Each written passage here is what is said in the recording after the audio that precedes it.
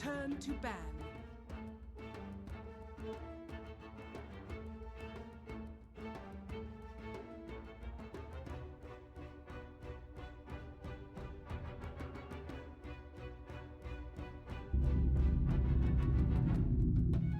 Liquids turn to ban.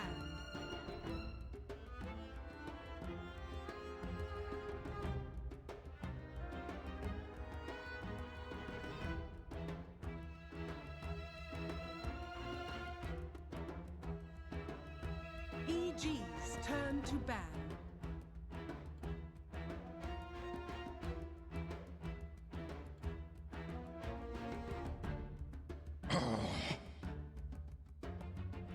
Liquids turn to pick.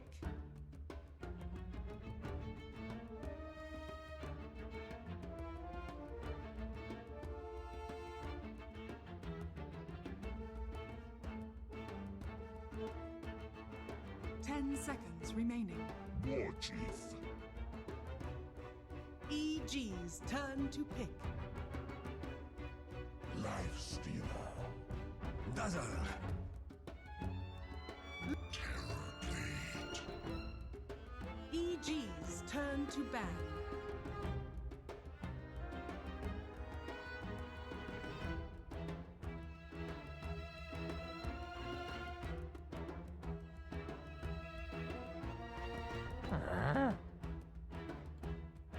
Liquids turn to ban. EGs turn to ban.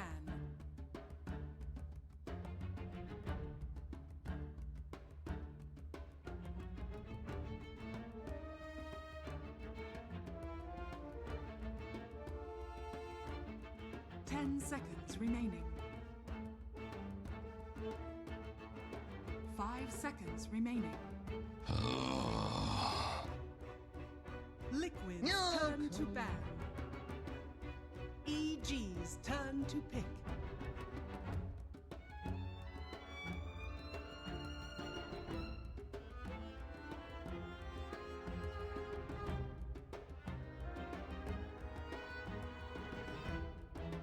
Seconds remaining. 5 seconds remaining. Reserve time.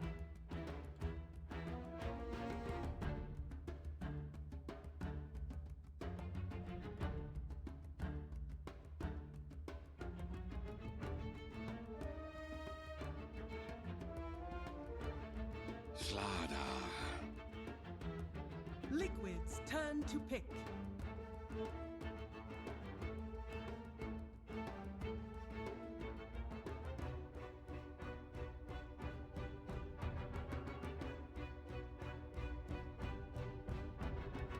Seconds remaining. 5 seconds remaining. Reserve time.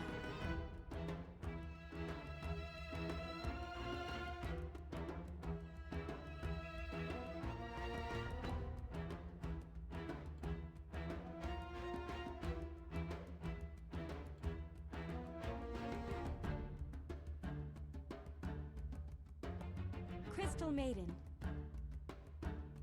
EGs turn to pick.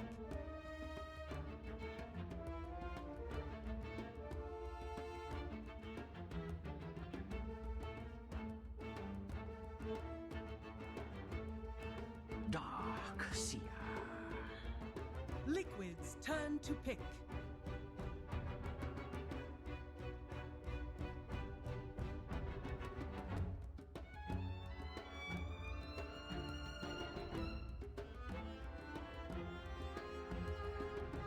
Seconds remaining. 5 seconds remaining.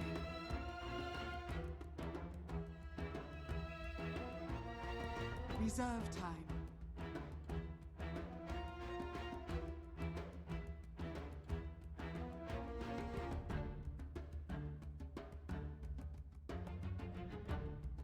Necrophos. EGs turn to ban.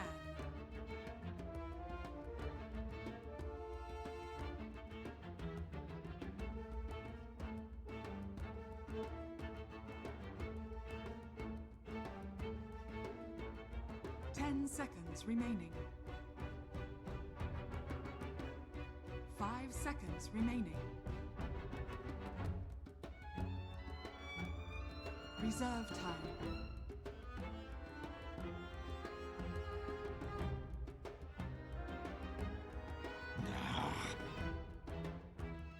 Liquids turn to ban.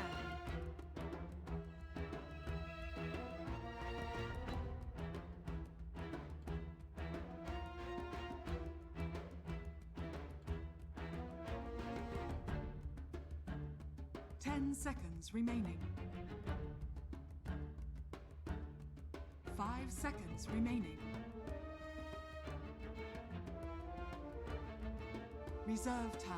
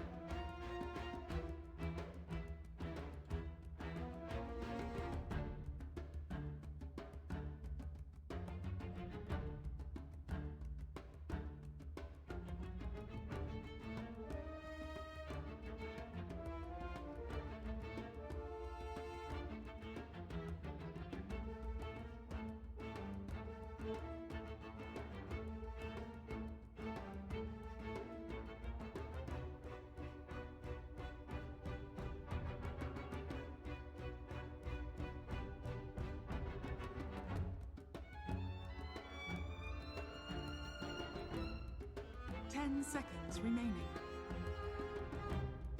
Liquids turn to pick.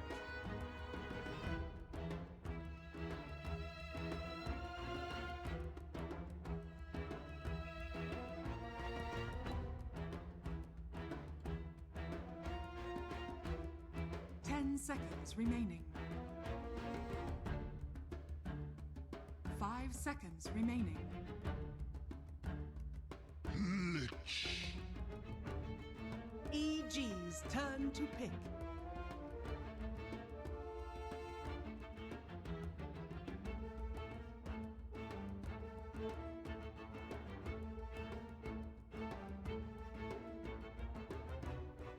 Ten seconds remaining.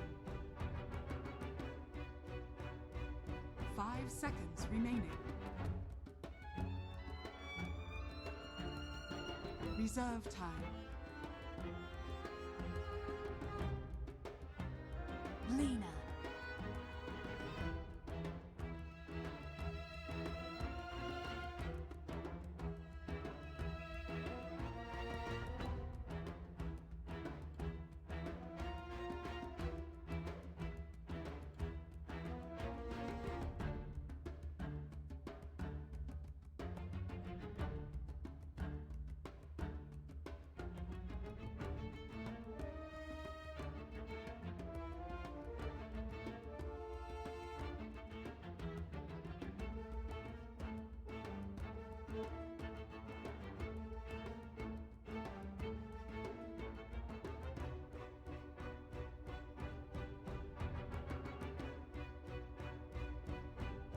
Ten seconds remaining. 5 seconds remaining.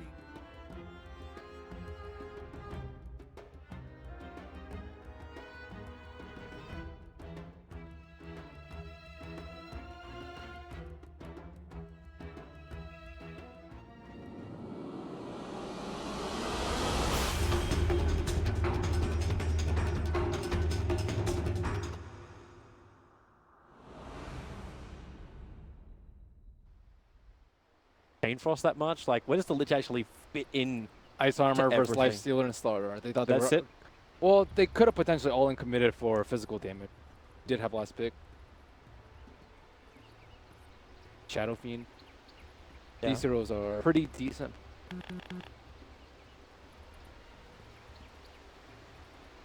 Shadow Fiend probably would have been. Yeah, when you see that much armor, Ghost Shroud too, you don't really want to physical. It's because their lineup aside from that is just Ion Shell. That was pretty much the only match. Yeah, but the Lina kind of fills up a little bit more of that. But you're right, like I'm thinking more and more about it as Team Liquid get tankier and tankier with Necro plus even the Centaur. So do they have enough sustained damage? Like, do you have to turn the Lina into this kind of physical DPSer going into the game and just use the mid-game magical burst damage that she offers? Sorry, I was distracted by The- Zai's effigy. Yeah, don't. We're not going to bring that up on stream because What? It's in the game, dude. It's, yeah, fantastic. So people who are listening to us on Dota TV can go click on that. Meanwhile, we'll be appropriate. I'm just Appropriate echoing one Zai's sentiments. out Now everyone's curious. yeah, Look but what you've done to him. you won't be able to do it. Maybe later on they'll show us the wonderful effigy.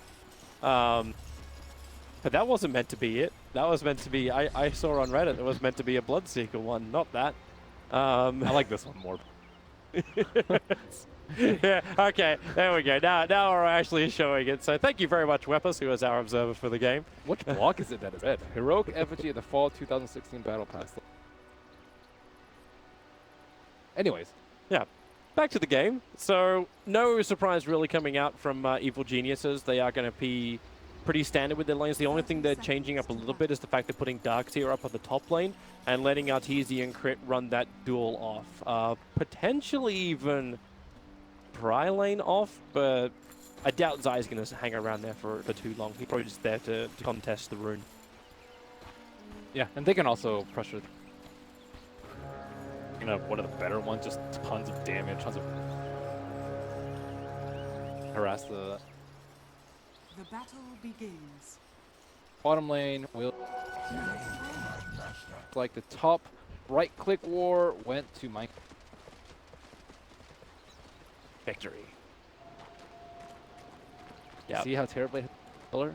Yes. Dude. Yeah, we had the white Arcana in it. Then White is not the. what was the correct term? I think it was a 50 crystalline something. a $50 gem is what it was. It sounds so disdainful of cosmetic buyers. It's just like I'm gonna spend so much money so I can glow a different color. Rub yourself. Some of them look way cooler though. Some of them have like unusual, not just color. Particle effects too, Toby. Let's add more of those. When I can change the color of my Enigma, I will spend a lot. There is already one. The black hole. No, yeah, but black color is just the same color. I want to have It's golden. How's it gold? One's black, one's golden. It's called black hole, Toby. Gold is different. That's not enough. And technically, the original one was blue. Oh my goodness. Yeah, I'm a traditionalist. And Maybe you play on like super. yeah, because I only play on a potato machine. I don't get to have nice things. Anyway, back in the game. So the lane's still going pretty much as expected. Kuro, okay, he's forced a little bit out of position now, having to run down the river, but he's got the movement speed on Zai and Samel, just couldn't connect with the Light Strike array. So Kuro will get hit once by Zai, and then be away to safety. But Kuro just trying to make life very difficult for Samel in the early game. Actually, his GH, they don't really have enough damage here to kill off Zai, and Zai does know that. He's already going to go for the regeneration. But just more harassment to push him out of their jungle. I think it's important that the Lich does deny the mid lane. Top lane is a one-on-one. You don't really need to upset. Totally fine. Pretty much deny the one creep, not change state of it.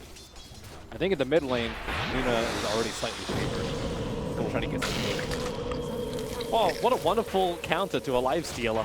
Having that Ghost Bomb, but maybe not enough life. Battlement back out of the tower, Fairy Fire committed. And the last bit of damage, he drops to 9 HP, but will still survive. Wow. Salve intact too, so he's going to still be able to stay in the lane. He canceled that right click. Lifestealer. That would have been a kill.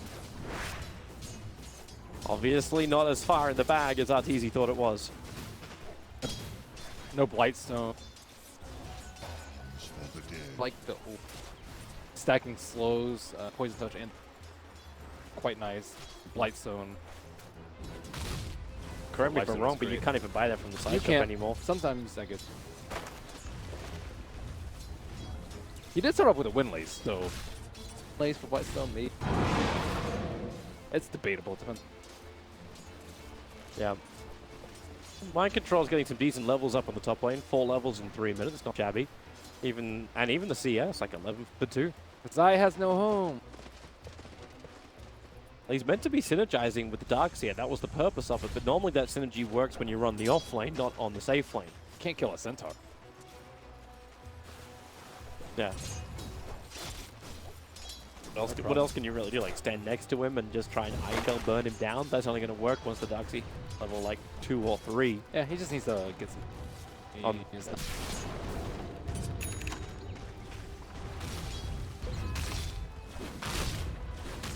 Zai purchases oak.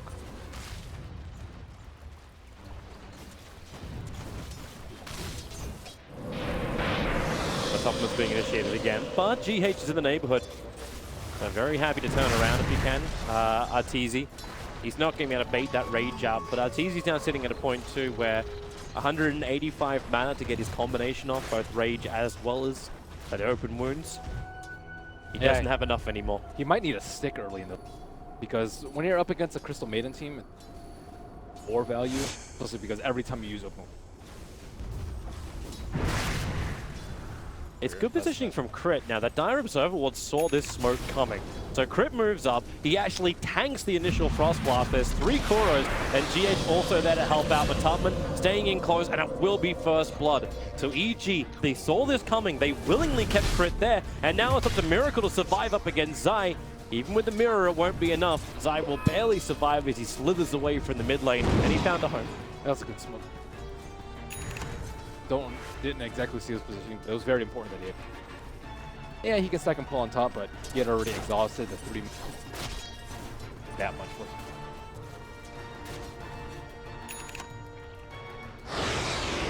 Zai actually moving down to the bottom lane. Look, Dazzle will be. I like how he TP's it in case they need backup. It's And when you bring Universe down here, so what is gank into lane switch as GH very quickly on the Frostbite, but Arteezy going to rage up and there's your crush. They want Matubberman, has to go on a Ghost Form, starts his TP, but Universe, the early point up in Vac, is able to cancel that one out. Matubberman will fall. 4 heroes from EG, they come in force.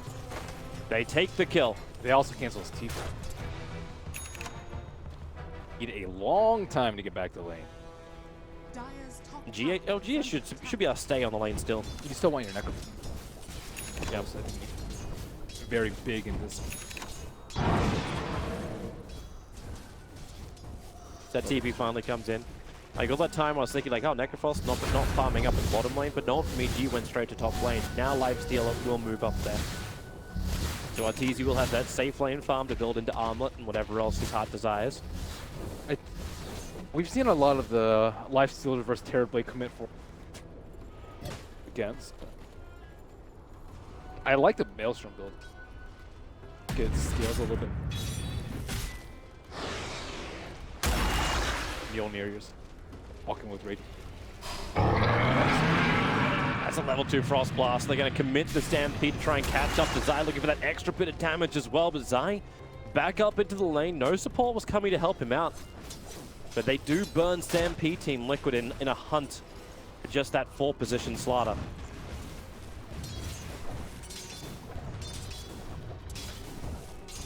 And meanwhile, the mid lane stays safe. Terrorblade's gone to the jungle.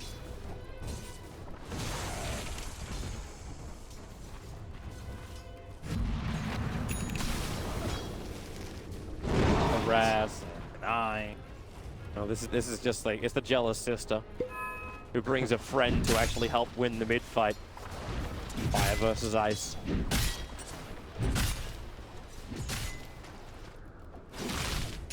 I know, I look over to your screen and all I see is you just looking at Samael's cosmetic. He has the new Laguna Blade icon. I was like, what is that Laguna Blade icon? Apparently it's from a cosmetic. It does look pretty epic. It's like this, it's almost like an Iron Man, like shield thing in the chest. Mind Control, a little bit of damage. They're trying to slow him down, and Mind Control very smartly starts his TP. If he waited any longer, he would have died to the rotation from Sumail. Instead, that'll be up to GH to do. Running away, Zai close behind, but Sumail still has enough physical damage to do the work all by himself. Sumail's also going for in almost exclusively Arcane or right click. A lot of times when we have Lina that has somebody to buff up her team. Amplify, I guess. On the run forward, again the Stampede going to be used, and nothing Zai can do about that. Thor will be the man to get the last hit. A little bit of a chase from GH to Sumail. GH able to deny up the regeneration rune at the 6-minute mark, and now at the 8-minute mark, and able to deny the double damage rune for the Lina. Yeah, Bloodstone Lina, the immortal Lina, has kind of been what we've seen most of the tournament. Now she is going to go with the Legendary Scepter. Base boots. I like Eels a lot versus. It's also really good.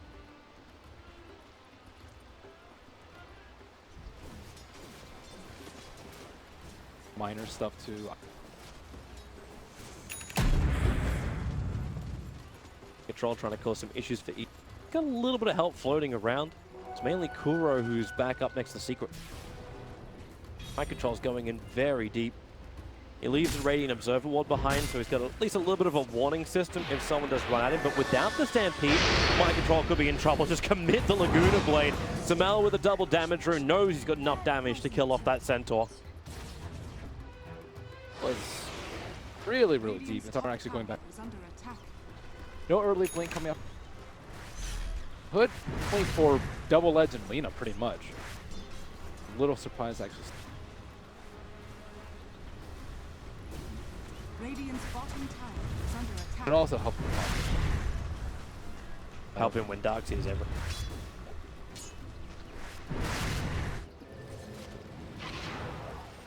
And it has been a standard build anyway. He can convert it into a pipe later on if they desire. There's not any big AoE wall, I suppose. DH. He doesn't have his ulti yet, so it's not a guaranteed kill, but they got a hell of a lot. Actually, they do have Matomas, but he doesn't have mana. He's short by 10 points of mana, even with a custom maiden on the field. Universe will start off his TP. Oh, they lost the sight of him! Walked into the corner. Not certain if Frostbite was up, but it's a pretty good chance it was.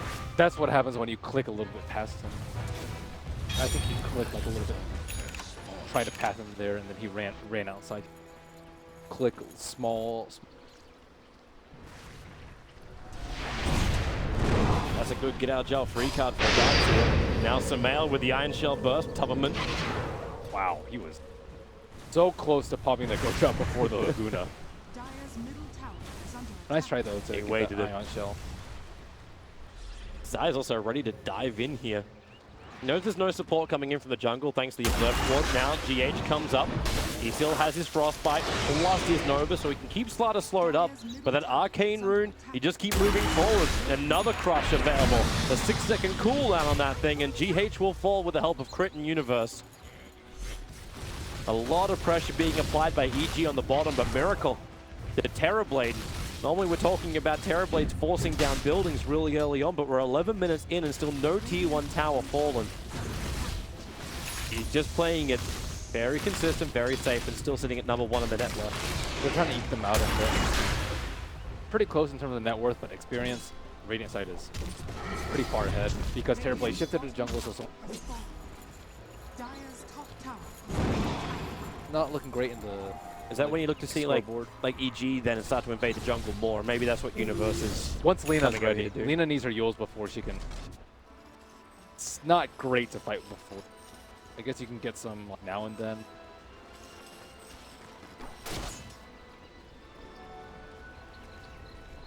But the pressure is actually on Lina to do the attacking, because we're looking at Arteezy farming top lane, building into Echo Saber next. Well, the other He's getting a lot of space there, but when does that money become utilized into kills? once Slaughter gets blink, but Slaughter's support, he's gotta run around a lot, die for his team. She has a haste rune.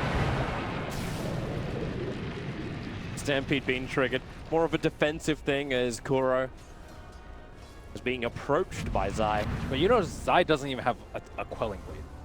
Definitely not an iron tower. They were wanting to get gold through kills and not farm up. And he can even Ion Shell the Slaughter if they I don't think that's your game at all. Want to try and take it. That's a good observer, Ward. It's scouted out the fact that Sumail is rotated down to the bottom lane. So again, the Tubberman is forced into the tree lines. The Centaur TPing in, and they've got the control. It's in the form of the Crystal Maiden. She needs to get the Frostbite off as Sumail gets a double stun. Lacuna Blades out. Able to bring down the Crystal Maiden, but now Sumail is on the run. The Chain Frost, it only really gets the slow out of it. Another TP being used, but Tubberman committing the ultimate. They need another stun, however, and they actually have the damage instead from Mind Control with a double edge to kill off Sumail, ending that dominating spree of his. Another good thing about Lina this game is that her talent can innately counter the... She's a core, so she's actually quite likely to get... Grave can save you. Grave doesn't. Radiant's top tower is under attack. Fortunately for Lina, it was not level 10. Level like 9 and like 90%. The hand of minuses begin. We had our first one, if I saw correctly, over on Necro. Yep, but Tubberman's already got his, and I think Kura was also having one in his quick buy at the moment. So Team Liquid are ready to batten down the hatches and just win this game on experience and gold still. And they're going to get a big injection of money as the towers start dropping, aka when Terrorblade really starts pressing the issue. I don't really... Oh, crit. Gets away from the hoof stomp, hides under the cover of the Invis rune, and just for safety he even ran into the pit. I think it's the right approach from...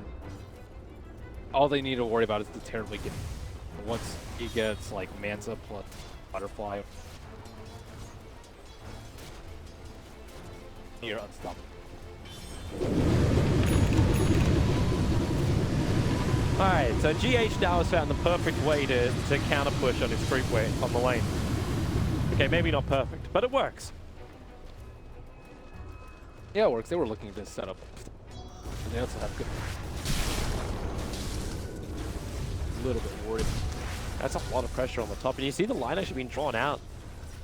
Main just draws out and says, you know what, guys, like anything north of this line is really not safe for me at the moment. G could be hunting anywhere around that secret shop area into the tier 1 tower, and they do have 4 people in position. The only one not present is going to be Universe in the bottom lane on that Dark Sphere. Sumail and Arteezy can do more than enough work just to go tower after tower, but the mid lane pressure is also arriving from Team Liquid, and Sumail already there to return. An attack in. If Mind Control was thinking about it, Blink, then it instantly got cancelled when the salve connected.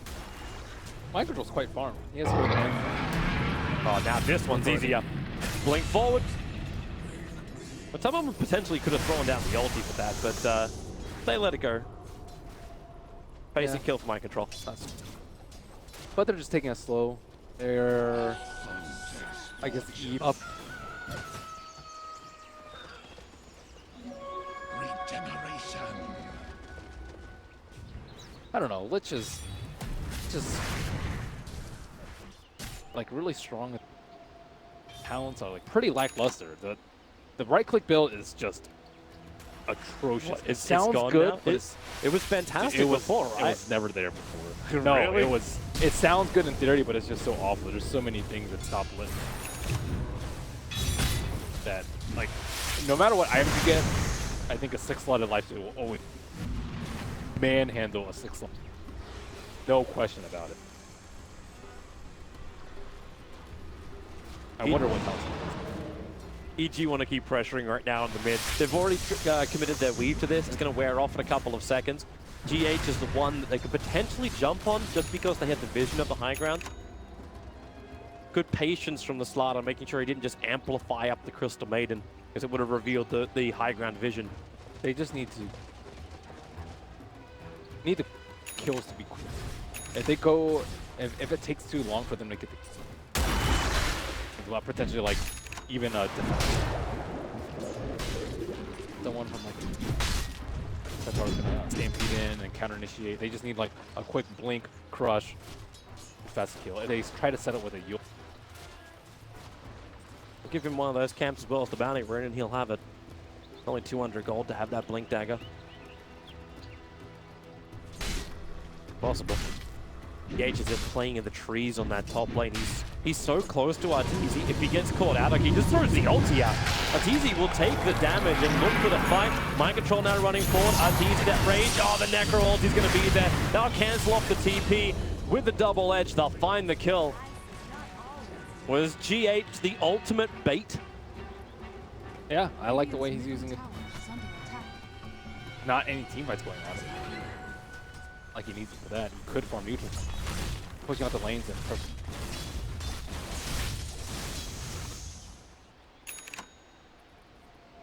Two ways to stop.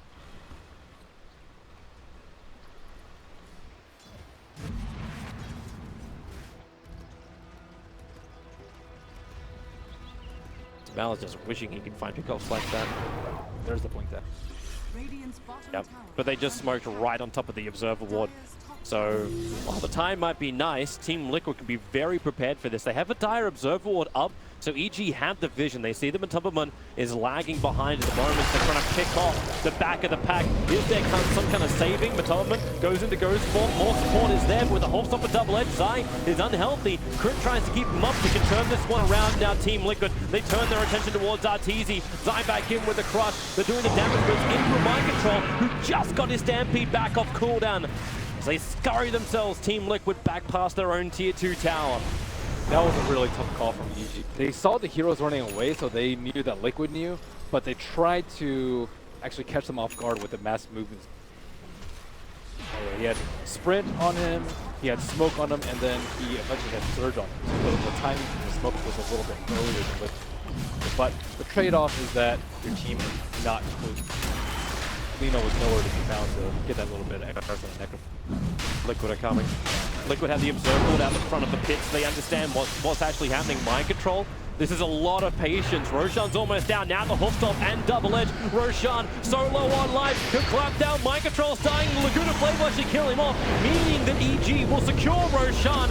Maybe GH, no, the interruption, the back will pull him down. But Tubberman does have the space to get back up towards the Radiant Ancients, and GH with his control. Kuro, no ultimate available, so he'll take the stun as well as the death to Team Liquid. The tier 1 tower not close enough to give him that protection. And Sumail will have the double kill, EG claim Roshan and Aegis. There was no follow-up from Liquid. Necrophos doesn't have a blink dagger because he did go for the Midas. That trade-off is bad. If he could have blinked and Reapered anyone inside the pit, either the Lina or the Lifestealer, I think they would have come out pretty far ahead in the fight. But instead, they can't burst down the Necrophos because... Also, Lina misclicked Yules on herself. Right? Could have potentially led. Still haven't felt Terrorblade. Like, that fight happened without him. Terrorblade just stayed inside the jungle, farming the entire time. Generally, Terrorblade's fight was Yep. Now he'll be ready. Really big increase. Do you actually force it yourself? Like, for now, it seems to be EG who have been the ones smoking. They've been going around. Like, they went in for Roshan, so they are the ones to initiate that. Obviously, Liquid don't really have a great Roshan lineup, but is this the point when Liquid just say, you know, we force down a lane? Like, I see the ping coming to the tier 1 tower at the top lane. Is that the next place it goes? You just mow down lane after lane and wait for EG to engage into you? I think you can take at least one tower. You might not even have to. It depends on the team. If they're not defending with anything. But it's very risky because Lina did not go for the respawn timer. Yeah. It's different to most of the Linas we've seen, but most of those Linas have also been coming out from the Chinese teams. I'm not gonna die. Still building Bloodstone though, but he does have the Grave to help him out a lot. yeah. I think it's. So the trade-off is you just get the Light Strike array, but that could bite you in the butt later in the game. It does help you to shut. Normally you need a Light Strike and. So that push is coming on the top, and Metamorphosis still has not been committed by Miracle. Yeah. Just illusion spam after illusion spam. EG is not getting involved. Fighting into Aegis is. They're actually TPing out. So EG is just running through the Radiant jungle. So they let the illusions and the catapults do the damage into the tier 2 tower, and then prepare their own defense, Team Liquid. And Zai wants to fight. The infested Lifestealer sitting inside the Slaughter. but they need the opportunity. They need the vision, which they don't have on that part of the tower. They'll get it when Matubman jumps forward like that, but then forced off. Arteezy already raged up the stampede. Matubman will survive. The fact almost killing him with the damage to the wall, but it isn't enough. Zai has to take the shallow grave as he was taking the tower too much. And then Miracle, now he'll commit the metamorphosis. That was really risky by Liquid. They didn't even have the Frost Armor on the Necrophus before that fight started. He has all that burst heal with the Ghost Shroud and the double heal from the mech and the Death Pulse. They already used meta, so can't get anything off.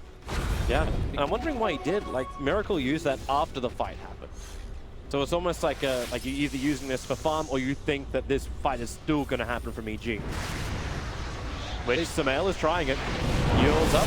Here comes your Terrorblade looking over towards Universe. Zai does get a good crush off, but so does Mind Control. A double versus the one and G8, the perfect positioning. They put the Slardar down. Arteezy sunned it out, and with the Chain Frost, the damage is huge. EG, he infests into the one creep that's running next to him. Sumail did the damage to it.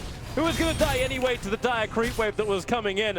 But Lifestealer will fall. The Blink Dagger is now followed by Matubman, and 3 heroes with no buyback available. Team Liquid will push to the tier 2 tower potentially.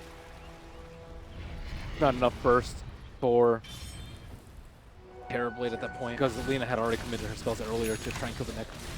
They just did not have enough. They got so close though when they did it. No, it's just before this fight happened. Yeah. So she already committed her volley to kill Drenko for Miracle, and then Miracle gets a Sunder off like near half HP. Yeah. And Arteezy couldn't remain up. Like when that first Hoof Stomp came in, he had to rage to try and dodge what was coming at him. And then just executed at the end. Yeah, they just... So he actually did go for the Maelstrom.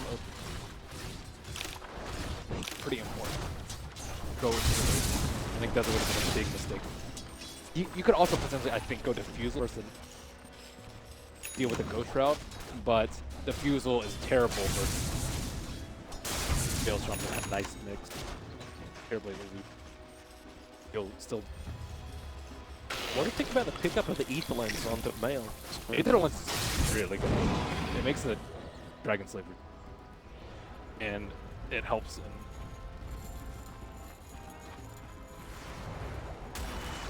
I like it. The Dragon, even the cast range of the Light Strike away is really, really good. You don't really want to be that close to the fight because he's going to get Reapered a lot of the time. Yeah. And you definitely want to keep your distance. Like, imagine yours without being really at risk. Yep. The only problem is he might have to replace it pretty soon. This looks too good. Okay. Well, the support was sort of nearby, but I think you can see from Sumail's hesitation to take that fight. It's not a gank for him.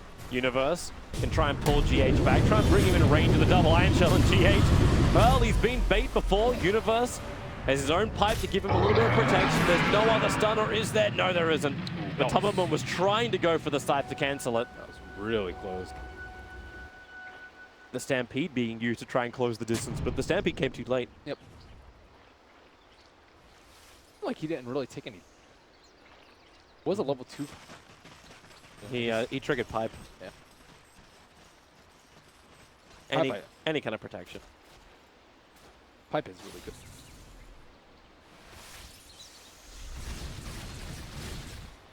To avoid being. Actually, seeing Universe too. Like I'm always a big fan of Universe having the big playmaker style heroes. That's why it's always great to see him play a Clockwork. And in this game, he's actually going in for a Shiva Scout deck. So there's no Blink Dagger. There's none of this like jump and team fight control coming from Universe, as opposed to just it's kind of like more the run at you or counter initiation he brings. I wonder what he's going to go at. Looks like Shiva. Yeah. I have heard talks of an Echo Saber on the darts here. Plus damage talent. He has 120 damage talent at 50. He didn't get it this game. He got Health Legion instead. Wait, so you crap on the Lich DPS build, but you're all for a Darkseer DPS. Darkseer can actually get in there. He's tanked. And he's like kind of ignored in the fights after you cast your Vacuum Wall. Whereas Lich, I don't know, can't get Echo Saber on Dragonlance, but I don't know. And he has like at least some mobility with Surge, helps you farm. It was theory crafted. I never said it was good. I'm saying it's a possibility. Yeah, the crazy thing is that when you come up with theories, they normally become reality. He has a Weave and Amplify. Yeah, he would survive for a while. There is no doubt about that. And EG are looking for more damage. But for the moment, he's going to go for teamfight control as the universe style. It's too late to commit after you take it. 120 damage is also a lot of damage. It always feels weird, though, when you see the 14 health regen talent over on a Darkseer when you have your Tranquils and you've got your Pipe. So your regeneration, like you see him sitting at 35 a second already. Yeah, that's the thing. Normally the 120 damage. Yeah. It just feels like you're just lacquering on a hell of a lot more, almost to a point where you have the Darkseer running around with the equivalent of a heart. Just powerful, but still. It's also just a good item to get after after you have your teamfight items in your blink, and then what? Normally you'll see like Shivas or Scythe or something like that, but I think Dire's bottom tower is under attack. It's just sitting. It's the Radiant Courier sitting up at the side shop on the top lane. Dire's bottom tower. Yeah. What can you buy from the side shop unless you're keeping it there instead of having a secret shop? Anyway, we'll jump back into the fight. Hook stop straight forward. You already lost Zai. Arteezy will pop out, but with that first Skadi over a miracle, Arteezy has no chance to run away. The Shallow Grave will protect him from that Reaper's side, but it will not protect him from the Underworld. He'll be put down 1 minute without the life stealer, and Roshan is just about 35 seconds short of maximum spawn time. Liquid are not catching a break on the back of that fight win. Meta's gonna be down by the time Lifestealer respawns. So yeah, Terrorblade's gotten to that point. He's uninterrupted free top of the net worth, and he's pretty much get destroyed. It didn't help that when his initiation came in, he was counter-initiated on first. So there was nothing that was really going to save him there. There was no good fight. Yeah, Roshan definitely going to be that does the Amplify. It built Valiant there dying. I'm actually so happy to see Darkseer change this one. And I'm wondering if Universe has done that just because of this timing of Roshan. He's picked up the Blink Dagger on the Darkseer. So he's going to have that positional advantage now. At the same time, fresh out him up for Team Liquid. That Aghanim Scepter is now on the Necro. And in goes EG. Once again, the Observer Ward sees everything. But the Weave triggered nice and early, so Liquid want to fight this one. They're going up against ever-increasing armor. Scatting out with the illusions. Roshan is just being punched one by one. They don't want to commit, but Toleman's going to jump in. Who's going to get it? Zai will take it, and Arteezy has the Aegis, but the double stomp, and then back in with 3-man ball is perfect. Mind control, barely alive. It's only the Necro to drop. Okay, he'll actually die almost to the fall. It'll be Arteezy's poor swipe, cleaving the flesh from Mind Control's hide. Yeah, Miracle didn't have meta. He's really reluctant to go in without meta. A lot of these fights. And it really cost them. Arteezy pre-raid, so they couldn't really stop him unless they wanted to Reaper him during the Roshan kill. I actually think that might have been worth it if they were able to sneak the Aegis onto the pretty much any of those heroes, Centaur or Necrophos, or ideally the Necrophos, and then Lifestealers without his raid with no one to him. That's really unfortunate for Liquid with the Roshan reason. Yeah. Liquid would have to try and now defend as EG have the advantage. So 20 seconds before Liquid are back at full strength with 5 players. And the damage from that almost sniper-like Lina brings the tier 3 tower down to 50%, and EG will back up. They're happy with this. They haven't brought down the tower yet, so they can't start taking out shrines. Not really in fighting shape. Blink Reaper could catch him off guard. He does have the Aegis.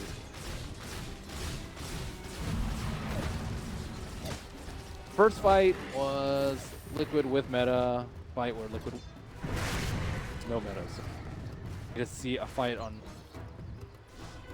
This'll come in handy. magic resist. Necrophos' job is to actually. Yeah, Your Heart Shepherd is like. resistance makes sense then going up against him. But at this point, though, they might all willing to. They might need more damage output from him. Well, now the Terrorblade's finished up the Butterfly. They have to use all the magical burst damage to try and bring him down. Yeah. There's still 2.5k life they have to get through. They really need to Ags on Centaur. Once they get Ags on Centaur, Terrorblade should be able to get a Sunder off most of the time. Yeah, you see what he's also building into. Even though it's got nerfed, he's still going to enjoy the range for it. The Hurricane Pike is the other build coming in for the Terrorblade. So once he completes that, he'll have the distance play against the Lifestealer. It's going to be really... I think it's tough for both sides. It's tough for Terrorblade to actually survive, to get his Sunder off, and on the Dire side, it's really hard to like chain all their stuns. If he's low, they could potentially like Yule them to another stun. Do they have to do that? Oh, Centaur, Stampede, Hawk Stomp. They found a big target. Sumail. Shallow Grave will make sure that the scythe won't do its work. Sumail will still die. 30 seconds on the sideline. But no buyback available, and it looks like Liquid is saying, you know what, let's actually get a tower we should have taken maybe 20 minutes ago. That bottom tier 1 tower. They'd have to backdoor it though. Luckily no backdoor tier 1, so you're good there, bro. But mid lane push. Lina's up in 15. Yeah, They'll get like... But they got Metamorphosis as well. Another actually, yeah. quick crush. They had meta on it. Yeah. They didn't have to commit anything really for it, so now you just push in, look for the tier 3 tower. Glyph, not really available. They actually do bring it down, so this will open up the outside shrines. This is where you ask whether or not the 80 strike rate. The 30 seconds this time. He would have been up 4 seconds after he died, but Tubman's going to get Glimmer caped up. Still has to stick around. Wants the Blink Dagger to come off cooldown, and it will. Blinks away at the same time as Zai jumps forward. He held onto that for half a second, almost baiting out the initiation from Zai. Zai was waiting for him. Really good play there. Not put his team into compromising. It could have been really bad. They were really close to their shrine and not really in a good position.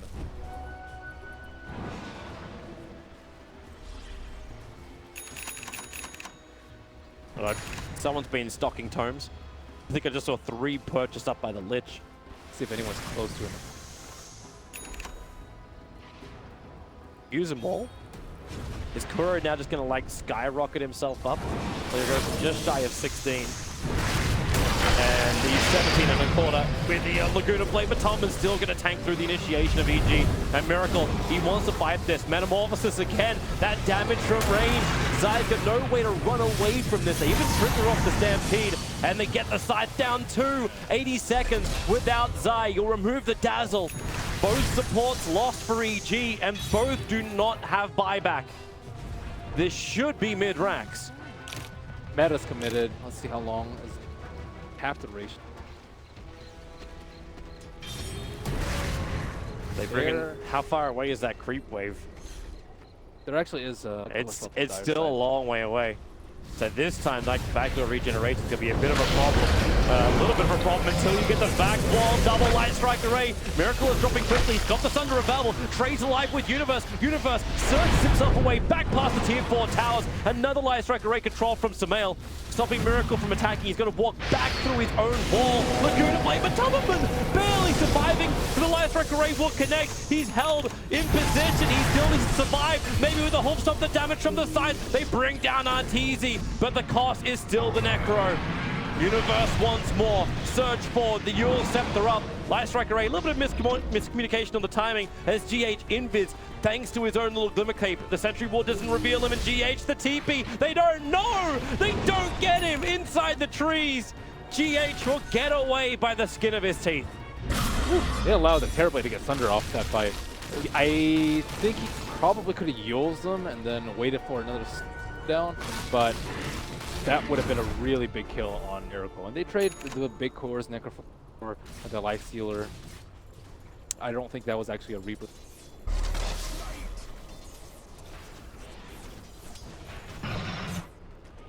I don't even think they had to fight there. I think they could have waited a little bit because there was still backdoor regen. Right?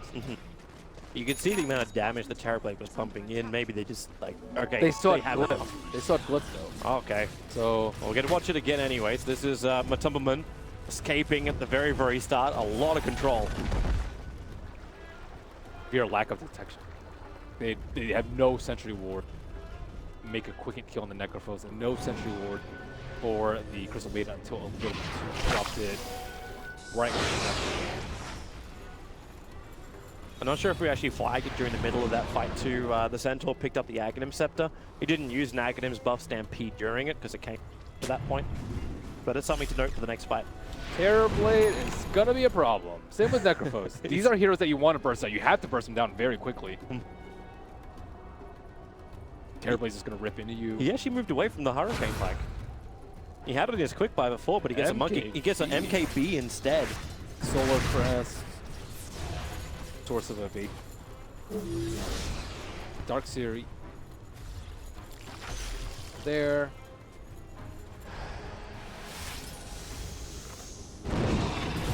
Happy to have Mini Bash. Stomp in towards the mid. They initiate onto Samael. Frostbite's out as well. A quick little Yule Scepter up. More defensive. And Miracle, he commits the Metamorphosis. So this has to be a push down the mid now. That blink was close to cancel by that right click. That was Mel was playing with fire there. Yo, we're in the same position again. This time, though, Team Liquid do have the aggressive Observe Ward and Sentry sitting inside the base of EG. The Sentries are placed, but of course, one committal of... Okay, yep, now he'll bring that one down. They lose the Observe Ward, a good Light Strike array, plus the wall. They can hold Miracle in position, then make it Miracle on Miracle action.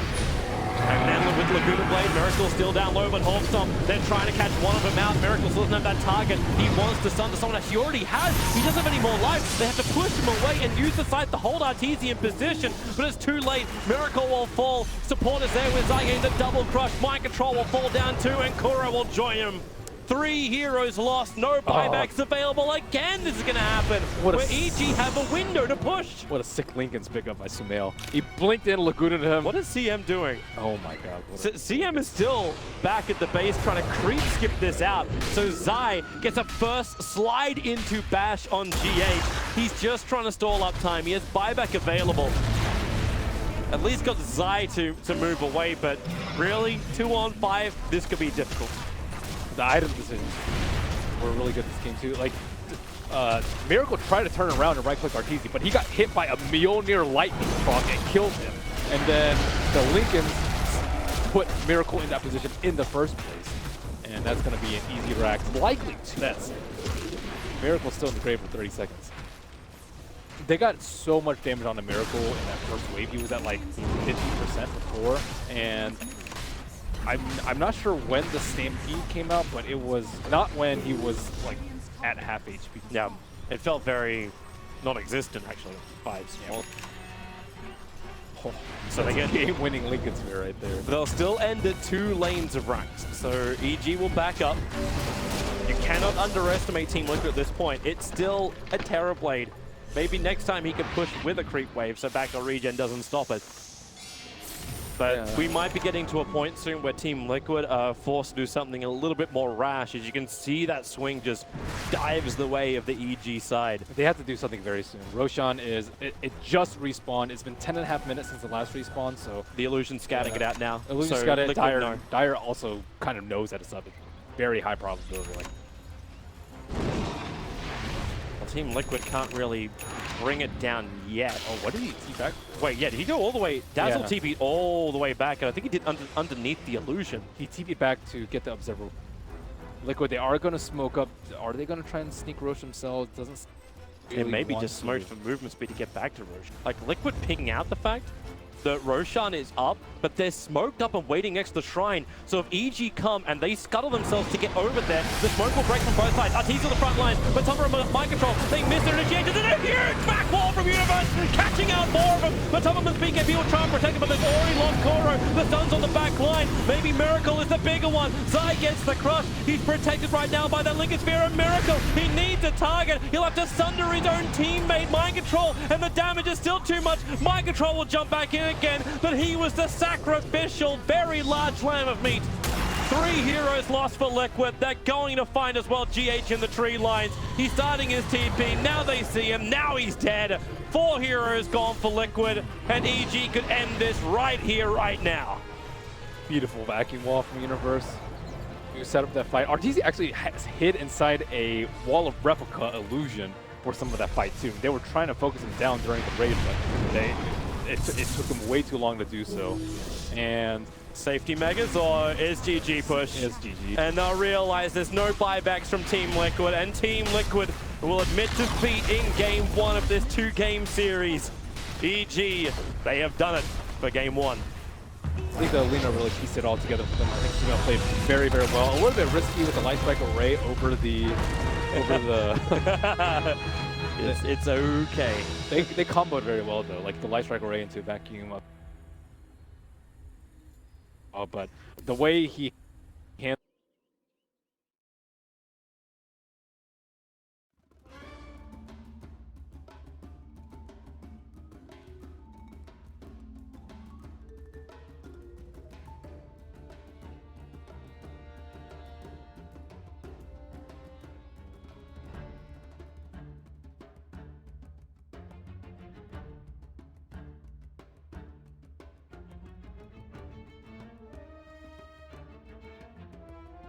Liquid's turn to ban.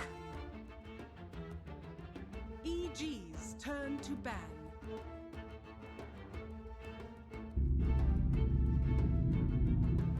Liquid's turn to ban.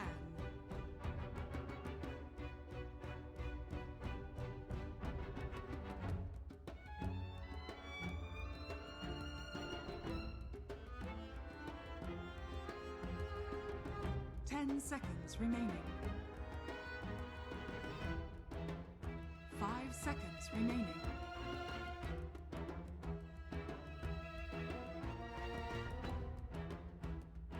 EG's turn to ban.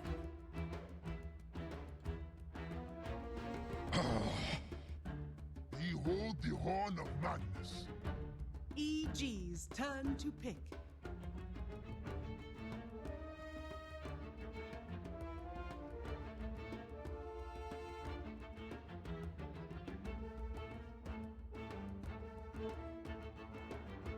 Ten seconds remaining. 5 seconds remaining. Reserve time.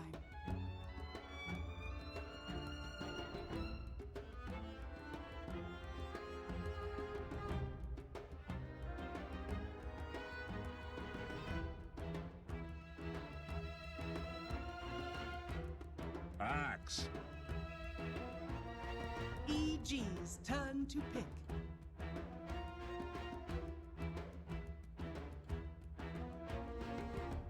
Dazzle. Liquid's turn to pick.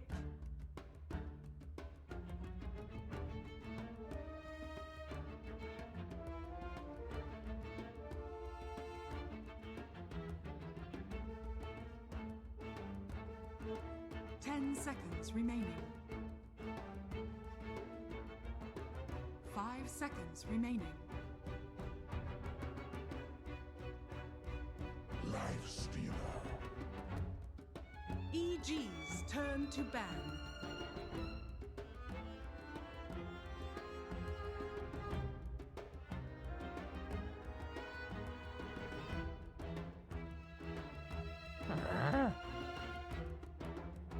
Liquid's turn to ban.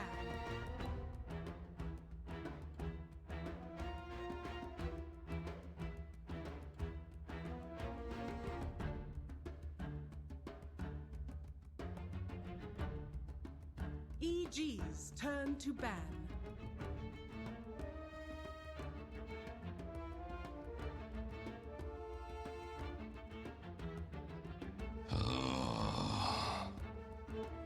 Liquid's turn to ban.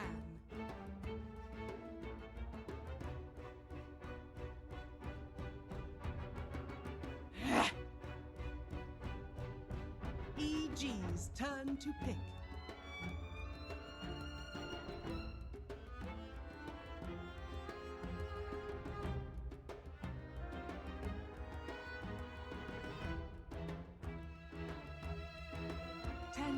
seconds remaining.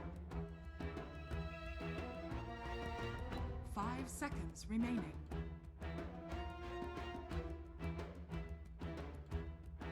Reserve time.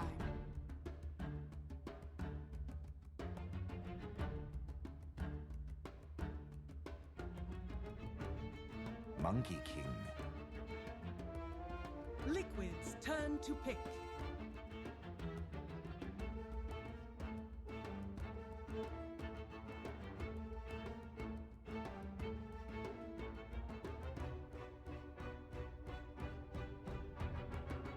Seconds remaining. 5 seconds remaining. Crystal Maiden. EG's turn to pick. Weaver. Liquid's turn to pick.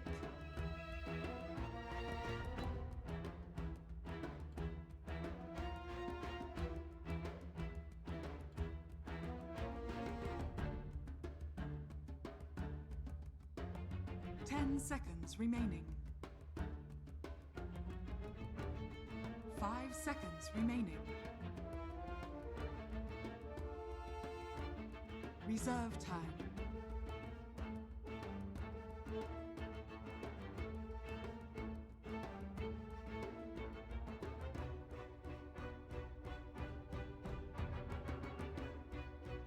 Sand King. EG's turn to ban.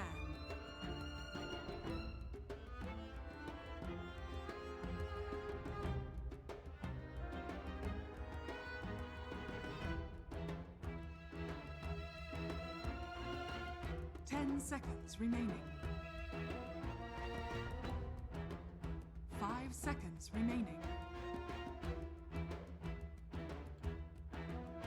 Reserve time.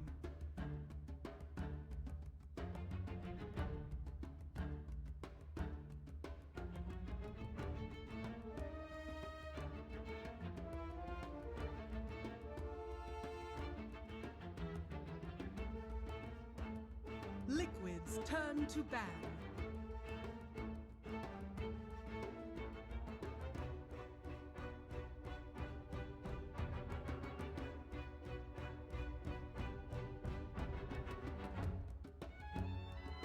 Seconds remaining. 5 seconds remaining.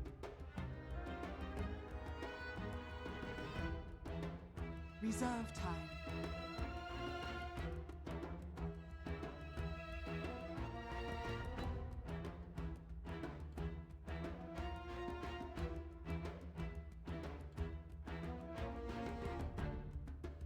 Naga Siren.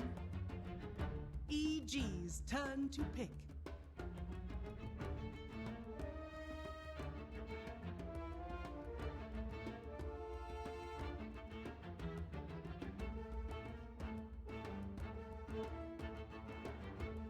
Seconds remaining. 5 seconds remaining.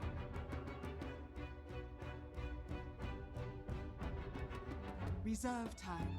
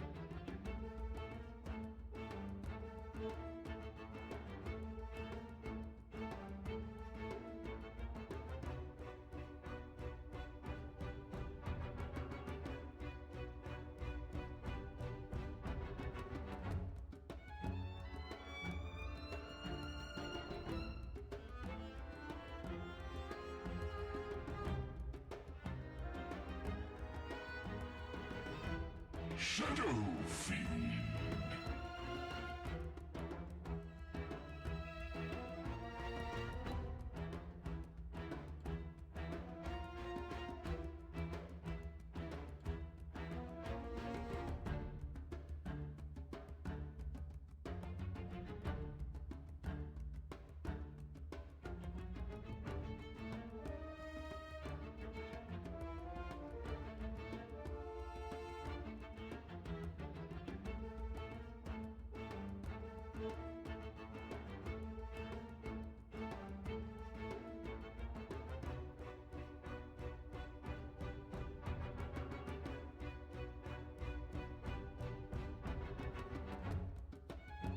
10 seconds remaining.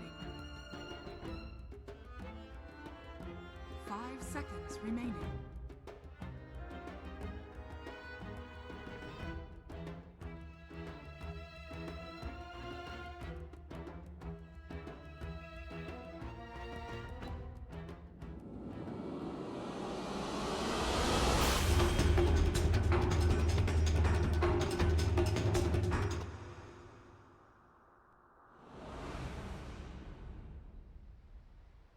Does become that control factor comes to the team.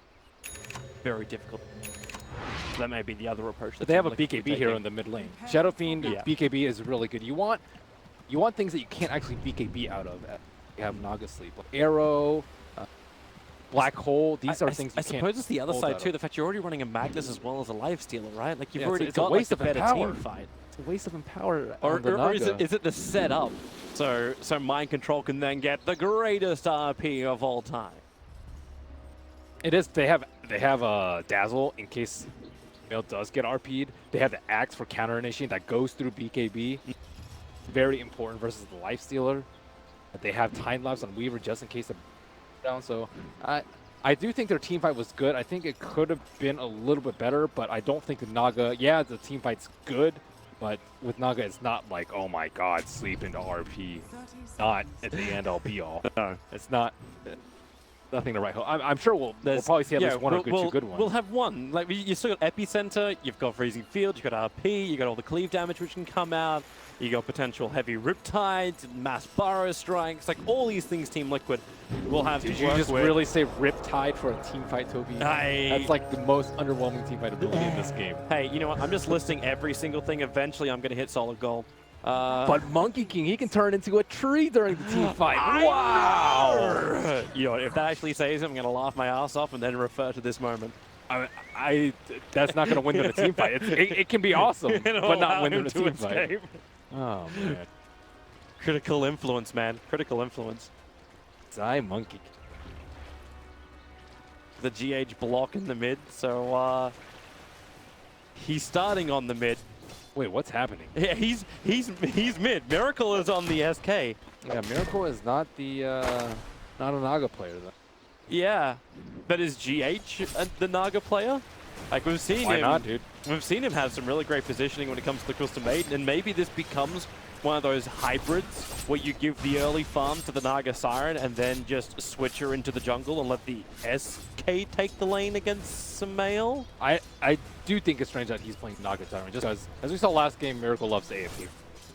Yeah, it seems on some heroes. Maybe just not some. Especially because Matama Man plays it way more than Miracle. Not all the time.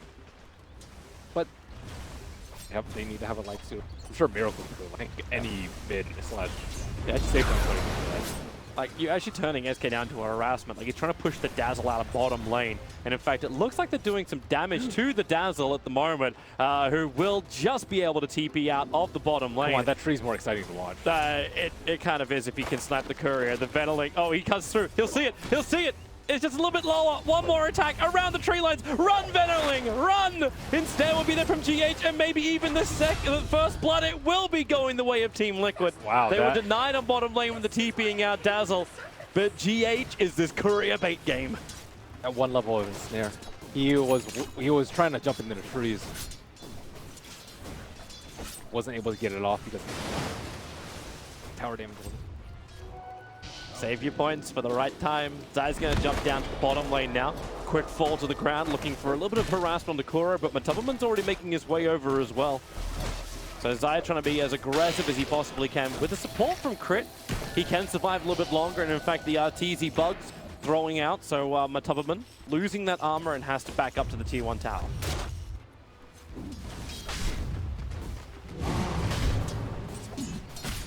Air on the bottom lane.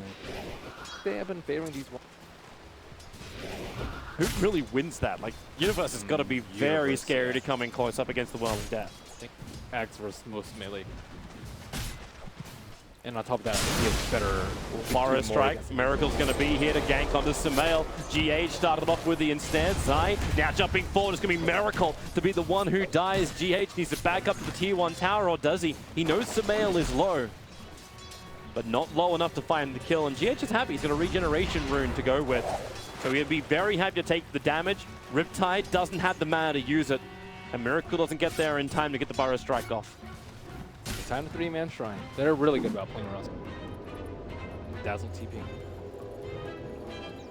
I do like the 1 point in the snare. I've seen so many Naga Snipers just go 4-0-4. Not even taking the ultimate at 6 or 7 or 8 and not taking any point in the snare. But look at how much it's done for GH already. You got the first blood because of it. They're able to set up on Veil, not normally a lane that the Naga would be able to cut you. Really holding on to that. But level 1 mirror image is also pretty lackluster. It takes 600% damage. So 1 raise is...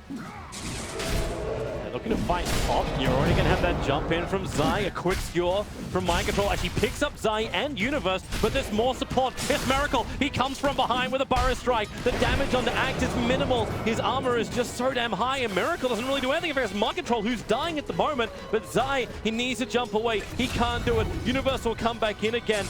Miracle just using the Sandstorm as protection, so Universe will miss the call, and Kuro will arrive to also assist on the top lane. Another Burrow Strike is available, but they'll need to wait a little bit longer so they actually have the Frostbite too, but that's too late. Zai jumps right over the top of Kuro, starts the beating in with a rod, needs the 4th attack, won't get it with that Burrow Strike from Miracle, creating more space. But a lot of commitment from Team Liquid to the top lane. And now it's also Sumail. He can easily kill off the Courier, and GH will understand the peril he's in. Raise 1, raise 2. Enough damage with the extra attack. Crit can't reach him. GH gets back in range of the tower. Wow, that was a really hard triple raise to hit there too. Pretty impressive. By Arteezy? Kuro doesn't want to reveal his position. He needs Arteezy to be in range of the tower so he can do that. Okay, Frostbite and get the kill. I thought he was gonna like eat a tree dry so he could not be in range of the tower detection, but That was patience from Kuro. Because if he threw out the field, maybe he would have actually had that, like, eat the tree and then run to the right. But Arteezy being a little bit more frivolous on the bottom lane, and now they can look, let's try and force Matumba away from the wave.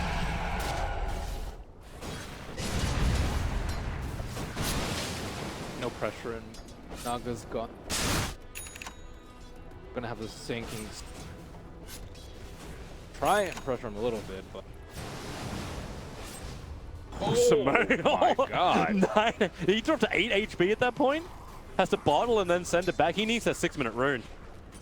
Maybe almost worth using the raises just to take the lane and then go for the rune. That's crazy. Yeah, he has 70. It's when you're not... Wait, does Miracle actually... Nope, it's going to be the bottom rune, and Dazzle scats it out, and it's a haste rune. And so are you liking the GH Naga so far? Yeah, I think he's... Well, he's like a little bit more active, but at this point, he's farming for weighty. Efficiency key. Kuro will die at the same time. A little bit further side is going to be Matumbaman to fall as well. Support is nearby with Miracle here, and it's Sumail with a haste rune, and you know what he wants. He wants the kill onto that Naga Siren. He didn't actually get it. The RP from Mind Control is available. GH so low, Zai can't reach him. To leap himself up into the tree line. A quick Nova to the north. Now realize the crit's in the neighborhood. Frostbite will hold him there. Burrow Strike is back off cooldown. So Shallow Grave will just delay the inevitable. A lot more kills in this game so far than we had in game number 1, but it's a lot more scrappy. Protecting Naga. It's a little bit easier because everyone has full mana from Crystal Maiden. They've been picking it a lot, but a lot of one of these trees is not like the other. And Zai is right on. Oh, he leaps over the courier.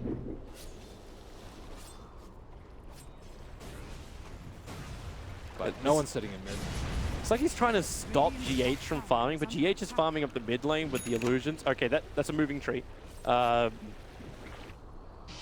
GH is just farming the 2 small camps in close, keeping the creep wave push back out again, stays top net worth, and also continuously harassing down Sumail with Riptide. I wonder if he's going to take... Would have been really nice. RP is available. They're going to try and kill off Arteezy now. Arteezy's going to Shikuchi his way through. Matumbaman's pretty low. So he's going to open wounds, rage up, holding on to that rage. Now he'll use it. Where's that RP? It holds him in, but where's your detection? You're doing a gank on a Weaver without bringing a sentry ward. Problematic to say the least, but Arteezy with no Shikuchi, but he has time lapse available. He's away. They thought they could get the frostbite on it. Now Matubberman's actually in trouble. He has Infest up, so if he, okay, he's gonna open wounds and just, okay, there's your frostbite. Matumba's gonna have to jump inside of a creep sooner or else he's gonna die, and he knows it. Into the dire creep, Arteezy very, very low. Burst that back out. The damage is not enough. The Nova also misses. Arteezy running the edge of this AoE damage and then gets the TP away to safety. Near death. Miracle only one on the top second. Die very quick on the pounce away. Radiant has you scan. Long gone. That would have been nice to come out actually during that chase, because then you can hit a shockwave that's only half blind. These illusions are starting to become farm for Sumet. I think they'll.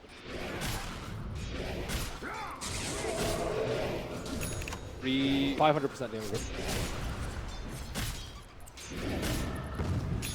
Universe for the Vanguard first. It's allowed him to farm these Ancients and now actually puts him at the top net worth on the field. First one to hit 4K. Yeah, Vanguard's quite nice. Gonna be taking, but it's not terribly great versus big hits. Especially when Magnus has got a lot of space up on the top lane, so it's a lot of levels which are coming in for the Magnus, so it should be very early point up into the 4 points up in power, while still having everything he needs for the team fight. Lightstealer doesn't build like incredible much. It gets armlet in. It's not like stacking agility on agility. Are more comp power stacking. I wonder if Nagasana is actually going to take the.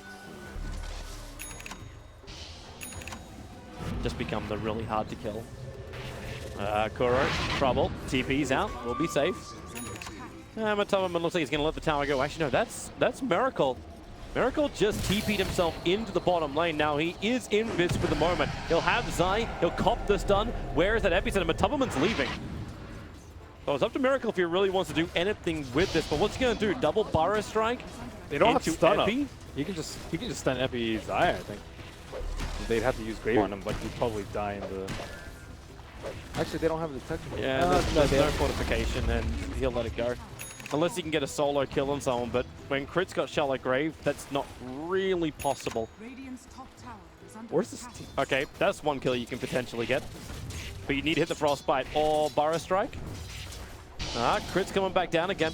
Kuro's going to reveal himself with a very quick attack. And Miracle is now back out of the invis.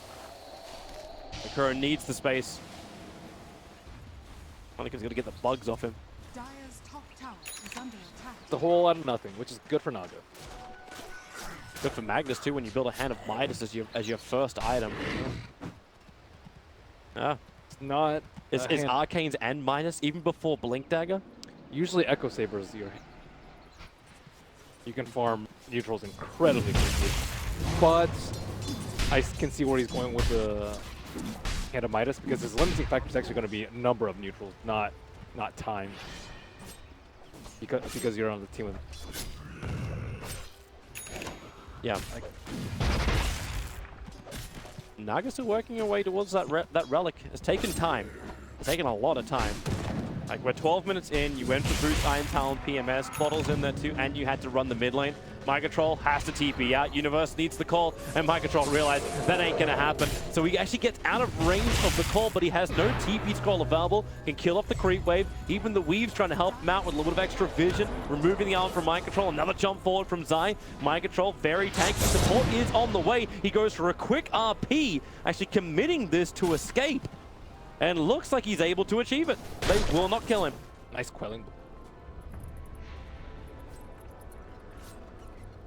Get escaped. The left side. Under attack. Kuro trying to take on Sumail. Yeah, he's got 1 point up in Frostbite. I don't think that's enough.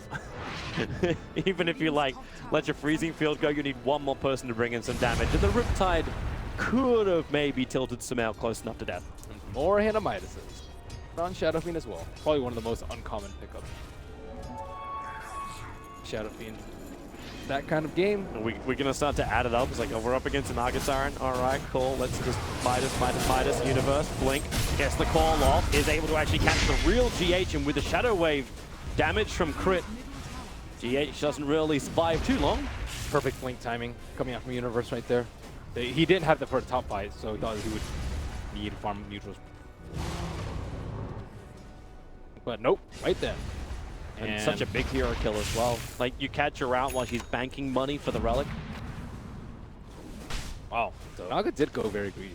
Yeah. So, no sleep at 6, no sleep at 7, 8, 9, 10, and he went for the mana talent over the health. Health might have saved him right there. The 125 was at full HP, so might not have been in Coling. But Naga's got to get their farm. They do. Meanwhile, Liquid needs to also find that farm. They're looking for their double blink daggers on both Miracle as well as Mind Control. So Miracle's at least getting the space on bottom lane to get his up now. They're going to have to give that over to Mind Control. Can you use Naga? There's some heroes that you can buy. Bottom lane, Miracle's going to go down. I am not a master of syntax. Well, isn't that like every business you have your company? Name is a verb? Yeah, like rocks. One that's cool. You're good enough with a hero. Heroes can become Naga. You're with. I don't know. I want to go Arteezy. Go Solar Crest and Halberd on Bloodseeker. Something like that. He's had success today. But this game does look... It still doesn't look like it can go either way. Neither team has an overwhelming advantage. RP is generally king later game. Yeah. That's a very loose.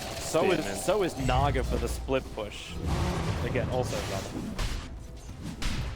Dire's top tower is Because under a lot of attack. it depends on Shadow Fiend and Act. Weaver is Weaver can do damage, but your first Life Stealer, you're not gonna be able to burst anyone down or make. Here's your timing from Liquid. They just got both of their blink daggers. Now, EG, if they force this, it will actually come into the point where Liquid want to fight. The Life Stealer inside the Sand King.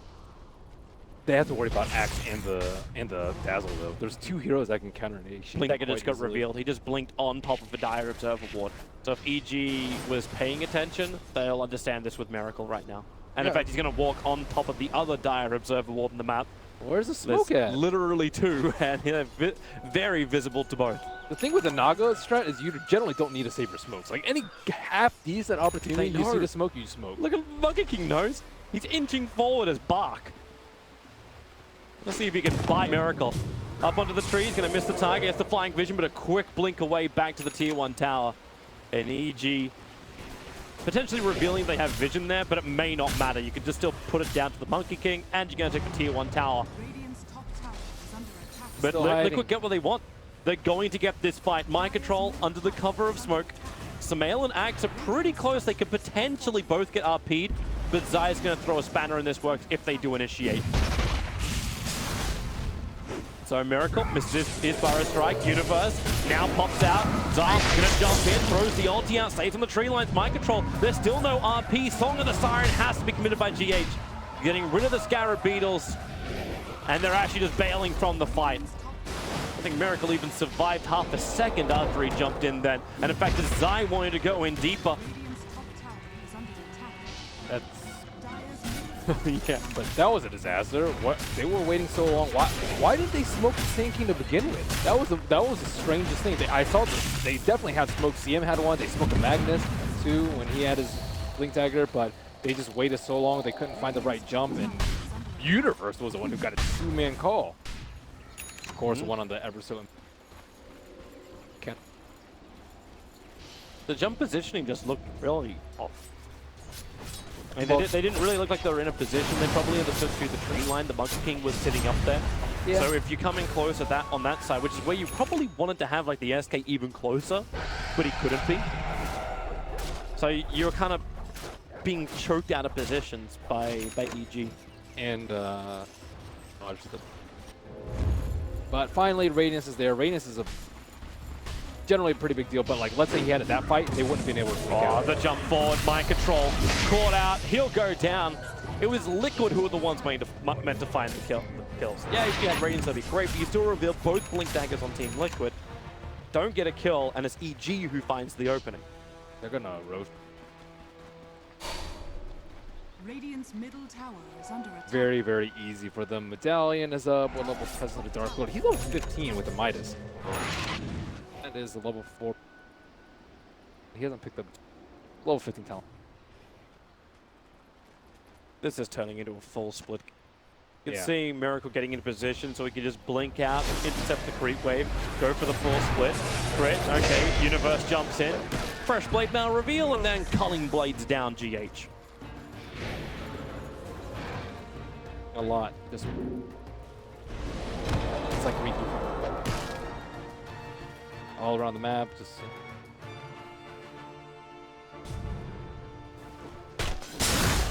Miracle actually missed half of the wave. And there goes the TP. Actually managed to force one TP back. Ooh. Zai thought he may have been quick enough. doing the Basher Rush too. He He's is doing the Basher Rush. full on control with his ultimate. And he had the perfect position. It's like you don't even want to jump in. You just want to go down so you can throw out your ultimate. Sit in the tree line. We saw the same thing being exploited earlier today with LFY and a couple of other teams so far here at DAC. And I believe it's a BKB already. BKB is the best item here versus the Naga. Especially with Blink BKB. Like his position's going to be perfect for the fights, and what are you going to do? You have to ensnare him to stop him. And you definitely need it. But the smoke did hit, or sorry, the Radiant skin did hit, but it made them think that they're going to Roche, likely. But That's why Matumbaman's coming out. He's well out of position. The smoke will break, the Observer will get the vision, and Kuro, there's nothing he can do. Live Stealer will go down. That's and EG so have a ticket unlucky. for Roshan. Even GH is caught on the wrong side of the river. That's so unlucky for them that the smoke actually hit and they weren't doing Roshan. What? When the scan hits, yeah. Oh. So now EG will take it. You do have Naga Siren. He's sending illusions down, and they're coming from the dire jungle.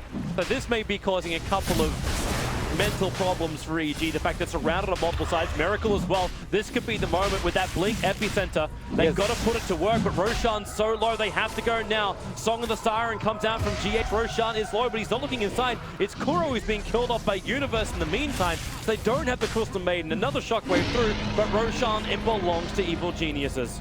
I don't know if they saw the BKB, but if they had gone on that, they would have been obliterated. There's no way they can stop. Even with perfect timing, you still can't do it. Play in between this. Actually going to get a courier snipe with the Naga Siren. She was pretty close, but she was busy microing her own illusions to get out of there. Miracle, Fire Strike and TP. Zai, where's your stun? Doesn't exist. Not gonna be an easy. And the Midas Max lead not in their favor. I don't actually see it swing back in Naga favor because generally after you get the Radiance, like, oh yeah, we have Radiance, we can form a push. But this game, they're not really scared of it at all, just because they're so far ahead and Axe is just dunking on everyone. But you do have like still great split push that comes out from heroes like Sand King. Like, he's really quick at pushing lanes. Live Stealer can be a little bit more frivolous as well because he's gonna have the Rage potential TP out. That doesn't when you can push out the lanes, but you got to fight sometime. The only thing that's going to win you the game is probably when EG push up and you hope for the most glorious RP of all RPs, lacquered with epicenter and everything else. They're going to have BKBs. You can't rely on this. TPs are coming over. They're almost trying to bait this fight out. You can still jump in with the Magnus who's sitting behind them. A quick blink away will dodge the call of Universe. Okay, they're not wanting to bait Jack. They are leaving.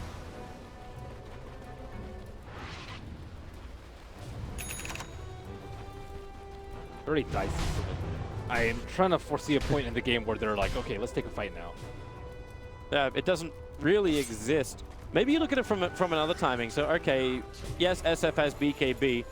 It looks like Arteezy is not going to build into the same one. Can you actually get the timing where you isolate the SF and then just focus him? Do they have the damage output in order to do that? Okay, Crystal Maiden die is going to happen. No, you don't. Because they'll usually pre-weep. You got to try and catch him out of position, but that Well, like, he's not going to BKB until you just need a really good RP. You need them to slip up. Kind of the only. I mean, the observer ward is right there. RP catching nice. Universe. He's actually going to go for quick spins as well. The damage is too much. Mind control. He's brought down. Then you let the Requiem go. You can say goodbye to Miracle. Yeah, you wait for the lapse in positioning. Oh, wait, Universe is right there to call. Yeah. It looks like Universe actually jumped in at the very, very start and didn't actually get the call off, but came a fraction of a second later. Now that they had to get pick off with the Magnus. Nothing happening on the Radiant side. It's just a bunch of people trying to stall the game by killing creeps behind. If we can just wait till 2018, this game will be winnable. Good luck with that. They used 2 ultimates, so even if they were to sleep right.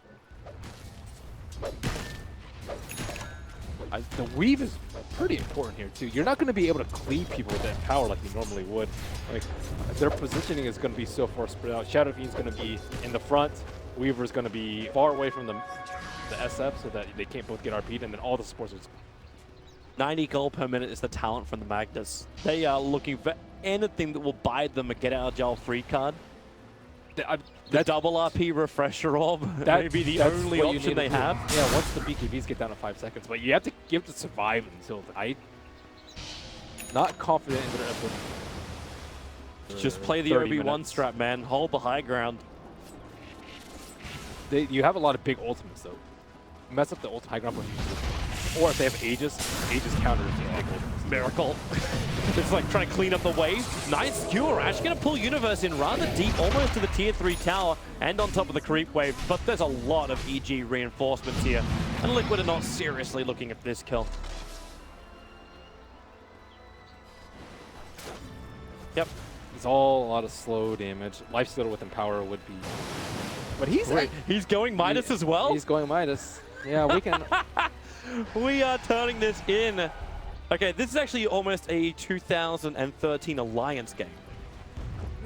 After TI. There were a lot of things that I remember LGD International. Yeah. I just remember where Alliance had 5 fighters. That was one of the most entertaining games I ever cast. None of their talents are extremely. None of them are like super. There's. See, I was wondering about the Naga. Like she bypassed her ensnare option. Like I think it's what, a lower cooldown or duration. 30 attack speed. Helps you farm a lot. You're a farmer as Naga now. Well, right now it almost feels like they need to have that extra control, but you are right. It has to come out from the SK. Oh, Song of the Siren. They knew it. Axe came just in range of the sentry wards. Now they get really good vision, but Weave is down. It is very early though, but Universe with both Paul and Weave is very difficult to kill. They don't have sleep to me. No. Maybe they're just trying to bait out like actions from EG that then force them to go back to fighting, because Miracle keeps doing this blink into aggressive Burrow Strike back. That almost sounds like a contradiction, but it's just so far forward. But they're going for picks on Shadow Blade on the axes, purely to get kills on. And it is definitely one of the better items. I definitely do not see Shadow Blade pick up, because you need to be able to bypass the Naga illusion. A good Naga player will always have an illusion buff for her and the. So the blink if you're the full-on initiator, and the Shadow Blade if you're the scatter to initiator. Or you get both. No. Seeing Mind Control attempting to do the same kind of thing. Force-off, Blink Dagger, Shadow Blade. And I think we should put him in a good position. Avoid, avoid, avoid. Yeah. Is it really going to become fire and evade? Naga push as much as you can. Miracle's probably even going to look towards BTs at some point. Once he's able to get something more defensive, like a Mule Scepter or something along those lines. How's Dire supposed to be? Yeah, that is the challenge. But doesn't that just come with the heavy farm on the Weaver and the SF when they just rip apart the towers? Still haven't seen like a powered lifesteal. I think it's gonna a lot of damage coming out. Yeah, and empowered lifesteal killing creeps. Oh yeah. Show me more of this. Okay, give me that farm. Give me that farm. Oh yeah, pick an anti-mage. Oh, there's a small opening. Like, EG's vision is still pretty damn good. Oh, that Radiant Observer what sees the SF moving. It doesn't see the active Miracle. He's going on top lane, gets the Burrow Strike onto Arteezy. Mind control. No! He jumped up, went for the RP, but Arteezy time-lapses just in time. And Zai will chase him into the tree line. They pick up the retreating Miracle with the other rotations up. Both will be lost. Again, they're trying to create space. But now they may lose another one. Matupperman is overstaying his welcome on the bottom lane. He has Rage TP. But everyone else from EG up, they fought up on top, came bottom. And okay, now they're in range of the Observer Ward. He's out. That was pretty lucky that they had to buy something for this.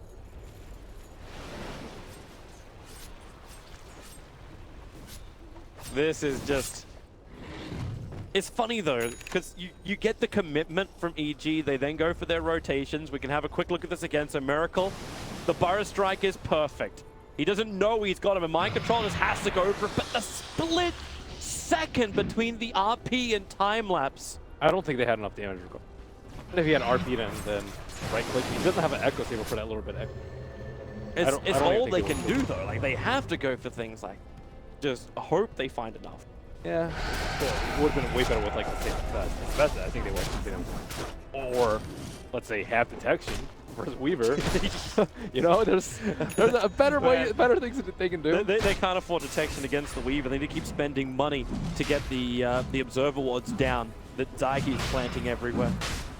That's the one thing they can potentially control. Now Samael inside the pit, crit in the neighborhood, has a full Solar Crest completed, so this Roshan is going down very, very quickly for EG.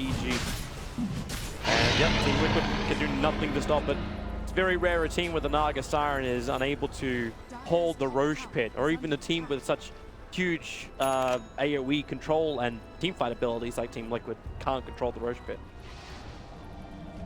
It's the way they see one hero. I guess they had the Universe. Hi, Miracle. He doesn't know. Universe goes for the blind blink call. But they won't find that opportunity. We need a gem.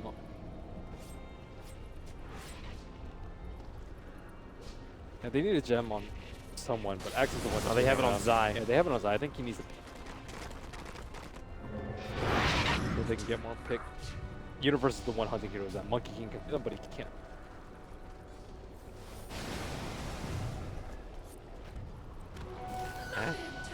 Slow the game up has been working for Team Liquid so far. They still hold their racks.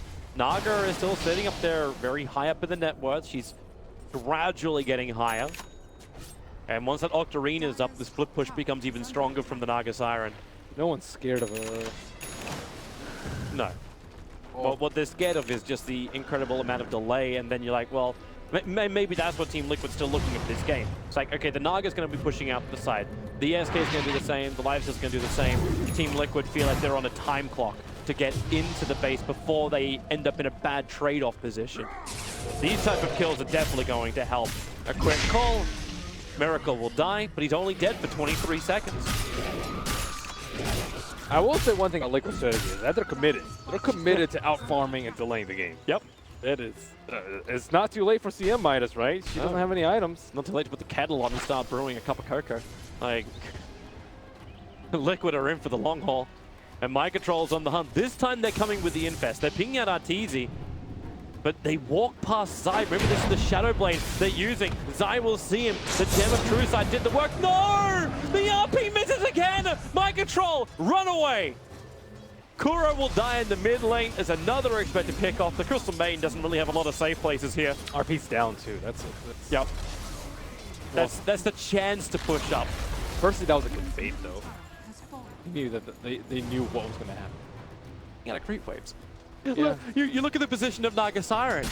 Like, I know this is GH and Miracle is on the team, but it almost is a testament to Miracle. What? Heard the difference in pronunciation. Naga Siren, greatest of Southeast Asia. Miracle. That's a stretch. This is what he does. Oh, mind control. He jumps out. He was looking for that skewer back over on Samel. Now it's up to Miracle to actually create a little bit more space, and they Song of the Siren, allowing mind control to survive. They need him. What? Yes, maybe? They needed something, but that was just a disengage ultimate. That was all. Jump back in, keep the chip damage going. Buy the time for the RP to arrive and just keep chipping away at their life and make it so that Aegis carrier can't just sit there and hit the tower. Continue on. They have the Aegis. Yeah, they know it. Could go disastrously. They're already leaving. They need a Satanic. Now they're jumping out. That Observer Ward sees Arteezy, but they need the control. Arteezy Shikuchi's up. The Sentry Ward's too late. Runs through mid. And Monkey King is dead.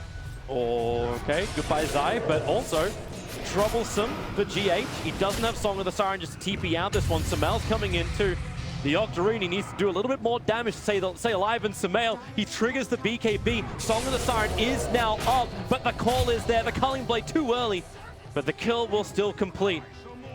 But they're having to repair the creep wave. The top lane, Team Liquid's creep wave actually reached the tier 3 tower and did damage. Small victory for them, and of course getting the gem is also pretty big for them. Nagasarn is still a little bit behind in terms of what stuff. I'm surprised he didn't just sleep there. Sleep like X. The SF has to kill you, but he doesn't have MKBs. He has to deal with that miss, and you can try and fog. There wouldn't have been the stun, so yeah, he potentially could have just TP'd out. That was a really good VD. It took 35 minutes, but Samel just got the 150 attack range, hit level 25 on that SF. Sand King, run to the trees, inside the Sandstorm, trying to keep clear of Universe. Universe doesn't actually have mana, so it's a Burrow Strike into the TP bag, out again, a Miracle will survive. They have no. And with a Shadow Blade Magnus and Sand King. They have vision. They had it before. They lost Gem. Yep. So I died. That was when the Monkey King died. They have to wait. That or they just find Koro. He's the man carrying it for Team Liquid, but he's... Actually, I think he put it back on the Courier. Because they really don't want to lose that. But he's looking for any vision, which is going to catch out the Naga, catch out any of the split pushes. No, he's still holding on to it. I wonder if they're going to try and end soon. I guess SF can still buy moon shards for other people, but he's pretty close to 6-slotted. Okay, that Observer Ward sees so much. They know mind control as well as Matubman are up here. Universe runs forward, the blink forward, able to get the battle hunger, the movement speed, and GH will just let the Song of the Siren go. And everybody TPs away to safety. The game has been delayed. And GH gets bigger and bigger and bigger. Now only about 1,000 gold away from completing that butterfly.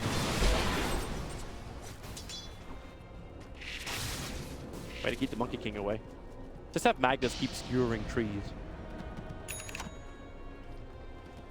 I actually have to. Arteezy. RP, it's gonna hit him! He won't be out of time lapse! 76 seconds without a Weaver. These Observer Wards, that Observer Ward on the south side was... Yeah, Liquid playing their strat very, very well. They have not given up too many deaths. They gave up every Roche, but they're so far behind it. They haven't lost any threes. They split push out the lanes quite nicely, and they're keeping up the spike going. Yep. It's getting better and better for them. The fact they haven't lost the tier 3 towers as well, I mean, those shrines, they're always able to push out nice and quickly. Oh, Lifestealer didn't actually. He didn't? He backed up to the Echo Saber and AC. I'm actually surprised. In this sort of game, well, reached for like 25 minutes. Dire's middle tower is under attack. Well, they're on the hunt again. There's no RP. It's on cooldown for another minute. Main point of control they have from mind control is going to be the skewer, but maybe at the same time, like every target is a little bit more killable because you're not looking for the Weaver. Wait, you went for move speed? Wow, you went moving speed over power damage. That's pretty rare. When you're playing this type of game, and power damage actually does not matter that much when and a lot of the time. Yeah, Lifesteal is the only one who really benefits from power. Not even the Magnus would be good. Oh, the jump up, Ghost Scepter, raises from Samel. He's still got the close range raise. Akura with the life, he needs to stay alive. The gem, the attack will connect. The gem of True Sight's on the hillside, and EG, maybe they didn't realize this. Samel's looking for more kills. Won't find them. But the gem hasn't been taken, and still the courier is on the way up to pick up the gem. Miracle, a quick Yule Scepter canceling off Zai, so he doesn't actually reach the tree. He's actually caught on the ground on the other side of the tree. Courier has managed to recover the gem. They're probably thinking, why in the world would Are they going back in again? Crit's TPing out. That's a lot of damage to the tower. They find the bottom lane, the fire strike forward, RP committed as well, and they bring the epicenter plus the life stealer. Another core of EG gets sniped on the side lanes. 700 gold and a level 25 hero. That's a ton of XP. Grab shit slow back towards Liquid's favor. Looks like it's only 5,000 gold ahead for EG, and SF's not really getting any stronger. Like right now, I'm not quite certain exactly who is meant to be bleeding more, but it looks like EG's on the slow drip. Oh, they definitely are. Getting to that point where they can't keep the 3 tower up top at like 25% HP. Yep. And they're actually not even, like, they can't contest Roshan. Roshan's being done right now by Team Liquid. And EG can't get there. Miracle's creating a lot of space on bottom lane by just pushing it and being just a general pain in the ass. Making it so Liquid has all the space in the world to do this. I'm pretty sure it's been 10 minutes since the one. Aegis and Cheese down now. And a refresher orb on Magnus. What you need. RP, get any sort of solo kill on a core. Again, force buybacks, and then pressure's up. Magnus. Yep. No one can survive an RP. Oh, nice call. Finally able to remove a small thorn in the side? Maybe not. Miracle even steals the bounty rune. There's another little target up next to the secret shop. It looks like a bit of a duel. Yeah, it's going to be Zai battling against mind control. A quick push away. Zai starts his own TP, and they have the stun available. Monkey King rooted to the ground by Kuro and actually killed off by Kuro.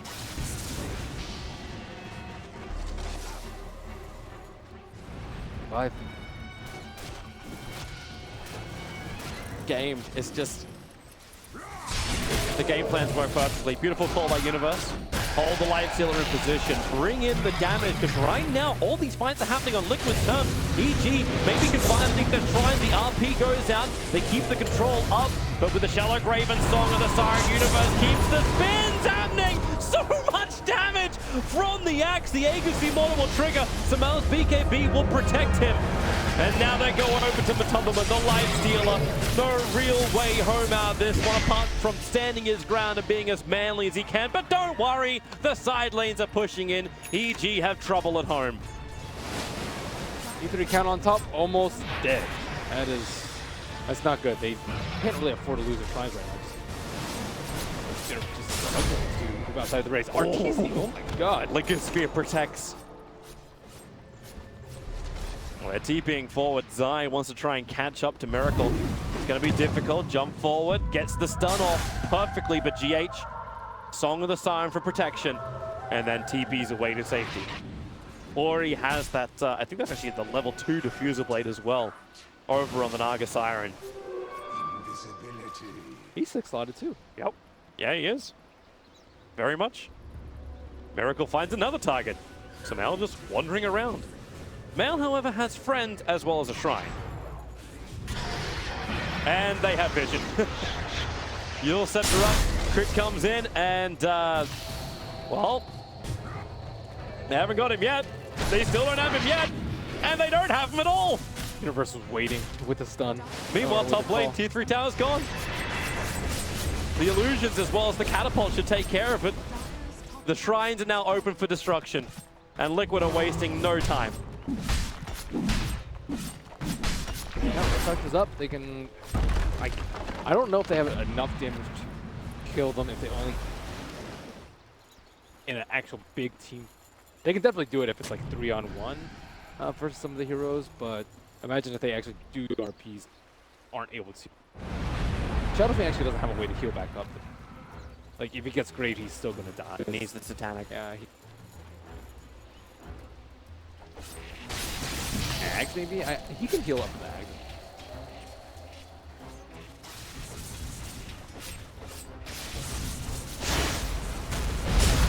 Staring down Arteezy, playing Burrow, epicenter. Miracle commits. Arteezy already used his time lunge. He's so low and ensnared up. There goes your Weaver. 84 seconds. Buyback is available for him, but Liquid again are leaving. They get the kill they want. They keep the pressure applied, and Universe is the one to jump in. Observer Ward is up. Mind Control is trying to push him away. There's another force off available for Miracle. So Ibarra strikes up one. There's your RP committal. SF, the Shallow Grave will keep him alive. Remember, there's still no Naga here, but now the Tubberman will arrive. Battling against Samael. Needs more damage with the Burrow Strike to get the double stun up, but Miracle will sacrifice himself for this, and maybe not a great sacrifice. They'll lose the Life Stealer as well. Mind Control is on the run. Zai bouncing around through the tree lines, hoping to catch up to him. But the distance is a little bit too far for him to reach. No follow-up after the RP. So close to killing. Wait, Mind Control TP down to the shrine? Monkey King was jumping down there. That could have actually ended really, really badly. Don't worry, he has plenty of buyback. Or Scythe of Vice soon.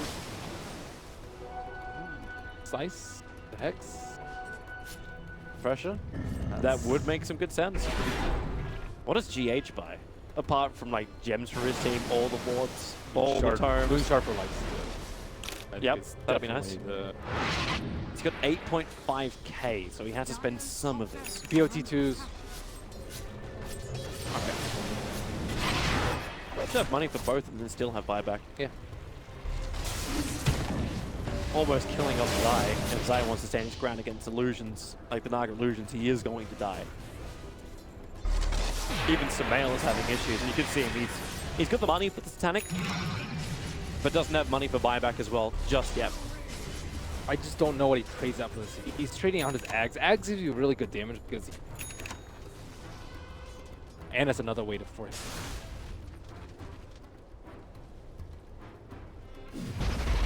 Way more reliable because with Ags you have to BKB, channel it, and then wait for the souls to come back. Titanic you just pop. So how the fights actually work for Samael to do work with this fresh Titanic? Oh, that's done. It actually connects on both the Magnus as well as the Crystal Maiden, and they just defensively song on the stars. Like, they have to have vision, right? But no, I don't think they did at the very start of that. We've got no gem.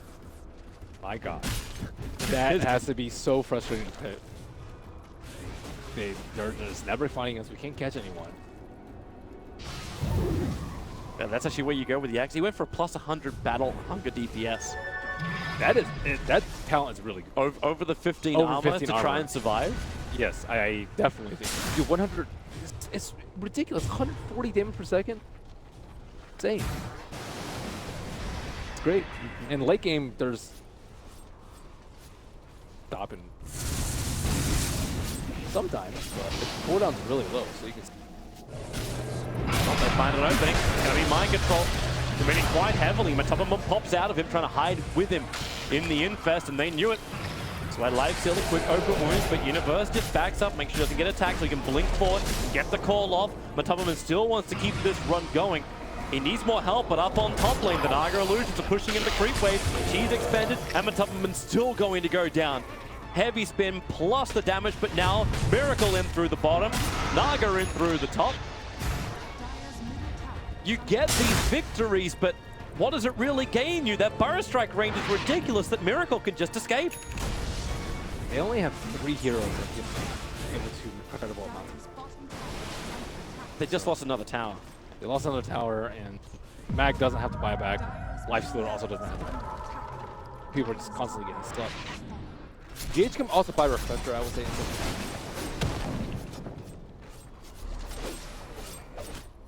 He's holding it at 7.4, so he bought the BTs. Okay. He bought a moonshot for himself. Okay. And then an extra independent courier, where she now bought a refresher orb on. Yeah, refresher's really good. Visibility. The only problem is you can't chain the sleep together back to back. Just be.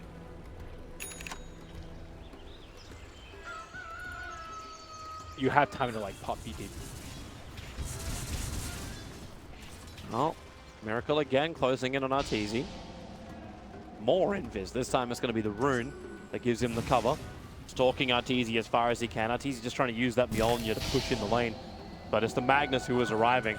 And then the BTs as well. They're bringing in friends, and I think they remain undetected so far. The RP, it'll push them through the connect.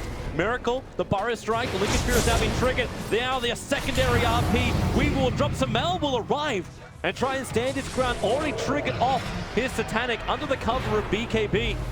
But the BKB doesn't last long enough. They don't find that opening, and it's Universe who's caught out of position. Diffuser Blade charged up, held in the position. Zai needs to create more space, able to do so, throwing down the ultimate as we're in a split-up fight. Samael is the primary target, however, of Liquid, and they will bring him down. But Tubman's on the run, but he's wasting the time of Universe and Zai, who get double stunned up by Miracle. Mind Control's coming back as well. He's looking to help out. Crit can't get close enough. He's got GH on his tail. Diffuser Blade charges galore, keep him low. Another little bit of a quick stun by Miracle. Cripple fall, and EG are completely losing control of this game, and they may be the first team to actually lose a full set of racks. This is one of those games that makes you you're just like, we're gonna lose like this. And they pretty much are gonna lose. Peter was saying before, like every solution is solved by winning. Losing in this creates so many more, like by this creates so many more issues. Magnus is such a hero though. And why you see a first man offing? They expended 2 RPs to kill 1 hero last fight, and they still won the fight. Yep. And what is RTZ supposed to do about getting double RP'd? And how do you even defend this? Like, you're losing too many lanes of Brax. GH will stand his ground. He doesn't care what Samel's gonna throw at him. Samel, okay, yeah, BKB, but he just Bloodthorned an illusion.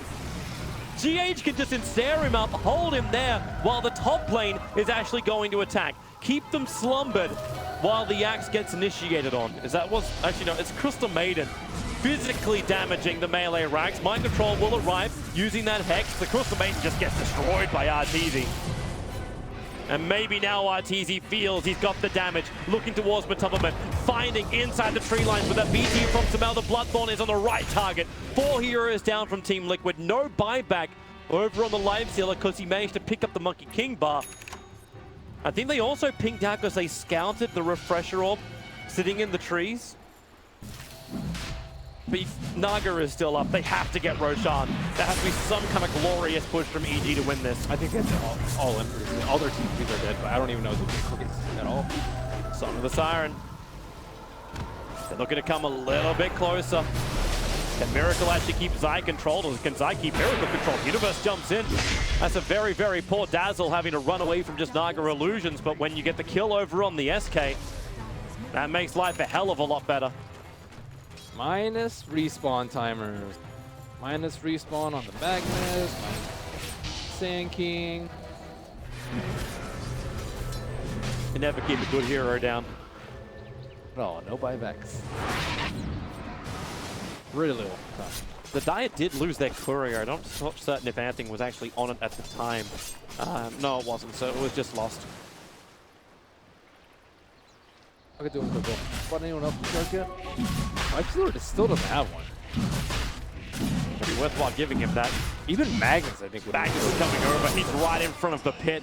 The bottom lane might be pushing in, but now it's Arteezy looking for the kill. There's a heavy amount of damage to Mind Control. He RPs the Ancient.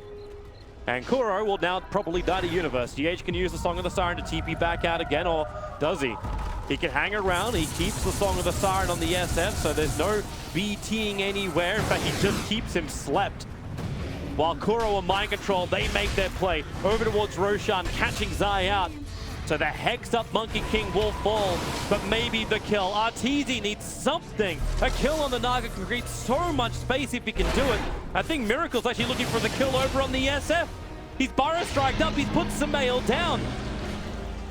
and actually found the kill. No buyback available. Universe needs to kill off Miracle. With the help of Arteezy, they can do it, but Roshan gets taken out by Matumbaman. So Liquid have Roshan, but there's no SF for 100 seconds, no Monkey King for 40, and you're still under siege. Miracle's been making such big...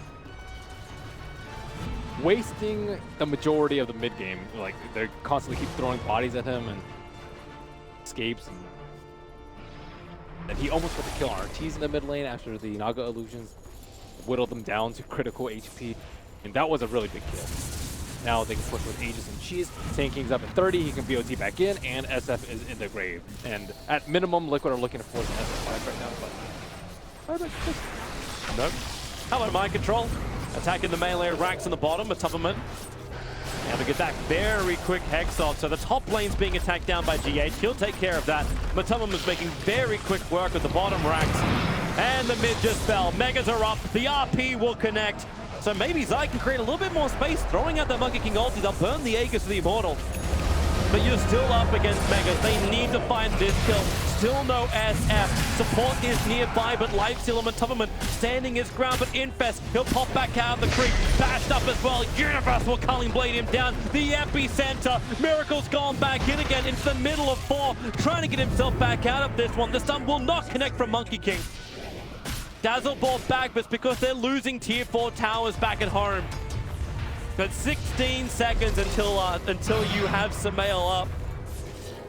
Slowly but surely, the entire EG base is falling, and Liquid no ultimate to show for it, but it will just, they can just wait for it. They have all the time in the world. EG, they are the ones that need to find some hallelujah play. Samael Rapier, something that gives them the damage requirement.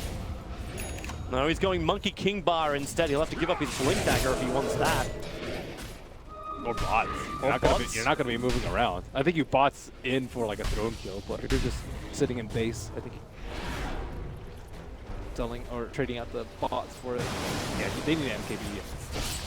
Butterfly plus Radiance. Naga Siren does have an Arcane rune. That is going to be even more images. Hooray! Hey! For EG. We love it. We love it. Unless you're an EG. So Liquid just needs to wait for EG. Or wait for EG are coming. Yeah. They're hunting. Zai was bouncing around the tree line. Doesn't want to take the bounty rune, and they find GH. They need this kill, but he songs! The Dazzle will just have to sit there. TP support's coming onto the shrine. You don't want this. You don't want this, EG. The Fire Strike is there, catching Samael. He couldn't even BKB in time. That could be the game right there. Crystalmate let the ulti go, but RP stay exactly where you are, Universe. He will fall, and GG, well played. Team Liquid patience is a virtue they have displayed in droves in this second game of the series. I think GH played really well on the top. He was really good about using it like before anything happened. You want to make it very clear to your team what's going to happen to the team, right? And if you sleep at the wrong time, like when the center's channeling or when someone gets RP'd, it could just be disastrous for them. They were pretty well coordinated. I mean, there were like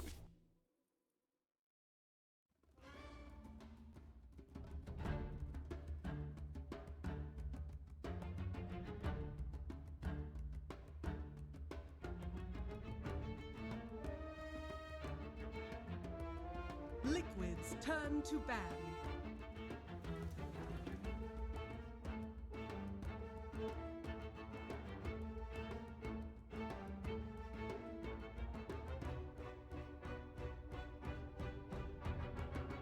Seconds remaining.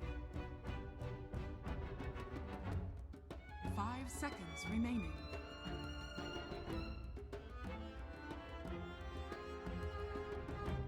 Dire team ban.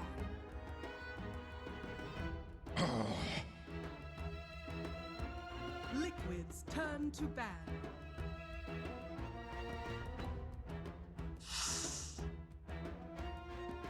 Dire team ban.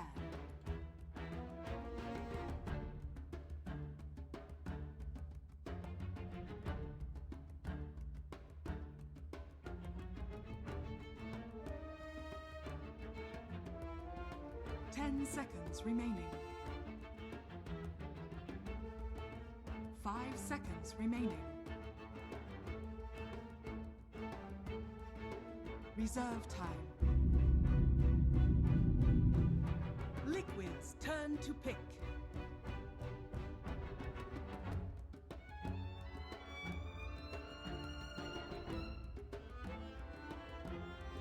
Behold the horn of madness. Dire team pick.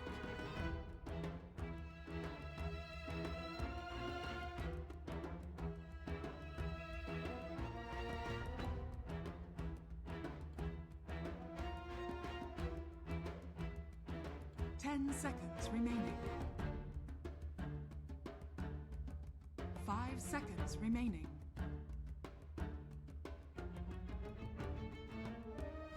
Reserve time.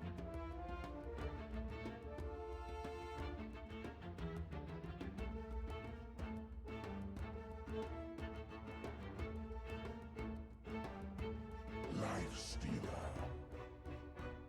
Dire team pick.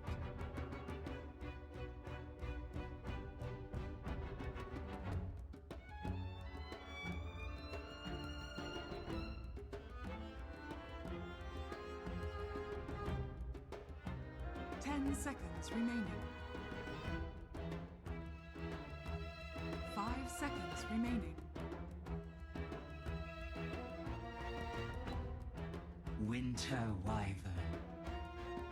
Liquid's turn to pick.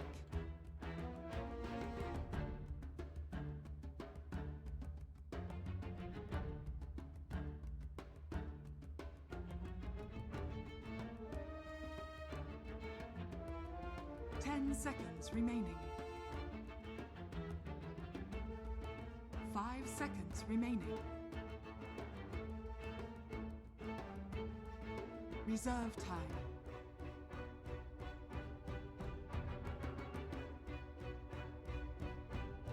Crystal Reserve Maiden. time. Dire team ban.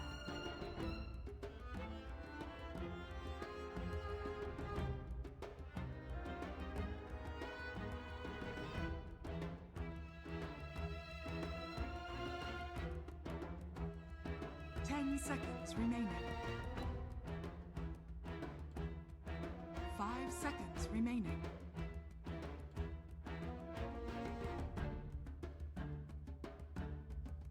Yeah. Dire team ban.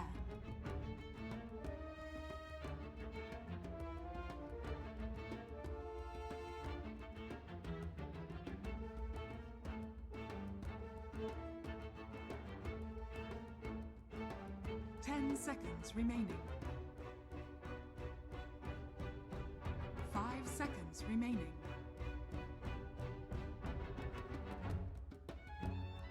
Reserve time.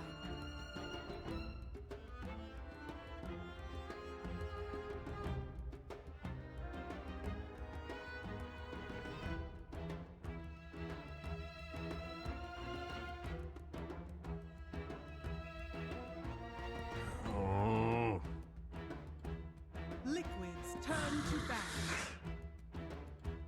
Dire team pick.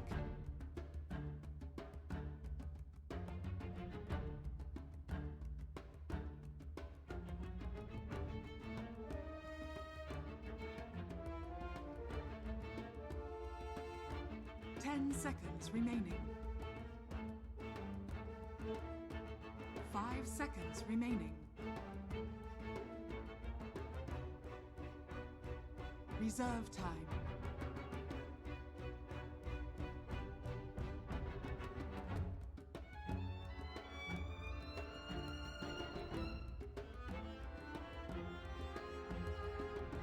Earth Shaker. Liquid's turn to pick.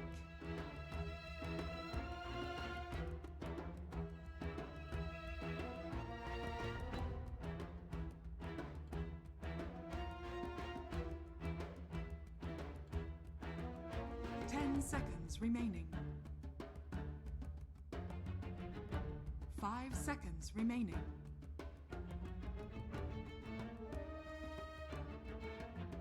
Reserve time.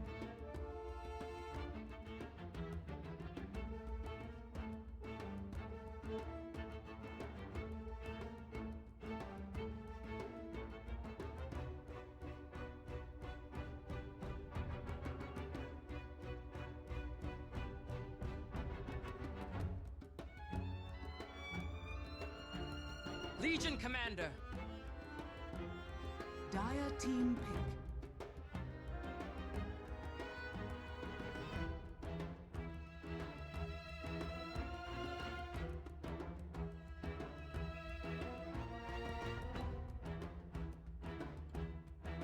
Seconds remaining. 5 seconds remaining.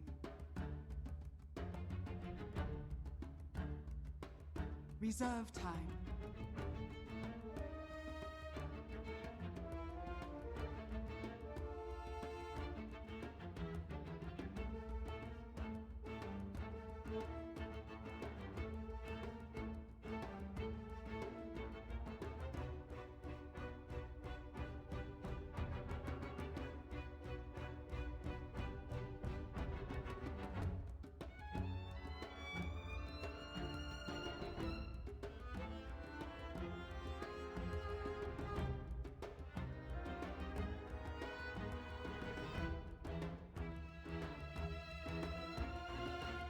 Elder Titan.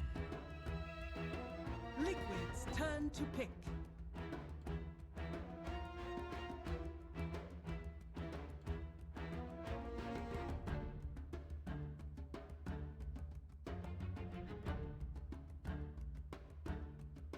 Ten seconds remaining.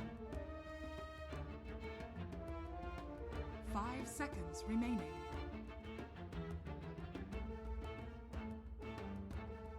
Reserve time. Imba Spirit. Dire team ban.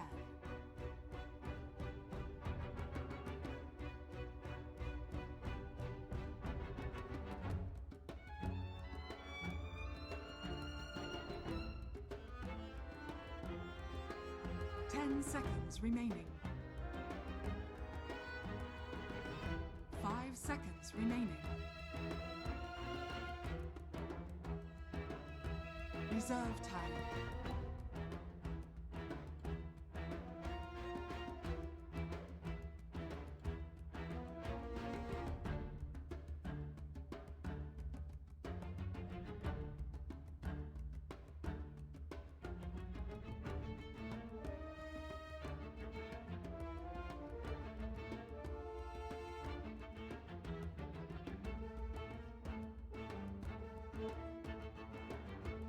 Liquid's turn to ban.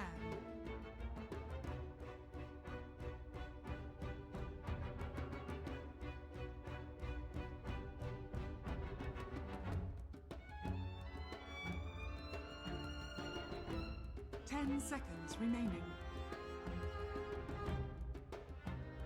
5 seconds remaining.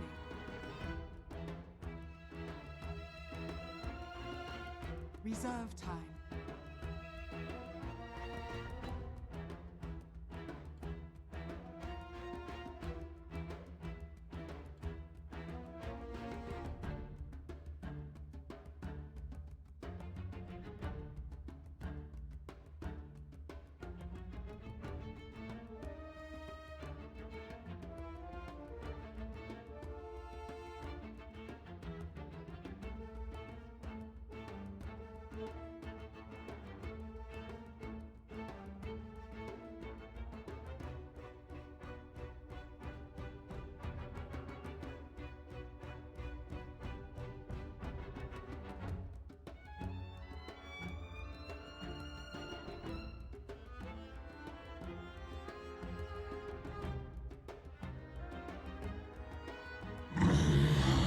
Lone Druid. Dire team pick.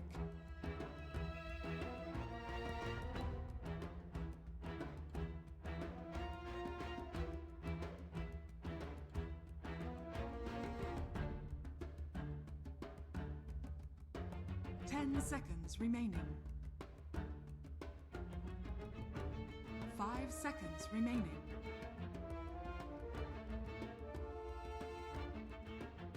Ten seconds remaining. 5 seconds remaining. Spectre.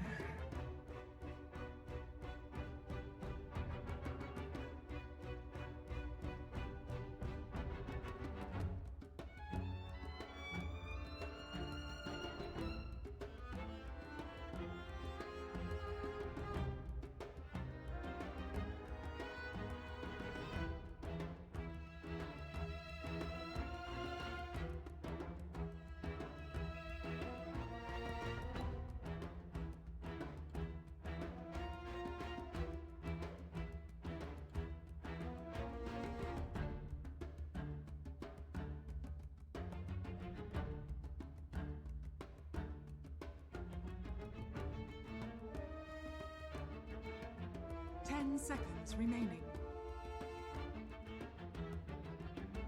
5 seconds remaining.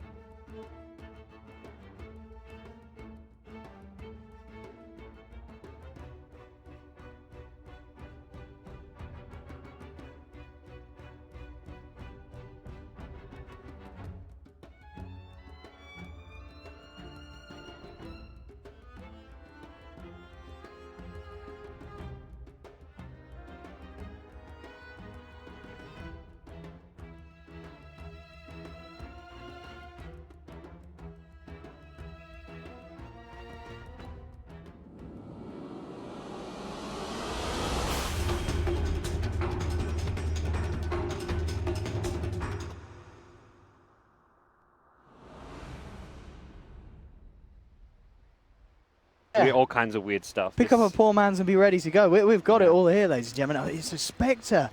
Eternal Envy. Baffling people once more. And it could be brilliant. We saw, actually, personally, maybe some of the people watching the stream too earlier, MP's earlier game, where they already pulled out some crazy stuff. We saw Aoi come out with an Enchantress, which was, it caught us all off guard. And it certainly caught IGV. Spoilers, if you haven't watched that game, close your ears. It was a stomp. And it's an entertaining stomp at that as well. I would go back and watch that, especially if you're an MP fan. But for now, of course, you want to stick here and get ready to watch this one. So, wow, here we go. We're getting ourselves ready for the matchup. We'll be able to introduce both of the lineups here. We can see Liquid preparing themselves. And Liquid, in terms of what we've got, what the panel certainly expected. GH will be playing the Magnus on the Amber Spirit, Matuma Man on his Lone Druid, Mind Control on the Core Legion. Kuroki. What's going to be, it seems like that very kind of solo support really. I mean, Magnus, GH needs items, it feels like. Kuroki, he's going to have a pretty much 4 cores that he's carrying this game as the support on the backlines. That was kind of how the last game they won worked, where Miracle was playing 4-position Sand King, GH was mid Naga, and like there was Kuro down at like 4K net worth, while everyone on his team was at like 30k net worth. So it seems like the Liquid order has been readjusted. Kuro supporting the world. It kind of feels like a lot of teams have just adjusted how like player roles fit in their team. Like we've seen from MP, you mentioned the AUI Enchantress, where it's like, well, why is AUI playing a jungler? We saw it with Liquid, where they put GH in the mid lane out of nowhere. So very kind of unconventional stuff, not like in terms of drafts, in terms of players, where they're going, what heroes they're playing. Be strange. AUI's got 4-man shield. I wonder if he's going to off lane. Lifestealer even. They've been putting MSS a lot in the safe lane, where we saw the safe lane Magnus a couple of games. Yeah, we saw in the earlier series today, it seems like they don't, I mean, is the top lane really the safe for Dire anymore? You've got the Shrine down bottom, so it was talked about a lot with the new patch, like where is the true safe lane these days? Some of the map changes. Jungle camps, there's a Shrine you can play around, there's the shop. Down in that bottom lane, so maybe the Dire offlane is a better place than the Lifestealer. And once again, kind of going back to really the Lone Druid, I mean, gods, this was a hero that was in an amazing place. Everyone was picking it. It was first top tier picks and bans, then it got hit, and then it got hit again to the point where, as I said, everyone's pretty much avoiding it. What is it that makes this hero so hard to play, do you feel, in the pros' eyes at the moment? Because of it. Mostly it's the uptime of the Rabbit. That was the biggest nerf the hero received throughout all of the various nerfs and stuff he got. You know, definitely some really absurd things. The -50 became -40 second respawn time, but Rabbit uptime used to be 100%. Now it's 30 out of 45. Do the math. 2/3. 65 divided by fine is 9 times by 20 is 180. I don't know where I'm going with this. 2/3 uptime. Yeah. 2/3 uptime. Yeah, so it's not 100%. That's all I know. And yeah, you're not constantly Rabbit. It means you have to pick and choose when you fight. If it's about to wear off, you're probably telling your team, back, my Rabbit's about to... When Rabbit's not up, you're not all that scary as a Lone Druid. You don't have that super movement speed and all that. It does kind of change the hero quite a bit. Affect him. Straight away, 40-37 in Mind Control to find each other as they both attempt for the warding mission to maintain control of this top lane. SVG gives Kuroki a pat on the back. Himself did manage to head over, did get the Observer ward down. Of course, also placing his towards that bottom rune spot. Liquid. Will be just the straight up Magnus jungle, it seems. Iron Talon is there for GH, and no big surprise. This is like a greedy approach, but something that NP don't really have. Roamers, I guess Elder Titan with boot, theoretically roam and try and disrupt it. If you find them low HP, you can maybe get some cheap free kills with the boot's movement speed advantage, try and snipe some last hits as well. But it's dangerous invading enemy jungles because that shrine there is a heal, but also a TP location. So often we'll see like a CM or someone just carry a TP, and if someone like an Elder Titan can test the Magnus jungle, CM TP's in, there's your first blood, ET's dead. So I'm intrigued as well on the topic of the Magnus jungle. Is it better that? Is it just more efficient? Why are we not seeing the Legion in the jungle and the Magnus in the lane? Is there a reason why you are going this way round than the other if you're Liquid here? yeah, the Legion's a lot stronger in lane.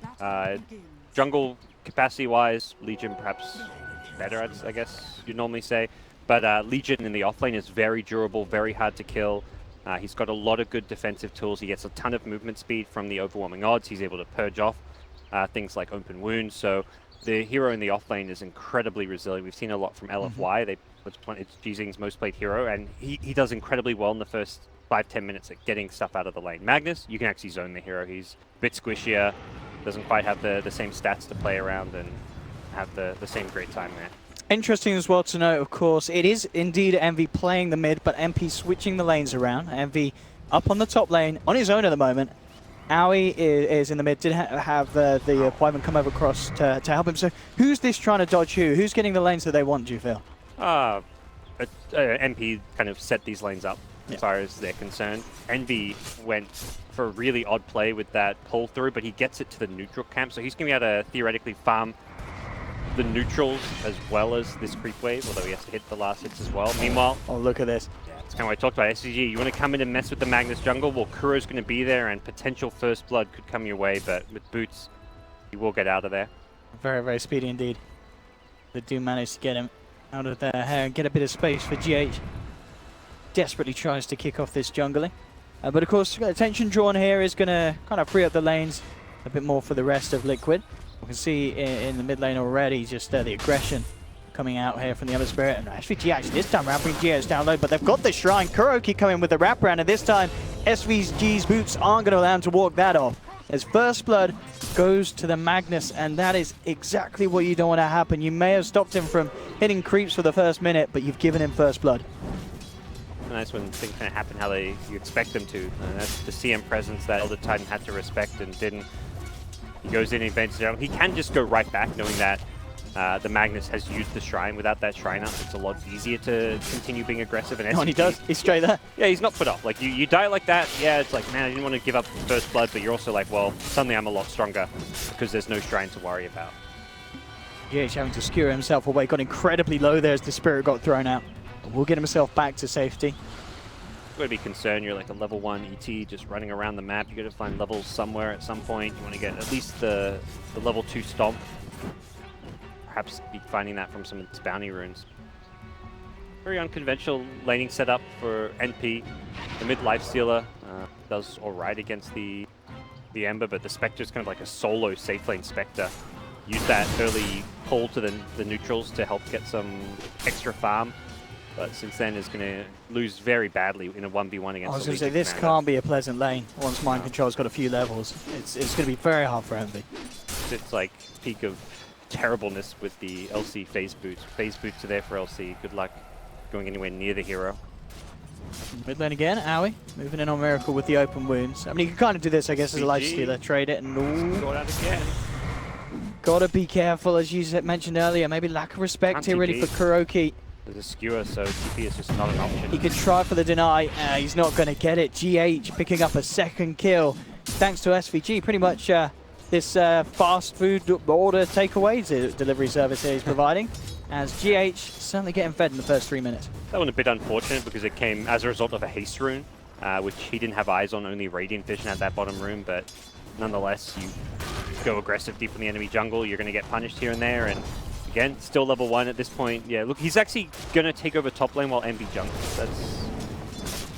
Interesting lane development. Definitely, to me, suggests NPs. This isn't like the game we saw earlier where Envy was out and he left the mid lane to the Winter Wyvern to go jungle to give the lane to a support. No, this is way too early for your lanes to break apart. This is very much a reaction to SVG's Mid roaming lane fail. Miracle falling incredibly low here as Howie nearly able to take him down. One more swipe would have done it, but he couldn't quite get there in range.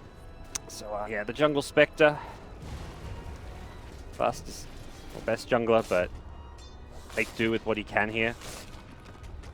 2 points from the Desolate to try and speed things up a little bit, but this is not really the ideal place to be running your Spectre. And considering this was the 5th pick, it's not like you feel like you 5th pick a hero and you should have like a good plan or lane for it. You should know that hero. If you're 5th picking a Spectre, you should be like, this Spectre game is going to be great. Like, it's going to have a good lane. Or if it's not going to have a good lane, it hard counters something. Yeah, it's pretty good against the lone Druid, being able to get on top of him, but you just picked a Spectre in a game where your lanes are getting destroyed. So I'm a bit surprised by the fact they don't seem to have a clear plan for how to lane this Spectre. I guess the end result is not having a plan means they're sending it to the jungle.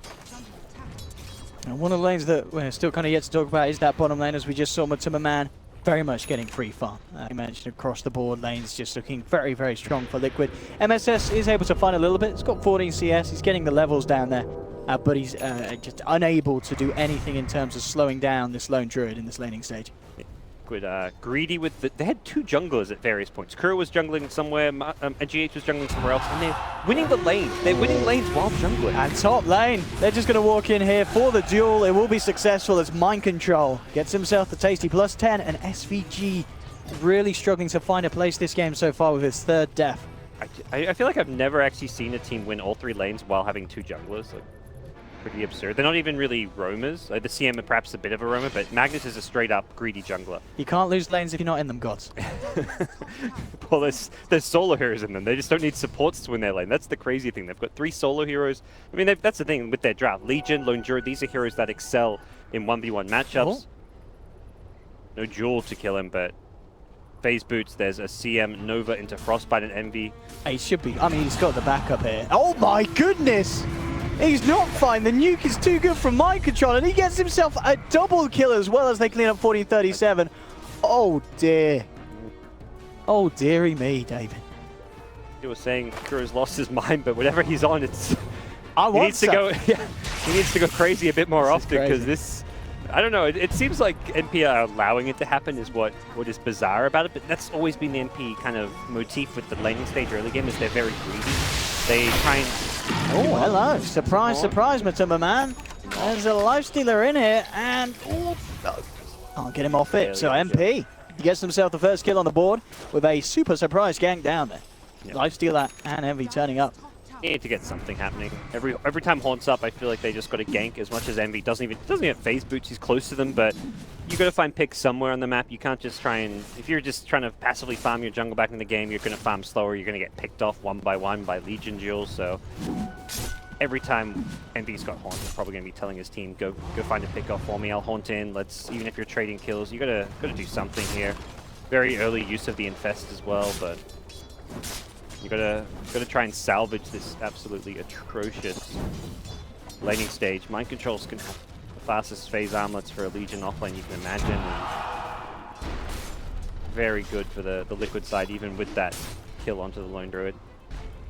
I mean, top lane, you see SVG's maybe thinking of getting into some sort of a position, but the 2 of them, they surely don't have the firepower to bring down this Legion. It's absolutely massive for this stage of the game. Legion wants them. He's like, I'm considering a duel on MSS probably. SVG is there for the stomp.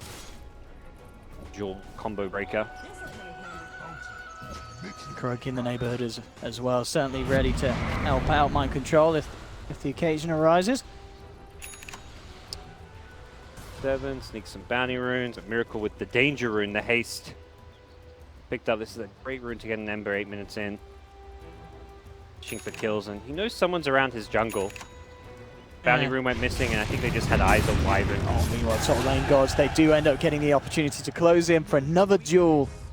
301 victories now, Mind Control racking up on the Arcana, 2nd one this game. Experienced man. He is having probably one of the best starts I've seen Legion have in a while. Insanely fat. No one's going to be able to really fight him.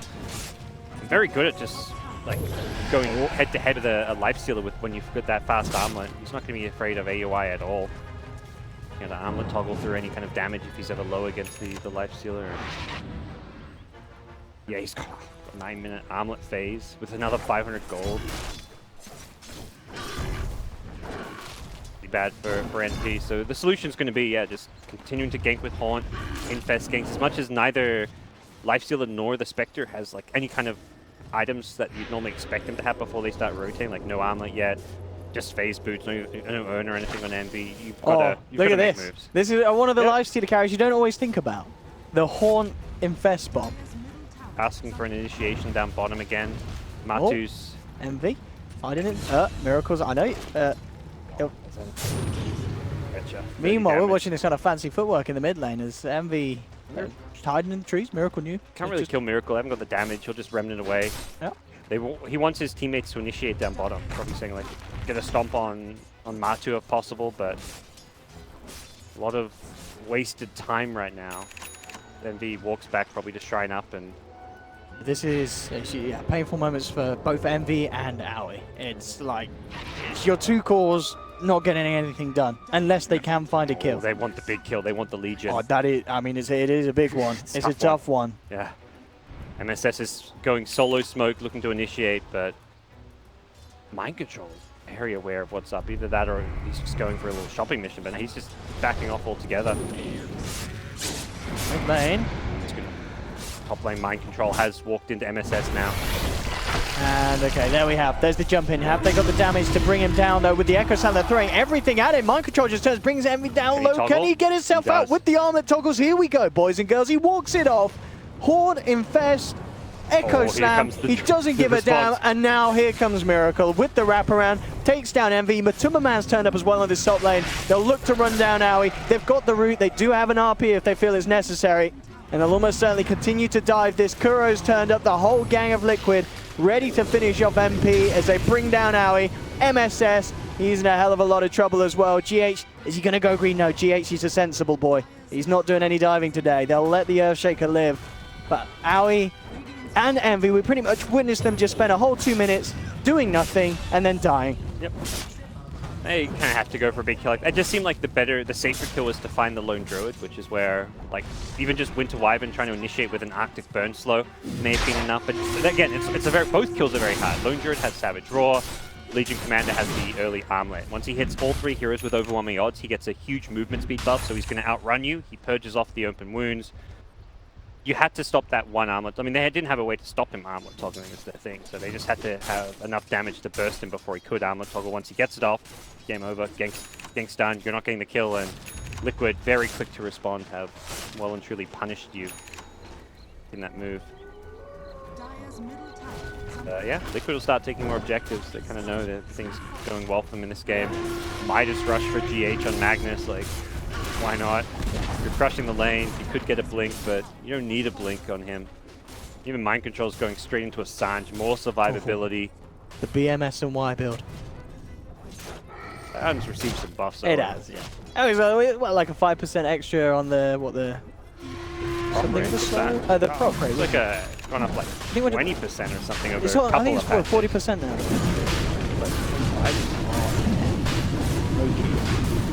For now, the roll magic. No way that MP can get in the neighborhood for this one. It's an absolutely free Roshan here for Liquid, as they have 4 of the highest net worth heroes in this game. Only Kuroki left behind, and he's already doing better than, well, MSS, the offlaner of MP. Different MP to what we saw in there earlier, 2-0 today. It seemed like they used all their mojo in that game one against RGV. Do go and watch it, you know, if you are an MP fan. Don't watch this game. Yes. Go watch the other game. Go watch the other game. Just go tune watch off the right replays. now and fire up some replays. Yep. We are much prettier sight. But you never know. This is MP. This could all be part of the plan.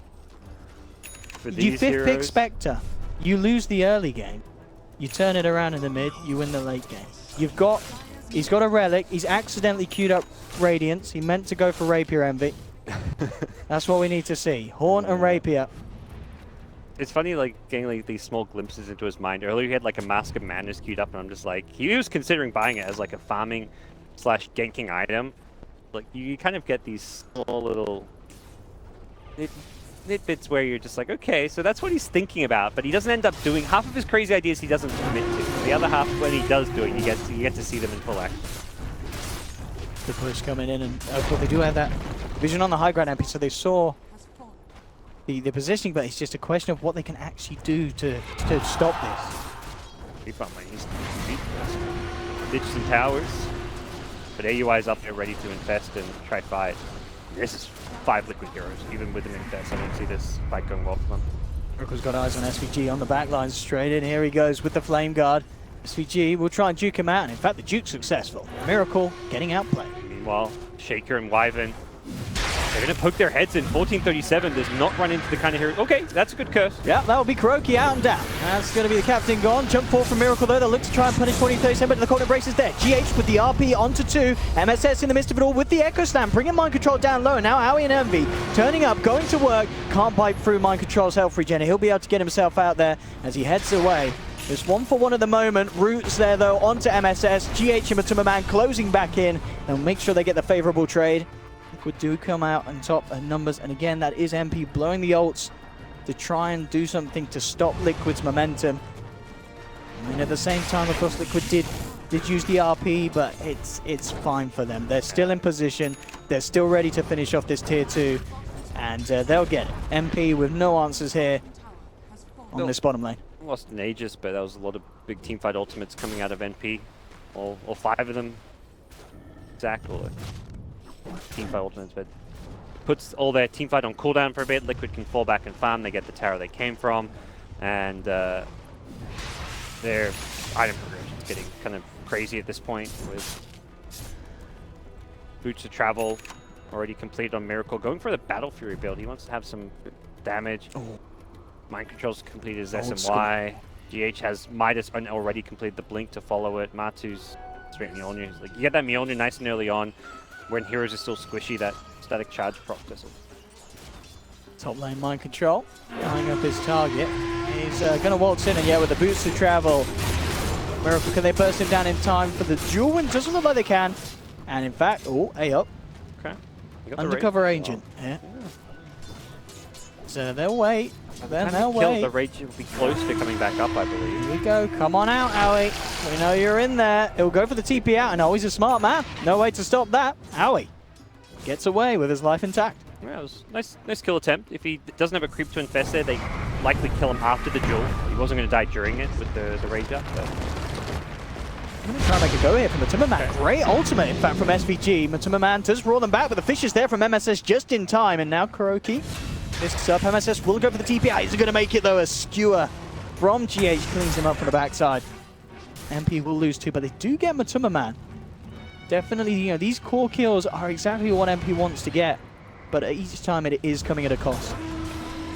Trades are... 2 supports for a core is fine for MP. It's the fact they're losing towers and everyone on Liquid's farming. Spectre at least finding some alone time in the enemy jungle. Gets up to like 2k gold. It's just such a big jump to Radiance. This is probably the biggest hurdle in playing like heroes like Spectre or anyone that needs to buy Radiance. Is that build up is terrible. It's so hard to get that. That's why only like Alchemist is like probably one of the few Radiance heroes that played these days, because it's one of the few heroes that can safely farm it in the jungle at a very fast rate. There is not one of the heroes that particularly excels in flash farming, so it's going to be a slow climb to that, and you kind of just have to wonder like how much further ahead can Liquid be before that Radiance is even done. Can they even take a lane of Rax before Radiance is done? Will they win the game before Radiance? It's still an iron that Spectre feels like we're not going to win without, so there's no point getting like a Blade Mail or Diffusal. Perhaps if like a high ground push comes and he's got like 3k gold, he'll just say, screw it, I got to defend, let's get a Blade Mail, but for now, he wants to at least try and go for it. Oh, Miracle's found him. Ooh. Even acknowledge Eternal Envy. BM there. He's like, look at this Spectre. Wants to be noticed. Top lane GH. Got that bit minus. So it was looked to be cooldown for a little bit too long for my liking. And more than anything, like if Spectre farms a Radiance this game without Liquid taking any like major objectives, namely Rax, I don't think it matters, because you've got 4 cores who are going to still be more farming. this lineup can easily beat a Radiance farm Spectre with farm across 4 heroes. Like, you've got Magnus, who can theoretically go for a Silver Edge Blade if you want to break that Spec passive. Even without it, you've got big team fight lockdown and initiation where you can just blink RP Spectre, take her out of the fight. Ember scales with magic damage very well against Spectre because it's on a BKB carry. Lone Druid's going to do plenty of damage upward as well. Legion, you've got Jewel for the lockdown. Plenty of survivability mind control. I just don't think this line cares if Spectre. Spectre could have a Radiance now and they wouldn't care all that much because of how farmed everyone on their lineup is. Smoke there from Liquid. Let's see if they could get in position for an RP. Do a follow-up. NP and D just playing very reserved at the moment, keeping it safe, keeping up on the high ground, just farming the waves as they come in. Of course, is giving Liquid pretty much free reign of the entirety of this map. Yep. Liquid's farming enemy jungle, both enemy jungles. Not really farming their own jungle just because it's such a passive place to be farming, although Martu's getting some pieces of it here and there. Tiny scraps of farm. You're in bigger, you're looking at over 1,000 net worth per minute advantage going their way. 20 minutes in and the net worth lead is over 20k. That's the biggest kind of stomps you can really see. I mean, it was kind of weird that we're seeing the opposite side of the spectrum, because in that, you know, for the MP versus IGV game, we were like, this is the biggest stomp we've seen on DAC, and then MP were like, no, we'll show you a bigger one. And then they picked Spectre and jungled it. But I feel there's still ways they can come back into this. You can't lose entire faith. Envy's close to that relic. You can choose to believe that, Owen. Allowed to believe it. I believe that every game is equal, gods. And up until that foul, the Ancient Falls team has a 50% chance to win. Totally, yeah. Not out of it yet. Balanced gameplay, you know. All bless the Ice Toad. Comeback gold and stuff like that. I'm sure Dota, no one really knows what happens in 7.0x patches anymore. Win a fight, kill some core heroes, suddenly Spectre's got not just Radiance but a Manta, and yeah, it's not over. That's for sure. Dota's a very weird game in that way, where even the biggest of leads can be lost. But Gage was coming around there, but they have that sentry out. They knew he was out. Now he has that Shadow Blade that he's just picked up as well now. So again, MP to play even more safe, even more secure, keeping away. And they've got to be careful. There's DD rune on this Ember. Certainly I'd like to have something happen, but yeah, you've got Envy's. He's getting towards that Radiance. yeah, he's just getting there. Looks like he'll farm it up. He's farming with AUI just because, imagine if the team fight breaks out, they want to have that infest bomb. Radiant ward on the high ground, like it's actually right by it. See? By it. There we go. There we have at the moment the comparison. It's not actually too. I mean, Matsuma Man, to be fair, he used to be the one that has been targeted successfully by him. AUI's winning on kill damage, kill participation. You know, he was doing okay there in some categories. Oh well, I mean, he was. But now he's in a lot of trouble. Miracle and Matsuma Man, Kuroki surrounding him. He gets rooted up by the bear. Now he's down. Take the small guess. Space create, you know. MV moving across. There's very, no very jungle to close. farm here though. He's probably like, sweet, I found a jungle. He's got a bounty rune, guys. Nice, at least there's something. That is a win. When you move over there onto the enemy half, you're like, You just got to stand here for Suckers. 30 seconds, wait for it wait for the camps to respawn. He's going to go to the other jungle, and there's like, there's no jungle to farm. oh, hello! MSS turns up in town, and hello, Matsuma Man. He's straight to the graveyard. He's out for 50. Miracle, though, his jimmies have been rustled. He wants to look for some revenge. He's straight in, diving the base. Looking for SVG. Blinks forward, will get the kill as he picks up a second on the sideline. MSS just holding close to that cliff wall, praying that they don't see him, but it's not going to work. Miracle jumps in, breaks down the trees with the remnants, and 4 are suddenly dead on NP. Liquid, they had their boy Matsuma Man covered, and they made sure that they got their vengeance. He's kind of been the punching bag this game in that he's pushed down towers, but often the few kills MP have gotten, they've been key kills, have been when they've gone. He's 3 of the 4 deaths, but every time he's died, his team have gotten a lot in return. Done. Sad game to be a support. The supports are of MP. Not sure where you stand now, but I feel like this game may be getting harder and harder for MP to actually realistically win. There's still a chance, Owen. How's Envy doing on the Radiance? 800 gold towards the recipe. 500 away. It's closer than no 100 gold. Matuma Man. And he's chomping on a shrine. And Done being a ranged bear. He wants to. as you mentioned, I'm sure Matu's attitude to this game will pretty much be like, right, boys, they kill me again. I don't know why he's northern. He's from Finland, that's up north. The general like North. laissez-faire like sound in your voice there, I very much resonated. Like that sounds like something Matu You know, would say. You know, he's just like, oh, He's like, what? I did my job. Why they gotta kill me? Yeah. This point, Liquid, after the rough start to the group stage, will take the wins however they can. And this is the game against EG took a bit of an unusual approach with the G8 bit Naga, but this is a much more dominant performance from Liquid. The kind of performance people expect. Liquid probably came in as one of the tournament favorites. For sure, yeah. I think this is day one. People would have expected Liquid to provide something like this, and as we saw, they just had quite a rocky start. I mean, a lot of teams as well. It's been very interesting so far. DAC, we've seen some very interesting results in these group stage games. K gold lead or something.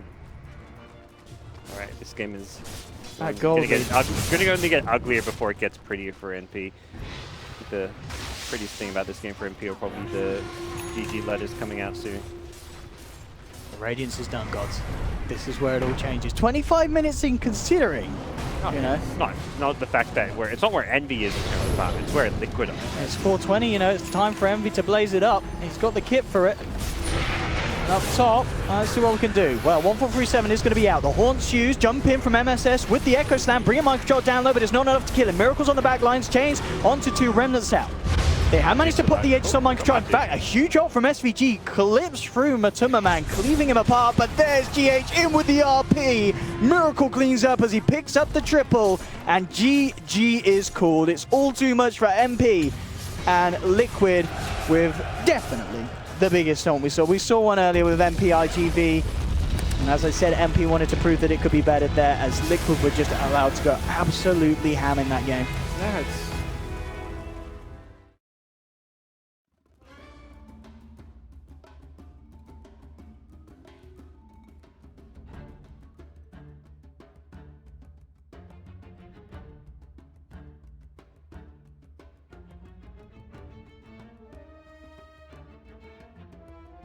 Liquid's turn to ban.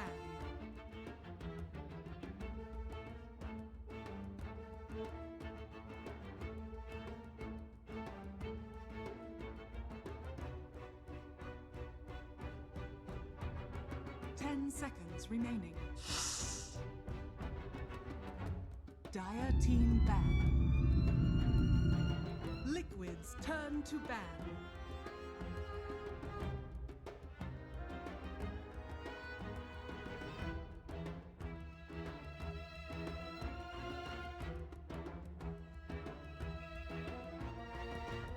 Seconds remaining.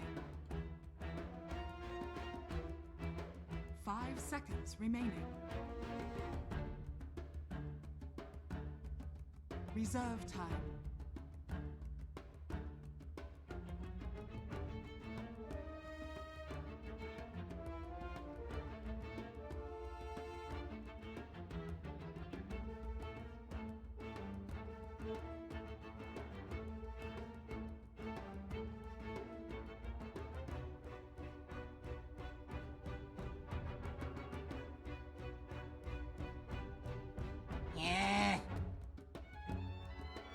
Dire team ban.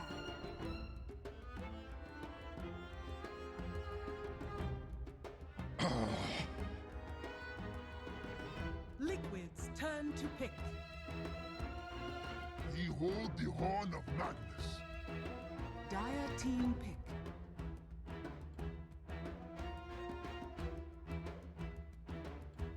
Lina. Life stealer. Liquid's turn to pick.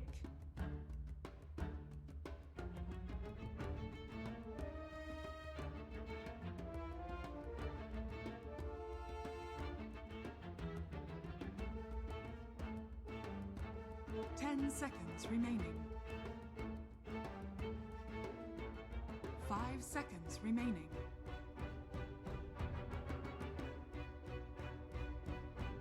Reserve time.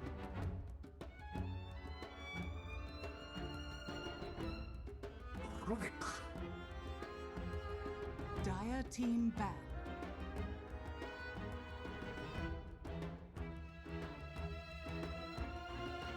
Liquid's turn to ban.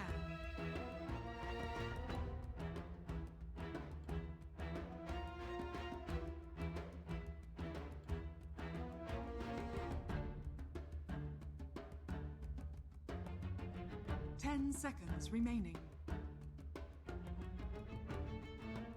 5 seconds remaining.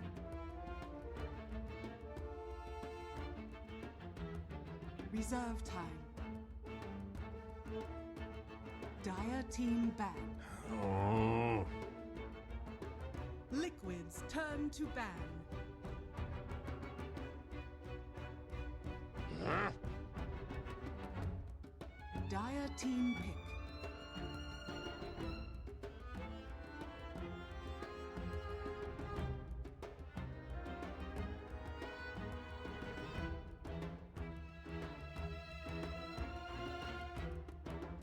Seconds remaining.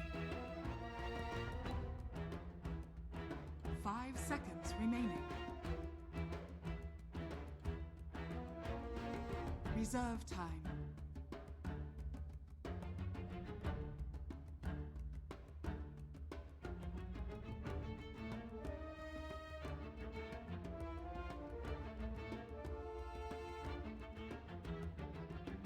Slaughter. Liquid's turn to pick.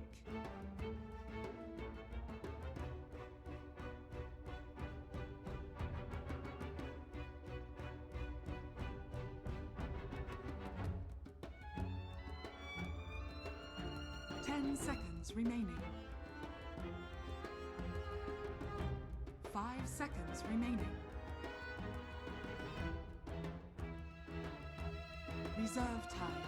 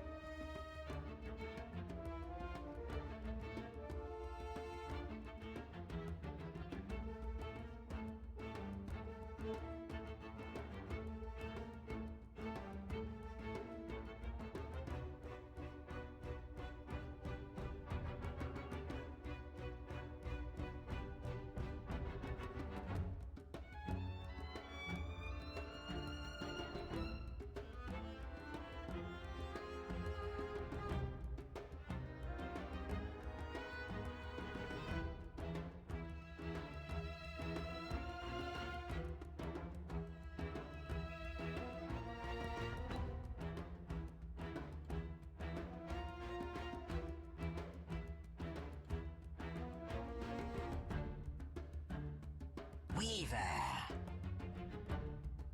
Dire team pick.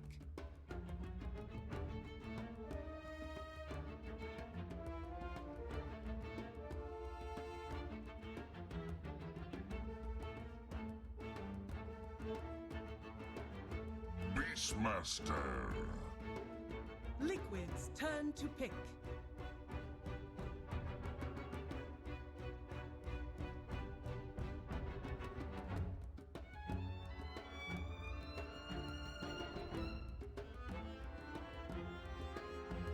Seconds remaining.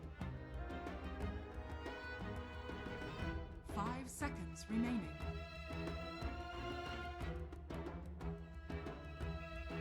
Reserve time.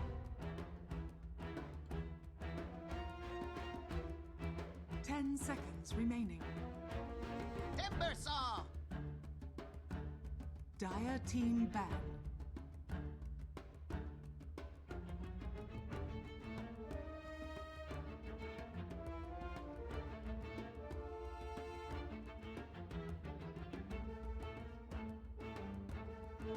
Seconds remaining. 5 seconds remaining. Reserve time.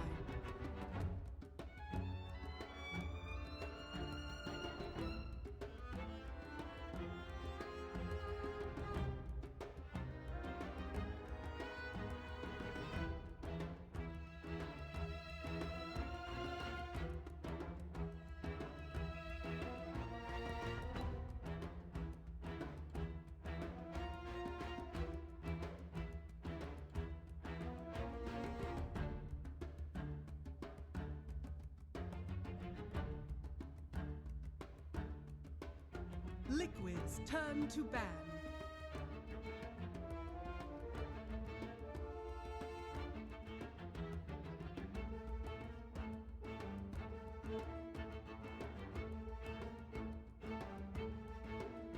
Ten seconds remaining. 5 seconds remaining. Reserve time. Liquids turn to pick.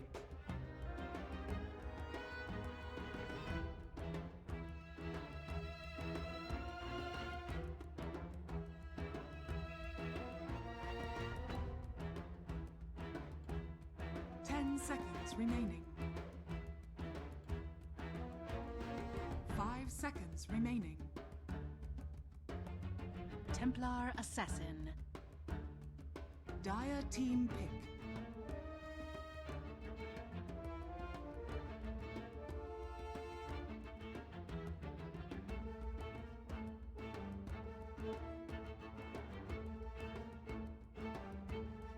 Ten seconds remaining. 5 seconds remaining.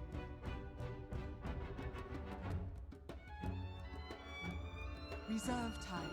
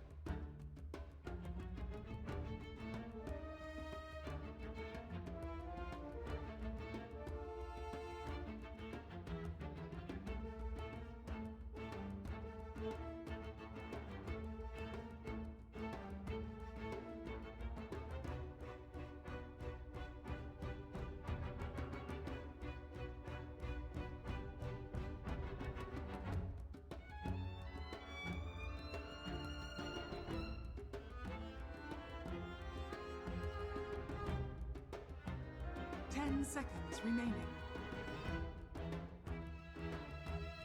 5 seconds remaining. Silencer.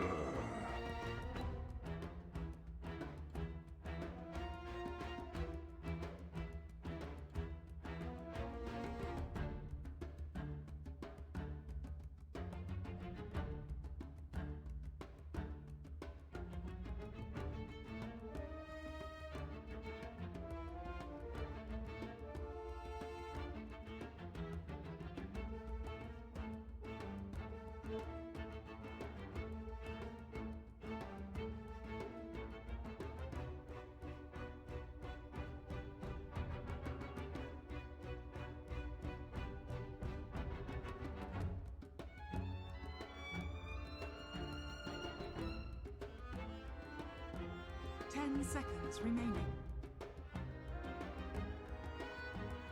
5 seconds remaining.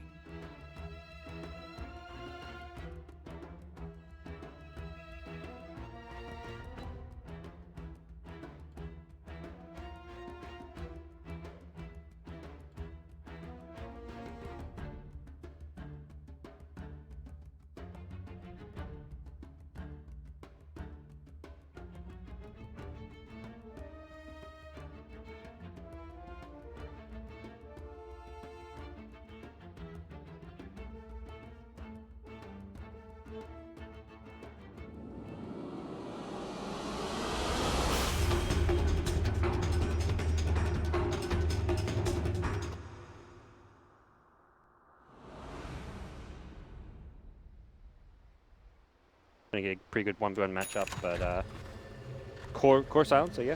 Eternal Envy Silencer. What a treat. Curse pretty good at breaking the refraction, at least earlier on the lane stage. But definitely a good game for TA, one of the better heroes against Slider Life Stealer Bombs, because if you've got refraction up, you block a lot of that damage coming in. We have it, ladies and gentlemen.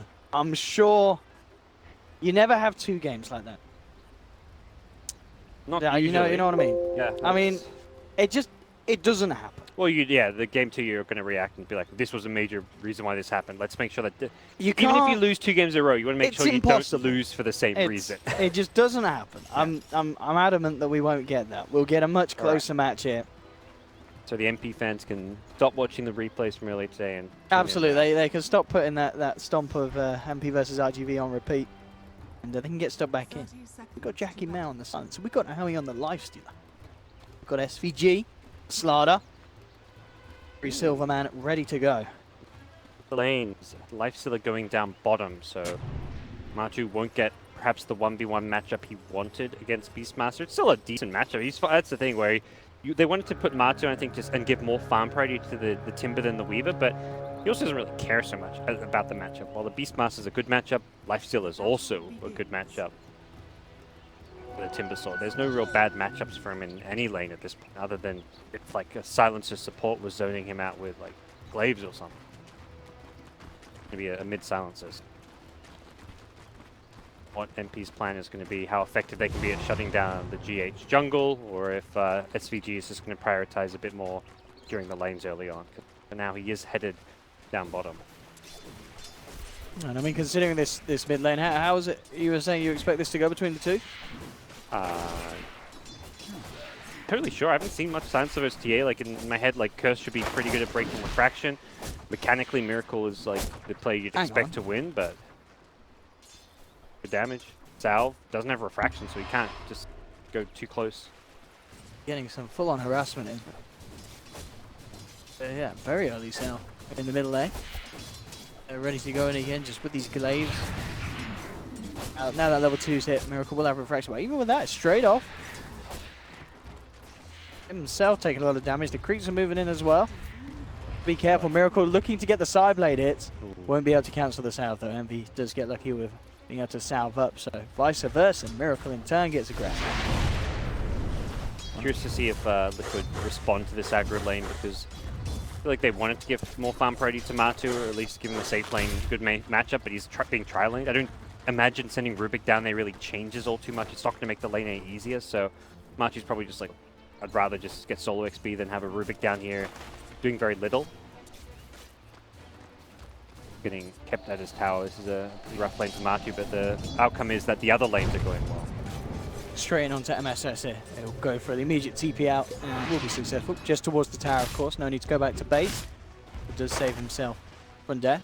We saw in the mid lane, quite interesting enough, that the flow of the creeps ended up being it so.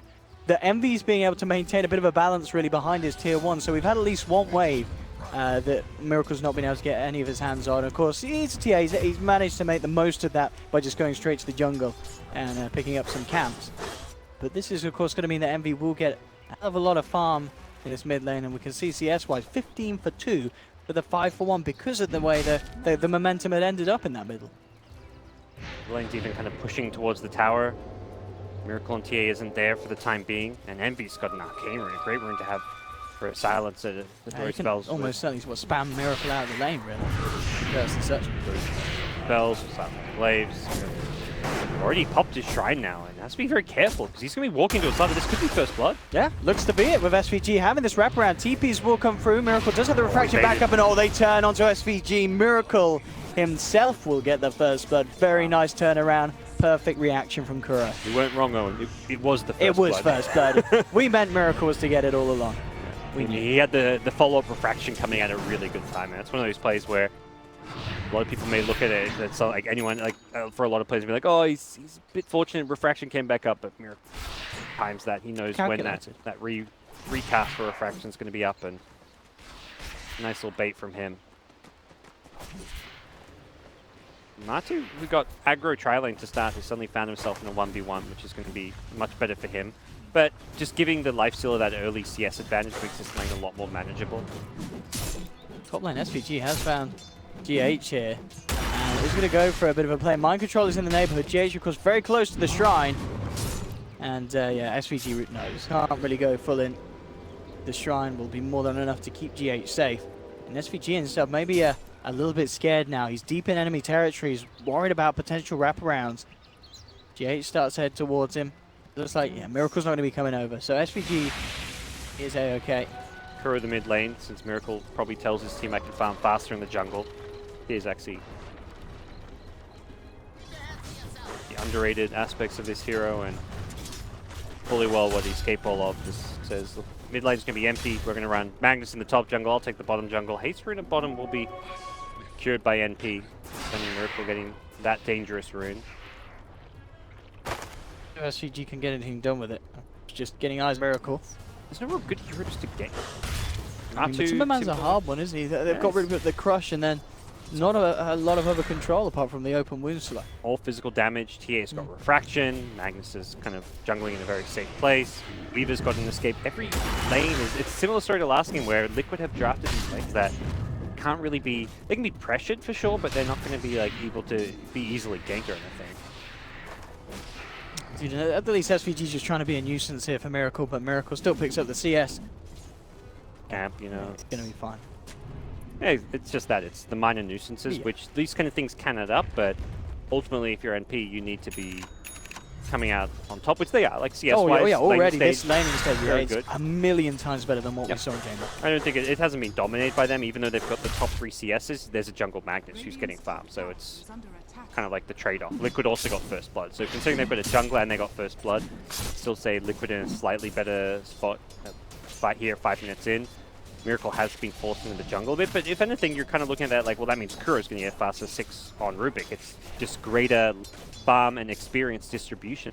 Liquid side, it's going to be less kind of focused on one player being Miracle in the TA since he's not in the mid lane, but you're okay with this because you just know you'd rather Miracle get farmed than like the solo XP at mid lane if he's going to get pressured by a silencer. Bottom lane, 2 bursting down now, fairly low.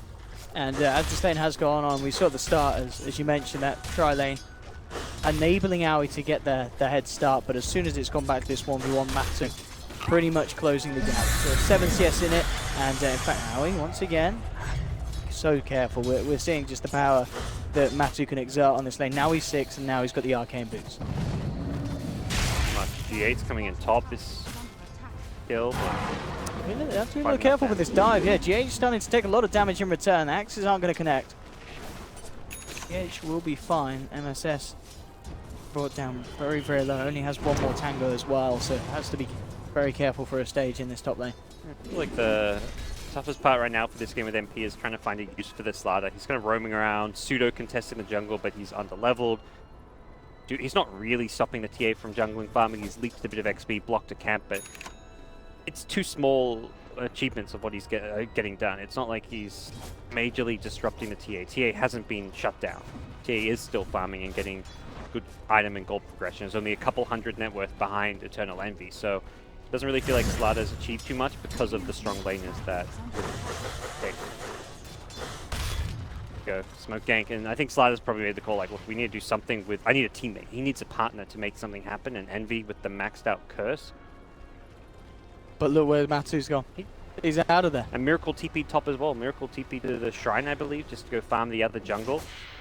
Vacated zone jungle. Perhaps that smoke was scouted by They've got 2 mid-ward. good wards. Yeah, they've got a lot of good vision. Liquid is. I'm pretty sure they must have seen it on the edge. And even if you don't see the smoke, you see an empty lane. You're like, why is Silencer not farming mid lane? He's not. We're not contesting his lane. We're not ganking him. Why would he leave the lane? And there's like really one conclusion to come to, that he made a move. He's looking to get aggressive and to invade your jungle and find a kill with that Slada. So good deduction from Liquid, whether they saw it or not. And they're going to dodge a bullet there and be getting a gank there. And he's got to be careful. There's a Weaver in the neighborhood as well. GH? Not RP yet. I mean, Envy is not going to be able to kill this, and he just goes to get himself straight out of there, and he will do. Yeah. You're used to cancel CP. 437 though, bursted down by Matumba. Just did have the roar, but I mean the chakram was already out, so I mean maybe could have saved him, but I don't know. It's a hard call to make in the moment like that, as there certainly wasn't any chance of killing Matumba, and it is just the support game. Worries about Miracle's farm thrown away as he finds a triple ancient stack to work on, kiting these around, making sure he doesn't get rooted or anything, and very straightforward for a TA to farm these ancient stacks. Got to at least hide them around a little bit, but can't do that as Miracle will get fast treads, and he is top of the net worth. It's one of those things where you can draft something like a silencer and have a good laning matchup, and but that only lasts like 4 or 5 minutes. Once the TA decides to just go jungle, kind of like the Alchemist, like you can beat the Alch in lane CS wise, but he's just going to fall back Iron Talon jungle. TA does the same thing, not with an Iron Talon, but it's the same concept where you just stack camps, you farm jungle very fast, efficiently, and you once give it by the 10-minute mark, you're suddenly on top of the network despite having that rough lane. I mean, what is the plan ready for Envy? We saw with Envy Silence, they really wanted to try and make something happen, and they were unable to. I mean, he's up top. I mean, this is just one of those core heroes that it's very hard to justify sitting back and farming on it. Yes. You need to make sure that the power of it is felt in these early stages of the game. He wouldn't do smoke moves, like the first smoke with the slider failed. It looks like he may look for a smoke with the Beastmaster now. Problem is he's been missing off the map for a long time. Like jungling with the Beastmaster here is nice, bit of extra cash and all, but it's more time where Liquid's like, well, these two heroes are missing. Are they smoke ganking us? What are they doing? And I think more importantly, they saw them at the top lane grouped together. They had the ward there, yeah, great, NPD ward, but they also get vision of Beastmaster and Silencer at that top bounty rune, so they know fully well where those heroes are on the map. They also scout Beastmaster's smoke, so like at that point you're saying like these heroes are here, it could go smoke, let's play cautiously. Miracle mentioned just continuing to farm. Of course, going to be looking for the Desolator first this game rather than the Blink Dagger. The Ancients, they were trying to just do whatever they can to slow down the Miracle farm, but Central there, the open access, and Liquid at this point with RP up could even make moves themselves. Top lane talking about making moves once again. Matumba Man just picking up solo kills. I mean, both MSS and 1437 in this lane just seeming to be unable to control this Timbersaw that is absolutely getting out of control. It's going to be a very good Bloodstone timing at this rate. Mid lane, no messing for GH. Just drops the RP, looking to finish off Envy. They'll get it. 1437 couldn't do enough to hold them back. Light Strike Array prolongs the inevitable with that short stun. And say one of the best heroes, even though it's not the conventional carry.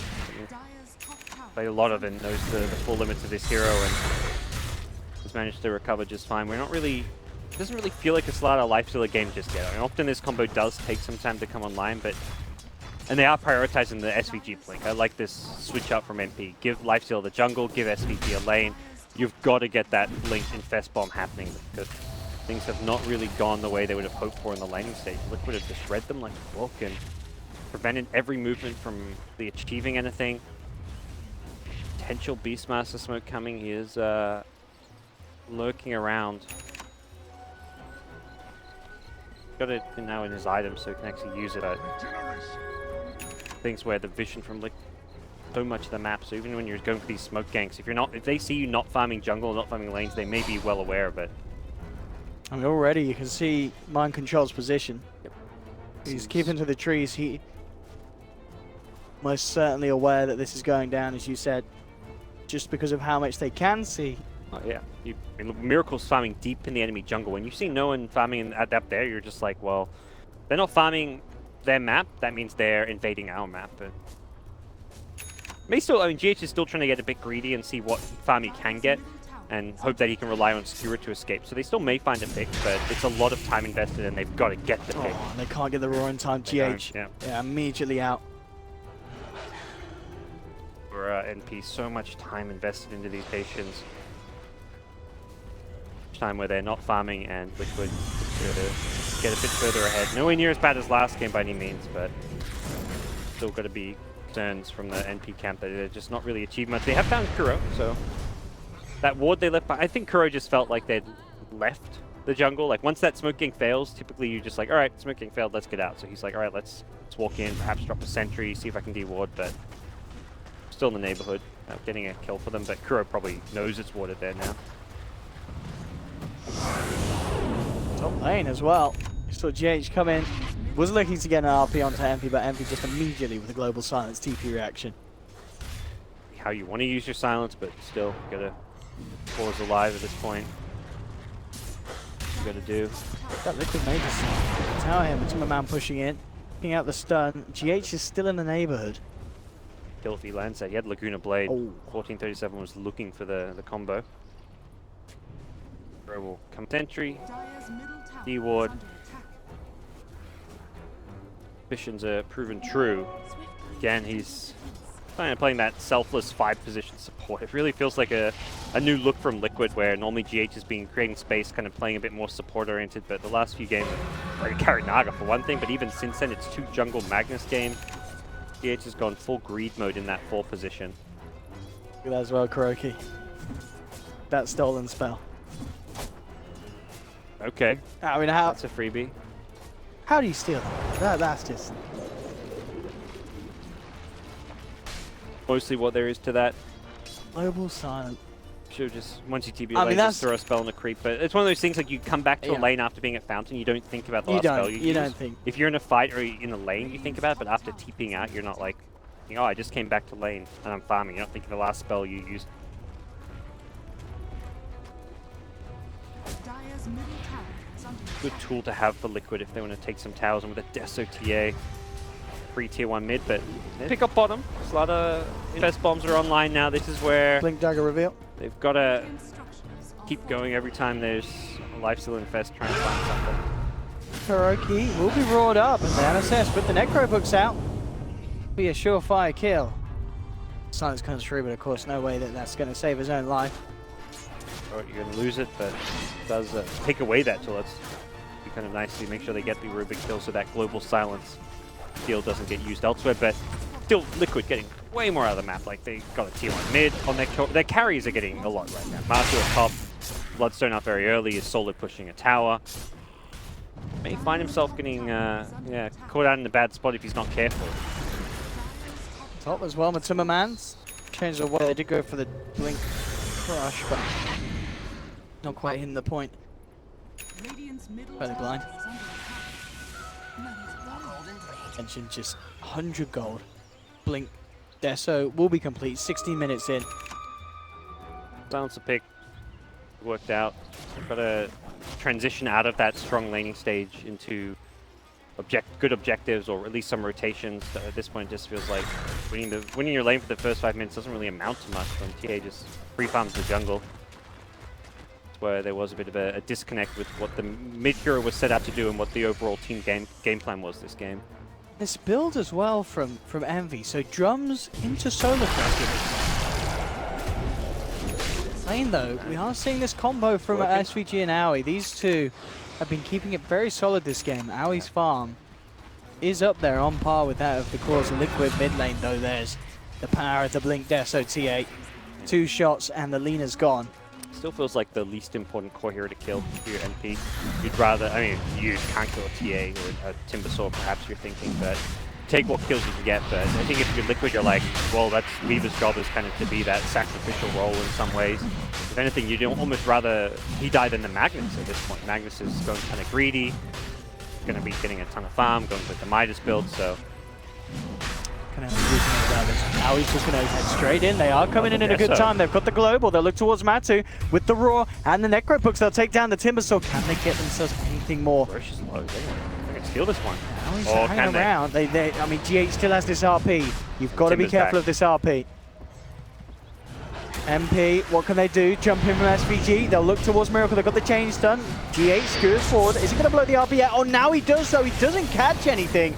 Miracle falling low, tries to turn, but he's gone. GH as well, and Aoi picked up the triple. They may not be done yet. Mind control. Time lapse is back. Matuma Man now looking for the cleanup in return. Has managed to chop down Aoi. Mind control and MV. Head to head. MSS back towards the shrine.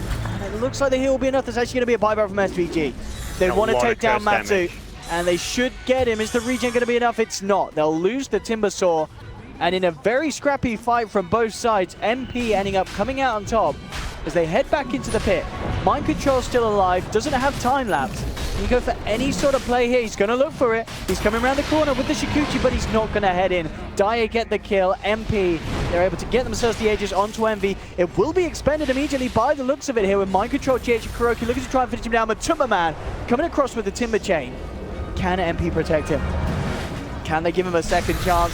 It doesn't look like they can as Envy gets skewered back into the claws of Liquid. They'll lose the silencer. MP, Raw, onto mind control, able to Shikuchi away, jump forward from SVG though, hits the crush, and the curse ends up taking down mind control. MP are still on the retreat, MSS running himself away. Aoi gets chopped down by Matuma Man looking to, again for a second cleanup. He came in with the first one, and he's coming in with a second, brings down Lina. MSS on his way back to base. Matu, can he go for any sort of big balls play? He wants to. He's up on the high ground, but his balls, they're going to get chopped off. No, they're not. The axes, they can't do it. It's not enough damage, and it's Matu pulling it off as he picks up the double, taking down SVG inside the base of MP, and he is out of there.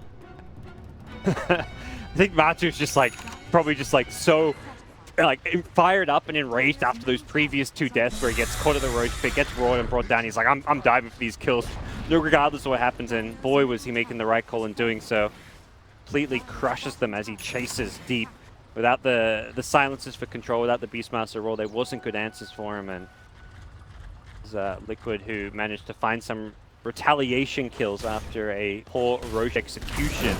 It was well punished by MP, yeah. So this is the initial appearance of MP around the pit, and absolutely just eliminating Matuma Man. It's great because we saw how much he does when he's alive. He also didn't have TP when he respawned. It was like 20 seconds off. So he had that 10-second respawn, but didn't have the TP to abuse it. Cut straight back to the real game there as Miracle. And yeah, the Beastmaster MSS had a bit of an altercation, and it involved MSS getting 2-shotted to the face. Stuff, and yeah, this game is going to be a Guardian Greaves on Timbersaw. That is the answer to the Global Silence, and also probably the, in some ways, more annoying Arcane Curse. I like this. I've never... kill coming out. They find GH. The Yule Scepter as a counter Global Silence is like nice and all, but it's not like an instant counter. You have to throw yourself up in the air, and you use yourself to get a global. You're setting up stuff like a Slaughter Crush, a Lina Stun. I've never been like a huge fan of using Yules to counter Global Silence because if you're in the middle of a fight, it sometimes just screws yourself over. I like the Greaves approach here. It's also just going to be an item that kind of very team-oriented, allows him to dive even harder and faster. He's going to get extra HP regen, extra armor when he's low. Like a nice little, a bit more expensive. I think that's the kind of the benefit of the Yules, that this item together global, it's just not always the optimal one. Yeah, 1437 with the classic. I'm going to go into the lane as a support and see what I can get. All he gets is very, very fast, painful death. Spawn time, you know, no big deal. He's already back. Power feed. Ready to go top again. 5 seconds time. Miracle nearly with the Hurricane Pike complete. The full one much on its way. Recipe short. See. Scary. Envy's done a lot more hero damage than the TA. That's true, actually, there. 11.4k. It's going to change, for sure. A lot of that coming just from that curse. In the team fights against like the Timbersaw, he had that curse on him for such a long time. Matu was really struggling to... I mean, he's spamming spells. He's probably just like, oh, that's what I do as a Timbersaw. Let's hope my regen can out-regen the curse damage, which wasn't always the case. But very interesting as well with this build, of course, this Bloodstone into the mech where, you know, maybe with other Timbers you would have expected like a hood to be picked up in response, but Matu, thinking of the team and obviously getting the mech done first, is going to be a bit quicker. For the Greaves to get... Yeah. I think it's less... You wouldn't get the mech if not for the upgrade. It'd be pretty... It's not garbage, but it'd be a pretty questionable Would you imagine? Yeah, he's going to upgrade that before going anywhere. Yeah. He doesn't want a mech. He wants Greaves. Main situation here, but Lotus Orb is the other option, I guess, which is at a similar price point to Greaves, which you could go for, but perhaps just decides that again, like you say, this is the more team-oriented item, and that instead. Bottom lane MP looking to get a bit of pressure onto this tier 2. The wraparound will come through though from Liquid. GH. RP at the ready. Come on, Beastmaster, but he may get jumped if he's not careful. It's going to be revealed first. Well, Matuma Man will reveal the plan. TH straight in with the skewer. Finds Aoi on the sidelines. In fact, RPing up the Lifestealer, but they've lost Miracle. The controls there from MP. They're able to nuke him down. Matuma Man in response will find Lina. MV turning up the fight with the curse, the glaze. Bringing Matuma Man down low. SVG comes in with a crush, cuts off Matuma Man, and they've found themselves 2 massive kills. 2 cores out on the side of Liquid. MP get the tower. Well positioned by NP there. Like the smoke pops and Liquid didn't see anyone. They had vision problems that fight. If they have vision to get a jump with like a Magnus for a blink skewer, or a TA just having a blink meld strike to instantly try and delete a hero, it's a very different type for them. But when the smoke pops, they're completely blind. They don't see heroes. They don't know where to go. And the moment of kind of the couple of seconds of confusion allows Beastmaster to reposition. He roars, solo kills the TA. The leading miracle from the fight. Key to success there for sure, but all of that came as a result of the vision advantage. Hard place to take the fight. Hard to kind of maintain any vision against this Beastmaster Gem, Necro 3, so... Bottom lane, Envy. Ooh, looking to play around with GH, but he is able to blink out just before the first tick of damage hits him. You see like how much physical damage MP can do. Once again, yeah, Matu just chains in blindly to try and get vision for his team. Kind of felt like he just needed to... I mean, he's the front line. He's the one who wants to go running in, but he chained in, didn't find anybody, and as a result, I think Miracle just thought it's safe. So he's like, all right, Timber found no one, it's probably safe, let's just go myself, and he gets roared. Sands in Liquid, before that, felt like they were kind of on track with a lot of their items, but getting melted by the physical damage. The Solar Crest really amps up even further the life stealer damage. Yeah. I mean, ooh. Guys. That blink reaction. Talented player and showing it there. Yeah, got to be prepared for this. I mean, we'll see if they get their hands on him, he is gone. The damage that Ali has, which he can do. Well, mid lane, again, Miracle caught out, and as soon as they get that roar, we're back up there. It's a free kill. And a Miracle, he's gone down twice in the last few minutes. And huge death timers, of course, with the lead he got in terms of levels and such, down for a full minute. This is absolutely massive for MP, finding the kills that they need. Aoi in a perfect spot as he's only just over 1,000 really behind the TA. Good example of a game where it's like you can play incredibly well against a bad matchup, jungle super fast, find a ton of pickoffs, but those 2 deaths cripple your team a lot. They've allowed MP to take a lot of map control. Luckily, Roche isn't up at it. I mean, it can't be up for another 30, 40 seconds, but we're going to see NP, if they can keep finding those kind of pickoffs, use it to take more objectives. I mean, it looks like they may just get GH getting quick with the reaction. They don't have anything able to catch him out as they try and get in range for their Yules as such, but he's already gone. Envy, as we just saw, picking up the Midas. I mean, very Envy-esque silencer build, something a little bit different really. This drums, Solar Crest, Force, and now Midas pick up at 26 minutes. Back for it. One of those things where if you're a right-clicking hero, the attack speed is still like a terrible item. Like, it's not just a farming item. You do get attack speed, and if you're a silencer looking to do glaives damage, you still can get some extra physical DPS from the item while guaranteeing that you progress towards your late game talents. I think that's the big thing here. Sometimes it's hard to get towards that level 25 at a good time. The Midas does that XP growth. Heading forward for a bit of a play there, but they catch out each other. They're wanting to blindly initiate. Even with them at mid lane. Bad if they get caught in a tough team fight here. The Lincoln Sphere could be a key tool to try and protect the TA with. Miracle's queued up a Linkers of his own, something handy item for those last 2 times he's died. And GH can't envy.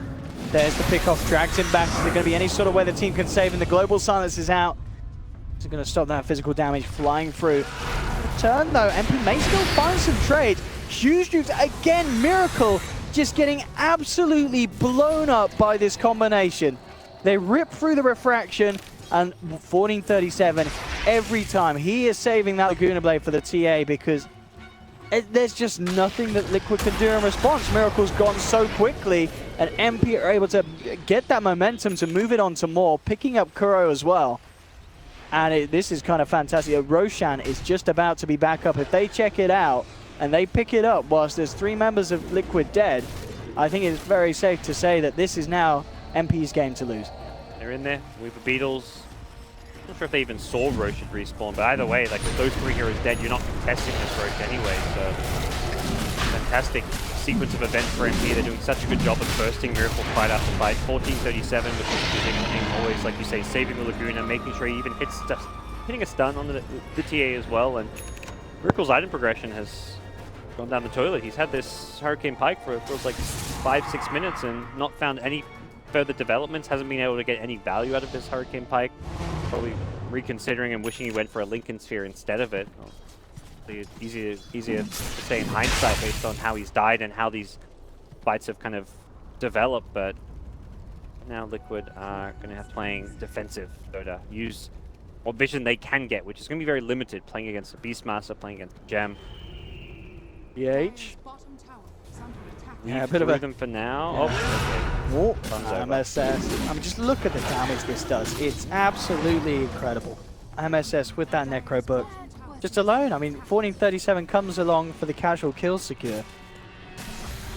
Level 3 Necro. It really is quite something. The Lina get the items and farm right now. Beastmaster's kind of at that point where He's he got done. Blink Necro Yeah. 3. He's got his tools. Yeah, his role in this game is going to be finding pickoffs, initiating. Lina as a hero can do quite a lot with farm this game.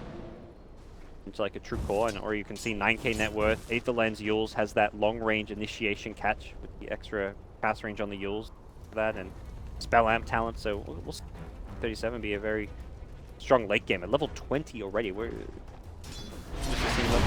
That's Miracle's insane, TA. actually. Yeah. That is incredible leveling from this Lina.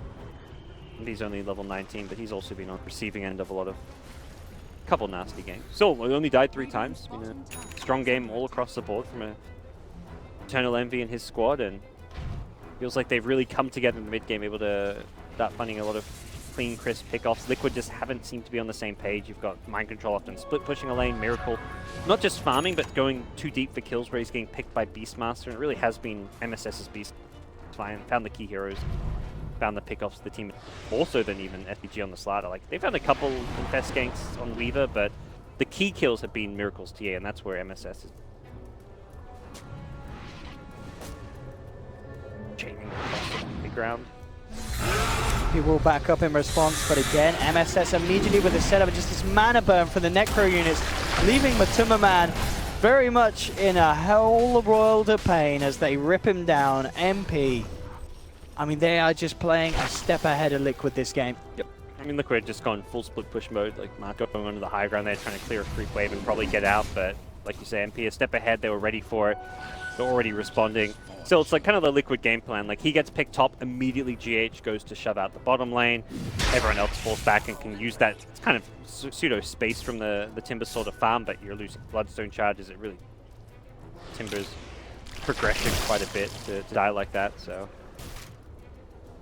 kills going NP's way. Big thing is trying to just prevent NP from finding an opportunity where lanes are pushed enough that they can spread high ground while they've got an Aegis. Because Master, Aura, Necro 3, Lifestealer with a Deso. Now looks like he'll be building into an AC next. He's even got the Crystallis. He can break buildings very quickly with the Rage. This target's going to be, I mean, MP, are they getting close to a point where you feel that they can go for a high ground push, or? Yeah, I think they're ready now. That's this what is they're the time. gripping up the bottom. MSS doesn't travel so very far away. He may be on just pick-off duty. Look at Owie. Just go straight up with the Rage. Chomp, chomp, chomp. And starts to work down this tier 3. Courier mid that's about to get sniped. What is he doing there? Roared. Has been killed. Free AFK Courier. I did have the Lincoln Sphere recipe on, in fact, for GH, but I imagine, yeah, it was still an ultimate orb short anyway, so not too much of a worry. Why this Lincoln's constantly a miracle. Okay. Okay, Pike, yeah, bringing Owie down to less than half. Lincoln's is still not guaranteed survival. You can usually break it with duels, with Corrosive Haze, so yeah, when you can blink crush him, so you can still stun him during the Lincoln to set things up. And it is hard for MP, of course, constantly worried about the threat of the Magnus, and in fact, GH jumps in, but the global silence is there, and they've already lost Matuma Man. Down for 70, doesn't have buyback, they're moving in for more. They'll get GH. The rest of Liquid are forced back, and MP, just, who needs creeps when you got damage like this? They're fighting through the backdoor protection. Now the creeps will turn up, making it that little bit easier, a little bit sweeter for them as they clean out the bottom racks. And with 50 seconds without these two crucial heroes for high ground defense, MP can get much more done. Luckily there's tier 2 towers, otherwise it would have been a guaranteed double lane of racks. Aegis will expire, they still will likely, they may still they're get double definitely lane. sticking around for this. Yeah. Force a buyback, you're still feeling very strong. You've still got Raw, so you've got that control for TA. He does have Blinkers now. So be careful, he's been caught out. MSS will jump in as well, but the telekinesis in response immediately for Kuroki. They've taken down MSS, but Kuroki's lost his life. It's a double kill for Envy. They'll look towards the Weaver as well. The follow-through change does there from 1437. Buybacks come out, but there's no miracle for 70 seconds.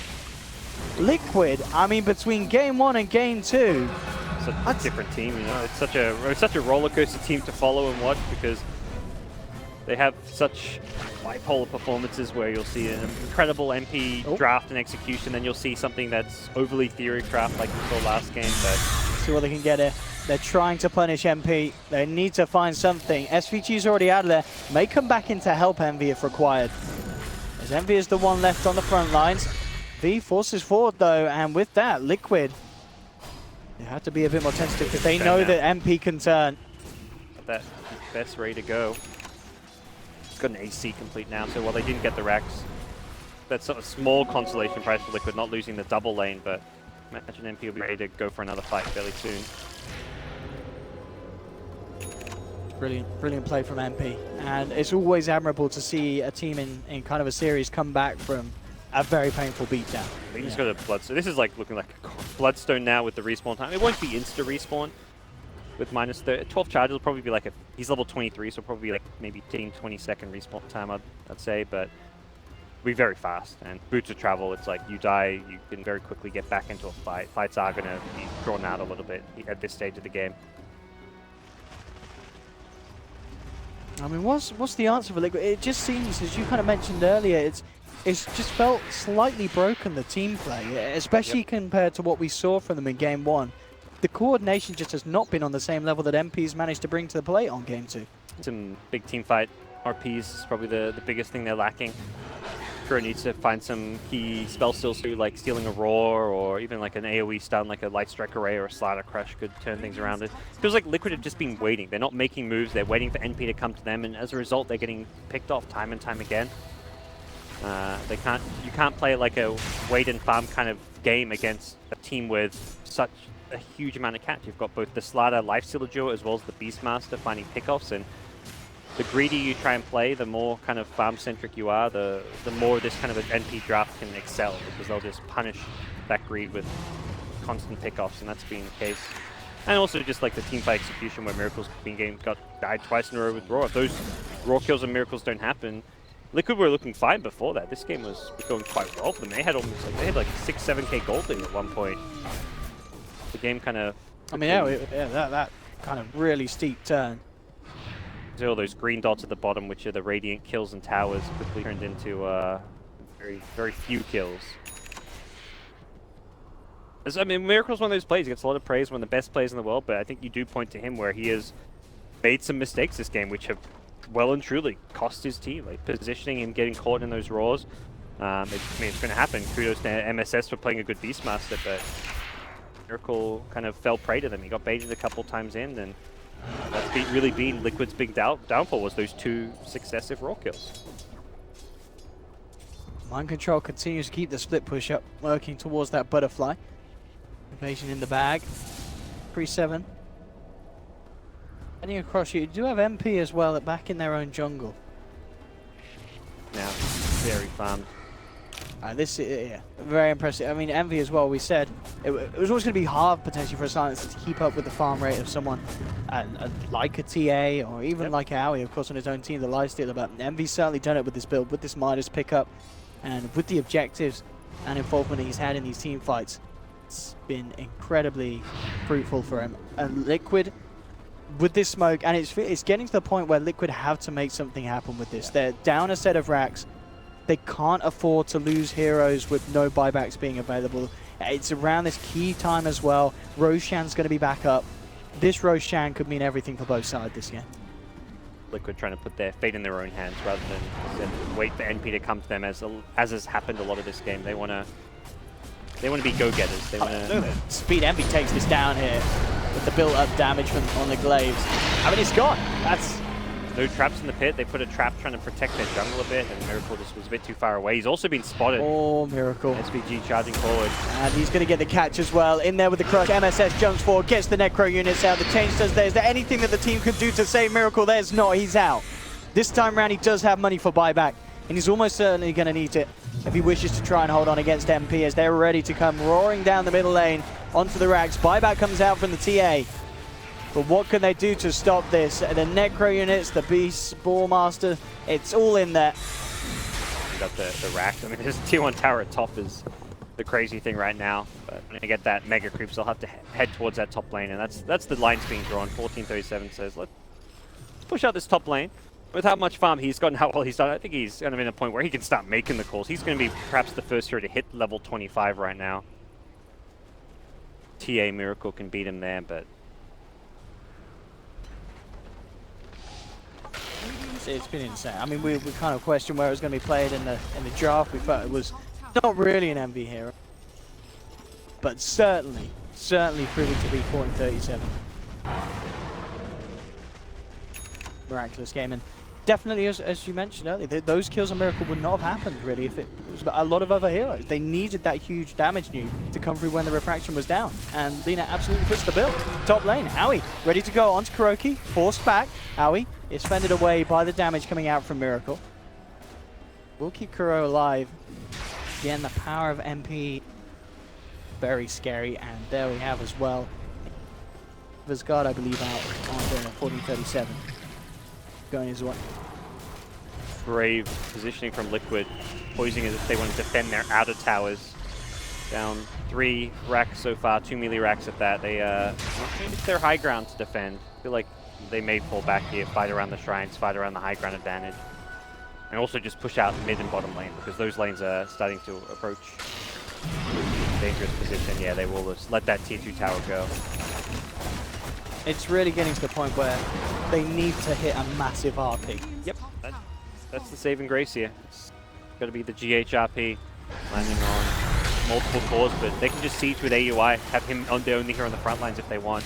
On the sidelines as well, Kuro's being caught out. They will have the telekinesis to hold MSS in place for a little bit, but again, the burst coming through as they bring down the Weaver, but Tuma Manitrol as well. GH does get a beautiful RP, but the follow-up damage is just not going to be there. Envy picks up a double kill, triple buyback coming out from the side of Liquid, but they've lost Miracle. He's down for 2 minutes. 14-37 has to kill himself. Owie moving in for more. Envy just on the back lines, ripping through Mind Controller, who's trying to toy with the supports of MP. It just isn't going to happen as Liquid are falling apart here in Game 2, and NP came back with incredible force after what was nothing less than just a disappointing performance in Game 1 against Liquid.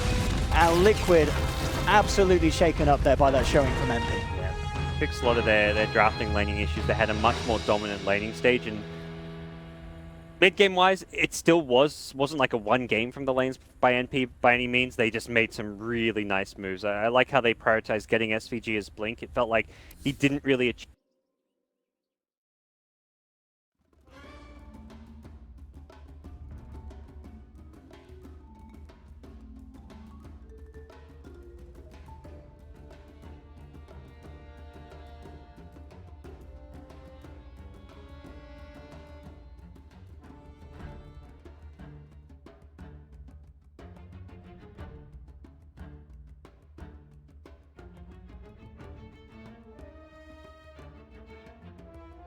Radiant team ban. Yeah. EG's turn to ban.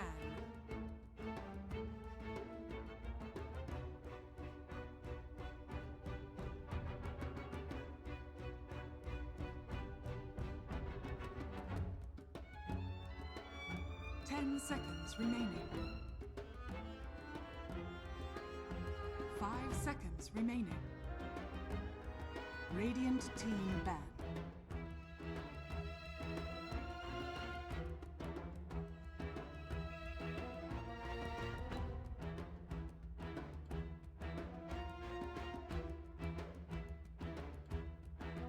Seconds remaining. EG's turn to ban.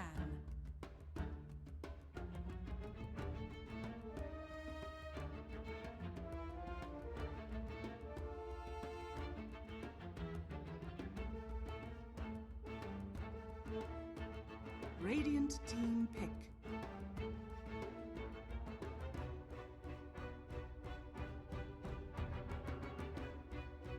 Monkey King. EG's turn to pick.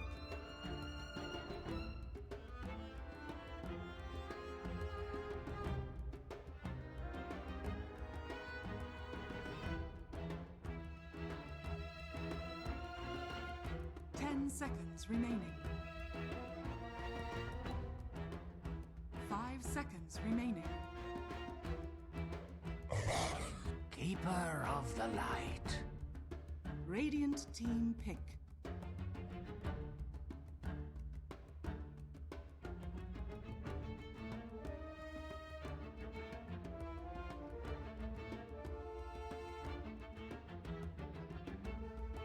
Ten seconds remaining. 5 seconds remaining. Reserve time.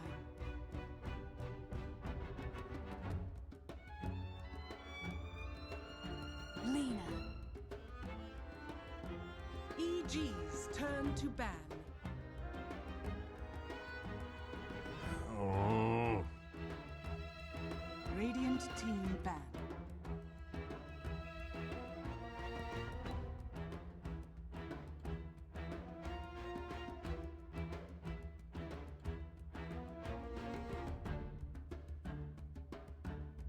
Ten seconds remaining. 5 seconds remaining.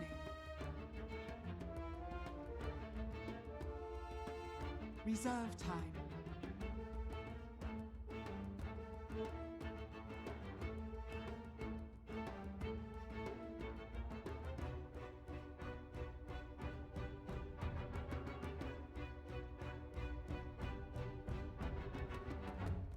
EG's turn to ban.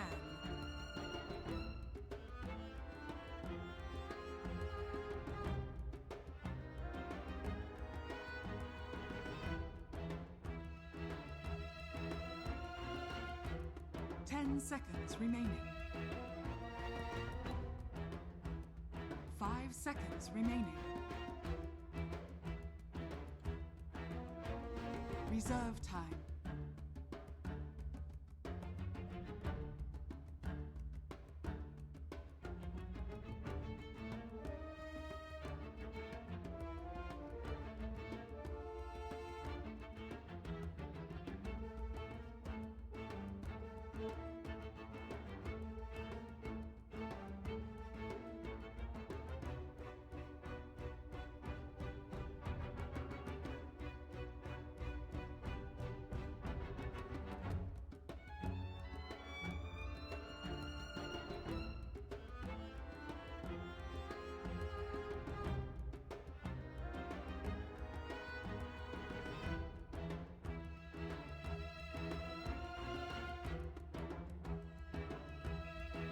Radiant team ban.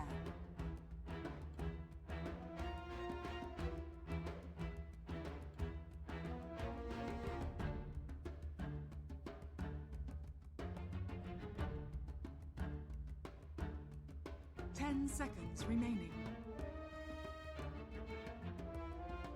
5 seconds remaining.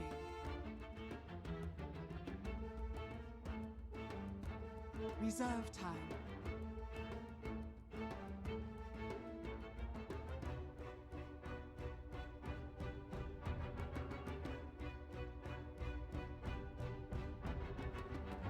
EG's turn to pick.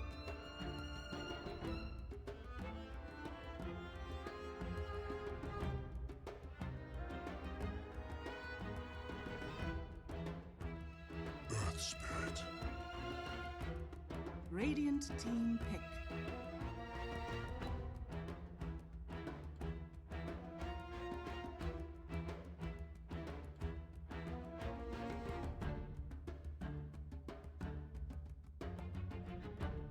Ten seconds remaining. 5 seconds remaining. Reserve time. Crystal Maiden. EG's turn to pick.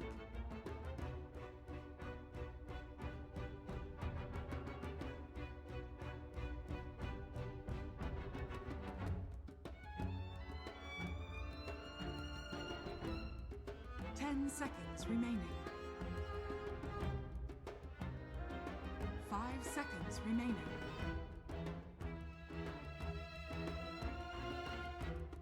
Reserve time.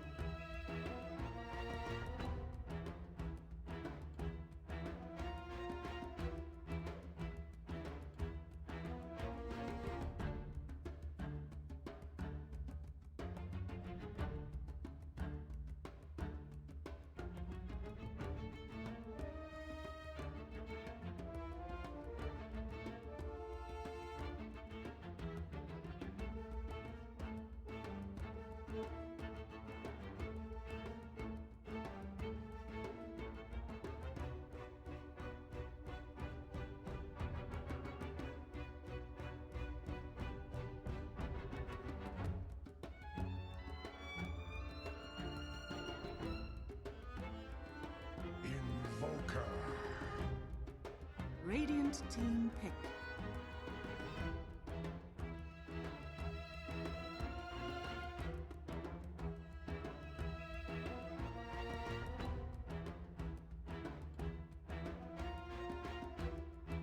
Ten seconds remaining. 5 seconds remaining.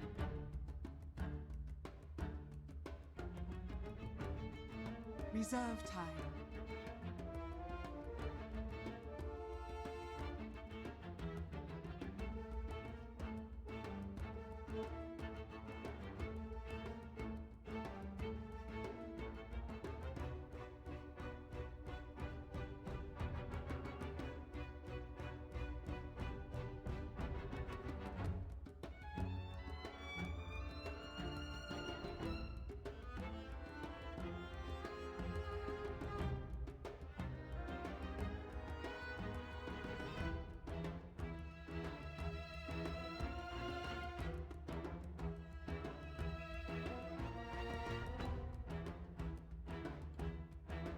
Reserve time. EG's turn to ban.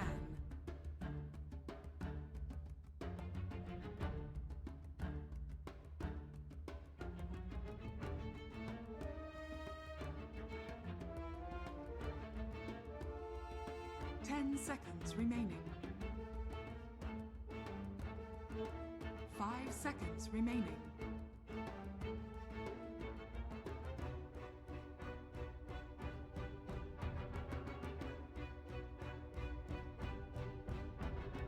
Boom. Radiant team ban.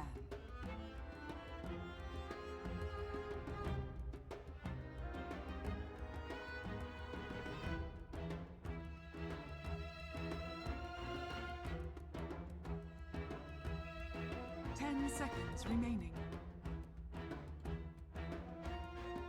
5 seconds remaining.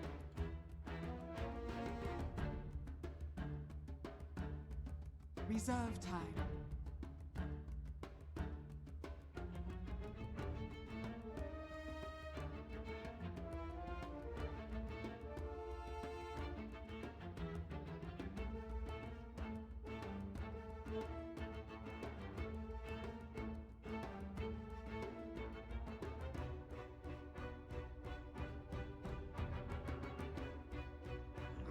Kill. Radiant team pick.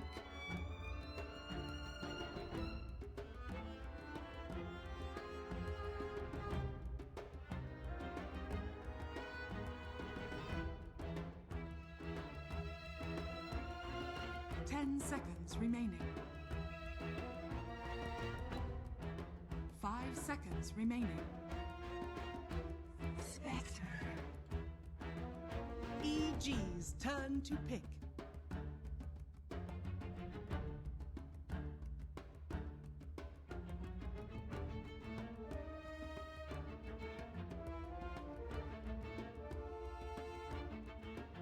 Ten seconds remaining. 5 seconds remaining.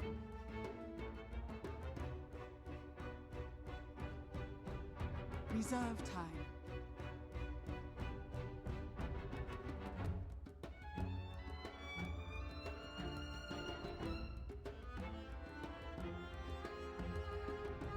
Ten seconds remaining. Clinks.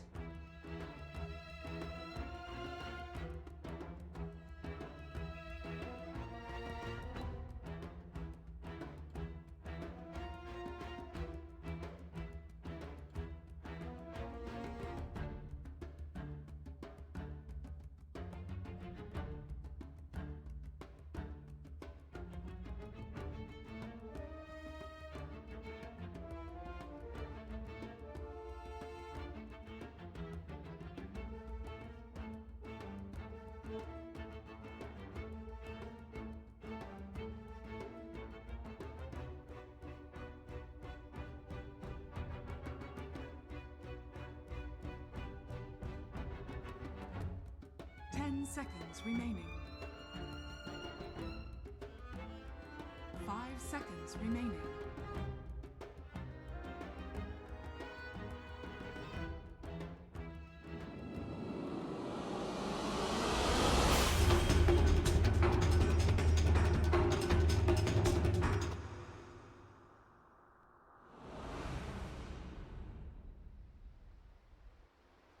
Invictus Gaming, will they be able to do it? XXS was kind of the big focus ban out and shutdown of the draft out of EG, but they still seem to have a lot of power in their lineup. Spectre, boo, thumbs down. The hero gets wrecked by Abba in lane. You can't say things like that. You were Mr. I want to have a Naga game yesterday.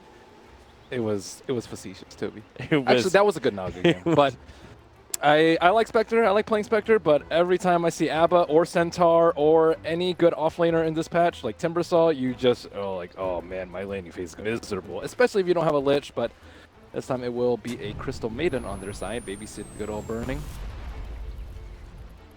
babysit them up. I always like series when there's a lot on the line. This series determines upper bracket seeding for Group B, and we are on the final day, so it's our last chance. And it's the group everyone was thinking was going to be right, like everyone just sitting on top of each other. It's exactly what has happened.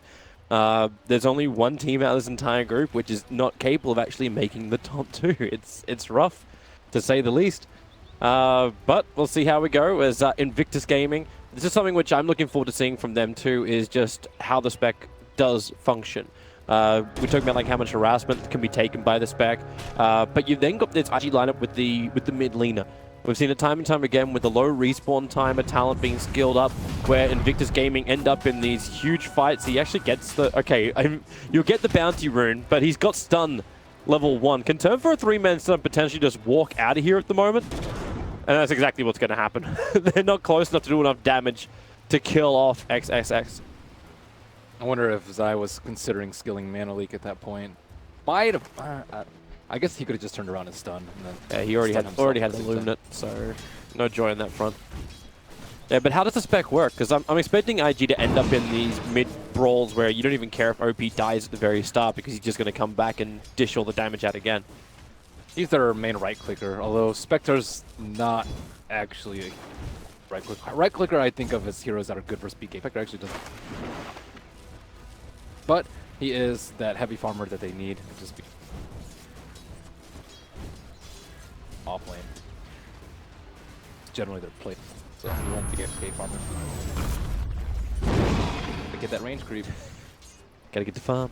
Bottom lane is actually looking pretty difficult for Universe. You got both the Crystal Maiden as well as the Monkey King going against him, and it's one of the very few times you're not seeing Monkey King up in the trees early on. He's looking for just the raw harassment with that early PMS against Universe. This is your main concern when you run a Spectre, though, is that you'll get run over in the safe lane. So I think it's completely necessary that Monkey King is parked here the entire time. Jingu Mastery is quite good versus Abba. Generally, Abba doesn't really care, and he will just trade against any, but very difficult. Reason why is skilled up, top lane, a little bit more trouble again for the next Assassin. Gotta be careful about the amount of damage that Clinks can pump out at him, but Crit can't keep the control up. And Nyx will be forced back potentially just to trigger the Shrine, or he just actually ferries out some extra, no, not even extra life. The courier came up to him, just gave him a mango. You're in a couple of those. Yeah. He's not level 2 yet. That's a slight issue. Well, we do see rotation coming crit, but overall they haven't been able to completely zone out level 2 spot for him. Dolan. Yeah, haste runed Crystal Maiden to steal off the first bounty rune. He didn't actually steal. Didn't he? Nope. He still managed to pick one up. Yeah, so I got one. The mid looks to be going pretty well for the Lina. 14 for 1, then you got the 14-11. Burning is just denying the living crap out of the bottom lane. Like, Abaddon has 1 denied to his name. That's all he's managed to pick up from the lane, and you're still committing both the Coddle as well as the Abaddon to keep this bottom lane running. But Woka's spacing them out quite well, as I can't actually get close enough to the creep, harass Burning and shove into the lane. What you want to do as a... From a lot of the Chinese teams, they have liked Monkey King. Got him in the tree.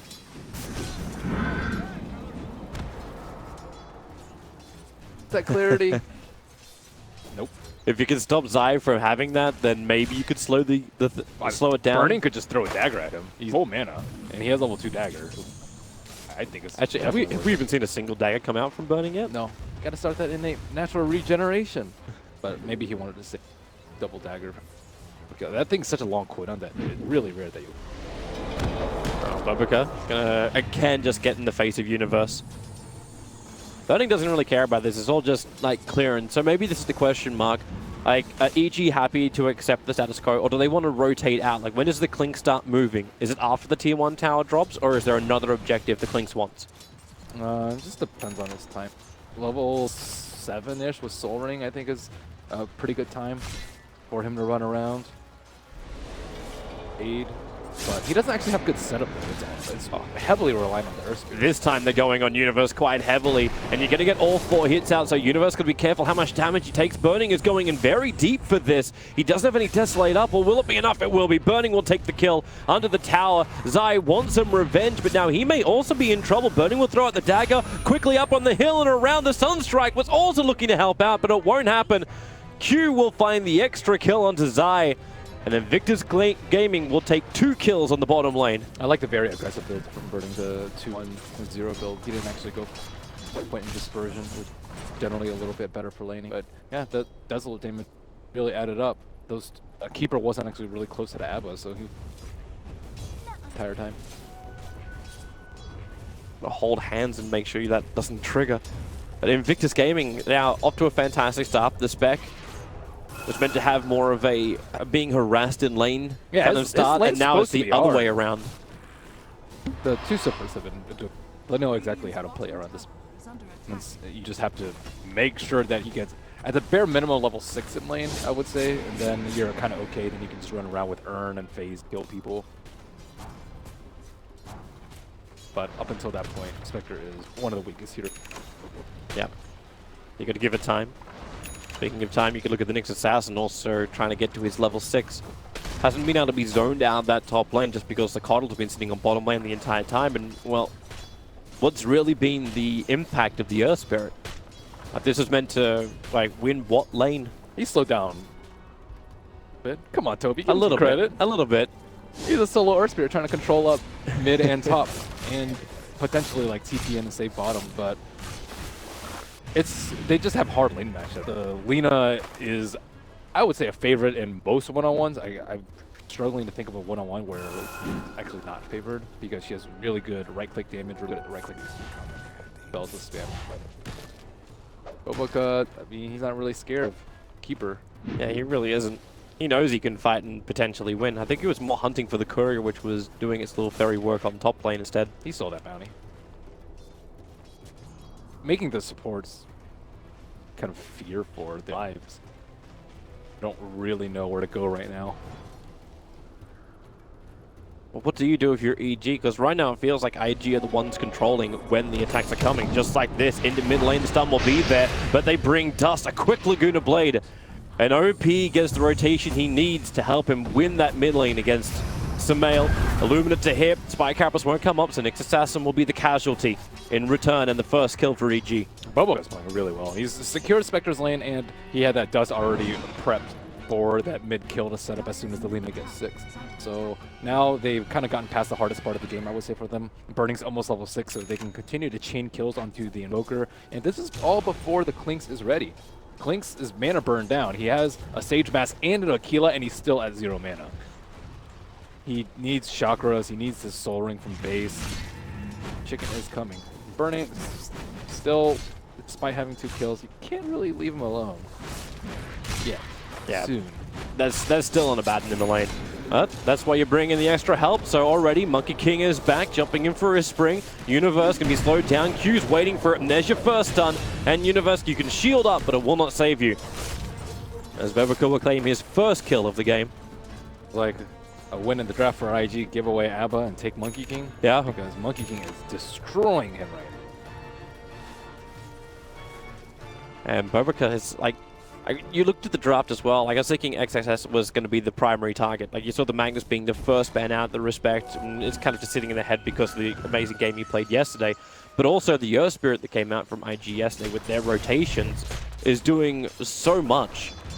Maybe it's almost a tribute to what IG always has been with the support rotations dictating the course of the game. And Boboka is playing really well this tournament. But RPZ wants to move up a little bit. They're giving levels and space to the Keeper up top. Time to make that rotation. Dire's middle tower is under attack. I wonder if he's going to go Helm of Dom this game. Helm of Dom is not really favored versus Crystal Maiden. It's awful. Oh, Spectral Haunt, they're going top lane. That's the fight they want. In behind the tower, going to find Zai. And the perfect timing for it as well, because the Spectral Haunt reveals EG's aggressive maneuver. Arteezy left the lane and IG just attack. They've seen one too many clinks replay. Oh, Sumail. If it is done, no, it won't connect. EG's actually, I think, one of the teams that picks up clinks a lot to invade the jungle. But the thing is, IG are already prepared for that. They've swapped the Spectre to the top lane to get some farm, and CM's just sitting at the tower on the bottom lane. And if they dive her, it's going to be a very difficult one. Escape unscathed. Well, that's why they're bringing help. The Where two-man is smoke rotation. Crit is so close by. Remember, they still should have... Yeah, they have that dust on the Monkey King. I think they need Lina in here. Oh, the jump forward. The smoke's going to break. They know that Arteezy is there, so they pounce forward. Arteezy still not going to be revealed just yet, but that invis will wear off in a second. And is the stuns, the TPs are coming in, the double stun by Bobika, and then the spring in, catching up the three heroes. Burning's already down as Lacuna Blade, OP, ready for the double kill, bounces up towards Universe. They'll trigger off the ulti on him, but the rest of IG hot on the tail. Stun should be ready in just a second. In fact, there it is. The damage is out. And EG out-rotated by IG. It looked like IG even knew about that. Like that Lina bought 2 TP scrolls the second that rotation happened on the bottom lane before this fight. Well, they definitely knew what was up, because Clinks has been off the map, and they know they're up against a Spectre. You can't just trade farm versus Spectre. He'll just... Knew the rotation was coming. They already scaled up clear, but I think the Monkey King just destroyed that game. He sprung to the right tree and then did the double boundless strike, which set up for the double impale, and then the double stun from the Lina. So the Monkey King set it all up, and his positioning was really, really good. Hopping from tree. And riding the cloud of victory, Bobika. They'll look for their new target, drawing the line to try and check out the jungle, and they are going to find Arteezy. Question is, can the stuns control him just enough? Sentry wards are down, and the answer is most definitely yes. Arteezy will fall. They give the kill over towards the Lina. IG is running them over right now, and they had a Haunt just in case EG wanted to put up some resistance, and Clinks has been shut down. Last 3 minutes has just been him running around and then dying twice. He was meant to be the one that's supposed to control the mid game for them. So now it's up to Invoker. He has his Midas. He's farming up those camps. Would love to farm, but he's kind of their only hope for this mid game. Farm, the only safe place you've got. Invictus Gaming did this yesterday as well. Like, you take one good fight. This is even before they took out the Tier 1 tower in their series yesterday. They just put down these aggressive observer wards inside the Dire jungle. They're going to see where EG is farming. They're going to see where they're maneuvering. And they have really good catch for that. Nyx Assassin for additional scouting potential, and Haunts they can call in at any time to get an additional kill. So Invoker is still the highest on the Dire side, but the Clinks, I think, very worrisome. Clinks relative Spectre, and he's forced to show on the map and farm everyone on IG side feel very safe. How are they going to get kills with a Clink? Like Earth Spirit plus Sunstrike is mediocre at best, but their lineup was meant to be hitting towers. Curse of Avernus plus Clink's right click is supposed to mow down towers, but they haven't even been in a position to really get close to towers aside from the T1. They're coming again. The games continue to work for Invictus Gaming. They're going to commit a smoke up, and I'm wondering if they're looking for Sumail or if they really want to try and find Arteezy. So invading of the jungle, Arteezy has backed off the top lane. Bobika, the smoke is going to break the dust. It actually connects the long-range stun, and Burning will arrive. Even the ultimate from Monkey King. He'll make the Circle of Doom. And just 3 ultis for your Clinks. they expected the Poker actually at the Ancient. That's why they were so hesitant. Well, this could be pretty bad, especially with the Shrine up, but we were not in that position yet again. So what's the saving grace? You got IG hunting basically the entire map against EG. How do EG stop the bleeding and then work to get themselves back on top? Their lineup's pretty well geared for defending towers. Keeper plus Invoker is really, really good. And IG don't have a great tower hitter until it gets her right level 15. And you know, they're not worried about their tower getting under siege, but You got to worry about the Spectre getting farmed. And Spectre with Blade Mail later is going to be able to destroy the Invoker. So, oh, they're breaking the smoke. Bobaka needs to jump away up to the trees and so quickly down. The kick will fly through. An extra stun, but they'll have to sacrifice the Crystal Maiden. Not really the kill that EG was searching for, but they'll take whatever they can get. Unless this is actually really the rebuttal. they don't have enough. Oh, Zai's recalling in? Okay, maybe not worth the fight then. Yeah, it's not worth the fight. But they would need, let's say, the lead in and baited by the bounty room. Oh man, that's so many kills for Spectre. 2,000 gold already on back. A 306 KDA. Not too shabby. Phase boots earn, and then you still feel confident enough you can go directly into Radiance as opposed to building more combat early items. Any damage over 5 armor, he's not scared. 20 damage is pretty decent, but the thing about Spectre is your illusions don't get plus damage. A lot of your damage from Haunt is from the Desolate. So people actually don't like getting on like attack speed or something like that. So plus 20 damage is not as good as it seems, but he's not really worried about it. But it does help you farm faster. That's definitely the best part about it. This warning game of Invictus Gaming. Okay, Zai. Bobaka is watching you. We'll have another Spectral Haunt in. Wait for the extra stun. Zai, Ali's still up for the moment and running back to the tower. So Spectral Haunt doesn't reap a reward for the first time in the game. Look at where they are, though. There's all in between their T2 and a T3 in the mid lane. They're all scared. They're all deathly afraid. Yep. IG. Well, rightly so. They don't see anything. The Observer and Sentry Ward that just got de-watered inside the Radiant jungle was their only aggressive vision, and the only other defensive ward they have is next to their own Ancients. It's a very, very dark map for EG, and they've got to be scared of the trees. The Monkey King is just bouncing around. The Nyx invis as well. There's nowhere really safe. Universe is the only one farming up what used to be the Invoker's safest place to farm. They can't group up with Abba, but they can't split up. You split up versus Nyx, will die. Yep. Some of that. So they just have to stick together, try and bait out some heroes and counter king. Oka is getting so much vision, playing them perfection. Well, there's your Blink Dagger on the Nyx Assassin, so jump in initiation for IG's become better. And then Nyx had a fantastic game as well, more net worth than the spec. Midas and Blink. Bird's life is going to be very, very difficult. You have a Spectre like haunting onto you, and you have to worry about a Nyx being able to reflect your illuminates. It's actually, I think, a small oversight by EG not banning on. It's very common to ban on. Stun's going to connect. Bobaka's there, the kick, but then again, you do have the Monkey King ulti down. Arteezy has to walk back away from the rest of the Kings, but it won't be possible. Nyx Assassin right on the tail, and Bobaka, he'll even survive. Down to 35 HP, triggers up the one charger, stays up, and Evil Geniuses thought they were setting the trap with the Earth Spirit. He's so good at staying in a circle too. Like, he was really low, but he's like, I'm just gonna run around my circle. You're gonna have to walk through my, what do you call them, statues? Yep. Circular formation of soldiers. I don't actually know. We'll just call them soldiers then. Soldiers, yeah. The King's soldiers. Be better as like the King's Guard. That's what they look like. I like it when Rubik steals it and. Are those still niggas? More like minions. There should be Rublings. Be Rublings. King. They're gonna have him like it could be epic, man. He's a king. He has the King's Guard. That's true. But they're all like replicas of himself. Yeah. But nothing is as good as the original. Alright. Alright. Okay, so the Sumail's still had a pretty far. He's only died once, and that was pretty early on, and he still has an 18-minute Midas Scepter, which is not amazing. I think I've seen like 13, 14 before, but still pretty good situation with it. 14-3.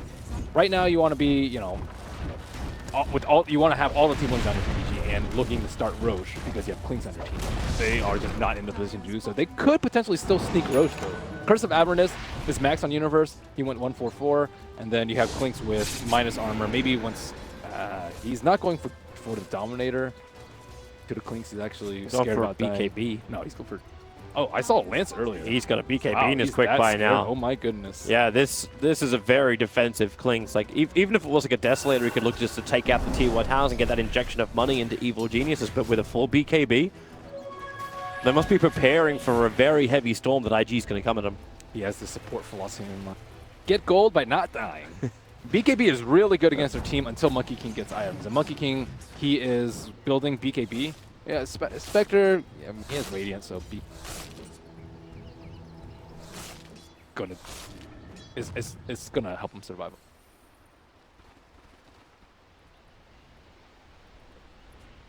Or just getting chains done. Quite the possibility of that. And even at this point, there's a nice sentry ward. This is a nice pick off, especially when it's Sumail who gets the kill. 419 gold into him. Nice one. Quite a bit. Wasn't able to spend any of his time, but losing the T2 is not good. There's mass TPs coming in from the shrine from behind. Yeah, they're looking to ramp around. Maybe they can find the opening, but they need a quick slow. Verbica gonna now go out, bringing in the King's Guard, and maybe Lina, does she have a life with a stun? It won't be enough, but you're still fighting in the middle of both the Crystal Maiden Ultimate as well as the Monkey King. It's still enough that EG will survive, and Sumail hits the perfect tornado into the Sunstrike. Verbica cannot escape from this one. EG, a huge fight for them on the bottom lane. Yeah, they got owned. Trying to take down the tower without Nick Sesson, and right before Spectre had its Radiance. If Spectre had a Radiance, they probably could have taken the fight. They had a lot of AoE damage coming with the Lina, with the Freezing Field coming out, but not enough. Oh, we can have a quick look at it again. So EG really wanting to get involved in this one. That rolling boulder and silence of the Lina just kept it out of the fight at the start. And Q and Verbica, like, they try to create enough space, but not enough space created. That's a lot of Sumail action right there. Really good tornado, knowing exactly where he's going to be, right at the edge of the circle in the tree. And now Sumail is #1 net worth, very close to finishing up his own BKB. Spectre Radiance looks like it is coming to him as we speak. Lina has her Shadow Blade. She wasn't able to deny herself that fight, so a lot of gold going. Looks like net worth lead only 3,000 in favor of IG. And that steel grip they seem to have on the game gets a little bit shakier now with that bottom fight. That's when Spectre's at his weakest. He's like trying, it's like before he gets his weight. Now that he has Radiance, you're so powerful as Spectre. You farm up everything, you can get killed by not even at the fight, and just do a lot more once you have your game is much easier. And Clinks is not scary. Sometimes you might have to be scared of the Clinks killing you, especially with a threat strike. But this game, I don't going to be that much Spectre. Not for now, unless things go horribly wrong. I think Zai's trying to find the rest of his farm, build into that Aghanim Scepter, let the global work for him. And EG actually falling back to their own base. It's Invictus Gaming who was smoked up on the hunt, moving into the dire jungle. They could have been, I think the IG's. IG doesn't have the best Roshan. Good at Roche. Monkey King, I suppose, is defending the Roche, but actually a take. Probably need a. Actually, still now going to get some really good vision down. They put the sentry a little bit higher up, so they don't actually find the dire observer ward. So this maneuvering of IG is visible to Evil Geniuses. Yeah, really nice observer. It's like they have a really nice sentry too. Southwest, but Lina, does she have her damage talent yet? She is. Plus 50 is up, ripping through the towers. Second time Babuka's that ward. Yeah, they really want to make sure that EG just can't come out and freely farm. Like both those observer wards watch the close and safe farming areas of Evil Geniuses. Trying to squeeze in that farm. Invoker just picked up his 400 gold left on RTZ. Can't really do too much to burning. I think he probably is. Also, no way for out to haunt. He has max sprint. Jump in, middle lane, the sun's going to connect. There's going to be a big one if they can bring down Sumail. No buyback available, it's a minute on the sidelines, but better is the double stun. Verbica hit it perfectly, and Crit has to run away, but he cannot go fast enough. All by his little lonesome, and burning will desolate him down. That's a really good blinding light. He pushed Babuka out of the Yeah, but one of the downsides about BKB is if you get stun locked, and Invictus sure do have a lot of stuns, it is not particularly useful. But I think he needs it this success. Like, not really any way for him to not get stunned fight unless they start. But no Orchid, purely be relying on the Earth Spirit to control. Nyx is getting big. He's gonna have Scepter soon too. You're gonna have to start. He's gonna find Arteezy even sooner. Jump forward, able to land off the stun. They do bring in the dust, so once again, Reveal is there, and Clinks is now down. He did buy his BKB, so I think his gold loss was very, very minimal. If any. But and with that fight out, like succeeding, you're still gonna lose the tier 2 tower up on top lane. Nothing was really gonna stop that buyback or not. Now IG just had to play around the Haunt cooldown. Haunt is seconds coming up. The only big fight that they lost was when they fought when Spectre wasn't.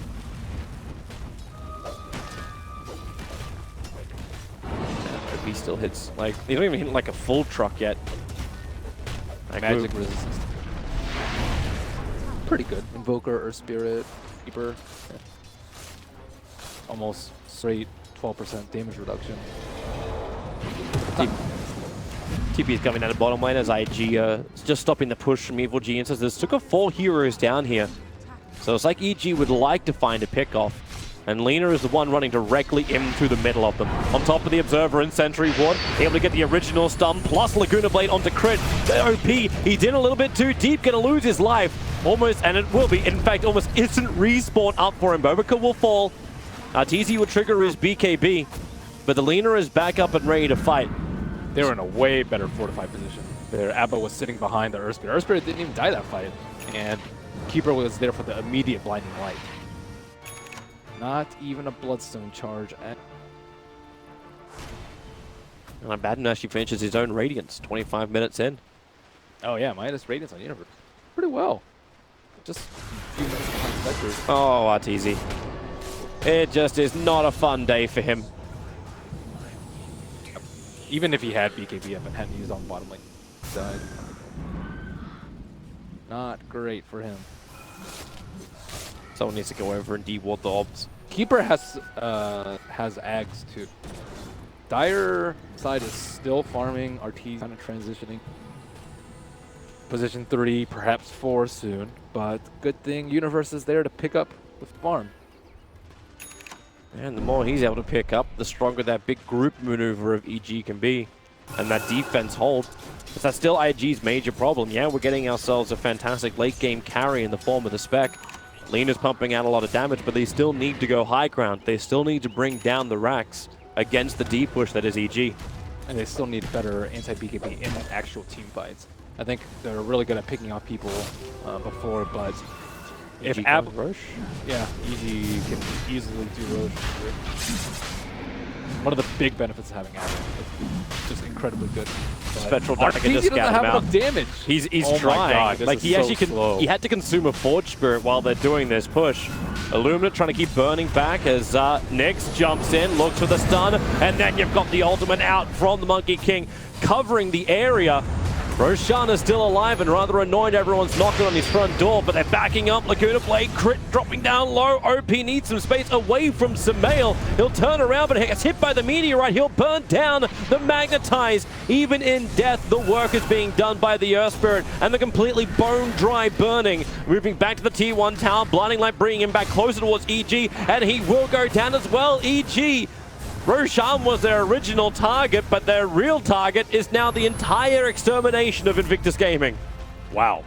Zai is having the most godly blinding lights. It pushed Monkey King out of his ulti and it trapped him on the cliff in one blinding light, and then everyone else couldn't fight because of the blinding light. That was ridiculous. Blinding light plus BKB, and they were near immune to the pit, and now they will claim the prize Roche. They fought without Haunt, and Arcana did do a good job of baiting out that Haunt. That was his contribution in the past few minutes, but now he's able to accrue a little bit more net worth. Definitely not going to be the bearer of the ages. Far more valuable. Keep that Invoker alive and watch the graphs go the way of Evil Geniuses. They need BKBs on IG. They have no physical damage on. This blinding light was so good. Overcook comes down, and then the push straight back out again. No one can go inside the pit. Burning doesn't have his haunt up, and RTZ just quick work. Lina has a dumper combo onto the Earth Spirit. Just leaves Sumail free to do whatever he wants. And the perfect fights for evil geniuses. They keep their dream alive of getting up into that top 2. For their group stage, if they can get this win, the path is still there, and Victus Gaming, the one sitting pretty at number 1. They don't have a good way to deal with the app.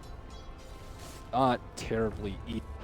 Or they don't have any silences, so they can't prevent him from popping ulti. They can try and stun lock him, but if they stun lock him with like Nyx, it's not even going to be close enough to proc him into 400 HP. Are you still gonna be happy though with like the spec going into the late game? Like, okay, we're talking about like the Abaddon being an issue right now, but this game looks like it could still drag on for a good 20-30 minutes now. Like, it's not going to be great for Spectre, because like Abba can get Ags to counter the ulti, and they can just all huddle up. It's perfectly okay for them to huddle up in the team fights. Like, the chain stun is going to be annoying, but if Abba has ulti and Keeper's channeling Illuminate, I don't think they'll take any damage on at all. Desolate will be gone, they'll heal up, and all the damage reduction for Ags is going to be... And the thing is, Universe can farm up a lot of items this game. Going for a Lotus Orb, like as his next... What is Lotus Orb great for you? They don't really have that much single... Una, I suppose. But is it to just spell? Yeah, dispel what, roots? Or I mean, there's not that many. Curious as to what that up. Let's say Ag. It's pretty useless against Spectre. Spectre killed that all. It's not particularly good against Monkey King either. Assassin, I suppose. Might small contender. Laguna, I suppose, is also. I think pretty much everything he. With the Lotus might be better with the Ags, but maybe he's thinking about the future. Potentially thinking that they're going to try and shut him down with a Silenator. There's nothing coming out. I guess Linas do build Bloodthorn later. That's a pretty forward thinking right there. He assumes he's not going to get any other items for a while. I can understand that. The Klingsu's also just kind of like scrapping a whole bunch of earlier game items together. Already having the Crystallis. Now looking to build into the Desolators still at this point of the game. They haven't itemized armor. They're itemizing against magic damage right now. BKB already picked up on Lina, so he needs way more physical make up for the fact that. Actually, Burning actually trying to go against him. Is a Blade Mail in his quick buy? Blade Mail is one of the best items. Like, just do so much damage, you just haunt into the middle of them. But it's not so great versus Abba. That's Abba does. Can at least get the clinks off. Get the clinks off your tail. Yeah, it's good versus clinks. It's not terribly great versus Invoker because but it's one of the better items. You don't really want to go BKB on Spectre, although I think this game is probably going to be necessary for him to come. Blinding Light is. Blinding Light also mitigates a ton of damage from. Go ahead, KB. Yeah. Really a thing. For something a little bit more specky. EG is going to push through the top lane and to the tier 1 tower in Victus Gaming. Choice to defend it if they wanted to do have the Aghanim Scepter on the next Assassin. But at the moment, they're just pushing down through their own jungle on the bottom. A heavy showing from Evil Geniuses on the top, and IG will know they are not ready to fight this, but in fact, they won't get there in time. Is tier 2 tower or completely let that top lane go? Their 5-man is so strong. Nyx Assassin can't get an angle because Keeper Ags. It's daytime right now. And they still have Aegis on Sumail. So there is very little way that IG can compete. Maybe if they're like going high ground and Nyx can set up some stuns with Ags. These towers are done for. Yes, the Lina showing herself, and Arteezy with the Alacrity buff up now all of a sudden doesn't seem to be that, well, crap at damage. But the bottom lane's pushing in thanks to the spec illusions. We're going to wait 4 minutes and a bit, almost a half, for Roshan to come back up again. They smoked almost dead on the 5-minute Aegis expiration. They saw BKBs on EG, and It's up to XXS to prevent them from popping BKBs. I guess a little bit of bubble guard too if you hit a good boundless strike to combo them into the chain stuns. But let's see. It's the kill they want. If they can find the stun, they're going to hit it as well. That means follow-up with Laguna Ultimate from the Spectral Haunt. 80 seconds on the sideline, and also grabbing Zai. Blinding Light will create a little bit more space for him. Have they got one more dagger, one more stun to throw the way of Zai? He's still ticking down bit by bit. The punch will do enough, and then Burning to slice him up. The Gem of True Sight going to be gathered up. OP also finding an extra kill. There was Crit on the back lines. Universe trying to help out, but now he'll also get stunned. EG, one by one, they start to fall. The stun from the Knicks will hold him there. Jump into the burrow, and Lotus will try and protect him, but OP, the damage is enough. The stuns to fly in as well from Monkey King. Nowhere to run to. Evil Geniuses killed just on the footsteps of their base. Dumil was just trying to farm up a little bit, farm out that extra wave, but it ended up being a chain feed as they lose 4 heroes and a gem right outside their tower. IG couldn't really ask for that before. Maybe he kind of thought that he still had Aegis, or smoke to come back quickly from IG, but IG were spot on with that switch. And Evil Geniuses, 34 minutes in, they did so well to get control of this game back. And Invictus Gaming, one fantastic fight for them. Now the stun over on Abaddon.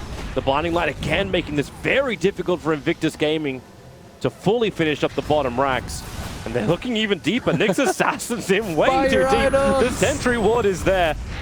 Oh, so no way to survive, and he will go down. But you claim half of the bottom racks.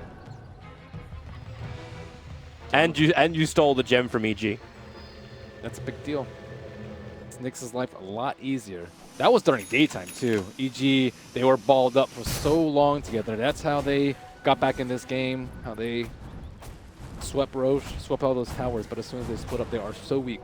Expect their... I think if they just stay as 5 for most of the game, they'll be in.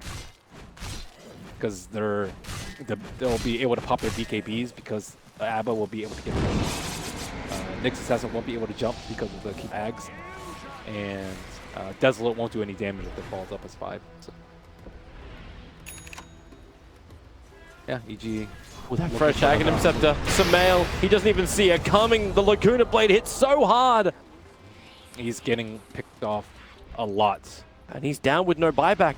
Yeah, I don't exactly know what he's trying to farm for at the moment. I guess he's going for Octane, which is important for him, but it's also important to not die. And there's so many Invis heroes in the game. I think he's overestimating his abilities to like pop BKB, let's say, Nyx and kill. He's not going to risk getting the Vendetta hit. He's just going to try and stun him. All you need to do as Radiant is prevent him from popping his BKB. So just hitting one stun, like a Light Strike Array out of a Shadow Blade from there, or just a or Impale coming out from the Nyx Assassin. Don't bother with the Vendetta. Mail does not have buyback. No, it does not. To Radiant.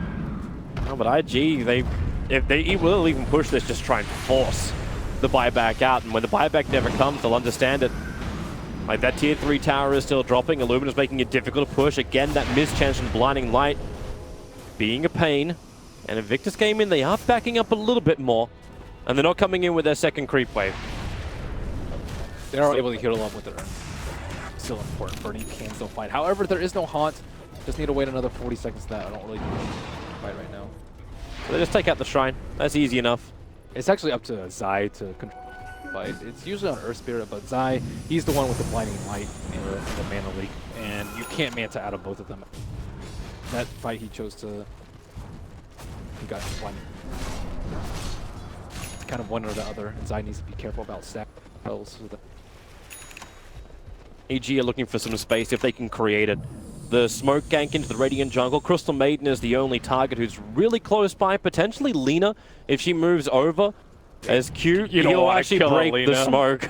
You don't want to go. Sorry, you don't want to kill CM. That's just not even worth it. You don't want to give weighted positioning for that. But can they actually even properly kill her? Like, she's got a Sophic Ghost Scepter. They could. The kill is going to be difficult even with 5 of them.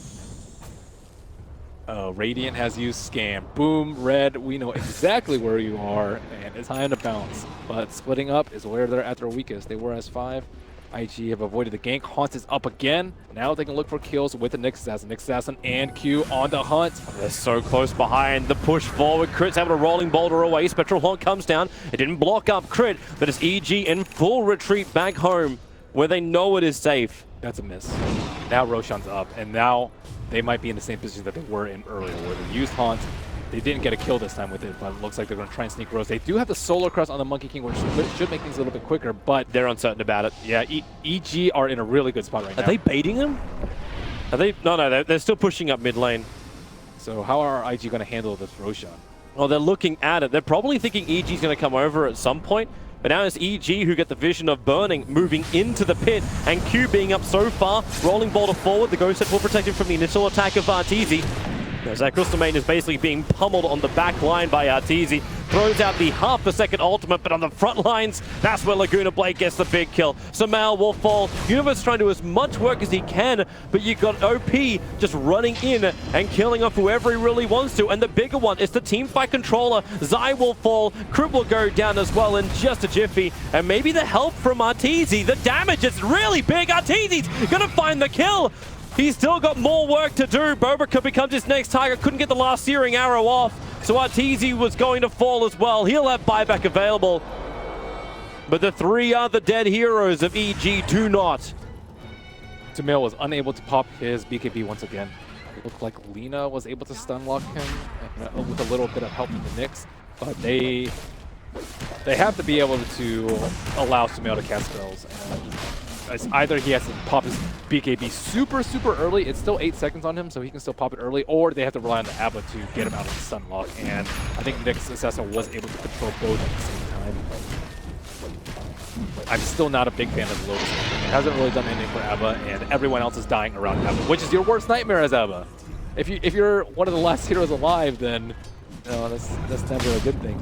They didn't cast Solar Crest on the ideal target here, and OP just got slaughtered by RTs. Was able to get probably 2 extra kills, I think. They cast a Solar Crest on him.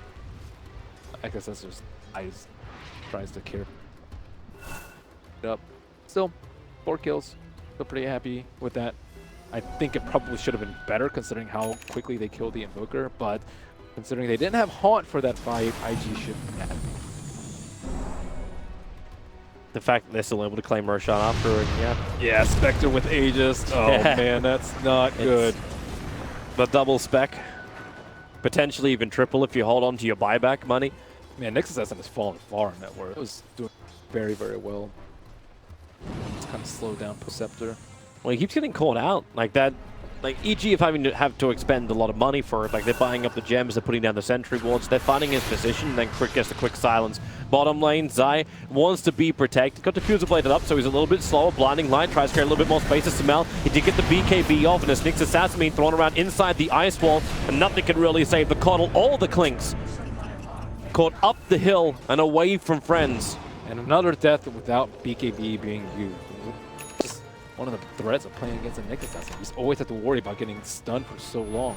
And a buyback from Arteezy, which doesn't really achieve anything. Yeah, he knows that they have to buy back sooner or later, so might as well start the cooldown now, I suppose. But yeah, the Spectre is very difficult to deal with. He has Heart now, so you have to. I think you just have to kite him with a Keeper, but Keeper's not even up right now. Nope. So no Blinding Light spam, no Mana Leak. That's the only thing that's going to stop the tower. You put the pressure. You put the pressure on the 2,500 net worth Earth Spirit to be your controller in the fight. Very best of luck, Crit. At least Burning is dry again, thanks to the EMP. Oh, he didn't Manta dodge it. That's not particularly good for them, because he has a lot of HP regeneration. To be able to cast his spells, be able to Manta out of the Mana, be able to Manta out of it. Without that, they're actually not going to take the risk. Where you're like, I wish I had Recall, or I wish I had Arcane Boots. Someone would be wonderful. Hey, he can have the Vladimir's offering. That's the given now over from Monkey King. As they move in for the fight, Universe, Lotus stormed up. Here comes your Tornado, catching the spec with the rock falling down and Deafening Blast. Is good damage from Sumail. He's taking so much back as well. OP hitting like a truck, but he has to bail out. Arteezy's attack, it flew, but it wasn't going to be enough. It's the big stun out from the Nyx Assassin. They're still doing the work. Burning, standing his ground, and actually surviving through all of this. Now finally he will fall, of all things. OP denied himself to heal up Burning. He actually sacrificed the blessing charges. That's what the life was. Stun forward. Invoker's gonna fall. No way really for Smells to buy this unless Crit's got more to throw out. But no, the Monkey King's rod can extend that far. And they just try and hold the Earth Spirit in position. No one has buyback, and that is good game well played. Boboka is a monster on Monkey King, and XXS continues to deliver on these stunning offlaners. How many times did they die without being able to their BKB? That was actually ridiculous how many times they died. And IG had to be really, really happy about that. At the same time, there were a couple of bumps in the road. EG having that really great fight on bottom lane, and then they had a second one up on top when they just did that straight.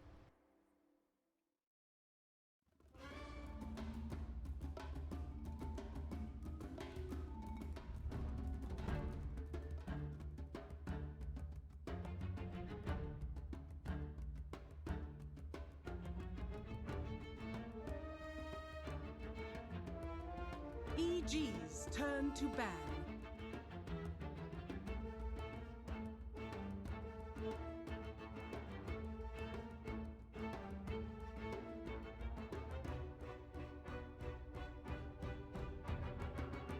Seconds remaining. 5 seconds remaining.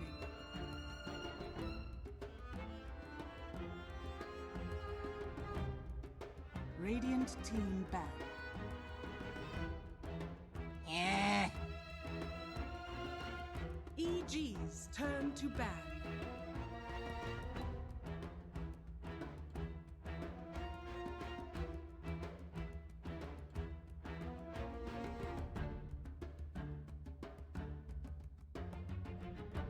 Seconds remaining.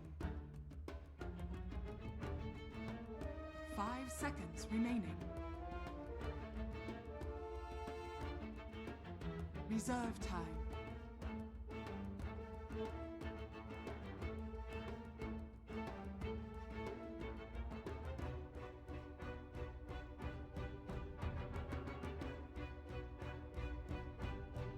Radiant team ban.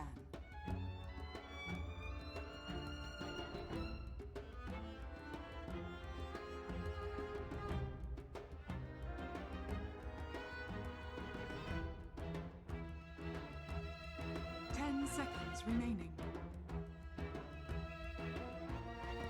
5 seconds remaining. Reserve time.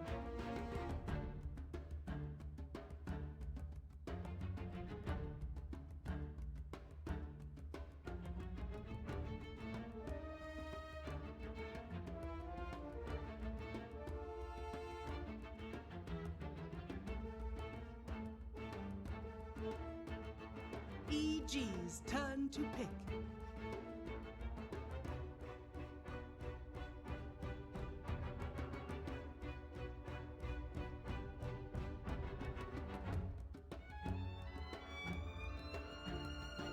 Seconds remaining. 5 seconds remaining.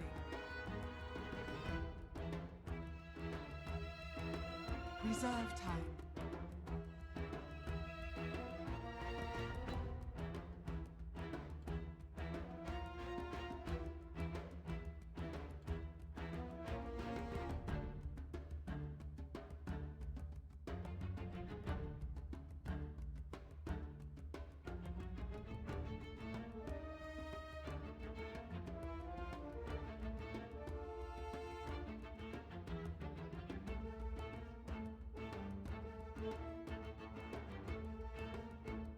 Spirit.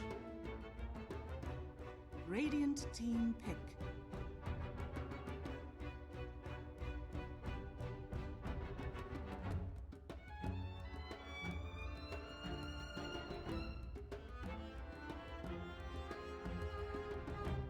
Monkey King.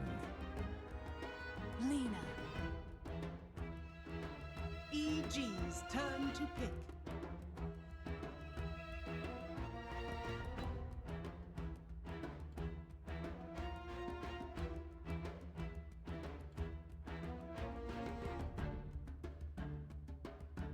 Seconds remaining. 5 seconds remaining.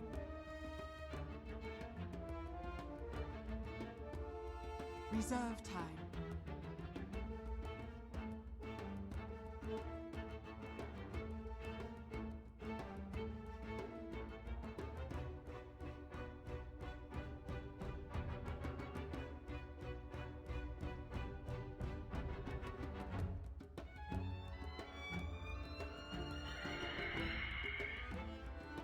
Radiant team ban.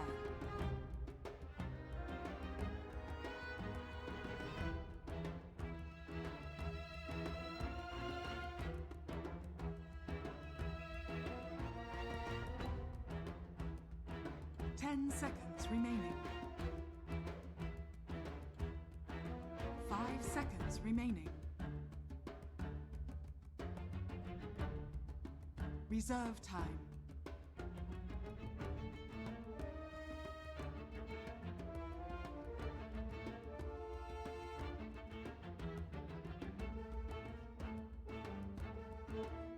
EG's turn to ban. Oh. Radiant team ban.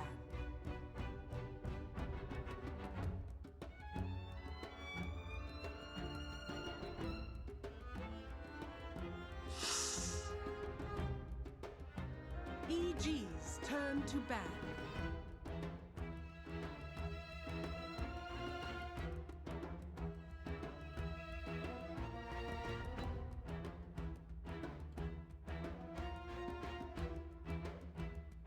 Seconds remaining. 5 seconds remaining.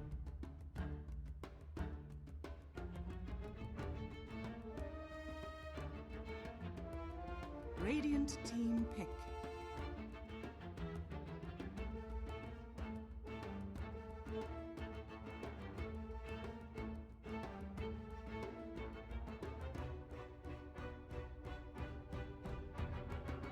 Seconds remain. War Chief. EG's turn to pick.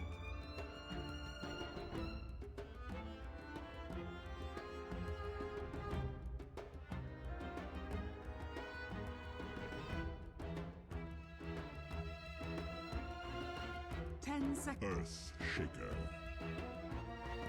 Radiant team pick.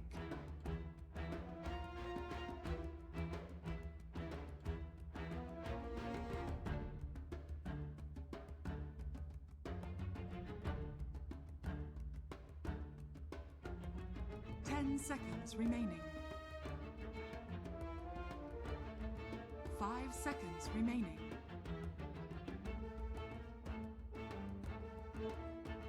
Reserve time.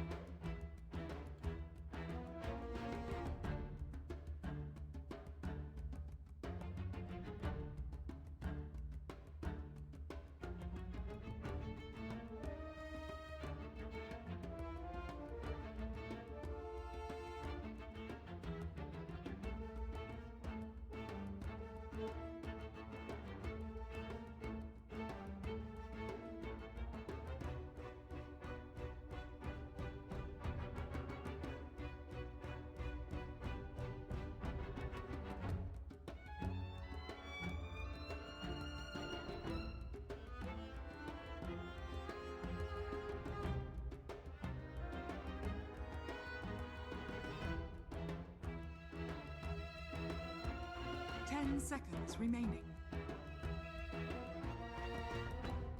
5 seconds remaining. Silencer. EG's turn to pick.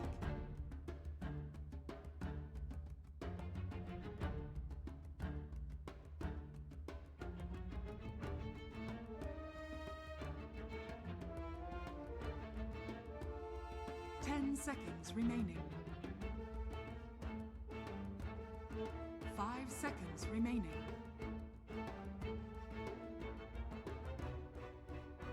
Reserve time.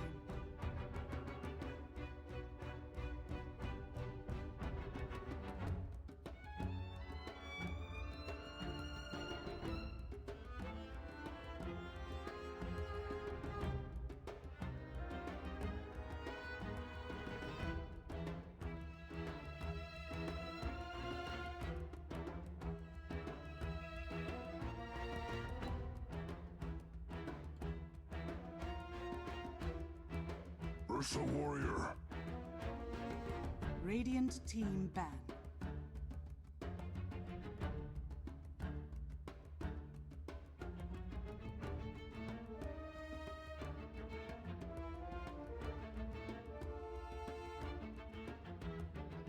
Ten seconds remaining. 5 seconds remaining.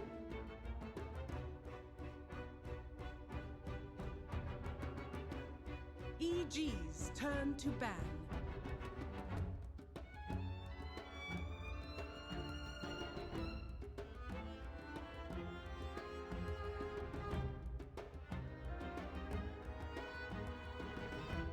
Ten seconds remaining.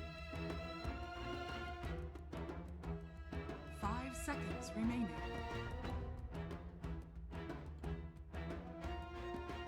Reserve time.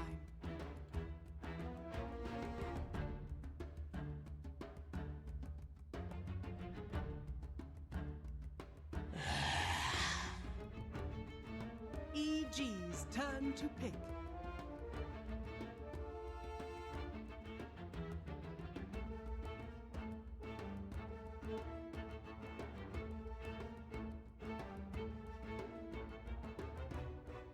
Ten seconds remaining.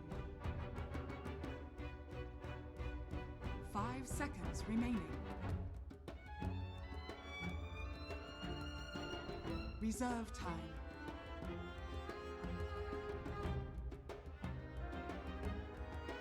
Ten seconds remaining.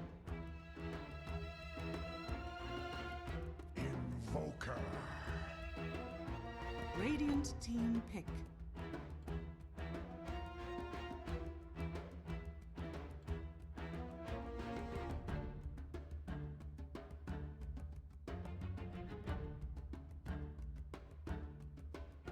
Ten seconds remaining. 5 seconds remaining. Weaver.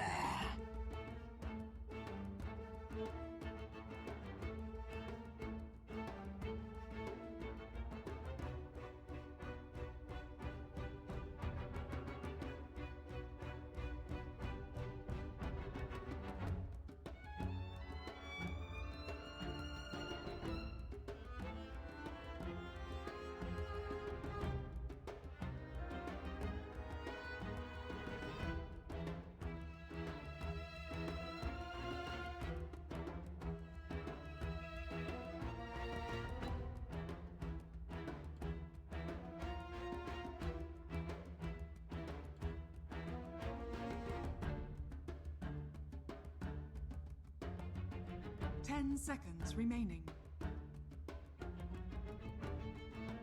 5 seconds remaining.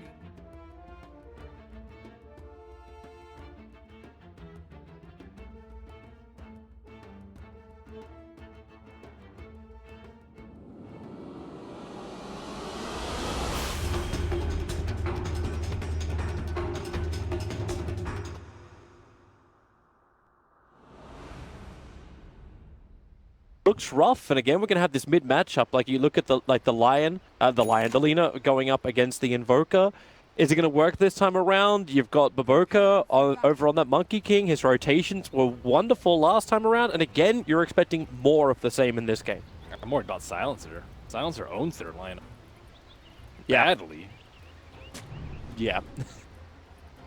Silencer is definitely gonna be problematic to say the least. I thought they were going to also pick a right clicker BKB hero in the mid lane by IG ban I believe last. Tia has one of the best matches versus. I actually think Tia.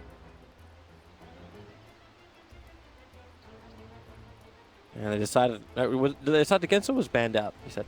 It was banned out. It was actually what a lot of teams use because you don't care about the burst, and Lina has a lot of trouble versus the refraction charge, and also their lineup's not particularly good at taking down refraction charges. Curse at a silent. Well, off we start. They should get that sentry ward in range of the observer ward. There's one so close, yet so far away. So Invictus Gaming, we were talking about it in game number 1, just how great their vision game has been. Now, a little bit more of an uncharacteristic observer ward just off to the side of the mid. Should give a lot of warning bells, at least. That's what Monkey King does. Everyone's scared. IG 1, 2, 3 bounty runes. Oh god, Monkey Kings. What do we do, guys? That's about, I guess, the only safe one. Is that when you feel a little bit odd with the pickup of the Phoenix? Because like, what's the Phoenix really meant to achieve? Like, what's Zai's real job? Like, we've seen Zai with these wonderful stun, initiating / control heroes. Now you get the Phoenix in the first 2. How does he make this hero work in their lineup of EG? Cut down trees. that's the secret. Why are people picking Phoenix? I don't know. Sunray is okay, I suppose, but ever since it best, they have ways to deal with the egg. Even I would say Lina really fast attack speed and massive range. That's kind of your worst nightmare, unless it's a troll or a meat. Slightly worse. Yeah, troll is what you were thinking might have also been coming up. Also note too that EG did try and split the lanes up a little bit and change things up by putting Arteezy on the bottom lane, and that leaves Universe on the top. Universe was going to get harassed out, almost guaranteed, if he tried to run the off lane. So they put Arteezy in that position instead. Crit, try and initiate into OP. The mana burn's going to do some good work. Ooh, some good old Quas Wex Invoker. No Exile point early on. Well, he was tired of getting dumpstered in lane by Monkey King, plus much better build when you're actually afraid of early pressure. Universe, no mana for you, sir. No shrine for you. What does he do now? He has no mana. It's a good question. Burning doesn't have a hell of a lot of life, however, so Consumable's going to start to be consumed up on the top. Quelling Blade, Universe, not chopping trees. I have seen teams just like chop down trees everywhere. It's like what Timbersaw dreams of. He did a great skill set at our killing trees. But maybe you can get Iron Talon plus Quelling Blade and just chop trees down with Battle Fury. Could become Octarine Core. You become the hybrid Beastmaster. It's like dual wielding axes. It'd be sick. Hate it. Kill it. Yeah, would be a fantastic pickup. Even then, you could probably even throw him into the jungle and get a little bit more experience at this early point of the game. Samel committing with just harassment, Cold Snap. I don't think OP really cares too much about that. And this mid lane CS, it's 11-3 up against 5-6. So even with the creep wave underneath the tower, Samel is still, again, behind in the CS. But I suppose this is to be expected when you go in the Quas Wex build on the Invoker. Yep, wins most matchups. But I do like the Quas Wex. I think realize how difficult life has to play a little bit against Lina. Isn't even anywhere to be seen. Like, it's not even worth my time. I can just mess with Arteezy. Whoever's up here. Yeah, and they actually just switched the lane, so Arteezy is on top lane, and Universe TP down to bottom shrine. So he's now on the bot. Well, that's some... Yes, get this bear out of my lane. I'm happy to be Berserk Shaker. The Centaur's already had a great lead. He's #1 in CS. Like, it's a 16-11 Centaur War Runner at the moment. There's a reason why both the Magnus and the Centaur were banned out in the first phase by EG last time. Can't ban out X.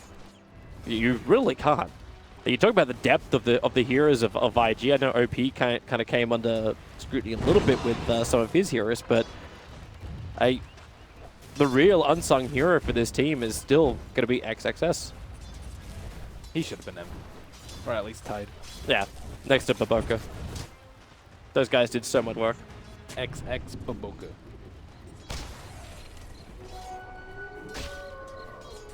The Monkey King's different this game. It's not blue. Was he changing his gems halfway through? You have different styles for the gets tired. Cosmetics matter, Toby. Obviously it does to him, or else he wouldn't be doing such a thing. However, the leader cosmetic, I think, is still one of the greatest ones. Like the Iron Man style costume for OP. What about the Indiana Jones? What about the Indian? As long as we don't add a set to Conquer where he starts making the boulder roll down, I'm okay with it. Top lane, that's a good Sunray Q, losing life way too quickly, so the silencer will fall. Even with the curse, EG commit heavily, but they do find the first blood on that safe lane. Crit's getting a lot more done this game than it is really important that he does. Because I mean, you can only do so much on the. Generally need to combo it with people. The lane seemed to be a lot more simpler for him too. Like roll up towards the top lane, that's a perfect kick. Drop Baboka down. And now they may have just enough damage. Keep him on the ground, don't let him take to the trees, and Arteezy will find the kill. That is how you deal with Monkey King. Apparently his styles unlock as you level up in the game. Oh. I didn't know that. The stronger the king gets, the more royalty. But he turns blue or purple. Purple the royal color. Yeah, I maybe don't he's know. like purple on like level 3. But he has apparently 4 different colors to start the game at level 1. As Crit getting involved once more. So it's good for EG, they find the kills, but we have to keep in mind that was kills on 2 supports. Universe is still very much behind, 18-0 against his counterpart at 38-21, and Arteezy's on the run. Burning has the second highest CS, and if he can claim with Shikuchi forward, he's going to take the life. In fact, it's going to be Baboka who takes that life of Arteezy, and +2. Don't make Arteezy better. He has low intel right now. He's at 18 intel. I'm talking about his intel just in game, Toby. What are you talking about? Well, I don't know if you thought like he became Samson, shaved off his beard, and then life just becomes instantly difficult for him.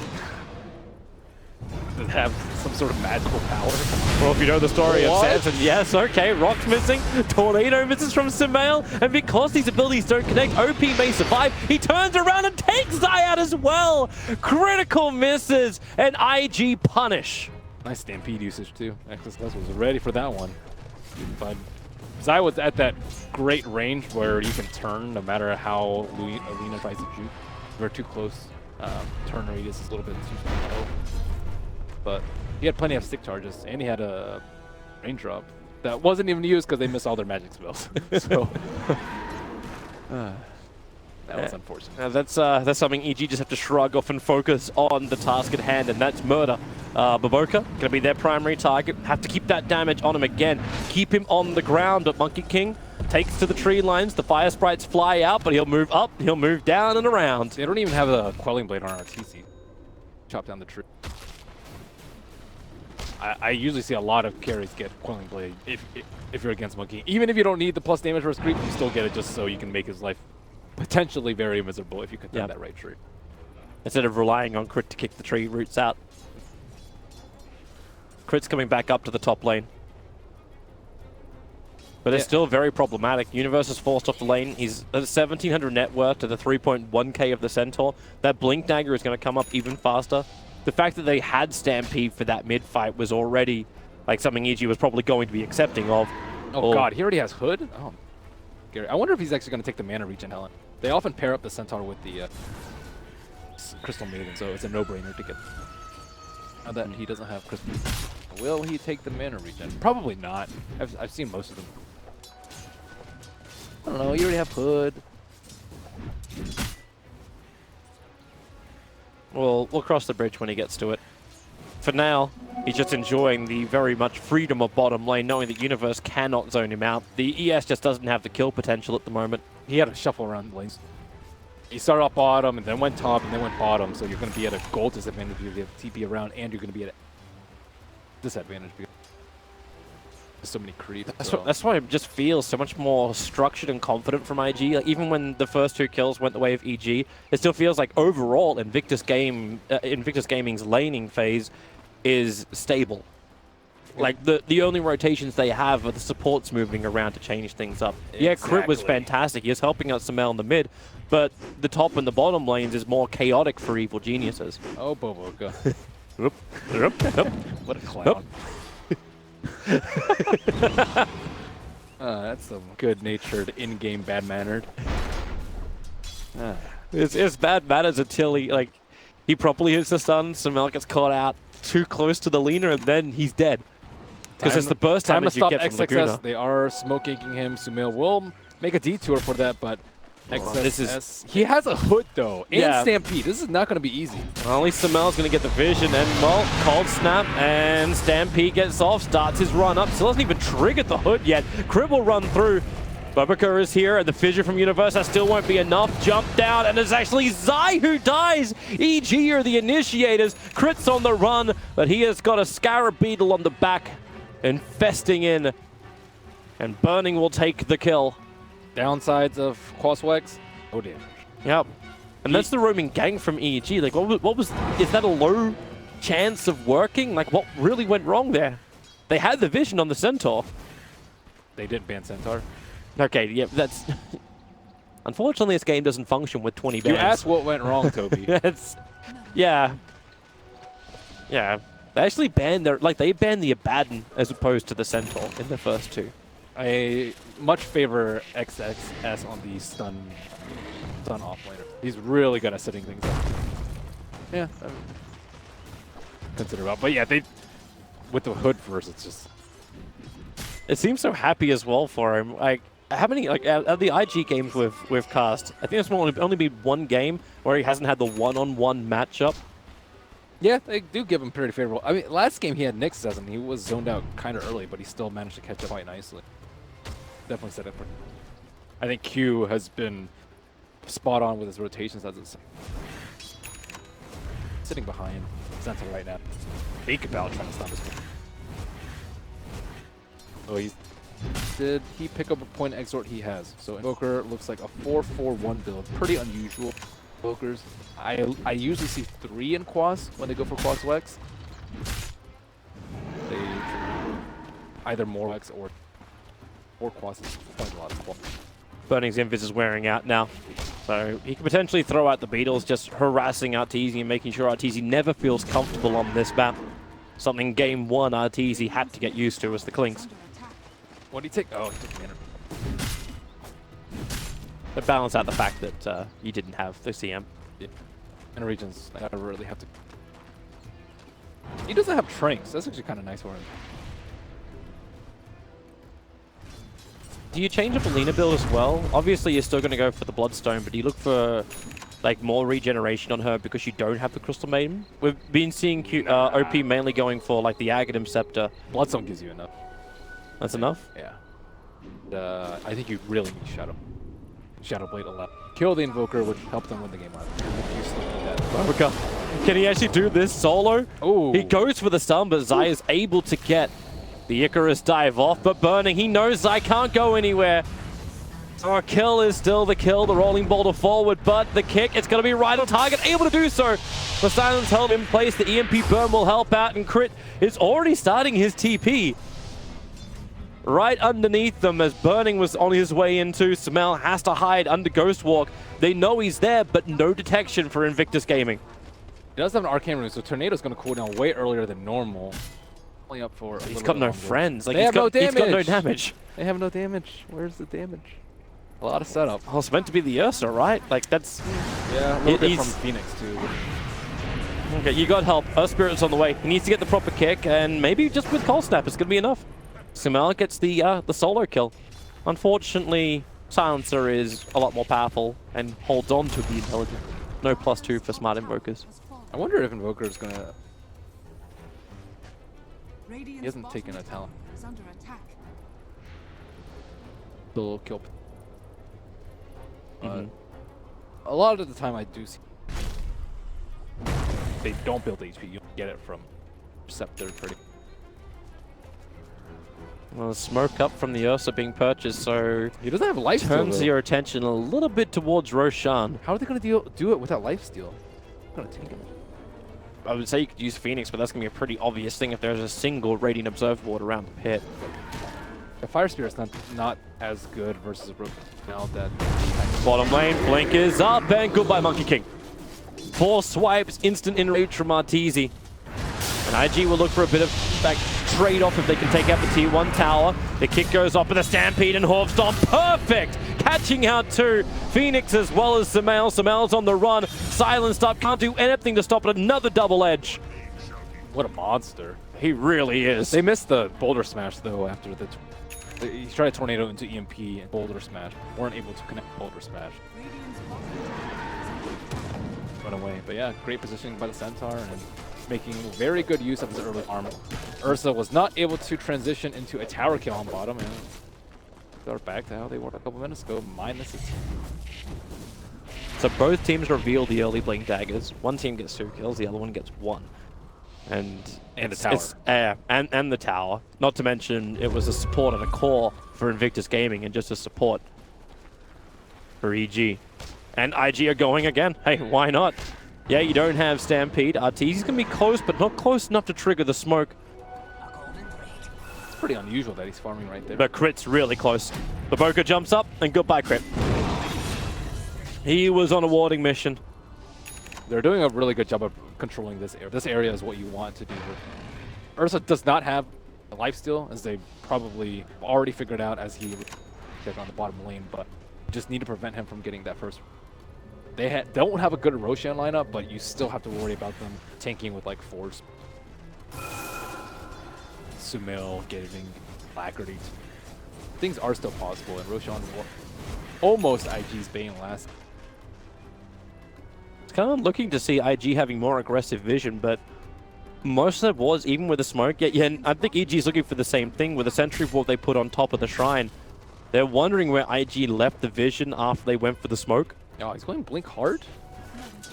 What, straight into heart? That's what he has on quick buy. Usually you'd see Scepter at this point. I think even the ability to run over trees is very useful. Oh, Sumail. Tornado's going to connect. He's still silenced up, and with the Stampede running forward, there's your bonus damage and a quick jump to slap. The Boca kill secures on the bottom lane. Meanwhile, Burning is on the run. Teasy would like to catch up to him, but they don't have enough control. You've still got time-lapse available for Burning, and EG just cannot hold him in position long enough to kill him. Trying to sneak Roche, bait out Sumail, force heroes bottom, it dies, whatever. IG's too wise for your shenanigans. How do you even keep doing the damage on Ursa? That's almost a fully completed diffuser blade over on Burning. How is Ursa meant to keep up? Not sure, especially because he's hurt. Okay. He wants a Abyssal later. Pretty good, but you have mobility issues. Global Silence is even pretty problematic for him, not to mention Stampede. Let's see. Isn't that when you looked at the Aghanim Scepter, you look for something to to dispel? It's usually, I would say, Basher is fine for him, so you can just get a lot of solo. Decent for team bites. So, you know, if you get a lucky bash on the Weaver, he can't pop his ult.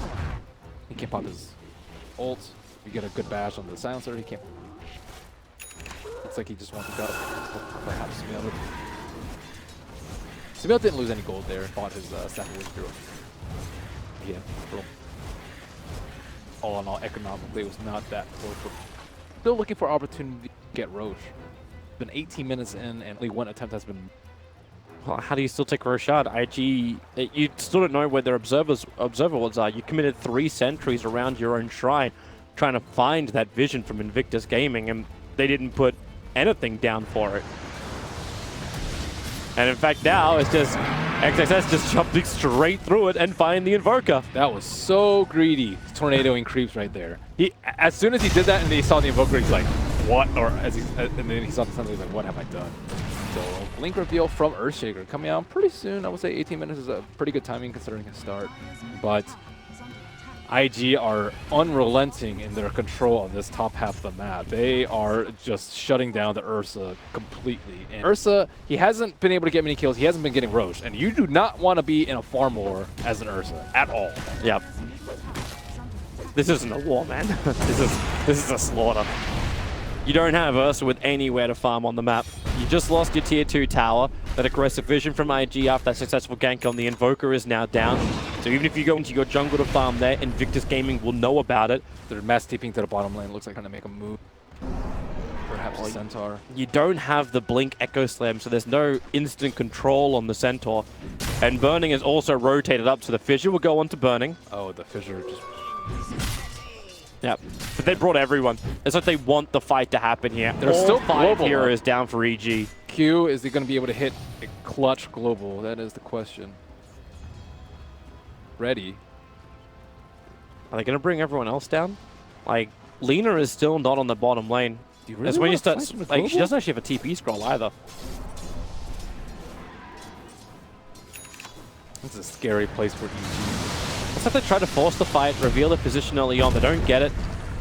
XXS actually thinks EG is further forward, hence he went for the blind blink into the tree line, hoping to find something that EG was planning, some kind of trap, but EG's already backed out after being the ones to drag the attention to bot lane. He's just wondering what they're doing over there. Like, there are just 5 over here farming out 1 creep wave. Doesn't make sense, right? It did not make sense at all.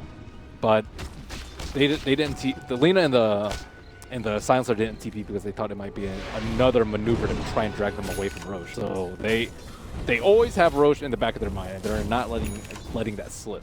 I do like that play and vigilance from IG. And how many sentry wards been wasted by EG? They threw down another one looking for the observer ward in the mid lane. But they're not finding, I don't think like, when was the last time we saw a Radiant Observer ward actually deboarded? One of the benefits of having Monkey King, you don't need smokes to place observer ward. It's kind of like old school Riki. This is now just becoming the Baboka ward. Yeah. Every time he throws it down, and it's every time against the dire side invoker of EG. And they're going to go for Roshan themselves. Double damage rune on Burning. That is the best game right now. They take this away from EG. EG have very few ways to make big plays into the game. Icarus dive down. It's just to put an observer ward on top of the Radiant Sentry ward that's already there. So if they want to get rid of it, they can do so. That is really disheartening. And now you're EG. also going to lose the Earth Spirit in mid. Lost your obs. You lost your Roche. You lost your crit. Things are falling apart. Like, at the seams. This is...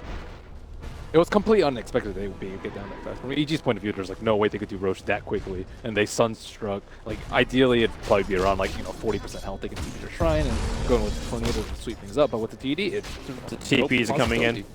They want to try and fight Arteezy. So Baboka starts with his stun, then the jump down, throws out the ultimate. The TP's out. Arteezy not able to complete in time, and no buyback is available. That was actually a mistake on Arteezy's part. He didn't ult before he would have saved him for sure, but they did. I don't think they had any other stuns yet. They used global, they used hoof stomp, they used boundless strike, so that was it. But that was a great silence though, because Baboka scouted out the Earthshaker, waiting for them to go on the Ursa. It's ridiculous how on top of their game they are. Yeah, right now. They're really reading this map perfectly. Plus 125 health for him. Well, you see him again. Okay, this time around, that's the better way to do it. Icarus dive through, find the Monkey King out of position, and Sumel's Sunstrike will get the kill. Nice kill for them. Gotta repel this Monkey King somehow. Still done incredible amounts of work. Yeah. Man, poor Zai, look at his net worth. Oh man, 1,300. Yeah, it's a very sad Phoenix. There's definitely no doubt about that. He can hope for level 15 for 150 GPM. You know the really sad thing is though, like we talk about like the kill on the bottom lane. Okay, you just killed off the Monkey King, but you're still killing off the support Monkey King while the top 3 net worths on the field all belong to Radiant side. And well, goodbye crit.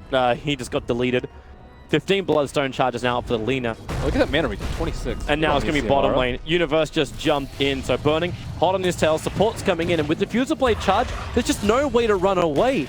It's such a, like, there's no maneuverability for this Earthshaker. He still wants to get the Force stuff up and running, but he can't outrun a Weaver.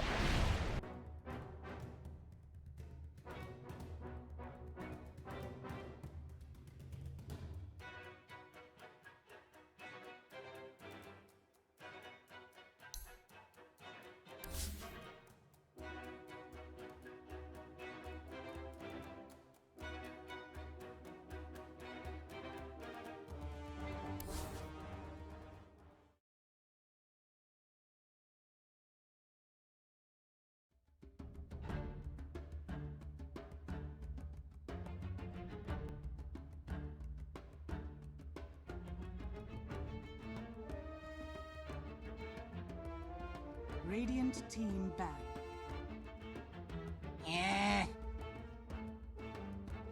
EG's turn to ban.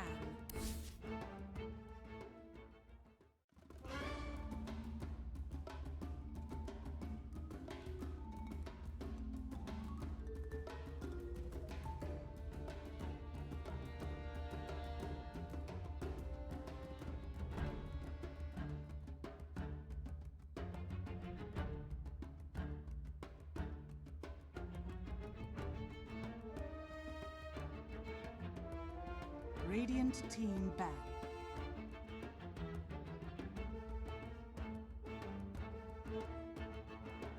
Dire team ban.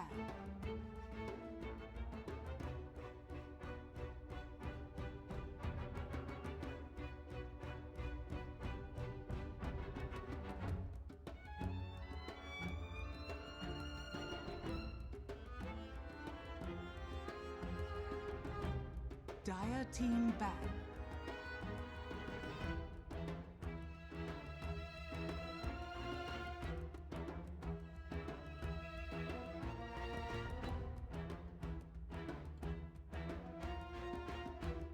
Ten seconds remaining. 5 seconds remaining.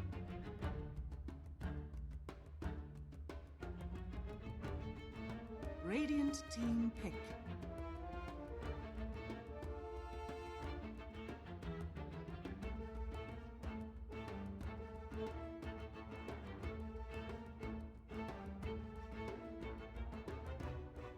Ten seconds remaining. 5 seconds remaining. Reserve time.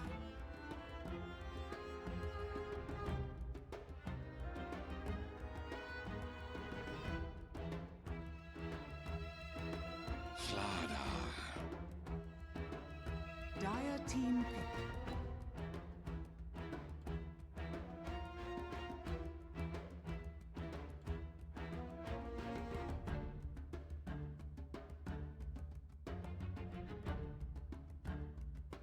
Ten seconds remaining. 5 seconds remaining. Mirana. Dire team pick.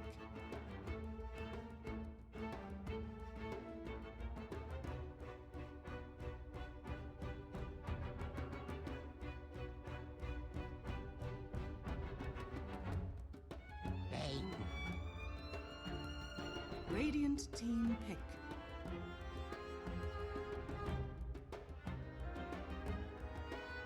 Juggernaut. Dire team ban.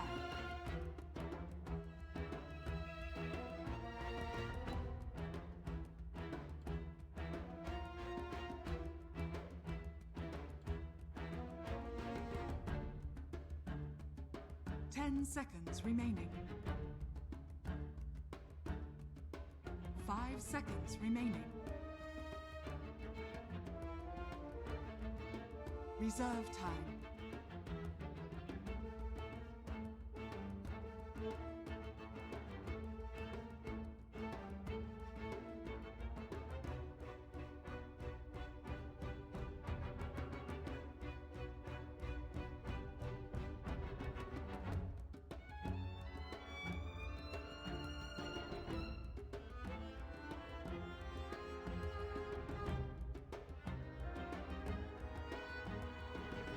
Come on. Dire team ban.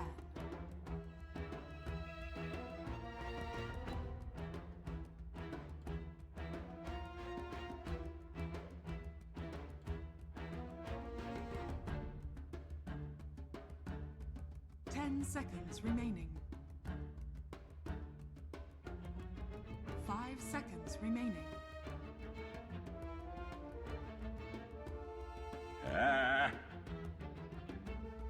Radiant team ban. Dire team pick.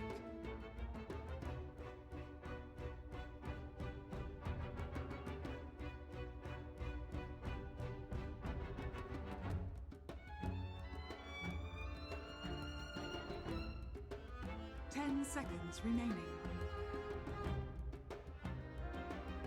5 seconds remaining.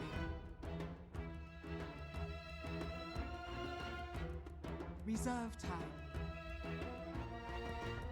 Brewmaster! Radiant team pick.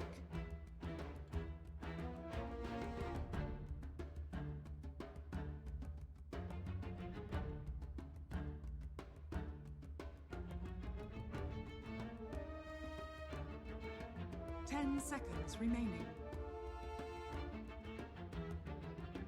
5 seconds remaining.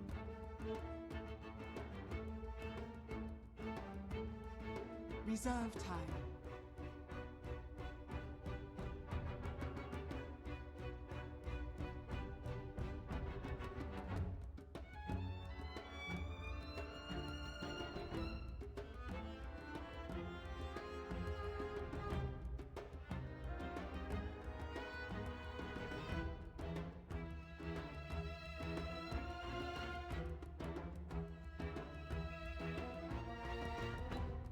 Silencer. Dire team pick.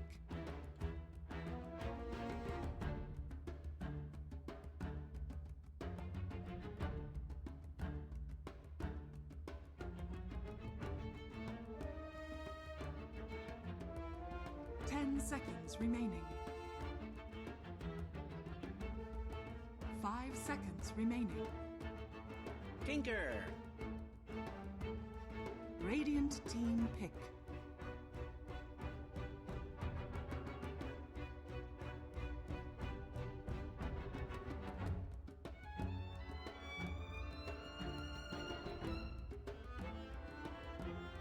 Ten seconds remaining. 5 seconds remaining. Reserve time.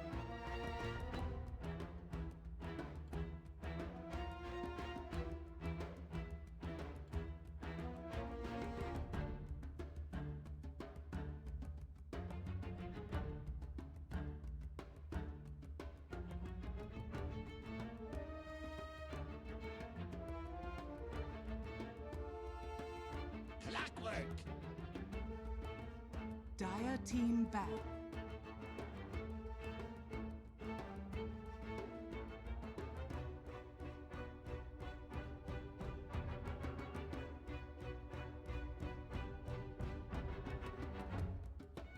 Ten seconds remaining.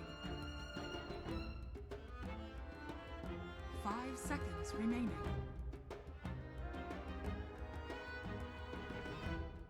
Reserve time.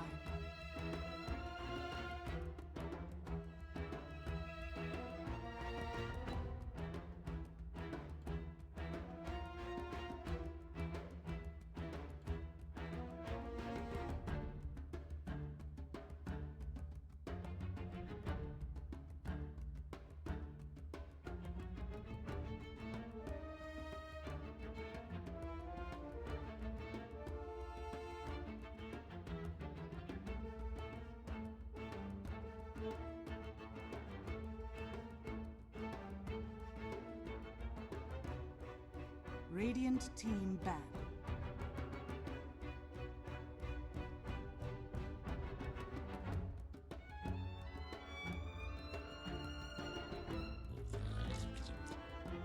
Templar Assassin. Dire team pick.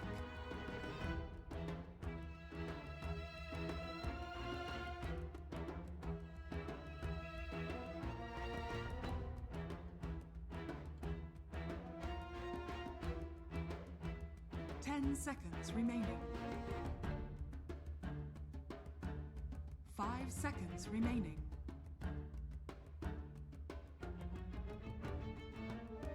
Reserve time.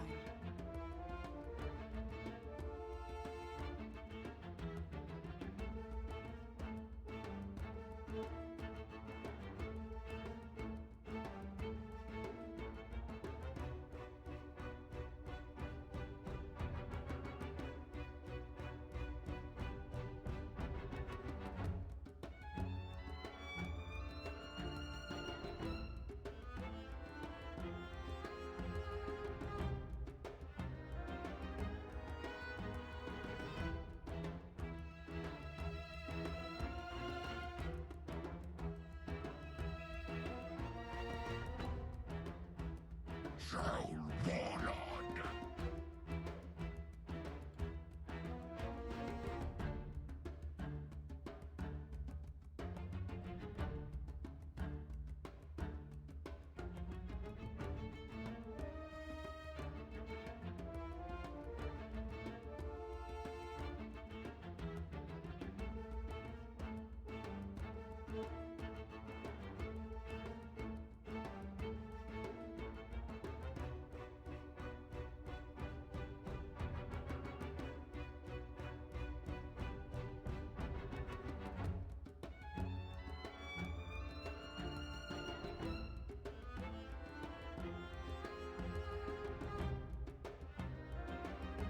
10 seconds remaining. 5 seconds remaining.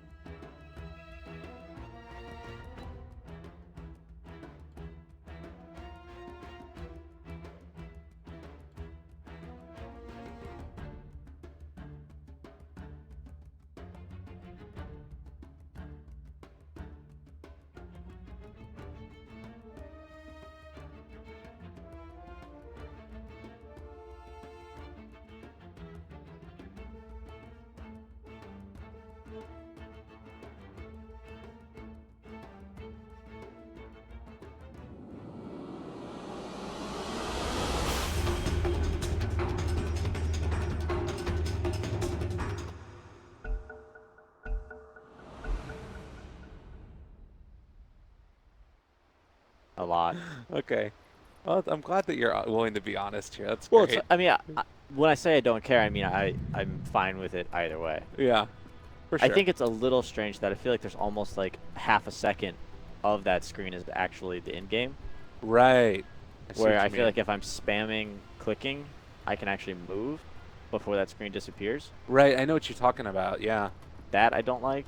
Okay. But like that being said, it's like less than half. Not a huge deal. Clearly the most important But it could thing. be all the difference of you placing a ward and the opponent seeing you place it or not. There you go. So, you know, this Dota, it's a game of seconds. It's a game of inches. Yeah, it's wonderful. You know, my other favorite change, this happened right before the last TI, was they set it up so you don't all start in like a random clump, but they did it so you're in a line here. So when you have these pauses to start the game, it actually looks kind of pretty, you know? You can take a little look and see at all the different Arcanas and stuff. I didn't know that. Yeah. I thought you spawned in a line. I thought it was just random. Now, I've watched a lot of these starting pauses.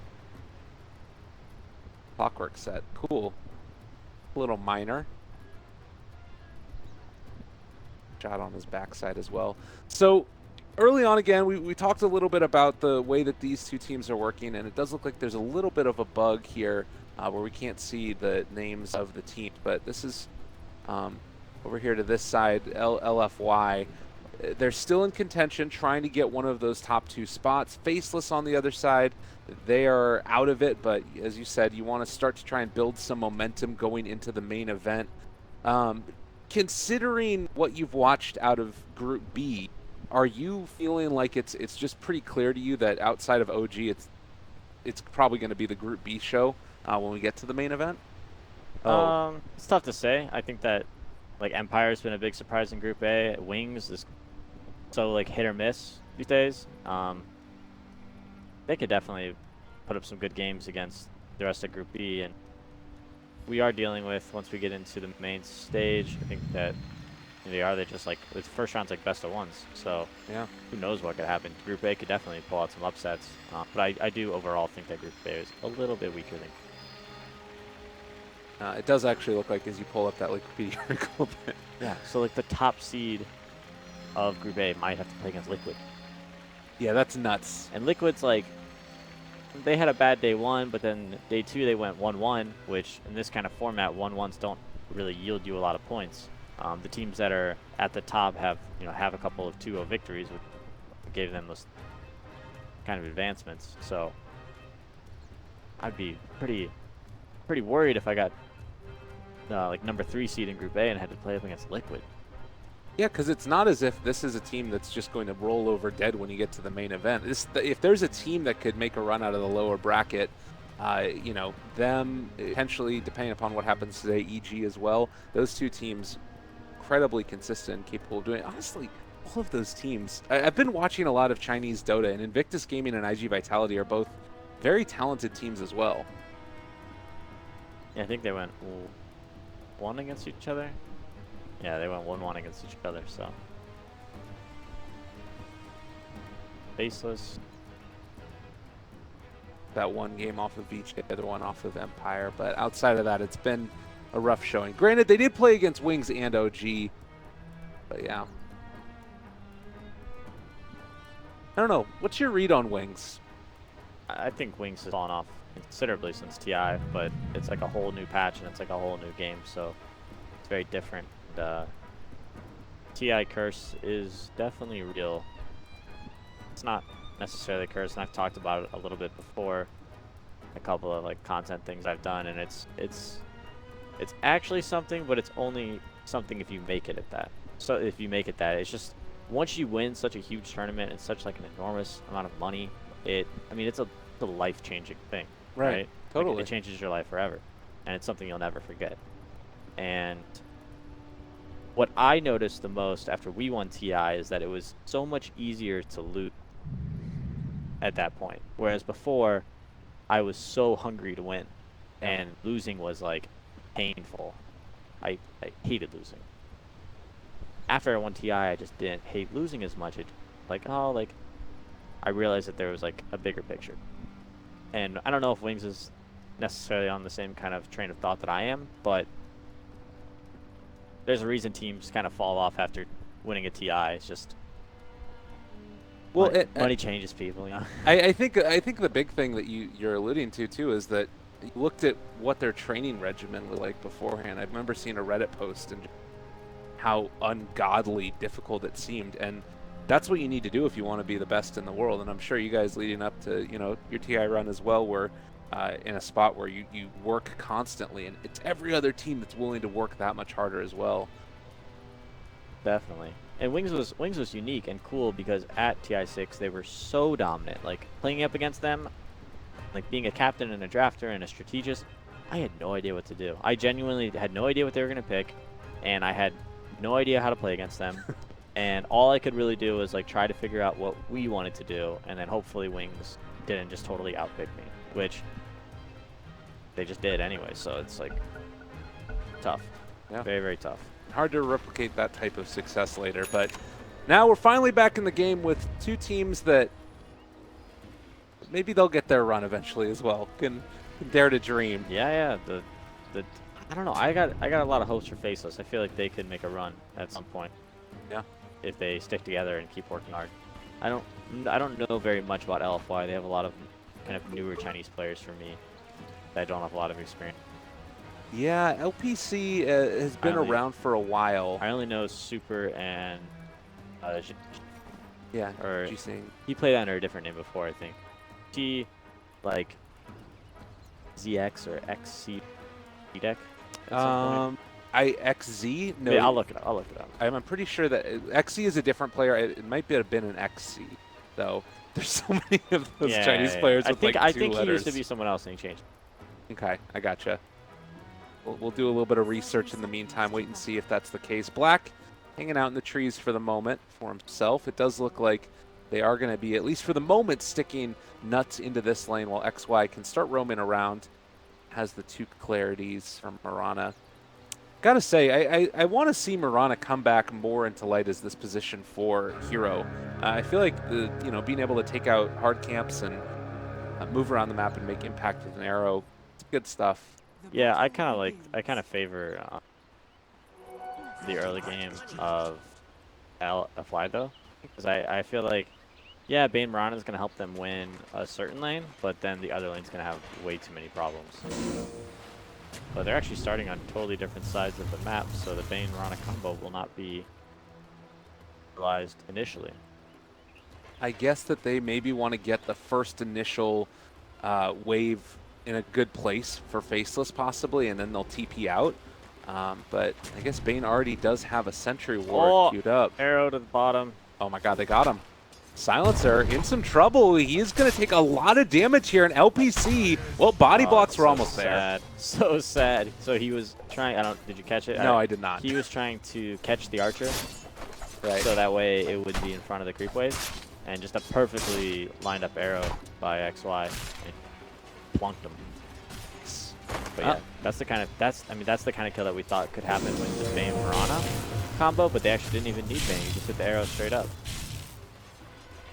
It's value if you can do it that way. And now Nuts can keep on harassing away in this lane as well. Mid, you're seeing Jabs get pretty heavily hemmed in here by Super. Is this lane that difficult? Like, you can always laser to just keep the TA off of you, right? I think Tinker's got a wave right here. He's actually winning the lane. So I think it's actually this matchup's a little bit better than most heroes. TA, well, but I still think it's pretty Tinker favored. The dodge away from that arrow. XY throwing out these ones that you do happen to catch Super at any point in time. Heavily win the lane for you even further. Yeah, it's a tough kill for sure, but anything kind of helps. And the Mirana's already level 2, staying off the map. Clockwork's got to be super worried here pretty soon. They did place one of these wards over here by where the rune is, so should be able to scout him out, although if there's a smoke movement or anything else like that, the initiation range is from ridiculously far away as well. But yeah, and you're also taking a look at the, just in general, the Troll, who's gotten 14-3 in terms of CS. And meanwhile, on the other side, you've got Ice, who's been able to frustrate this Juggernaut pretty heavily. So that Drunken Haze just skilled up. And, oh wait, he actually hasn't skilled it yet. That Juggernaut, like Arcana, like looked like maybe he had Drunken Haze on him, but nope, it's just the little glowy effects. Oh, Invis are in here. Super maybe in some trouble. Not a lot of mana though. They can't do it, yeah. Early game, certainly feeling as if the Troll Warlord is the benefactor of this. But you're still saying that LFY, they're going to start winning these lanes as the levels get up. Is that what you're thinking? Yeah, it's starting to change right now as we can kind of identify what's... Monet? Ooh, yeah, watch the arrow.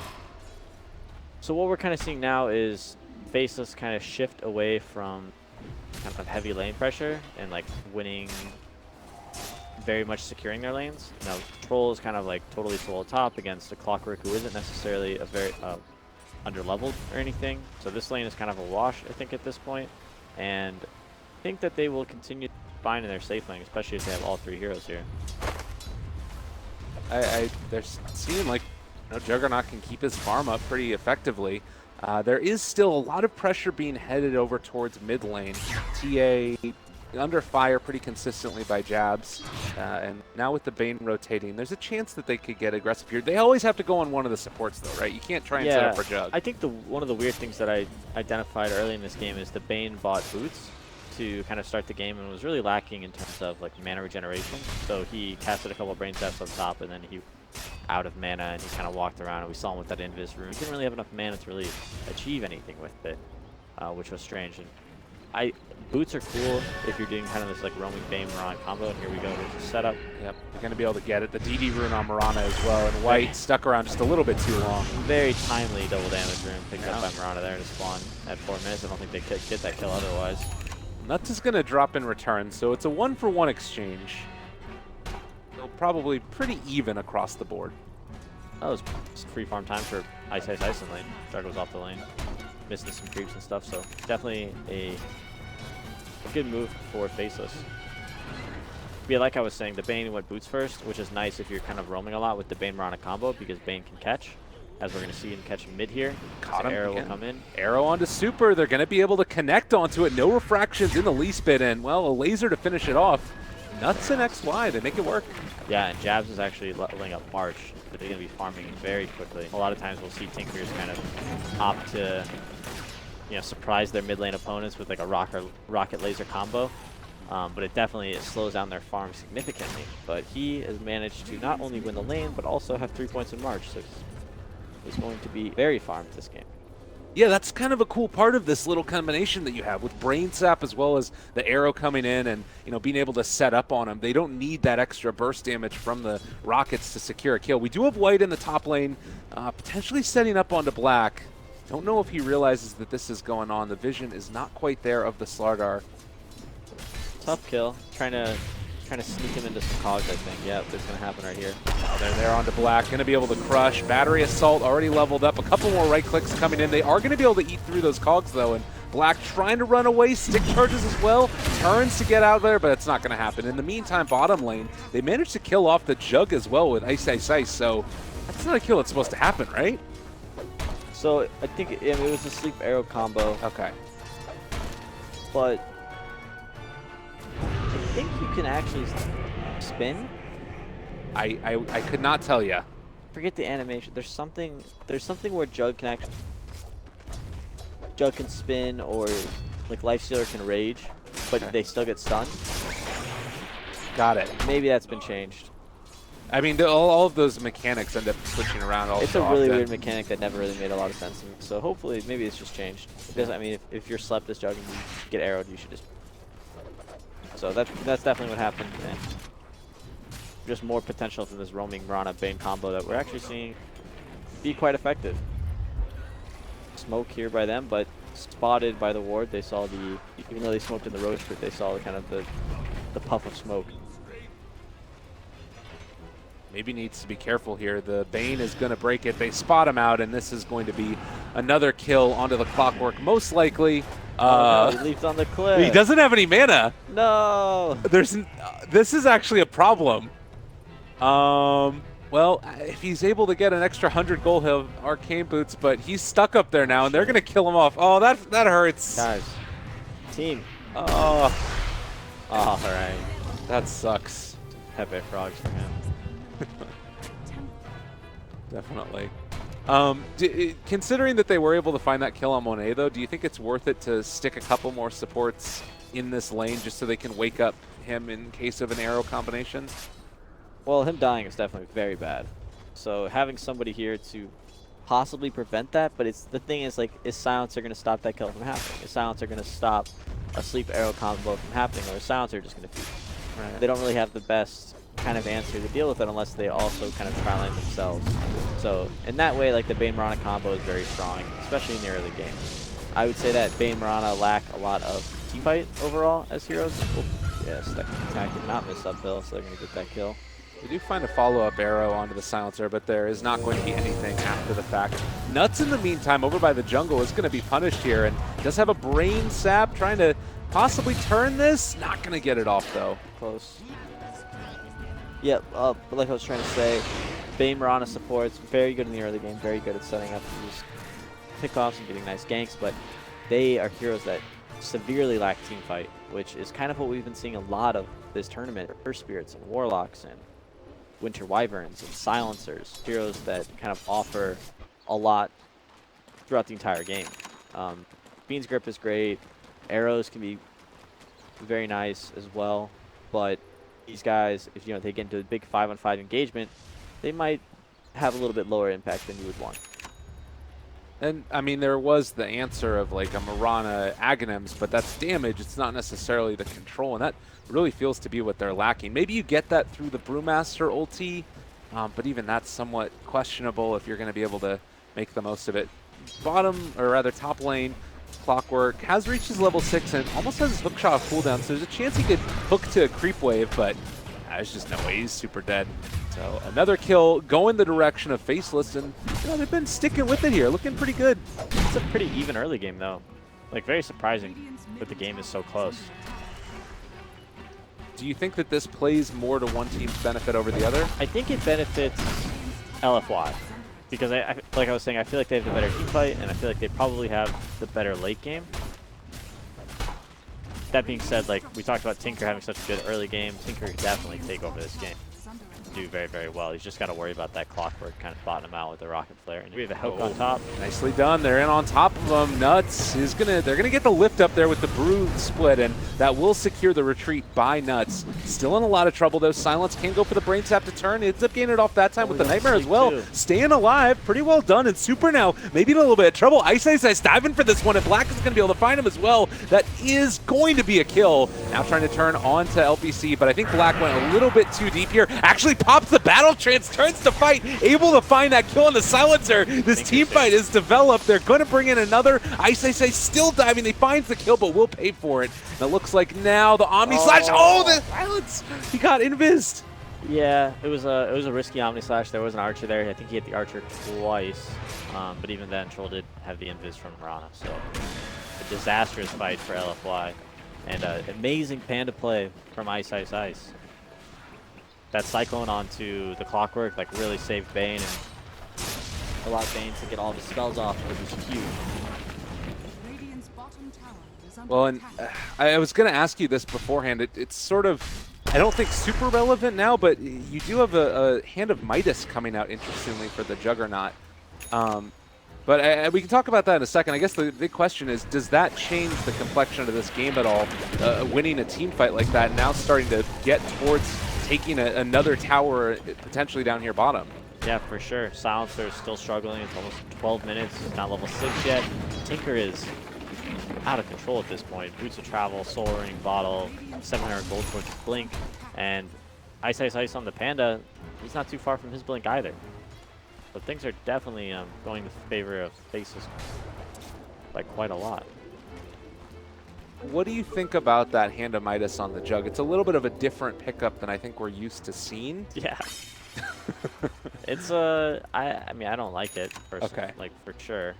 But that's something that I've been hearing a lot about before I got here, and something we've seen a lot of throughout this tournament is Chinese teams and players really favoring that Hand of Midas. It's okay. Jug attack speed with phase boots is nice, but he's already got pretty quick attack speed, and he continues to get a lot of stack gains with agility throughout the game, so attack speed isn't something that benefits him much. We'll see. I really like Helmet Dom, but they do have a Mirana, so maybe he's worried about his creep dying to Mirana arrows. I don't know. I think Helmet Dom is better. Yeah. All right, well, I mean, we'll see if it ends up paying off and getting him value later on. We'll have a lot of levels off of it. Jug is a hero that has some pretty decent talents. You know, he gets a lot of agi and attack speed and damage from stuff like that. Sing again is scouting out nuts here. There is a possibility, if not for a kill at the very... Oh wait, no, that's a Radiant Observable Sentry Ward. They turn, Monet is here. They're going to be able to kill off nuts. Maybe can run down XY as well, but... He gets the hook. There it is. Oh, there it is. They're on top of him, and that will be a kill. So they take down that Mirana. Some nice intelligence for Silencer, filling up that mana pool. This has been coming back more and more, I feel like, the Silencer. Yeah, he's not bad. He works really well with these kind of hard initiation pairs with Clockwork, and then last night we saw MP play it with the Beastmaster. Global Fountain is huge. Oh, Omni mid, taking down jabs. He is going to get nightmared, but still going to drop. No way out of that one. Man, so they killed Tink? That's huge. It was ginormous. How did... Yeah, Faces messed up there big time. They were in such a good position, and then for Tinker to die like just at that, right? Like it was just Jug kind of just... Tinker just marched at the tower, and Jug was like, oh, look, there's a Tinker here. I'm gonna Omni Slash and spin on him. You know? Definitely needs to watch his positioning a little bit. Yeah, I think the jabs there, and it's a hero too, where if you do get out of position, all of the hopes and dreams right now of Faceless, there, a lot of them at least in the hands of that Tinker. If he gives away a couple more kills, could be for him. Oh, the net worths are looking not too shabby at all for LFY. Back in it. Not that they were ever really out of it, but it was looking to be Faceless right now. There's a primal split onto a support Silencer. Will they get anything more from it? Support's coming in. Yeah, they're going to be there. Monet shows up, has the healing ward down. They are going to be able to bring him down, but there's the Fiend script, and now they've turned onto that Jug. So Black dominating, looking to try and bring down White as well. They are going to still get the lift up onto the TA as well. Super finally comes out of it, not able to get that Nightmare off on himself, and the chase is going to continue. The right clicks are there, and soon to be the dead TA as well. Triple for Black. Yeah, that Panda split is too much team fight for them. They're just not ready for it. Dagger as well. It's feeling to me, do you really highly rate the Brewmaster right now? You talked about how important team fight is. Yeah, he's definitely one of the strongest team fighters out there. I don't rate him that highly though, but he he had such a good laning phase that he kind of come online at such a time where LFY doesn't have anything to deal with his ultimate. Generally, like, you know, he can get kind of kited by like Force Staffs and people react with Blink Daggers or BKBs or something, but right now they have nothing. We saw the split there, and I was, you know, went out to like a solo silencer who was only level 6 and pretty far respawn time. I was surprised that they tried to engage the fight after that. They ended up killing Bane, but I think that was it. And Bane had like a full feeding script on Juggernaut. I don't even think Omni Slash was up for that fight. Oh man, and Nuts kind of a little bit of an outplay. They're able to get the silence off. He's going to be punished in the end. So again, more into the silencer. Sure. Jabs? Oh, jabs. So they found him. Oh, that can't happen. The Blink Dagger is there from White, and that's going to be another kill onto him. They do manage to find the kill onto the Slardar, but that's a small consolation prize. Yeah, Slardar's already got his blink, so he's like, ah. Yeah, he's upset he died, but not the end of the world. This is kind of downtime right now for Faceless. They need to just kind of chill out, wait for that Brewmaster split to come back up before they try and take on any head-on engagements. So definitely some smart plays from LFY to capitalize on that small timing window. But here comes some ports. Panda splits up in 10 seconds. LFY is on full retreat, though. Yeah, they're there. Arrow's going to come out from the Invis Mirana in a second, but they do drop the Global Silence. This is going to break that split coming out from Ice. And that does mean that now Face is in a little bit of a worse spot. They get the Omni Slash off, which means the arrow does not hit onto the Juggernaut. White dropping low, but not going to die to this one. And now Monet is their Fiend's Grip onto the Slardar, who's already almost gone, but Jabs, he's going to jump in. They find it out with the laser. I don't know if he's going to be able to do a hell of a lot. Okay, maybe he is. Triple kill for Jabs. Yeah, he's a monster. Online. He's got that Blink Dagger, and he's got another 1,700 gold. That was, I didn't think they were going to take that fight. I think somebody was porting out. I think Jug was porting out, but then he canceled it. Right. And they just, somebody was porting out. I forget who. Anyways, huge commitment there by LFY, and the fight went pretty well for them until Tinker showed up and started cleaning up. But Panda didn't even get a split off there that fight, which is why I think it kind of went almost even in the end. Yeah, that's the thing, is that you use Global, Panda doesn't get the split off, but even still, it ends up working fairly well. It doesn't give me a lot of confidence for the next couple of minutes for LFY in terms of their ability to take these engagements. Do you think you try and play more of a pick-off-oriented style and split-push game from LFY? Yeah, you gotta play around this Brewmaster all until you have the right items to deal with it. And I think Super on TA has a. Okay, never mind. He had a Diffusal queued up, but he's going Deso now. Strange. But he has a Blade of Alacrity. Like, it's like a weird item to have on TA. Yeah. Maybe he wanted like a Manta for the Haze or the Troll like Mischance, I guess. But either way, like, really strange item pick up for him there. But I think like once TA is a BKB and Jug has a couple more damage items, then they can probably fight. But kind of taking any 5-on-5s right now is not the best idea, I think. They're chasing G-Sing here. He's making a lot of space. Jabs will eventually find him out. Oh, although he actually got a blade mail. What? Oh my God! No, Jabs! You did it to yourself. They get the deny from the Nightmare, but he chased down the Clockwork the whole time, trying to find him, and then ran to his own death. He is eventually going to get taken out, but. Okay. I don't know. That hurt. Yeah. So they got the deny, which is it's good and all, but it sucks to lose your Tinker like that. You're gonna lose a lot of momentum. Tia just ate an arrow, and that's gonna be the Brew split onto her. She is in a lot of trouble now. Super gonna end up getting brought down. You did have the kill. LPC taking down Nuts.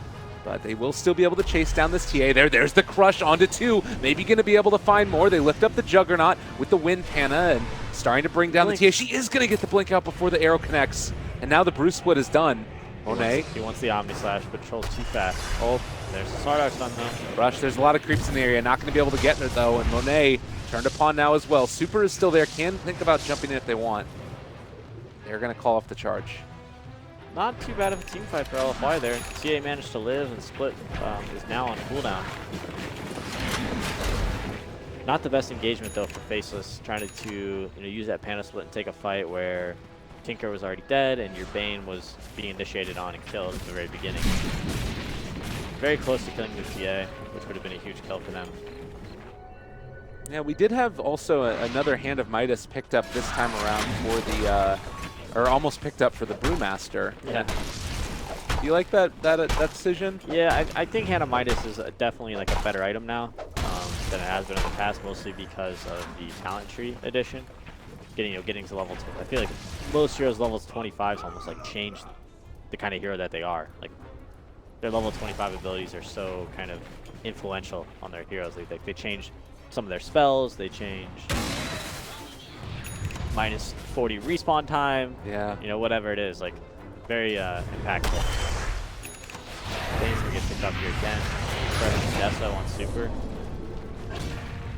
And it might be Roshan. I think for this game, the one that really sticks out to me is always going to be the TA, those extra refraction instances. It's so hard to bring her down with that. Have you seen that Yeah, before?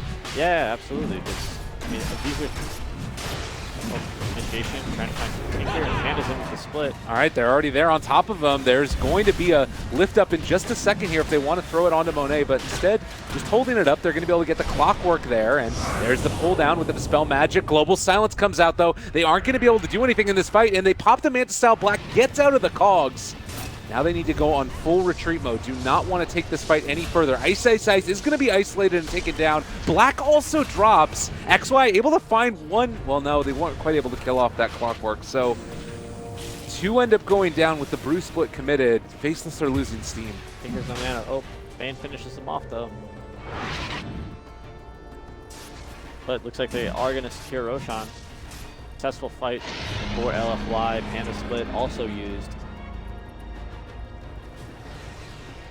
Yeah, I think that's, again, one of those instances where you don't really... It feels like the fights that they're taking are sort of... They're not able to go the way that Faceless want them to.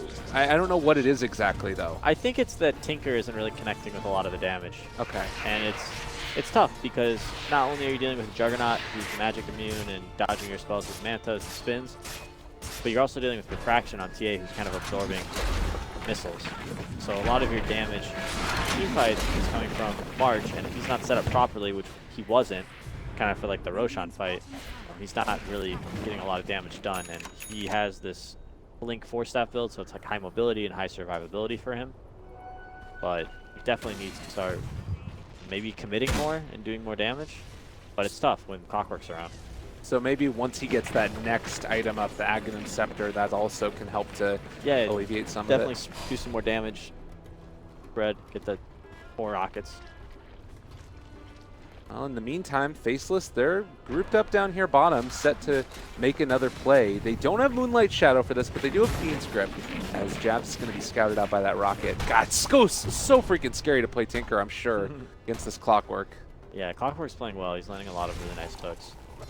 But like we talked about in the early game, I don't try and keep track of how many successful Fiend's Grips we see from now on, because I think it's going to be really tough for this Bane to play this match. Not only is he dealing with constant stuns from Slardar, but all of the interruptions from Clockwork, but he's also got to worry about Global Silence. So he kind of just can't really Fiend's Grip until Global Silence is over. Yeah. And it's also a problem where he's not going to have like other answers. You can't just like BKB and then Fiend's Grip either in this game if he ends up getting into that type of goal. Yeah, if he ever finds that kind of goal. Right. The distant dream for a position 5. I have plenty of experience. Fair enough. Oh, this patch is very generous. Oh, Crush off the mark. Arrow not going to be there. Ice Ice gets silenced right away, though. Oh, a great last word comes in from the silencer. Now they're going to try and run him away. But now Nuts is in trouble. Double kill for Monet. Oh, lordy. Panda. He got into some trouble there. Yeah. Thought he had a nice little blink clap setup after Slardar kind of missed his initiation, but that pre-clicked last word came in. We saw him from the Slardar's miss initiation, saw Panda, immediately queued last word, and as soon as Panda blinked in, last word landed, he clapped, silenced, and then just died instantly to Omni Slash. That's nuts to me too, because you would expect that the cast animation from last word isn't exactly instant either, you know? It's pretty quick. Yeah. As long as you're facing the right direction, it's pretty instant. So he didn't have to turn much because he was walking towards the fight, and Panda blinked kind of directly into him. So definitely good looking out from LPC. Could have gone with the global, but you know, he decided didn't need it that fight. Just you know, don't worry, I'll just silence him with last word. That's all I need. I don't know if I've ever actually seen that before, to be honest with you. Well, we don't see a lot of pandas and we don't see a lot of silencers. So to see that like interaction is different. Yeah. You never really think of last word having that much of an effect, but if you manage to get it on panda before he actually blinks in, almost every panda wants to blink clap. Right. Before he ults. So definitely caught Ice off guard, I think. I'm wondering if the next time around we just see the blink ulti. That's going to be an interesting tell of confidence, I imagine. I think Ice will go for the clap again. That was pretty unlucky. Totally. Definitely a high skill play from Silencer, but still a bit unlucky for Ice. Now another movement down towards bottom. 4 heroes in the area, and they're showing the TA in the mid lane. So Ice not aware that this is coming his direction. Crush off the mark. He does blink back the other direction. TPing out. All right, he's out of there. That was pretty good.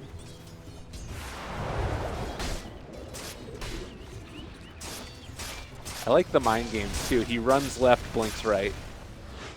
Duke the whole team. That's an Ice move right there. There's just there's certain players that kind of have that little flavor on their play. Right. Would you check right for Ice? No, I don't know. He's just a tough player to predict because the normal play would be to run left and blink left. Right. Never know. Flare not scouting him out either there. It was right on the edge. So mid lane, LFY, they've had enough. They want to be the ones that take the fight. Mechanism is done for the Silencer. They have the Diffusal Blade done for the Juggernaut as well. Hurricane Pike on the TA is done. She's crazy farm. What happened to his Blade of Alacrity? You gotta sell it, I guess. Sold it. Crush. They are going to back out now. Wanting to take this further forward. Lost 5 arrow. Oh. All good. Tanked it for TA. Yeah, that's funny. He sold the Blade of Alacrity. Oh, initiation. Yeah, they're there on top of Panda. Going to be able to pull him back in. Doesn't get the ulti off. Again, the Cogs pushing him back, and finally he's going to be brought down. Oh, and no buyback now for 45 seconds. That one hurts. That was great, amazing kill from LFY. I cannot believe that Silencer just held on to his ultimate. He's like, Panda's not going to get this. He trusted in his team not to do it. And poor Bane's just sitting there like, Silencer, please cast your ultimate so I can play the game. That's nuts. I think You're killing me when you say that, you know, because it's nuts is on the other team. I feel like the pun is too strong. it's too early. It's too early for such a strong pun. I feel like you gotta ease the viewers into the pun game. You know, it was completely unintentional as well, but I'm gonna start saying it more now. It was super nuts. So yeah, we're here. The Silencer to me has been the standout player, at least in some regards. Are you feeling like it's been a pretty good performance from him? Silencer's not challenging to support the play. He's doing the one play on the right where he got the last word on Panda was super cool and super impressive. But at the end of the day, like, he's just kind of chilling in the back and casting some long range spells on whoever's in his way. And he's got some nice frontliners and Clockwork, CA, Jug, Slardar. Action. They got him. Global does finally come out. It's on to that Panda ulti, and well, they are going to be able to bring down one. Nuts is going to fall. Monet drops that Omni Slash, is almost going to be able to kill off Black, and he is going to end up falling. 3 are dead for Faceless, still looking to take down Jabs, but is going to be able to escape. And now, the last one left alive, XY on the base. That one hurt. They kill all the Broodlings. The little baby pandas. Yeah. From the split. Ice didn't even come out of ultimate form. So the Omni Slash just killed everything. That extra armor, level 25 talent. Yeah, I guess so. How you're getting towards a situation where TA has an Orchid also. You mentioned that you felt like LFY's team fighting prowess was going to pull them through this, and it definitely seems to be that case. Yeah, I'm a big fan of team fight support. I think that's kind of where this patch is at right now. The Silencer is just proving to be... It's a position 5 support who's potentially having the highest impact on the game. By just the spell. You know, right. Not his items, not his his amazing spellcasting ability. It's just like there's a fight going down, he hits R, and or doesn't hit R and has the threat of it. Exactly. Like he can just wait on it. That fight, he used it, but they actually ended up killing Bane first, so he didn't have to worry about it. worked out well. Ugh, Tinker's D-pushing. Yeah, he'll... No, please. Have mercy. That is the frustrating part, I'm sure. That. They have decent high ground if they manage to find a pick and start walking up a hill. Morana ends up getting bashed mid-leap, cancels the TP, realizing that she would be brought down. Fortunately, with the Fusel Blade, there was never going to be an answer for her. So that's the type of thing that you sort of have to have happen in this game, I feel like, though, where you're pushing out these lanes and trying to keep them off of your towers. Yeah, he's actually going for a Lotus Orb instead of the kind of general Aghanims build that we see on Morana's oftentimes. Help them ramp up their farm. You think that that's a pretty good decision in this game? I mean, Lotus Orb is very good against Slardar. Probably one of the best items. I guess also the global, too. Yeah, that would be nice, too. Cast it on, like, Panda if he gets initiated on after Global Silence or something, but... Silencer is such a weird hero right now. I'm seeing this hero a lot, and I'm seeing it do very, very well, because... it's just kind of whoever gets, like, the better initiation is winning. But LFY, if they don't get the best initiation, they almost have like a get-out-of-jail-free card through Global Silence. So the opportunities for Faceless to find opportune fights are very, very small. And even when they do kind of feel like they have something going, they just get globaled, and LFY gets a couple of seconds to really kind of recover and get their fighting back together. White ended up slithering Crush, I guess, before the blink. That was a little bit odd. Yeah, he messed up. Still they're on top of him. Counter initiation comes out. They get the global again, and now the Omni Slash onto the Brewmaster. He is going to end up falling. So the Brew ultis, which are there so strong in the early stages, have been punished now late game. And you don't have your Troll, you don't have your Brew. They're starting to move high ground, and with the Healing Ward, it makes it less bad going against this Tinker. Definitely, Healing Ward, super good against Tinker. It's going to allow them to see the high ground here, getting a lot of damage onto the tower. Have you seen Black's item build? Have you clicked over on Troll lately? Yeah, you got a Satanic Manta. What happened there? Not exactly sure. I've seen Black do some crazy item builds. This might be one of the craziest. So what is it that's so odd about this item build? Satanic is Satanic is like a 6th item slot. You don't, and it's not really a Troll Warlord item either. I don't know. He needs more stats and like just kind of general HP deal with Omni Slash and Troll's a weird hero, but I'm almost certain that Satanic is not the item. Well, we usually see like a Sanjin Yash into a BKB or something. Yeah, I think BKB would have been a great option. I think you got Manta to deal with potentially like the Global Silence, but right. Even Troll's not really a hero that really well Global Silence. I guess maybe it was his thought that he got Manta to deal with Amp from the Slardar. Right, and then after that he needed an HP item, right? But didn't want to go BKB early because he thought he's not going to win. Yeah, it's not an amazing BKB game just because there is TA Juggernaut and Slardar. But it's a tough game to itemize, but I feel like Satanic was like the worst of all of his options. Okay. Or I feel like it shouldn't have even been an option. That's how I feel. Fair enough. Well, and nonetheless, it's also just been that it felt like these team fights, they haven't had the opportunity to even enact the game plan that they would have wanted. They've been constantly just caught out by the Silencer. It's just been really hard for them to do anything. The trick of playing against Silencer is to fight often and to fight fast. Okay. It's almost like if you can find him first, that's ideal. Right. But Faceless doesn't really have any vision heroes, so kind of isolating or finding opponents before team fight starts is pretty difficult for them to do. Now looking for a way in. Decisive is still there in front. Oh god, the Omni Slash immediately there. They do Manta it off and it hits on the illusions. That's a little bit of a better play now as they are going to be able to control and almost bring down Troll Warlord. Satanic, where are you at? It's not there. They're not going to be able to heal him back up. 60 seconds with no Troll, but they're going to start spamming out the rockets and the lasers now onto the Silencer and almost bringing him down with that Earth Panda Q, but didn't end up connecting, killing him off. TA still controlled. Monet going back in. They're low on mana, low on life. Tinker's shown up. They're getting the refractions off, but it's not enough. They still can't bring him down. This Healing Ward has almost had its full duration. Healing Ward is so good against Tinker.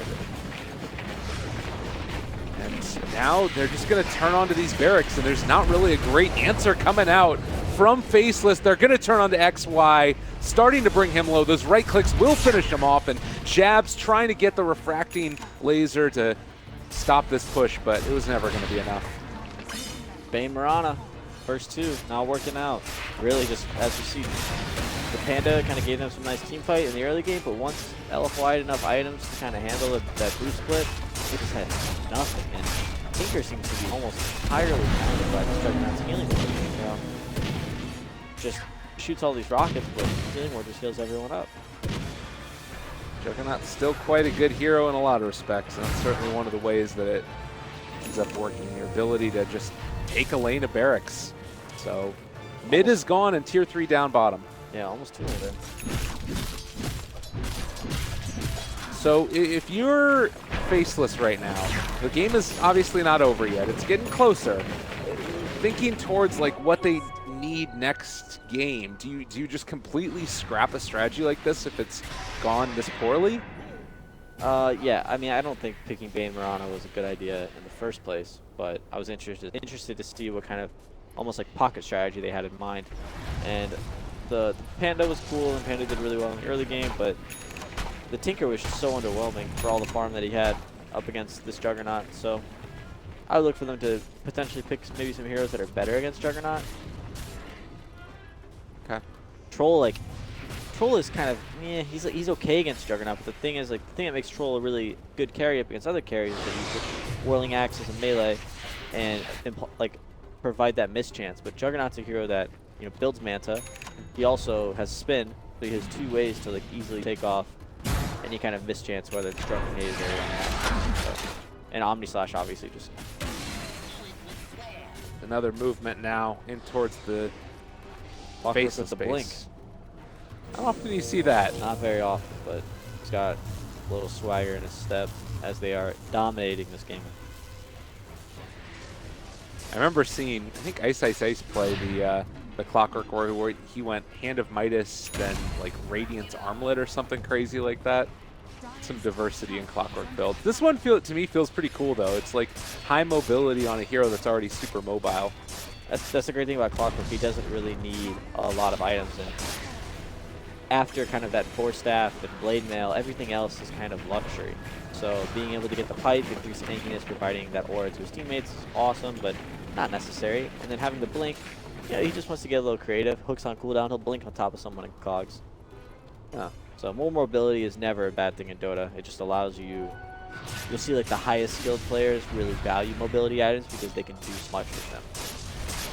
Like that OG game the other day, I don't know if you caught it, but they went 5 Force Staffs. Yeah, exactly. It's like through like communication of each other. I think that they were playing against Meepo that game, right? Yeah. So they just, you know, oh, Force Staff. Oh, I have the next one. I have the next one. It's something that they can coordinate and they can really almost abuse. Do good teamwork. 33-22. Time is drawing nigh for Faceless to either mount a huge comeback or possibly drop out of this game number 1.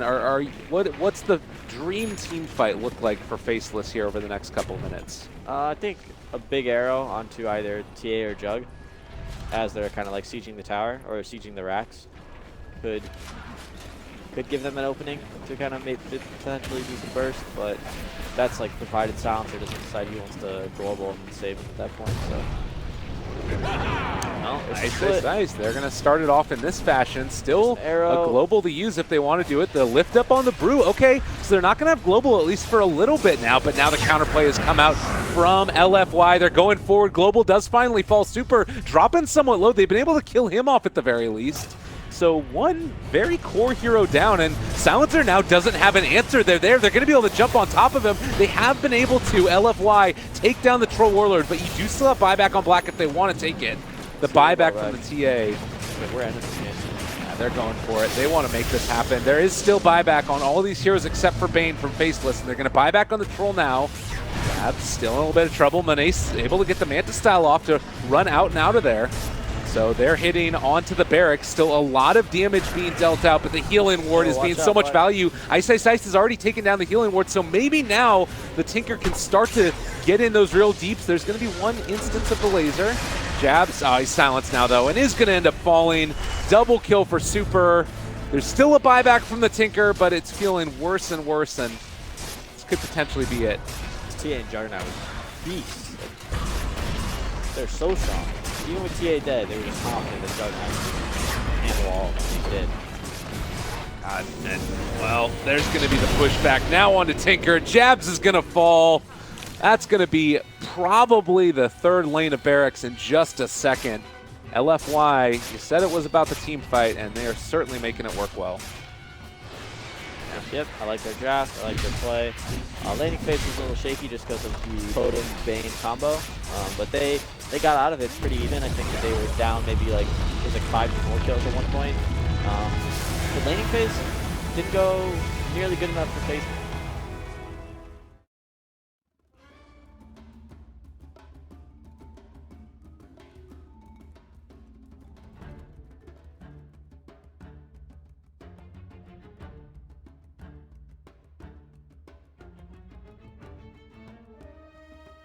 Dire team back.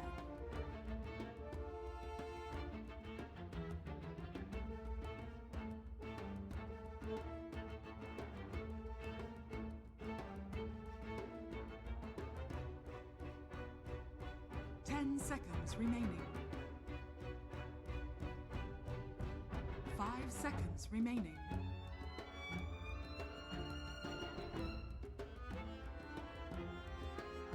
Dire team back.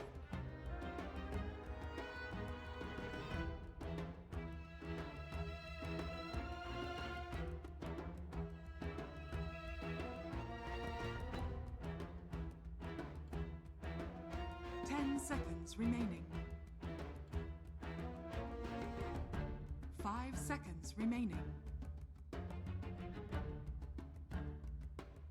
Reserve time. Radiant team back.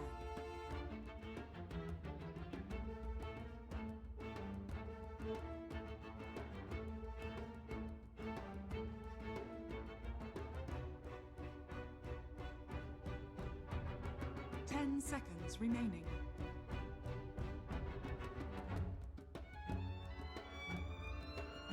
Dire team pick.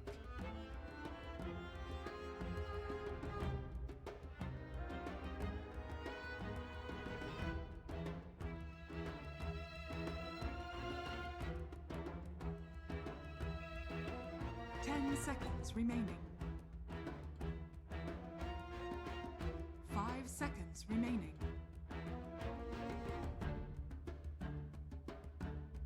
Reserve time.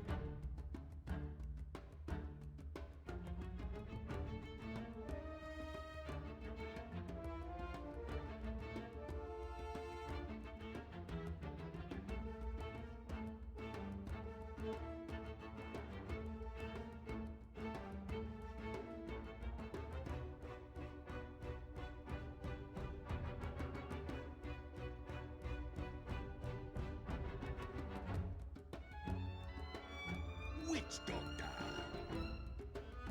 Monkey King. Radiant team pick.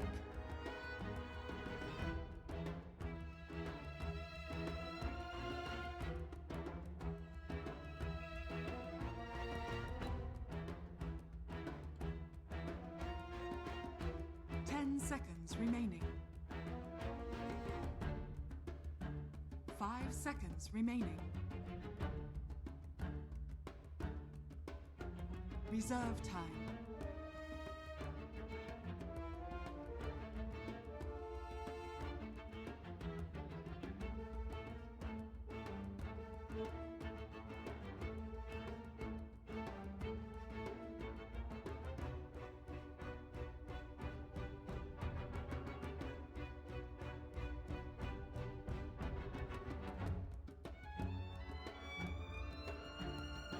Sand King. Dire team pick.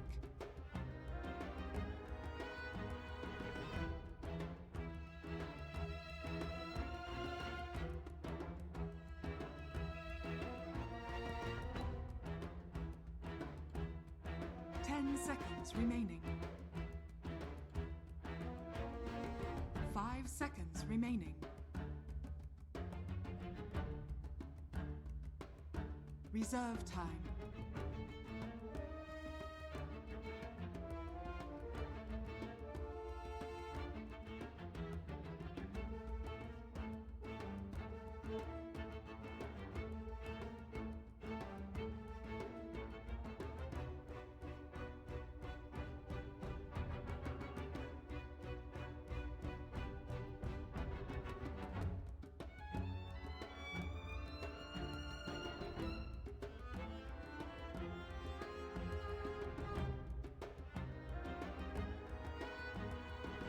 Earth Spirit. Radiant team ban.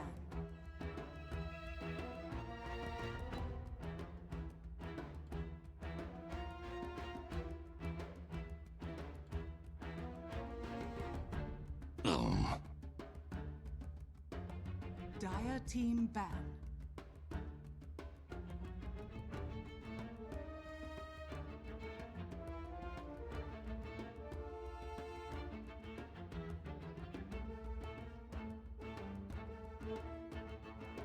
Seconds remaining.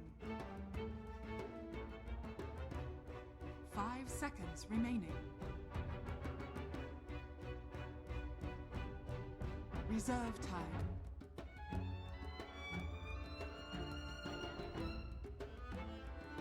Radiant team ban.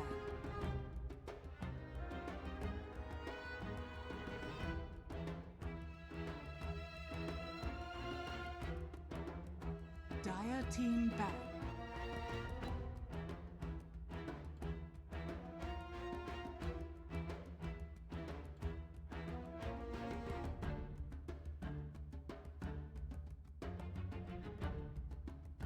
Ten seconds remaining.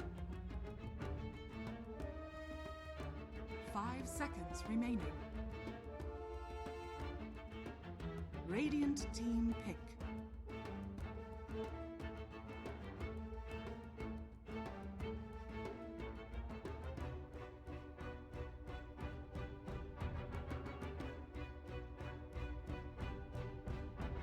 Seconds remaining. 5 seconds remaining.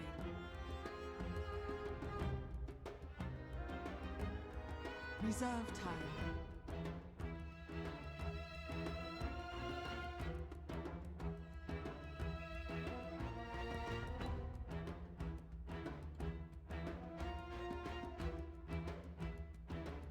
The sack.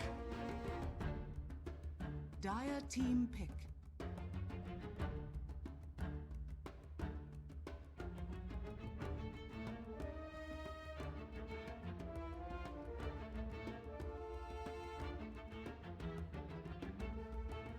Ten seconds remaining.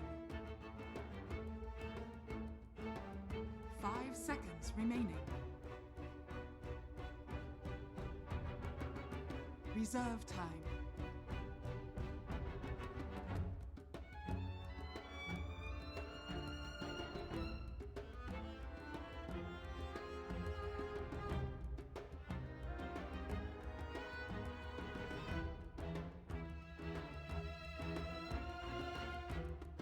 Juggernaut.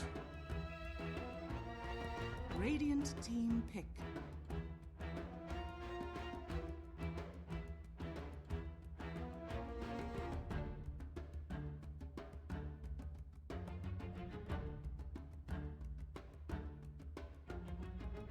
Seconds remaining. 5 seconds remaining.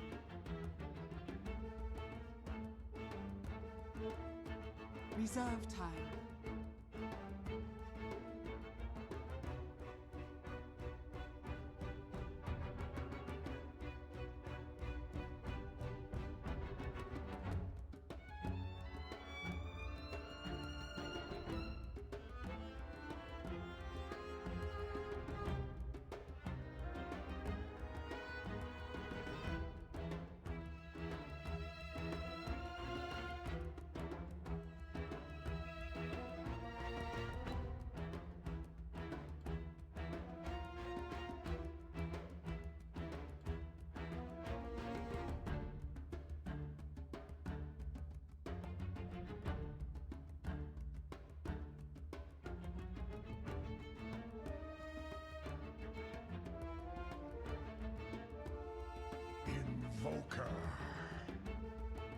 Dire team pick.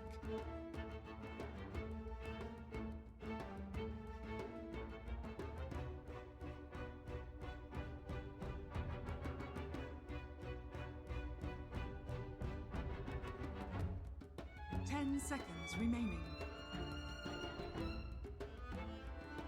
5 seconds remaining.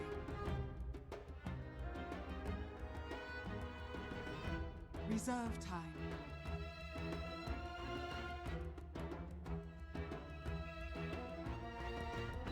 Storm Spirit. Radiant team ban.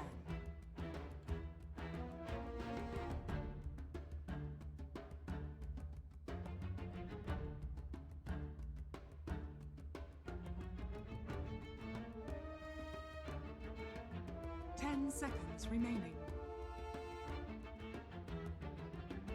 5 seconds remaining. Dire team ban.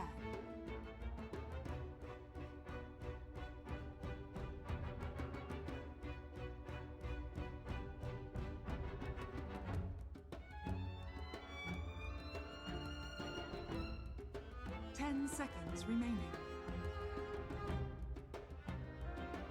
5 seconds remaining. Reserve time. Dire team pick.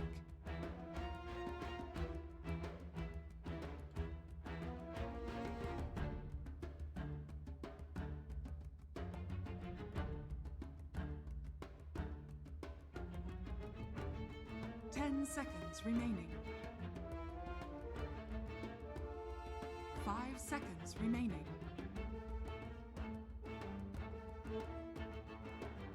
Reserve time.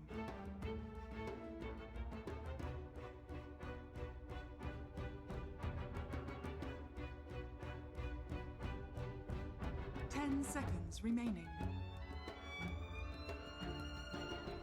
5 seconds. Clockwork. Radiant team pick.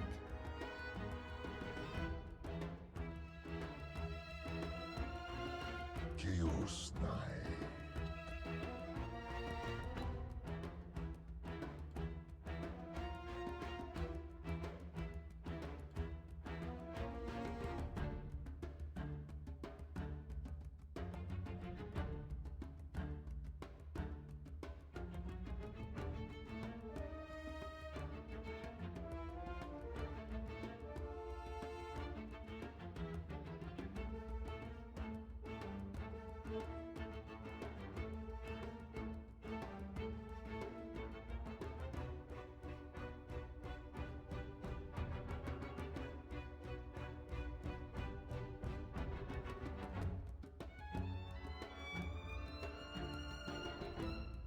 Ten seconds remaining.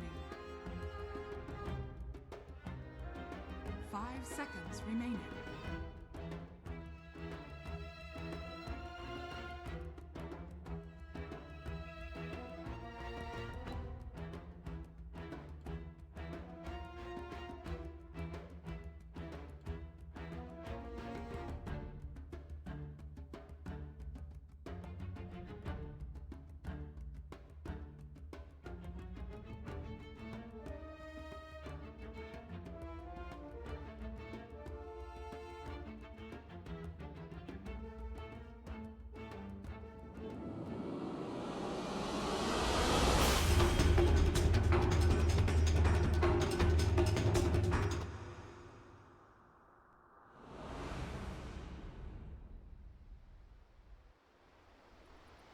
Storm Spirit's not too great against CK, but it's not so bad. I don't think they. A lot of times CK is kind of like a last pick hero that really abuses the fact that the enemy has no kind of AoE clearance. But it doesn't seem. They don't have the best AoE, but it's not the worst. Okay. So it's not just going to be like, oh shit, like CK, like we lost. But CK could definitely get some work done if it goes to the right items and makes some. I think if they can take a couple towers earlier with Leshrac, it's a lot for them. I can already see that this early emphasis by the Dire to move in here and try and get vision in the offlane area. LFY they're gonna. I mean, throughout this whole game, Faceless is gonna know what's going on over on this side of the map. At least this early phase with these wards placed down. Yeah, they're scouting out. They're just trying to figure out what exactly the lane setup is here. There's definitely some potential for LFY to aggro tri-lane. Black is playing Clockwork. Okay, mixing it up. Ice says, you know what, Black? I'm playing carry. What? Ice played carry on his last team. The team has not been doing well. You know, we saw Liquid kind of in a slump the other day, and GH stepped it up and played Naga Siren for them. They Miracle played support Sand King. Okay. Now, we don't want to have to read too much into this. It's the group stage games. I mean, you can it's make going good. Any assumptions you want. Okay. That's should exercise your ability of free. I should. All right. Just from my point of view, I don't think it feels like it's a scary thing to be going into a tournament and switching up roles like that. Do you expect that they continue this if we're looking at the main stage as well?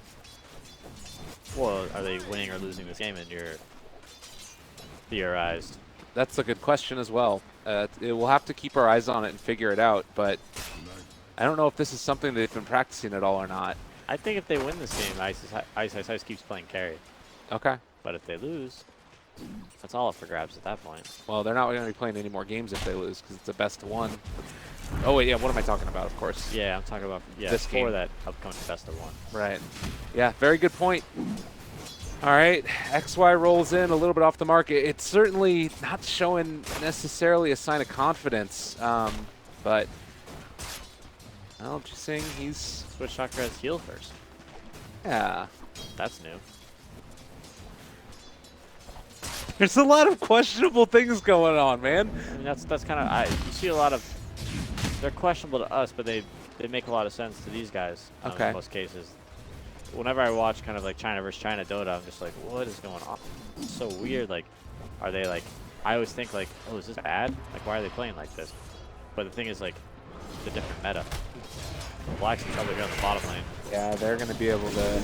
Be okay. Oh, Cogs break out. Still very low. The Orb Venom. Oh, it's not going to get him down. He ate the Tango. That would have been... Lived with nothing there. Pretty hype to bring it down. But thankfully, he's able to escape. Now he's going to be able to make it over to his shrine. So Black going to live through that early movement. How difficult is it changing from carry to offlane position? It just depends on if he's done it before. I don't know what he has, but generally side lanes, a lot of times carries can find themselves almost in an off. Oh, gosh. It's that one, but Juggernaut decided to man up there. He got exposed. All right. Yeah, this is not looking well for Ice carry supporters at this point. Yeah. It's like maybe I should have played Juggernaut. Well, and that's the other thing is that this is the team that's always been in. Watch mid, he's going to kick him.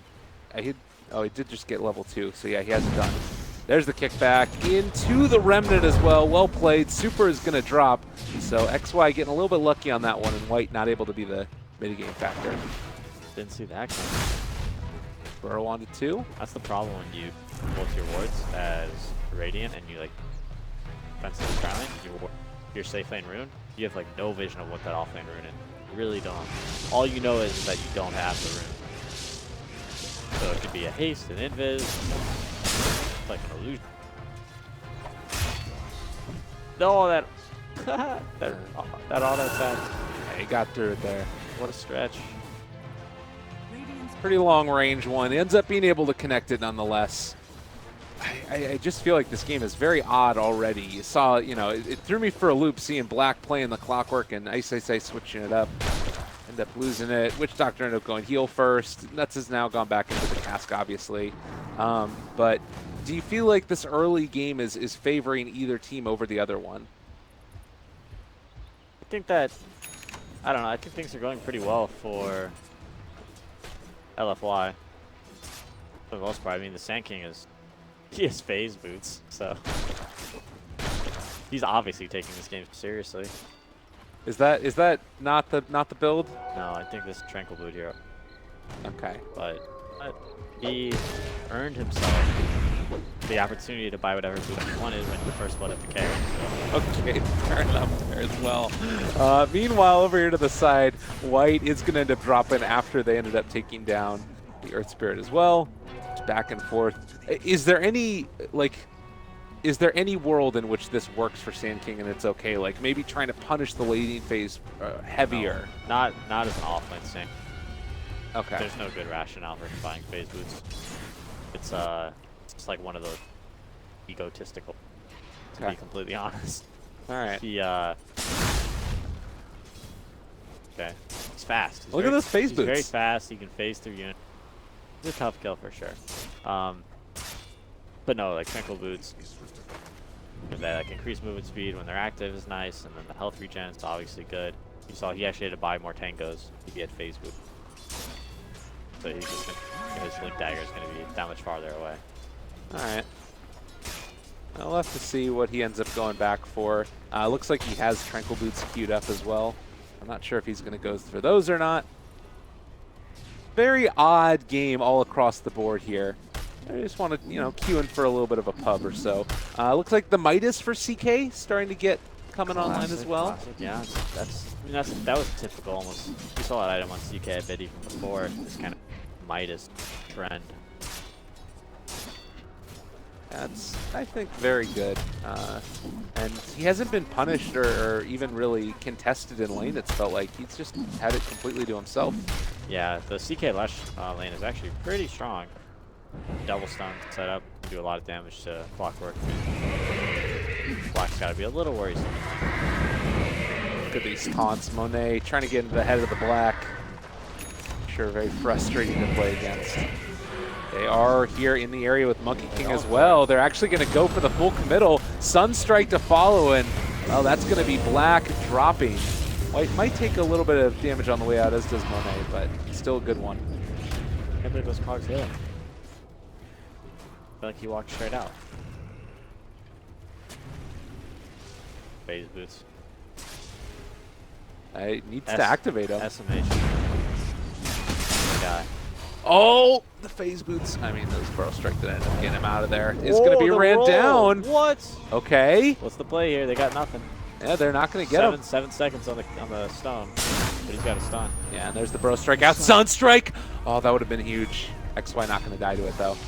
I don't know if it would have. It only did 225 damage. It's not bad to kill, but would have been pretty. So, Healing Ward drop. This is the play for Faceless. You take down the tower, the movement going. I guess the other thing that I was sort of skirting around the edges of, and the thing I want to ask about this switch up of roles between offlane and carry, is that something where you feel like there's some hostility going on, or do you feel like it's just if you switch up teammates, you switch up players? I think it's wrong of us to assume that that's team what is I'm having wondering. Internal conflict. But right. It's definitely a better story. It's the question to have, at least. Yeah, it's something to talk about. But at the end of the day, like, you and I actually have no idea what we're talking about. Exactly. So we're just making stuff up for the sake of putting it into our viewers' heads and giving them something to post on social media. Absolutely. So, I mean, it's fine. We can take this cast any direction you want. Doesn't matter to me. I love it. It's great. This is entertainment. This is live theater. I'm ready to put on a show. Absolutely. I love it. Well, clearly, everybody hates everybody in the world. That's what we've been able to establish. I just hope that if a player decides to listen to the cast and they hear me talking shit, they know I'm just doing it for fun. Absolutely. Action on the bottom lane. They've already killed off Nuts on the other side, so Earth Spirit going to go down. Monet, well, yeah, he's going to try and get out of here. Black is running down LPC. I like what Lash is doing right. That was super sick. He is still going to get caught there, and looks like he's almost going to fall. Okay. Fast. Oh, the taunt. Disco what a boss! Hell yeah! LPC doesn't even care. He is going to die in the end, but that is lovely. God. Just circling that creep, and then he just, all of a sudden he decided, we get like one step on Black, and he's like, I'm going for it. I'm making a run. You'll never catch me. And then he knew he was dead too. Jug was too fast. If he would have had phase boots, he could have lived. He didn't get hurt spot on carry. Oh shit, he's in trouble again. Yeah. Where's your taunt at? Come on now, Sunstrike! Oh! Oh, Taunt, LPC, the taunt, god! Taunt. What are you Yes, doing? the They taunt. did it! Oh! This What a guy's guy. A boss. He might be my new favorite player. He's waiting. They know. Earth at- Spirit. He what's he- knew it was happening. What's he doing to this Earth Taunt Spirit? again. He's Come gonna- on. Make the play. He's going to kill him. He's taunting again. It's too good, man. Disco ball. You don't normally see these types of plays out from the Chinese teams, I feel like. It's good to see it. They're all memers. So 9, almost 10 minutes into this one. We are, I would say, looking quite good for LFY, yeah? Yeah, for sure. And Leshrax just entered God mode, so probably clockwork many times. Oh, look at that. White was also, he's pretending to be a bounty rune. Okay. Was on the point, and now he ends up leaving. Ridiculous. I haven't had the chance to speak out about it, but that's really stupid. Now's your point. You're on your soapbox. You're right. They told me I could cast and just talk continuously for 45 minutes, so start talking. They never want me on the cast again, then that's fine. But yeah, Monkey King turning into items. Dota. Imagine if this was in Dota 1. I can't imagine. People would just, yeah. Very upset. That being said, it is. I love the ward too. The new ward with the Monkey King. It's a really good ward. Oh, they're up here with Ice, Ice, Ice. Epicenter's available as well as 2 points in Boundless Strike, so a decent time stun, but he's hiding back there. Knew that something could be up. They're going in instead on the bottom lane. Have been able to find Monet. Sunstrike is going to end up bringing down Black, so Monet's still in trouble here. Oh, that Monkey King stun. Perfect timing. Storm Spirit balling from the other side of the map. Monet, oh, the stun from LPC to break it. They're not going to be able to catch up to the CK. He's taunting. Taunting for days. Monet going for the TP. They're not going to be able to run him down. And LPC has a TP for his own if he wants to use it, but instead he's just going to wait, turns back around, finds the kill. This is unbelievable. LFY, what players. The phase boot's going to start to come into play. Wait, does he have him? He has him off cooldown, catches up there to Nuts. Yeah, LFY is clowning on Faceless right now. This is just shameful. Oh. Monkey King is just on top of the tree, seeing everything that's going on back there. Perfect vision. They're just laughing at Juggernaut as he's spinning around their tower, missing everyone. They just kill him. That Sunstrike underneath the tower too that killed Clockwork. Black was like, guys, I'm making a play. But Clockwork, you lock someone in one spot, you can try and sit on there, and then it backfires. You just get... I mean, particularly that splitter to break the chase that was going for Monet. The Storm Spirit was all on top of him, but they couldn't quite get there in time. Really impressive. So, what a performance from LFY here. They're technically not able to move on to top 2, but as you mentioned, nobody knows what's going to happen in Group B, but getting a better seed is sure to be good in Bay. Yeah, that's the difference. Liquid or top 12 and top 8. Significant amount. The scariest part of this tournament is that best of 1 in the lower bracket. So there's a lot of pressure gone once you get past that. So obviously having the easiest opponent possible benefit you. Super did end up finding one, but will get found out himself. The combo of Black and Nuts takes the kill there in the jungle. Nice pickup. Oh my gosh. You gotta be careful with your words there, Ray. Too many puns going on. Yeah, absolutely.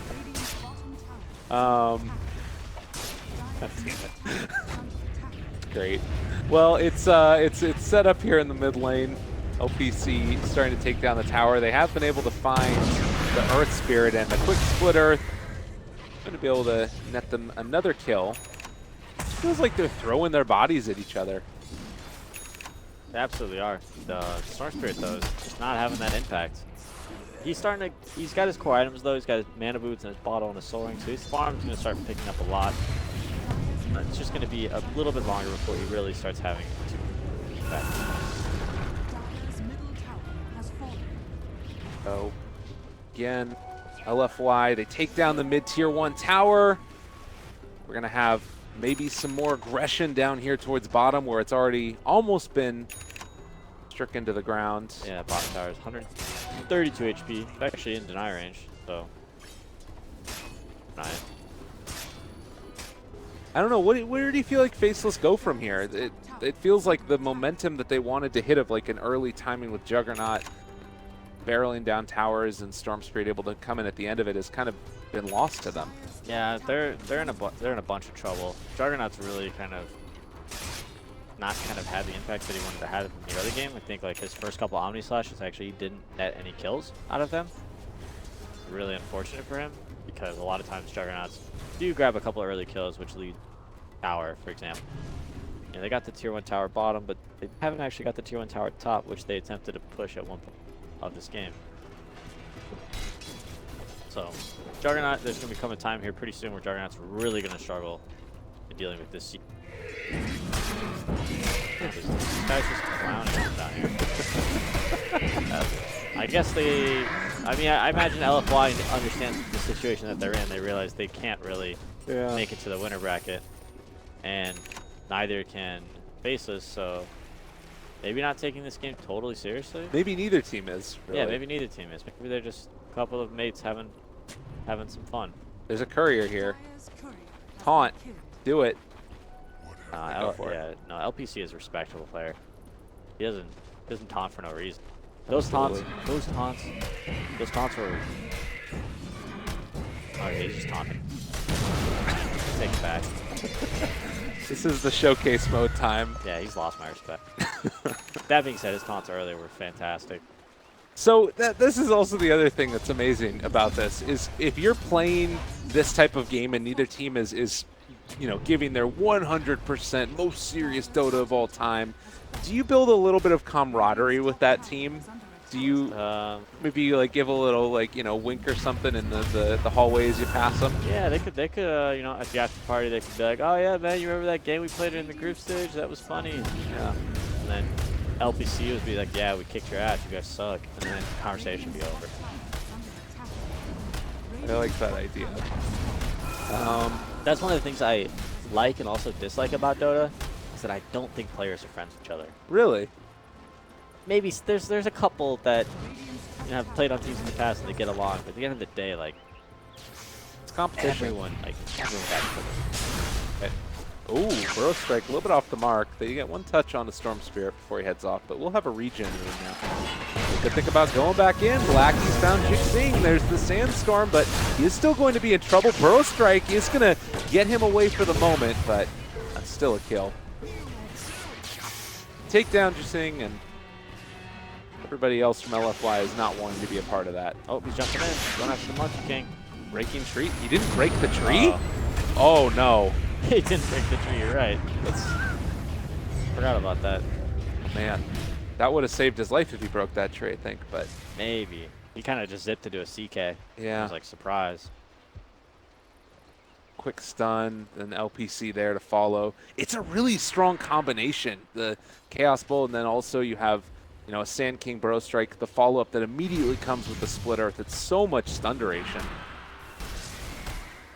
Yeah, CK's definitely got some lockdown. The stun is relatively easy to disjoint, but if you don't see it coming, you're in for some hurt. Well, even if there's like a Sand King there too, the follow-up that comes, it's like more than enough to set up for a Sunstrike, and then you have anything else that follows. That's what we talked about, Invoker, you know, whether you go Quaswex or XR, it's just like so many stuns and set up in your lineup, especially like almost seemed like they had this CK in mind as soon as they saw Juggernaut. No-brainer for him to be set up for Sunstrikes throughout the game. LPC at this point has gotten himself quite involved in all of these kills. Currently 2, 1, and 8, so 10 out of the 13 kills he's participated in. Yeah, he's the best player in the world. At least in our hearts, at the very least. Yeah, he won me over, that's for sure. I think he's been around for a long time. He's played on a couple of different teams. I think that he is the longest standing player with LFY. Maybe Monet is the other one. I'm not exactly sure. I don't know. Either way, it's nice to see these guys in the scene. Glad they're having pretty decent run at the group stage here at DAC. Not breaking into the top 2, but definitely very close and a respectable group stage. And, they won a lot of games, get those under their belt. But they also probably learned a lot, which is one of the most important things about tournaments like this. And they're not going to the major, I believe. Right, they're not. But TI qualifiers coming up. Absolutely. And you think about all of the other tournaments that happen. There's so many qualifiers in China that are incredibly competitive. A lot of that tier 2 talent runs deep, and it's at about the same level where you don't always like challenge for the top seeds in international tournaments, but there's always competition to get into them. And being able to be here and be involved in scrims, I guess probably some during the off days and stuff like that. It's a lot of good, valuable experience. Jabs has his Bloodstone newly minted, 12 charges on it. Also a DD rune in hand. I'm sure that Faceless would love to get involved in some kills right now, but LFY not affording them that opportunity. Ice going back for the Battle Fury like a boss. Trying to carry. I like that. You gotta do something crazy. Is Battle Fury just always not going to? It's like the exception to the play. It's a pretty dead item for Juggernaut. It used to be kind of the regular. Oh, action here. Yeah, they found Black, but they're able to break down the trees. 4-second stun. The turnaround here, though, is it going to be enough? Sunstrike comes down. Black is going to drop and, well, immediately jumps into the disarm. Oh, that hurts so bad for the Storm Spirit. There's going to be a roll away. XY trying to escape. They have been able to kill off that Monkey King. They buy back on the Clockwork, trying to get in on the fight and able to Omni Slash before the EMP comes out, but still, Ice in trouble, and Monet will run him down. Jabs finally into this. Armlet Toggle is not going to be there. Still double. Yeah, he does a lot of damage. Epicenter, is it going to be enough, though?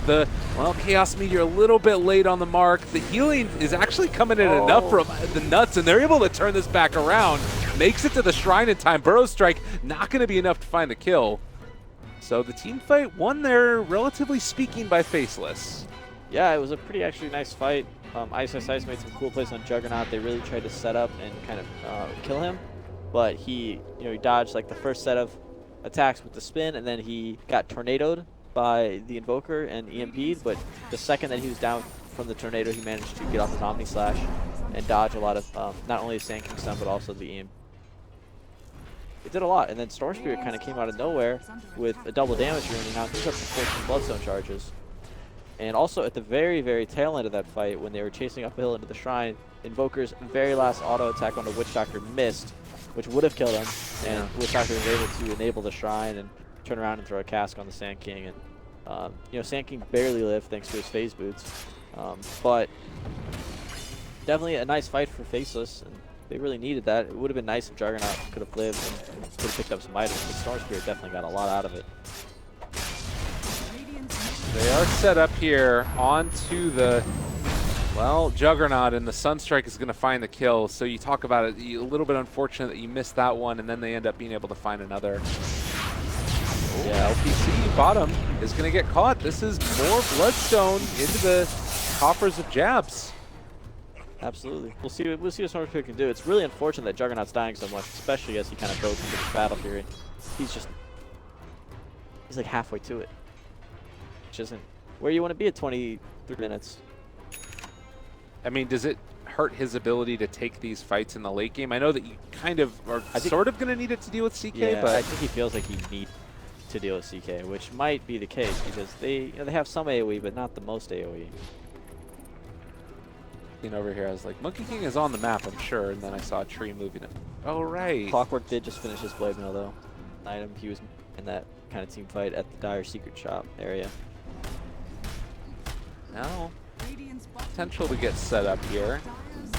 Tier 2 tower is going to drop. The movement in now. The rest of Faceless wanting to get in position to take this engagement. Smoked up, fighting post the tower dropping. We're going to have a fight here. Yeah, Monet, the first one to get initiated on. The stun is there. The Well, miss onto the Maledict. Storm Spirit jumps forward, able to find Jinsing. It doesn't end up hitting on any of those auto attacks. The Boundless Strike going to connect onto 2. That was not the initiation that they needed from the Storm Spirit. Black just got ditched. CK ult is out, guys. Run. They're turning around, and they're going to keep taking this fight. Burrow Strike onto 3. Sunstrike to boot. LPC, it's a big old split earth. The Omni Slash is there, but it's not nearly going to be enough. 4 dead, all of LFY standing tall. CK is way too far. He's got a Manta and his ultimate out, and Juggernaut Omni Slash. Yeah, you can't even deal with the illusions. God, what that a was combination. Yeah, they just kind of walked into CK, and then they realized, yeah, she can't do anything to CK. We gotta turn around and run, and Witch Doctor started throwing some spells, but realized he was very much out of position. It was like you saw the casket thrown, and then he went for the Maledict and was like, all right, I need to get out of here. I'm done. He was so panicked and worried that he missed the Maledict. Right. And then he just dropped his ward on top of the CK and realized, I actually shouldn't be here, huh? Yeah. So he just immediately canceled it and started running for the shrine, and it just was a fight that never really got started for Faceless, and I feel like that's kind of the unfortunate actualization of their situation, is that they don't really have anything to fight, and Earth Spirit, you know, has some nice team fight, but LFY just might be too farmed at this point. 14,000, almost 15,000 net worth on Super. He has been involved in so many kills throughout this game through Sunstrike assists and just straight up last hits. And you look at the farm, I mean, Sand King is almost ahead of the Storm Spirit, for goodness sakes. Sure, the 15 Bloodstone charges look nice, but they just don't have the damage. I'm not sure exactly where you find it from. Maybe get more farm onto XY, and that allows you to get that, or you just play the pickoff game and hope that you're able to get gold through comeback mechanic. They gotta find some kills, which would be nice if LFY ever spread out, but I don't think that would be very smart of them to spread out at all. But maybe Sank's just going for something bottom here. Oh, what? The cask? Oh, the cask hit him? Yeah, the cask hit him. It canceled the epicenter. They will still find the Juggernaut, though, and Ice is going to drop. Tornado comes out. There is going to be a magnetized now. XY getting ran down, out of mana, out of time, and is going to die. Man, they can't catch a break. Well, they did catch a little bit of a break there with the epicenter canceled, but regardless, man. Ice spun that wave and didn't see out of the spin. Paid the price for it. Thought maybe he lived there, but Sunstrike's been on point this game. He has looked really impressive this series, not only on the Evoker this game, but the TA in the last game. Yeah, how do you rate him in the sort of path? I've always been a huge fan of Super.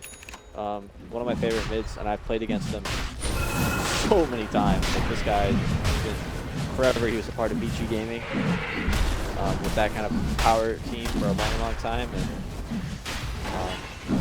I remember playing against him in TI4. So, yeah. Well, in the meantime, they've been able to find and take down the Taunting Master himself. LPC, the Burrow Strike, going to connect onto 2. Sunstrike comes in, split between nuts as well as jabs, but they are still going to be able to run down these heroes in just a second. Omni Slash is out, bringing CK to about half HP, but the turn, the right clicks, the kills. Oh, the armor toggle. Oh, so much damage. 600 damage from Maldic there. That's crazy. So they are going to be able to bring down that CK. Oh, it's a super good fight for them. The Storm Spirit's back up now thanks to Bloodstone. No, he didn't dust. He did dust. It hit, it hit. XY, okay, they've got one. Looking for Super, bringing him low. That is going to be a kill. Oh. No, he's got a lot of regen. Oh my god. Run. He throws out the tornado. Not dead now.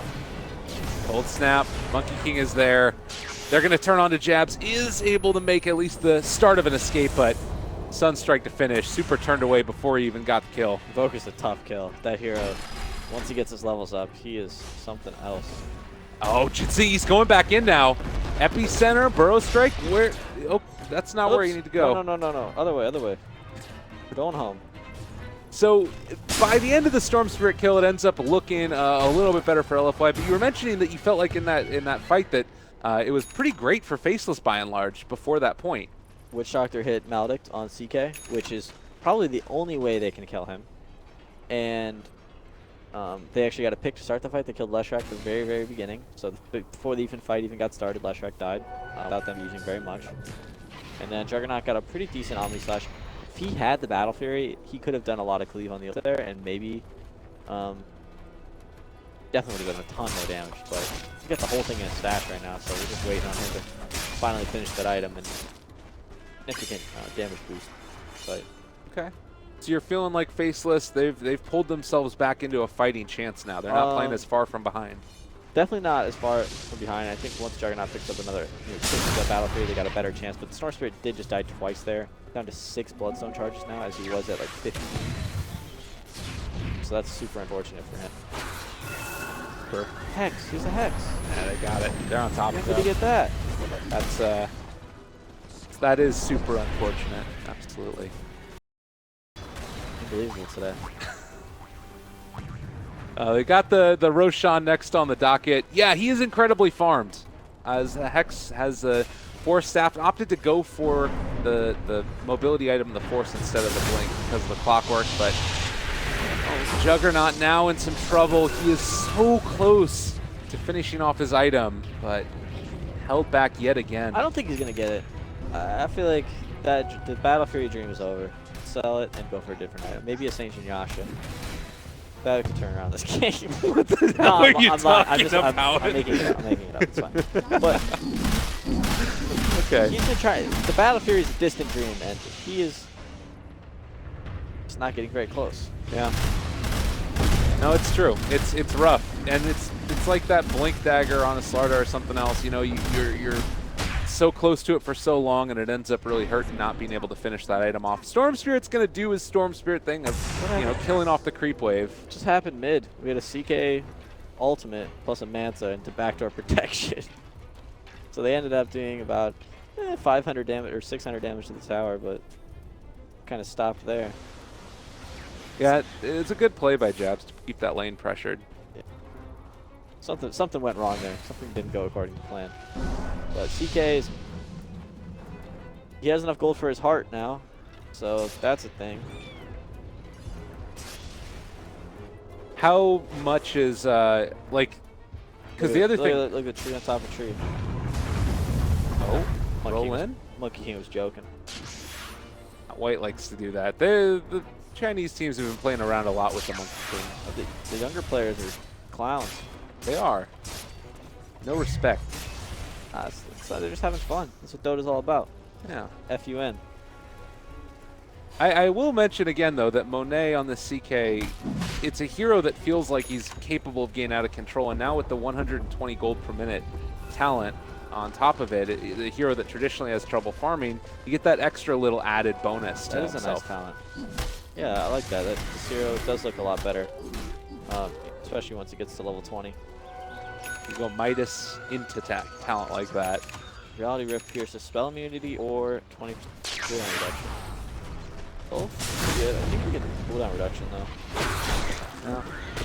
I think it's kind of interesting. Mid, Star Spirit in big trouble. I mean, they're going to push him back here and try and bring him low.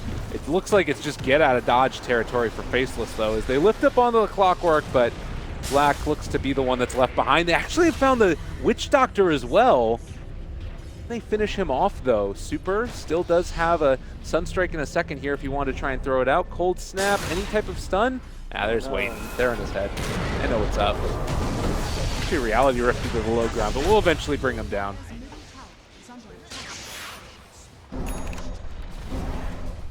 Juggernaut. Finish the battle here. Dream. But unfortunately, there's a couple of 4,000 HP carries in the building. So they're not even going to come back to try and defend this. I wonder if the game ends right here. Yeah, there's a good amount of duration still left on these illusions, and it doesn't really feel like there's any great... Maldic. Okay, that's the start of something. Oh, the Witch Doctor, watch out, man. The Tornado is going to keep him alive for a moment, but still will end up falling. Fine, he's minus 40-second respawn talent. He's alive again. Yeah, makes it work. They're wasting their stuns on him. You fools. White, in the meantime, is going to get Orchided. Jabs on top of him. Sunstrike comes in, though. Isn't quite on the mark, but it doesn't matter because Monet is going to be able to can that kill. Burrow Strike connects onto 2, and now they've turned on to Black. Monet has Maledict, but they don't care. Yeah, Drug's got buyback. I doubt they're going to use it. for the books, I believe. The ultra kill comes out from Super. They're going to give him the rampage as well. If you are a level 10 Witch Doctor or a level 15 Witch Doctor, you could chain feed so fast. I mean, he could potentially give a rampage just himself. He could. Yo, this guy good game with an emote. Holy shit. Monet, please have mercy. They're loving it. I'm feeling like LPC, or rather LPC and LFY have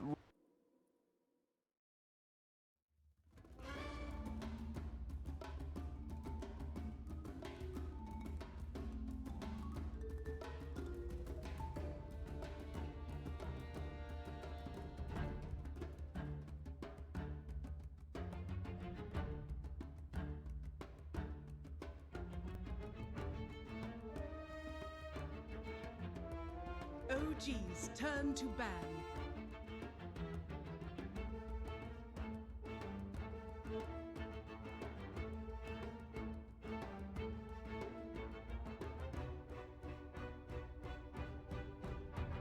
Ten seconds remaining. 5 seconds remaining.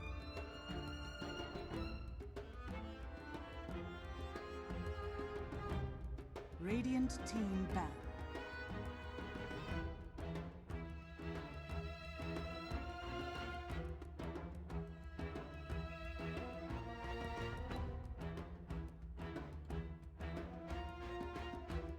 Ten seconds remaining. 5 seconds remaining.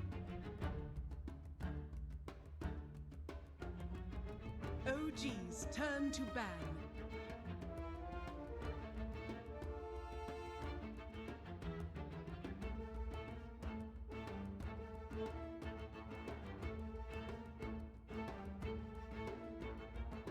Ten seconds remaining.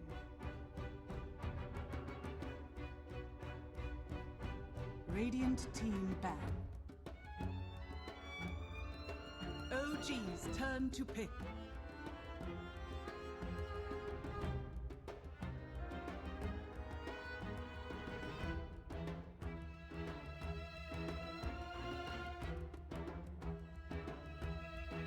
Ten seconds remaining. 5 seconds remaining. Monkey King. Radiant team pick.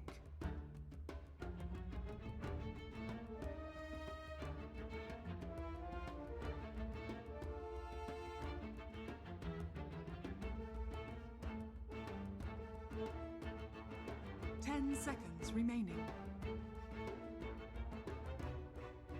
5 seconds remaining. Reserve time.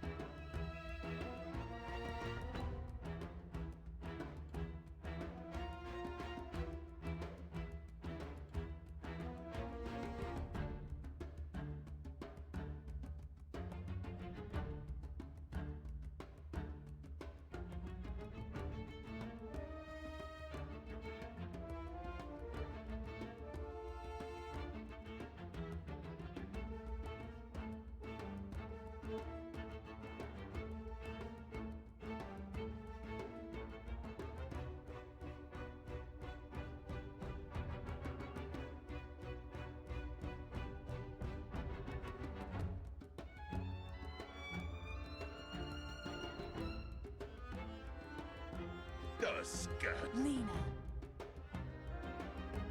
OGs turn to pick.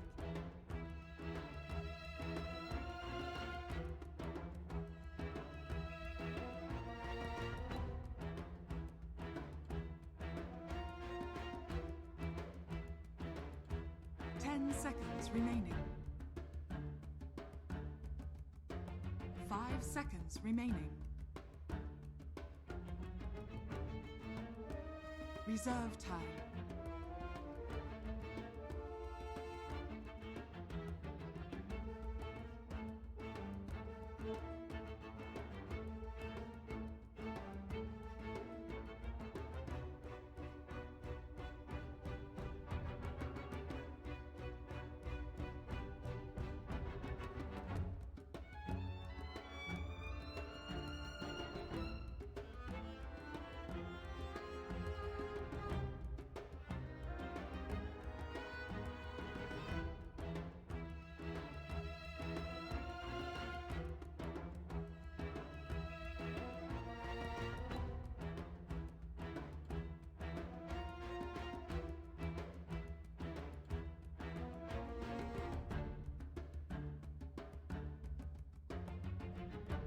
Disruptor.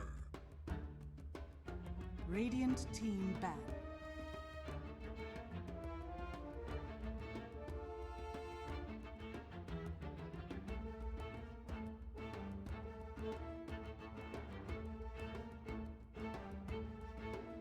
Ten seconds remaining. 5 seconds remaining.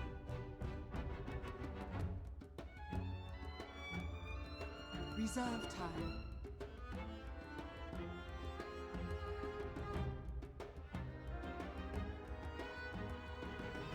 Yeah.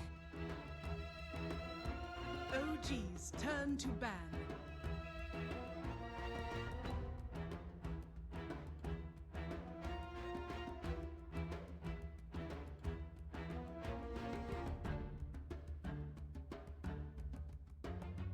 Seconds remaining. 5 seconds remaining.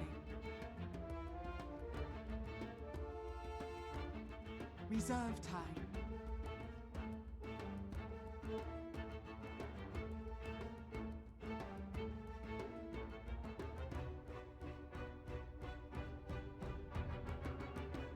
Radiant team ban.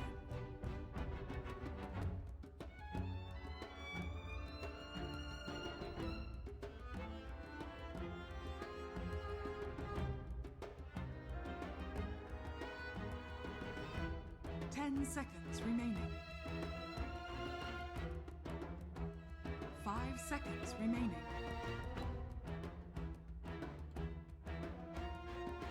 Reserve time.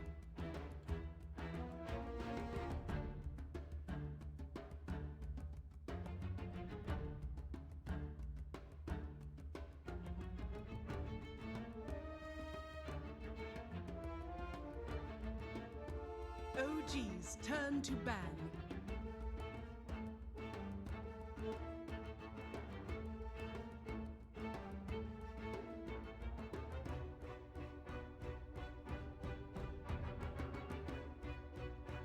Ten seconds remaining.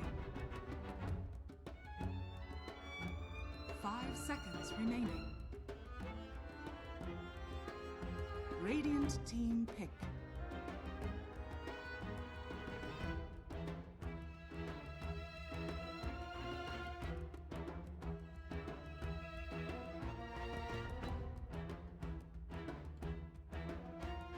Seconds remaining. 5 seconds remaining.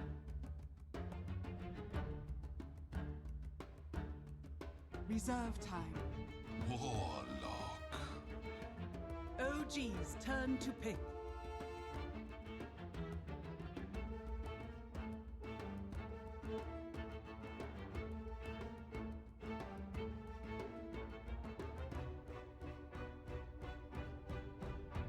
Seconds remaining. 5 seconds remaining. Reserve time.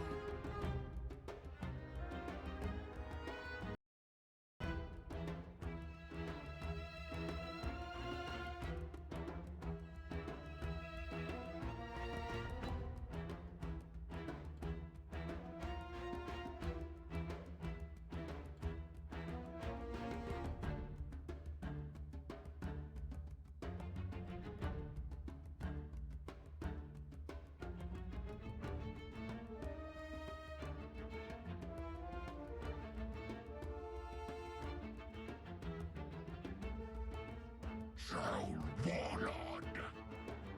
Radiant team pick.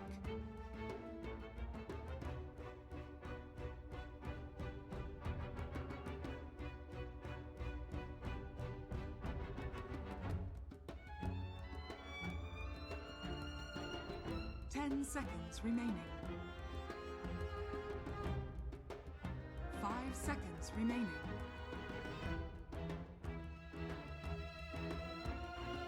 Reserve time.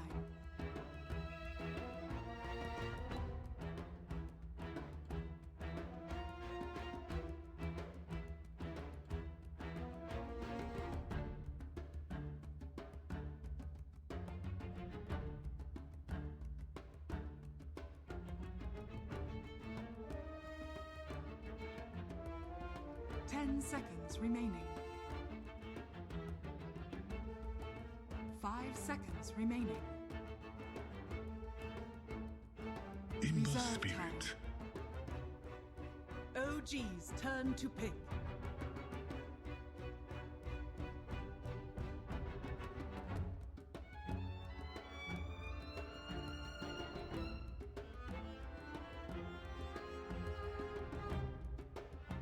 Seconds remaining. 5 seconds remaining.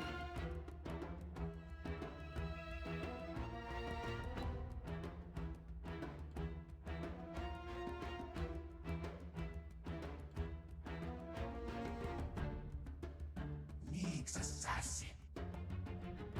Radiant team ban.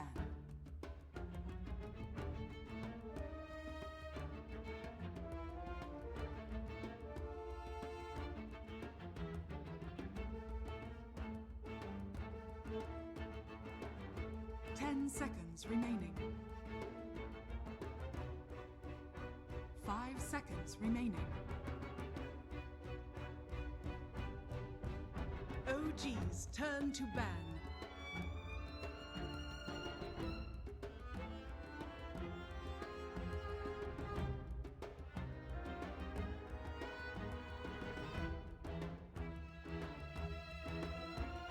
Seconds remaining. 5 seconds remaining.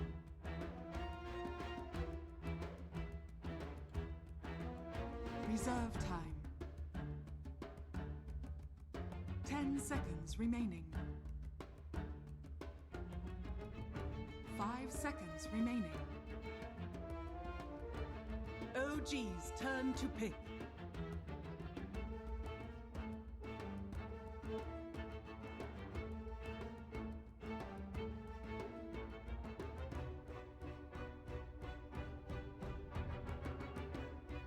Seconds remaining. Bad Rider! Radiant team pick.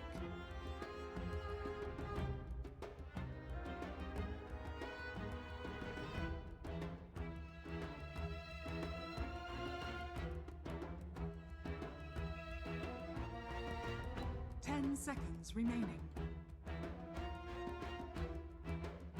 5 seconds remaining. Legion Commander!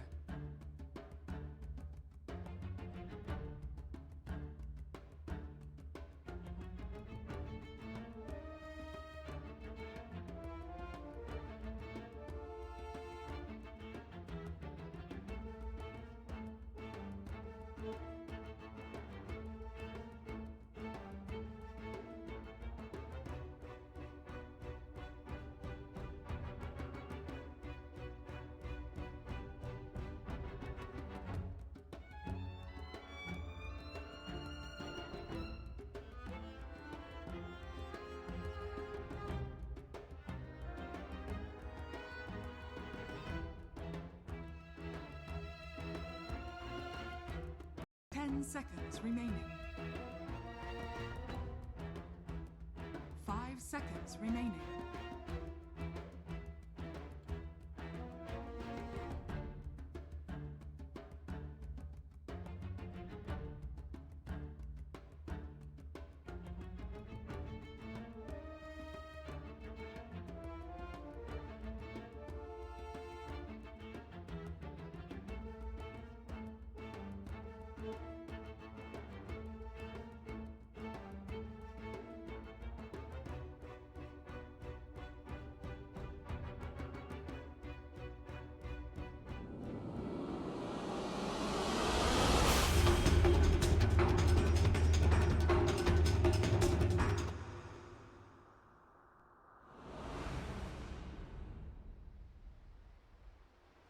Asking for Monkey King. He's been saying it over and over again to Fly, and Fly's been like, But now they are secured through. This is where they're able to try to experiment a little bit, not in a disrespectful way, but just because they're through. They might as well, right? Like, what's the point in not doing it? So letting Jarex get a little bit of practice on this hero. I also do like the way that they built their draft. They now have the Nyx Assassin to counter the Ember Spirit and the Lina. So Ember and Lina are going to be, we can actually take a look at who's going to be playing them quickly as well.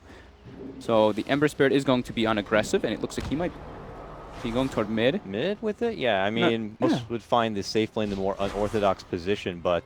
looks like a safe lane Lina, based off of his item build. Very unorthodox altogether here, it looks like already for VGJ.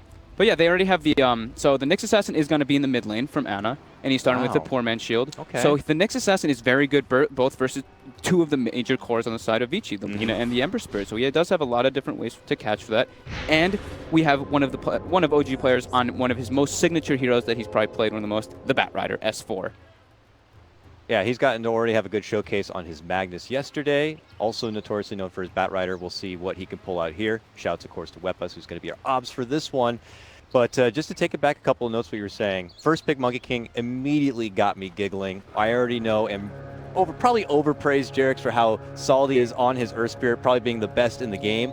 So you give him a fun hero like Monkey King, and I just hope he can bring some new tech or be a little bit innovative. You know, show us something funky that maybe other Monkey King players haven't done yet. Because right now it's all been about what, like Biposhka and Baboka and what they've been able to bring. But here's one strat, right? Get a courier, so turn yourself into a courier so you're faster, so you can block the mid wave better. There you go. Okay, that's some new tech I'm talking about. That's a little bit, but it's a nice little cheeky play. OG does get some two nice aggressive wards in the enemy jungle, so they're able to watch the movements from the Tusk, and the Monkey King's able to play around that if Jarex does want to. S4 does, as we see, pull the wave, so he's going to be able to get himself a nice double creep wave for himself if he times it properly. Just classic S4 here. Yep. We are seeing Jarex rotate towards that top lane now, and ROTK, as we saw yesterday, and can get a bit susceptible to being really punished in the laning phase. In fact, a lot of the games they sort of had to sack the lane and just put ROTK straight into the jungle. So he knows he could be especially a bit vulnerable in this particular game, and they have to keep a watch out. But it looks like they've been able to ping Jarex nearby, as Warlock will rotate over to help ROTK. I like this adjustment already. Last night we were a bit like, we were watching Vici and we were like, man, they just seem very disconnected with each other. There seems to be some stuff going on.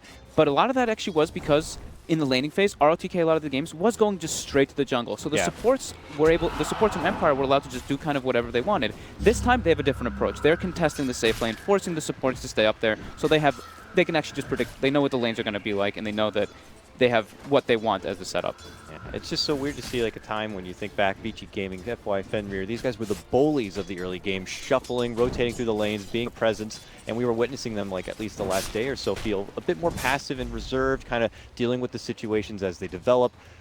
Here, putting more of an assertive tone in the laning phase seems to be a good uplifting note for VTJ rather, heading out of the gate. So, well, S4 is got a quick level 2 He's got here. 6 stacks on FY already, but they do have a lot of burst damage to be able to bring him down. He has to be a little bit careful in the way he positions himself. So does FY. If he stands on the Firefly for too long, he might just burn down quickly. Snowball coming through. He's got a lot of stacks on him, though, but they're able to bring him down first. Very nice. Now, he will get the return burn kill, but obviously the XP boost is going to be going the way for Freeze on this one, and VTJ securing the first blood makes it all the sweeter here. It's a lane that we haven't really seen too often, but Tusk Lina, there's an immense amount of burst, and you have the setup for the Lina. So S4 does have to be a little bit careful in the way he plays in the aggression, but I think he got what he wanted. It doesn't really matter if he dies at the end there. He unfortunately doesn't get the experience, but at least he forces the wave. He forced him to go on him, so the wave equilibrium gets messed up, and now he gets a double creep wave coming under his tower. So very important for S4 to be doing that, and he's going to be sticking to this. He's not going to resort to the jungle. He puts a bottle into his quick buy, so he's going to keep just pressuring that lane, force the Tusk to stay there. An unfortunate misspell, some Kale on the keyboard here. Problems, I guess. No Tail is going to get back into action. We'll see. Jarex rotate back up towards his top lane. RTK has been able to kind of manipulate and pressure the full camp a bit, but this time they're looking to maybe punish him. He's been able to kind of pull some of the creeps out and towards his side. It doesn't look like they're going to glimpse him back or go for any sort of setup. Yeah, only level 2. Yeah. Not having the glimpse skilled up just yet. Jarex only level 1. They don't really have the greatest amount of chase potential just yet. But Tension totally pulled away from No Tail. He'll get the lane to work with here, and Fly can just kind of be the babysitter and scout out. I'm wondering if Jarex is going to continue to plant himself here, or if he'll eventually try to make course elsewhere and maybe pressure the mid lane, because that panning out right now. Ana aggressive. Ana is up very well. 18-2, 17-1, etching a bit ahead, but in a matchup we don't get to see very often. It is looking pretty nice. Plus, look at this full wave going to be under the tower for Ana too. Yep. Very nice. Definitely very well played from Ana. You might see Empress pull a little bit ahead in this matchup, but the natural base regen of the Nyx Assassin allows you to be able to stand your ground toe-to-toe for the most part, as long as you're pulling the creep equilibrium as he does use his flame guard, so you don't get burned too much. That being said, Freeze in the bottom lane is actually struggling a bit on the CS department. The stickies are actually messing with his turn rate a good amount, and them going for the kill, missing a couple creep waves. It's only sitting at 8 on the safe lane. Lina, RLTK right now getting some pressure done on him. They don't have Glimpse. No, they do. They have mana. Got Fenrir there too for some backup heals. Yeah. Okay, is obviously going to be able to shrug off a lot of the trouble. The Fatal Bonds even do good damage there onto Fly. He'll have to sidestep it a bit as he waits for the 4-minute bounty rune to pop up. So getting back to this mid lane at Nyx Assassin, refresh, I've not been able to see it too often here. Where do you go? Like, what's the next step for it? Because you can obviously get a quick build up to your level 6. He's already level 5. Is it putting that Vendetta to use right away and maybe look for some setups on other lanes, or do you just take advantage of the lane while you got it? They can just take advantage of the lane. They can come to his lane and gank for him. That's true. It's really dependent on where they want to make the moves with the first rotation from the supports.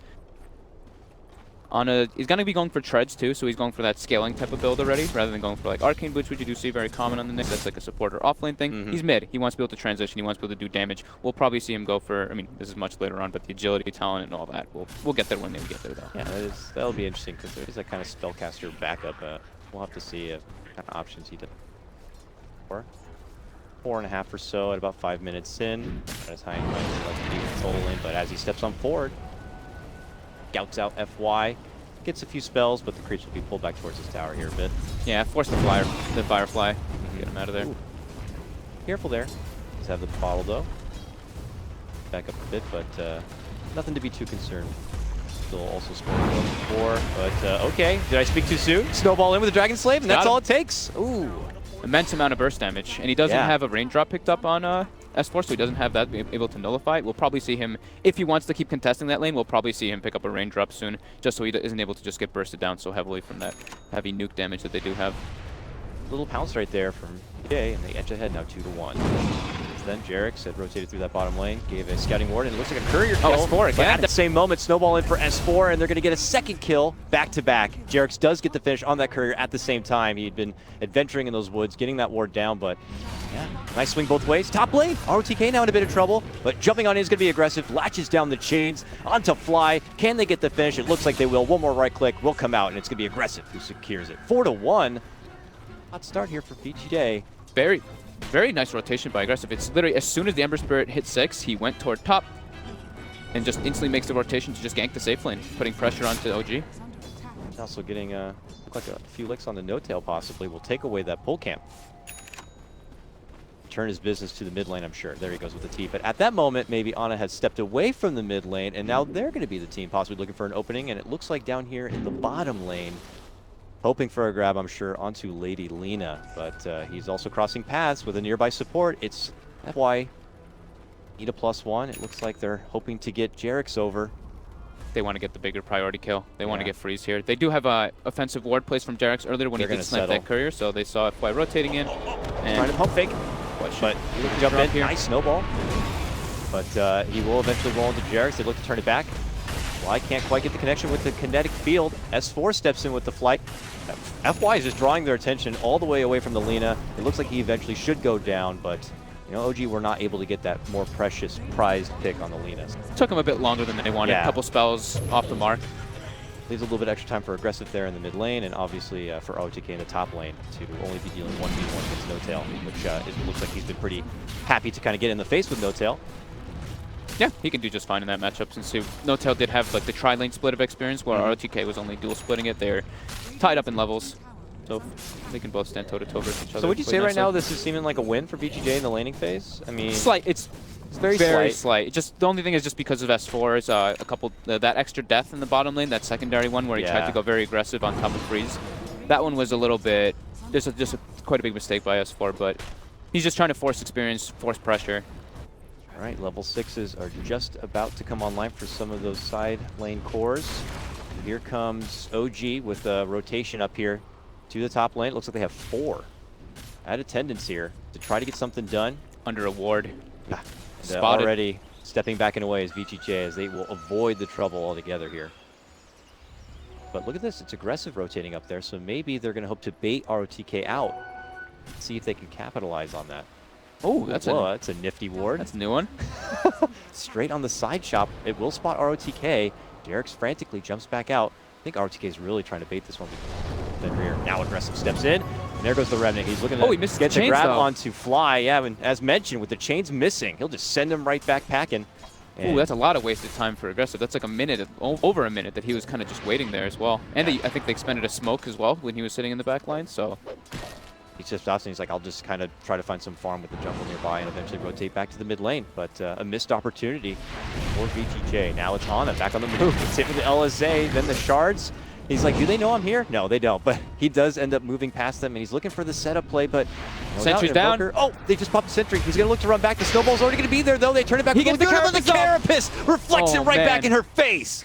Wonderfully played there from Ana, and they're going to get the kill. And mid lane, they will end up losing their precious Jarek's Monkey King, because aggressive will be able to slash him apart. But ouch. Favorable Poor Freeze. trade for OG on that one. Yeah, Freeze just... I mean, the snowball duration, the stun of the snowball is very low on early levels. It's only 0.75, so he didn't have the timing window to get the Laguna, but Ana, with the preemptive play to pop the Carapace and just gets a perfect reflect. Nice pickup there for him. Solo pickup as well. It's very important. Bottom lane. We have a lasso now onto the Batrider, but they're going to be the ones making the move.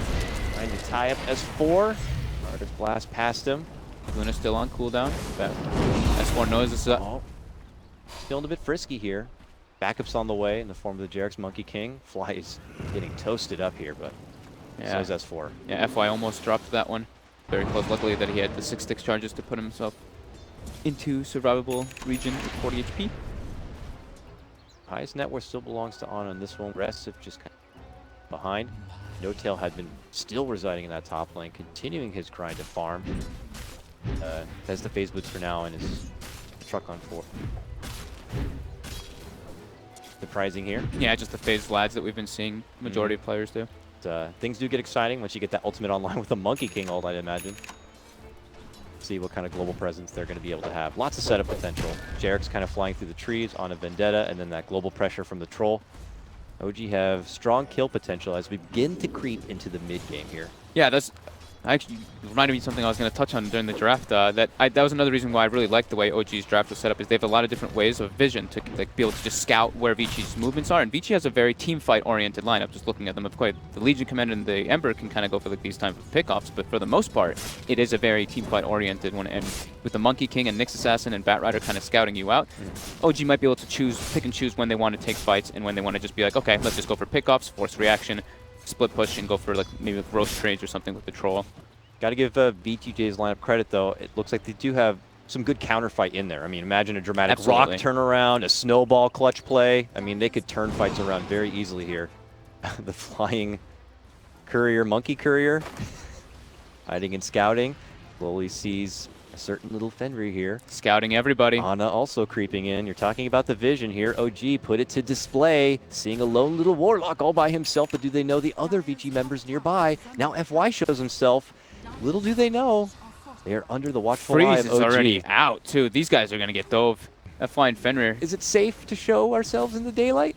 They come out under the tower, but this is just feeling like sharks in water right now. OG's like, are we getting baited? It's like, are we getting really baited? What's going on here? No, can we get this done fast enough? Will they be able to TP in and counterplay us? They've got 5 down there now, though. This is definitely going to be the aggressive move coming in for them in a second here. As soon as this wave pushes I feel like I'm watching Nat Geo right now. Will they just eventually pounce onto their prey? Yes, they will. The move is made for Fenrir. Can they burst him in due time? They drop down the beautiful Stag Storm right onto the head of the rotating in. Forces from VTJ. Aggressive might be barely able to make it out from this one. The duel's already going to be committed. It's ROTK trying to hold on, trying to get the Jarek's kill. They will be able to burst him down, but ROTK will lose his own life. It's a 3-for-2 trade at this moment. Ana caught under the tower, eating some pot chops while Aggressive is trying to hide and avoid S4 here. S4 trying to dish out the stacks. Look at this buyback party beginning to come out from VG as they try to rotate in to make redemption out of it. They do end up losing out on their precious Ember, but then they'll finally get the S4 down. What a ridiculous long-winded fight, all under and behind that tower. They don't get at the objective, though. They don't even pressure the objective, really. It's a full HP. That was actually a very clutch press the attack by ROTK in that fight, though. Aggressive got lassoed, it got instantly pressed the attack off, and he actually ends up surviving for quite a lot longer. They don't really end up netting themselves any like other kills from it, other than the S4 Batrider who dove to try to get aggressive. But yeah, there's a pretty formidable defense coming out from Vici, knowing that OG had all 5 heroes, and Freeze was not there. Freeze was like, he bailed right before anything even happened. He was just like, peace out, Fenrir, good luck, FY, I'm out. Like, this is fishy. But how many buyback? 2 buybacks for that? Return play, I believe? I do believe it was just FY. Oh, just FY's buyback. Okay. Which is, I mean, he gets more from coming back at this. It's so early in the game, the buybacks are so cheap. He gets a lot of experience for picking up that S4 Batrider kill. Definitely worth it for him. Now I'm going to think big picture here. What do you think about late game? Because you're talking about OG not being able to kind of get the objective done. Should they be pressuring to get these objectives done? Are they the team with the weaker late game and that they don't want this one to really pan out further? Or do you think that they should still feel pretty confident sporting what feels like almost a single core troll? They have pretty good high ground defense, and they actually have objective takers. They have the troll to take buildings and to take Roche, while you look at Vici's, they don't really have that great of building hitters. What the Lina and the Legion Commander. Oh, Jarek jumps to a tree. It gets immediately taken down. He's insta-stunned and insta-killed. First duel, ROTK, first showing of the Blink Dagger. Wow.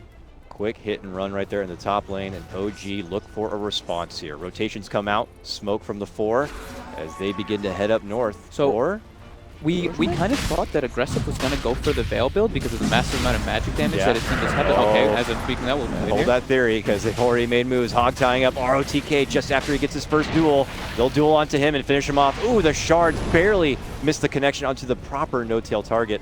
The other side, Ana, good carapace onto Aggressive, but now they turn their sights onto him. Here comes Jarek's trying to jump in, but no, the tree goes down and he gets stunned. S4 cut his teammate's tree. Now they're able to get the good glimpse back, looking to go for FY. They drop down the static storm onto his head. The stun's going to miss that mark, but will catch onto Freeze. This is awkward for OG. Super awkward, but they will be able to make it back to the high ground and avoid the extra pressure here. A lot of swings from both sides, but how many go down? 1 at the end of the day? Yeah, it was just ROTK in the beginning of the fight, and that was it. But Warlock ult was expended, and they had to use Static Storm and the Vendetta, which are much lower cooldowns with that. I think OG's pretty happy with them not really losing any heroes after that kind of weird scenario. Jump in on Twitch. Good stun connection. ROTK had just got back from that previous takedown, and they're going to look to bring him down once again, and they do. Rotations in. FY could also be the next target as he's snowballing in through this mid lane. Meanwhile, a chase on for Fenrir here. Ana in pursuit, moves in, swings once, gets the connection on the second time. Carapace looking to go for the stun on Aggressive, but Aggressive gets the finish onto Jarek's. Now they're looking back for Ana, and they'll get that one too. Double kill for Aggressive on this mark. S4 will head out the other side, and it's going to be a promising trade for VTJ as they go 2-for-1. Oh, these are the dream games, dude. 11 to 10, it's 15 minutes. We just have kills non-stop back and forth. Everybody just running each other, constant aggression. Even when the ults aren't up, there's just really good Dota right now coming out. And these guys just running at each other. I mean, the good Dota, I mean, entertaining Dota. Non-Alchemist Dota. Non-Alchemist Dota. Very good words coming out from OG, so they're always able to like read the plays that are kind of coming out from Vici there. They're always kind of getting the vision around the Roche pit. You can tell that they're setting up the fight there. Look at this replay really quickly here. OTK, unfortunately, gets brought down right after he respawns. FY tries to go for an aggressive play here. Fly makes a play on the left side here. Ana actually here holding his stun. He gets actually the 2-man stun onto Freeze, but Aggressive coming in with that nice triple remnant, able to clean up while S4 cleans up Freeze as well. Fenrir got a decent fatal bonds, and it did soften up OG a lot, but they just didn't have any way to kind of get those clutch finishes. I mean, losing one of their DPSs and ROTK at the start of the fight certainly doesn't help, but... and we did just miss Jarek's actually dying in the mid lane too. Aggressive just with a haste rune runs in and just brings him down very quickly. So... as I was touching on, Aggressive is not going for the Veil whatsoever. He went rush for the bots so that he could get involved in the fights as quickly as possible, and then he's going back for a Blade Mail. Okay. So being able to deal with a little bit of new. Yeah, a little to deal with that raw physical damage from the Troll Warlord, he's able to just pop the Blade Mail. Like that? Pretty good. Okay, here comes OG now. Creeping on in. FY, close. Dropping down the ward here to get some extra. Peeking into that mid lane. Fenrir, the dynamic duo. Oh god, Fenrir does get spotted. They hit him with a Thunder Strike. They could glimpse him back into a safer spot to go for the finish, but they decide to commit on in. Static Storm. That Static Storm right on top of the head of both him and FY will allow for the easy double finish. Did I speak too soon? Turn back Snowball, jumping for RTK, but the Carapace stun locks him in his place, but they'll still get the finish of the dual damage going the way of RTK, but he will not survive much longer. They will be able to slash him down. Turn around from Aggressive though, stepping in, securing a mega kill streak as he slashes back onto OG and now runs right back at him. It's going to be S4 stepping off once again with no tail. It's a 3-for-3. the place that they took the fight, though, I mean, it's a 3-for-3 trade, but they're not getting the objective that they want. Like, they want to be able to set up for those kills, get the kills nice and freely, and then pressure the tower easily. But that's not happening because Vichi's responding instantly, and now Warlock ult's going to be up again. Yeah, I was going to say that was also done without the benefit of the Rock, too. I mean, Vici are very good at just getting quickly at attendance and being able to take strong counterfights. So Yeah, I had thought that they were going to glimpse him back so that they took the fight in a little bit of a different position here, but... Can't fault them, though. They get the beautiful double Static Storm. ROTK's waiting on the outside, and then Freeze is able to come in cleanly. FY takes a bit too long to go down, but... at that point, it just gets a bit awkward for OG. That Carapace again onto the Lagoon. I did see that Weapons was trying to indicate that to us during the fight as well. Aggressive hitting him from behind right there also just really hurt. Good shot in. Yeah, now look at this. ROTK, adamant, right to the Monkey King. Flexes his muscles. Now he's sporting sweet 30 extra damage. Okay. Ana with a 3-man stun. Maybe Ravage right there from Ana. Finds himself in chains, though. Right under the tower. Rock going to be committed for it. Okay. Ana steps back. So I guess they're going to like, oh, we got the Rock out. Let's go for the tier 2. OG they don't really have one. They don't have good building hitters, though. I don't think that they can really go for this one too easily. There's Glimpse, too. They really have to watch the way that they go for this pressure here. They're in that kind of awkward spot where they just got to make the most of the situation they're in here, Ana. Nice press the attack again by ROTK. Cancels out the stun on Aggressive here. Go back, and they're now barely able to get the tower down to half of its life, but now the dub's going to be made from S4, getting a commitment on for FY, pull back, Stacks are going to be dropped from Fly, now they move in, trying to get the finish on Aggressive, and they'll zap him down. Lagoon on the other side, almost gets the finish, they'll finally get the grab, it's no tail on the other front, going to get dropped, and now FY finds S4, gets the uppercut, going for the TP, do they have a glimpse? Doesn't need it anyways, they'll be able to finish him off. So a 4-for-1. Well, 4-for-2 because Jarex dies right in the beginning earlier, and then Freeze actually had to use his Bloodstone Suicide. So kind of 4-for-1 trade, but yeah, great front from OG. Jarex coming in from the left side, forcing the fight into like this weird like Venn diagram that we do see. We saw the Monkey King ult come out, and then the Disruptor ult right next to it, so that like Venn diagram of doom. Even though crazy. Even though Fly's Static Storm actually wasn't like perfect, it did the damage that was proper to get the Ember Spirit locked down. There's so many different like battle zones, especially for Vici, that they have to avoid. Like, oh god, Stack Storm over there, and oh god, Monkey King all over there. And there's Firefly on the ground over here. Watch out, guys! There's nowhere safe to fight. Everywhere is lava. It's making it really tough for them to find a good comfort zone to kind of, you know, rally as a team and be able to turn it around. And, you know, at this point, it does look like OG have been able to kind of reclaim the net worth advantage. Gaining over a fair amount of kills on the side of Jarex. Didn't help earlier in the game, but now they're being able to bring it back. Still have plenty of objectives ahead of them to get taken care of. Mid-tier 1, top-tier 1 still stand. We have had a lot of trouble being able to follow up these skirmishes, and here we see a bit of a deja vu. Back at mid lane we go for OG. They've had very good vision this entire time around this mid area near the Roche pit too. They're really just trying to they're trying to get like a big fight to be able to claim this tier 1 mid and then go straight for the Roshan. Oh, they drop a sentry. Get spotted. Lurking on their side, no ideal opening for OG. But they have pulled VTJ at total attendance towards this mid lane, dragging away from Free Farm off to the side. Finally, Freeze will step up and go the other direction, but now it's no tail and Aggressive. Swinging a bit. Aggressive will peace out back towards that mid lane. And VTJ probably consider moving forward down that lane a bit to see if they can grab any OG members. Jarex nearby, up in the tree. OTK jumps towards the ancient camp here, spots out Jarex and actually goes for the duel. They have the shrine nearby for the TPs, but it's going to be S4 jumping in, looking to go for the lasso. The burst will be there from Aggressive to go for the finish. The Rock's going to get dropped, coming out from PG. OG step back a bit, but no tail moving in. Goes for the finish on ROTK, gets hit with the Laguna, tries to run back out, gets trapped within the shards, and will end up getting taken down. Ana now looking to move it, actually misses on the stun, and has to blink out to safety. It's going to be Aggressive with the double kill. Hoping to get maybe a little bit more, but drawing fight for Vici. Fight almost looked a bit awkward for a second, but then, yeah, the Static Storm not being on the mark, Aggressive being able to jump over it. They just were able to fight because of the response and where the fight was taken, right next to a shrine. They're able to just all TP in and take the fight. So he would get a chance to look at this again. Duel coming out, TP's coming in. Last coming through, Ice Shards kind of isolates, but see the Static Storm wasn't able to really grab anybody. Yeah. Beautiful Rock coming out, and then Aggressive in the back lines here able to clean up. Okay. S4 going for a little bit of harassment onto Freeze. So when you have a good game is that right after a replay there's already more action happening. Here we go, shift back after S4 makes a bit of assertive move through the bottom lane. Now could find himself in a set of trouble. Aggressive blinking in. was there to help out. Steps in with the stun, but ROTK, he wants more. Can he get him? No, suddenly No Tail shows up. Hits him right in the face with a tomahawk. It says, get the hell back. All of OG's rotating. Is Ana going to be able to set something up? No, they decide to just back up. Throwing down. Vinci's responding very well to the aggression, though. OG is making extremely aggressive moves, maybe in some places that they probably don't want to be picking the fights, maybe being a little bit sloppy, a little bit adventurous, but Vinci responding very well to every single time, bringing 4 or 5 heroes. Freeze. Spotted by Ana. Get the finish here. With the troll. Yes! With the troll ulti. Agi treads. Gets it done. Superior pick there, taking out Freeze, taking down more of those charges. It's a big chunk of money, too.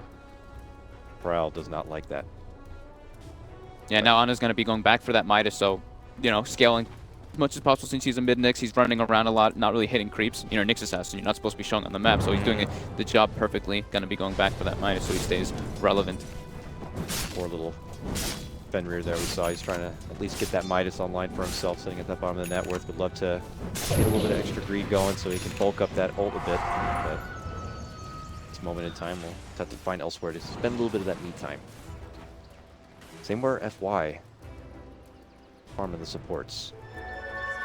OG's probably feeling, they're not like unhappy, but they're not probably as happy as they should be, as they want to be, because you're playing a troll lineup and you never claim your tower in the top lane. You actually never even hit the top tower, and the mid tower is pretty healthy as well. So they're not really getting to like claim those objectives and claim themselves the opportunities to go for the Roshan, because when the tier 1s are up, it gives Vici a lot more options to be able to contest that. Even though there is the shrines, of course, as well, it does. You want to be able to close that map control just a little bit so you get access points into their jungle. Okay, back in the mid lane we go. Moving in immediately. Jumping onto S4. No, that was Fly. Gonna get hit with the nice setup there from FY with the Walrus Punch. Stack Storm will be dropped. But, didn't expect the Blink Dagger, I don't believe. Yeah. It's an initiation coming out. Both Aggressive and FY having blinks now. Debut there for him. Other side, Ana and Jerix. Stalk him a bit. Are they thinking about moving into going for the Rosh? It looks like it here.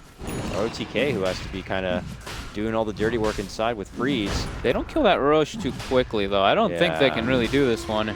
So I think they'll opt to pull away here. OJ will be able to rotate over. That's okay. Snowball back in for mid lane. They have vision onto Ana, moving in with the duel with the uppercut. They'll get it done. They keep losing a lot of heroes in that one spot. Yeah. Ana and Fly back-to-back deaths right there. Now, Vici's like, okay, now we kind of have a window maybe to go into the Rosh pit. Farm here was just supporting the highest net worth, farming the bottom lane during all the meanwhile. I think OG are still considering this. S4 Bat Rider always has something to say as far as Roshes go, but can he find his way to get close enough? They're already able to kind of zone him back. They dare go for this. A long bump of the flame break. Just see this one out. Now without Ana, without their mid laner, it's just a bit too risky to go in like that. They don't really have the disable without him. I mean, it's pretty much completely relying on Fly landing a clutch static storm kinetic. Oh, they want more. Ana. They want to make a fight happen here. They get the chains, but the force creates the bit of space there for Fly to avoid the trouble.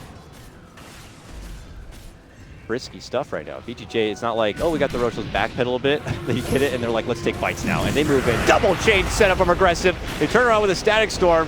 Helps a bit here. They might be able to get the lockdown finish for OTK, and they will. A 1-for-1 trade, but now the Rock going to be committed onto the top of OG's head. S4 barely holding on. Him getting the lasso, hoping that they can get the burst with the assistance of No Tail, but they will end up losing with the help of Laguna. Aggressive isn't even going to lose the Aegis either. Oh no, he's still alive holding on. Still on the high ground. He's trapped up there, but it doesn't matter. They get the finish, and they wipe out OG. Triple kill for Freeze. A hell of a fight for VGJ, and as you said, not even costing him the Aegis. There's so many different forms of lockdown. Freeze was just kind of chilling in the backsides throughout, I mean, every single spell, all over the place. Every ROTK is like, oh, I'm getting Static Storm thrown on me. I'm perfectly fine with this. If Aggressive is able to get out of those Static Storms and Freeze isn't in the Static Storm either, that's like the perfect fight for Vici.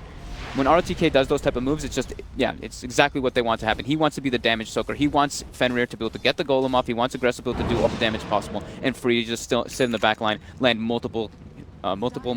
several multiple hero stuns and a couple Dragon Slaves and the nice finisher onto the Troll Warlord with the Laguna. And he got a lot of charges back on that stone, I'm sure. Oh yeah. Jeez. Sitting at 14 now. He's very close to that Aghanim Scepter to burst the Troll, even if he does have a BKB. And the BKB is going to be coming out shortly, so it's kind of like a little bit behind timing that No-Tail would want. He would want to have the BKB in that last fight. Now he's going to have it, and Lina's going to have Aghanims in order to pierce through it. Can't be too little too late, though. Do you think OG can still make something happen on the back of this BKB pickup? Yeah, they can still make something happen. It's just that, yeah, it's like you would want your BKB to come up, just before the Aghanims, but now it's at the same identical timing. It's Vici just being in a great position. Yeah, exactly. Maybe credit to Vici. They didn't pump the brakes after that Aegis. They just took it right to OG and capitalized on that window, and they're looking to get more here. Ana, deep commitment in with a duel. Will secure the extra damage for OTK, and they're looking for more. They spotted out Captain Fly nearby. He has a glimpse. Well, may try to send someone back, but it is not happening here. He gets easily taken down. Another twofer going to be claimed from Vici. Look at the fight back. They hang at the bottom of the group, but they're taking it to the top seed right now. This is looking pretty grim for OG. This is ridiculous. Here they go, ascending into the high ground and sieging away onto the tier 3. Freeze easily doing work from the low ground. ROTK takes the melee range, but now an assertive jump in comes out from aggressive, chaining down S4 here. S4 is just not really able to find good initiations because they have two ways to kind of avoid the lasso. They have the press the attack and they also have the snowball. So it's like, and then the Ember Spirit is super hard to actually grab with a lasso just because he can have reactions from the Remnant or the chains as well. So they have a lot of different ways to deal with the initiation from OG. Deep dive from aggressive could get punished here. They get the lasso play. Remnant at the last second, but does end up getting taken down. Okay. And they claim the racks because of him doing that aggressive move there deep.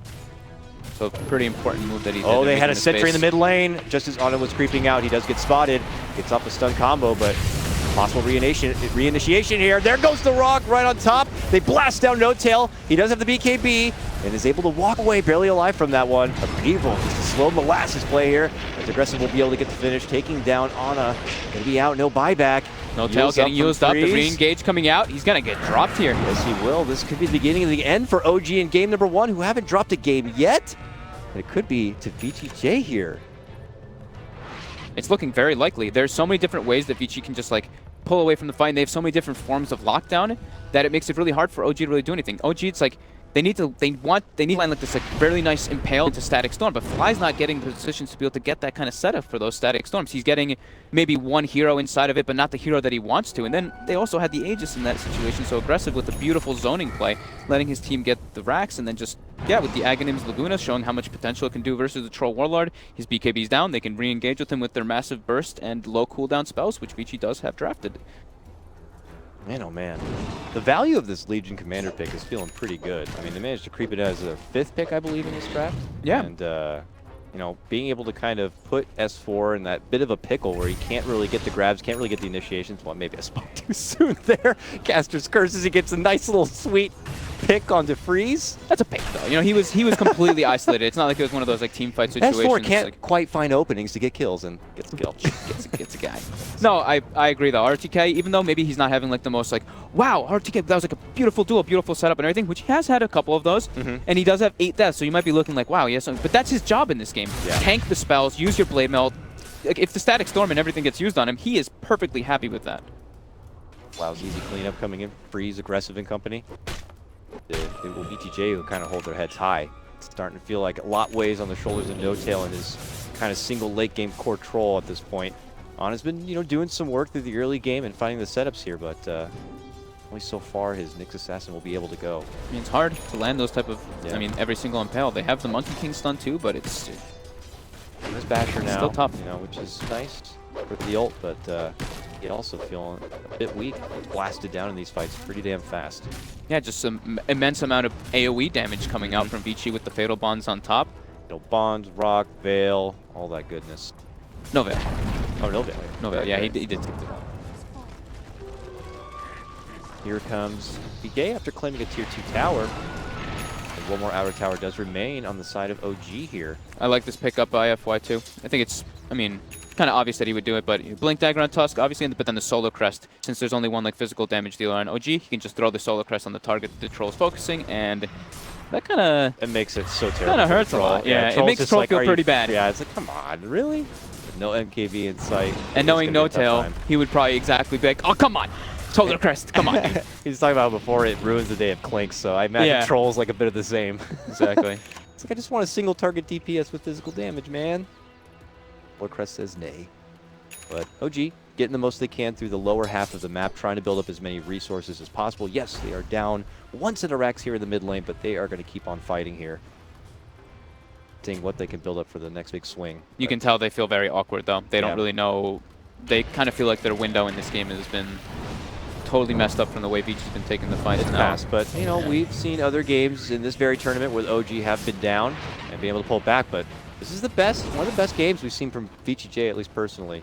Oh, they got some good sleep last night. This is not the VTJ who came to play last night. Yeah, last night. Empire. I mean, last game of the day as well. It does definitely wear you out throughout the whole day. So they did look quite shaky last night, but they are playing much better this game. In the laning phase, they did look like they had a little bit of shakiness, but then come mid game, they've been just running into OG, matching up every single time that OG tries to go for a setup.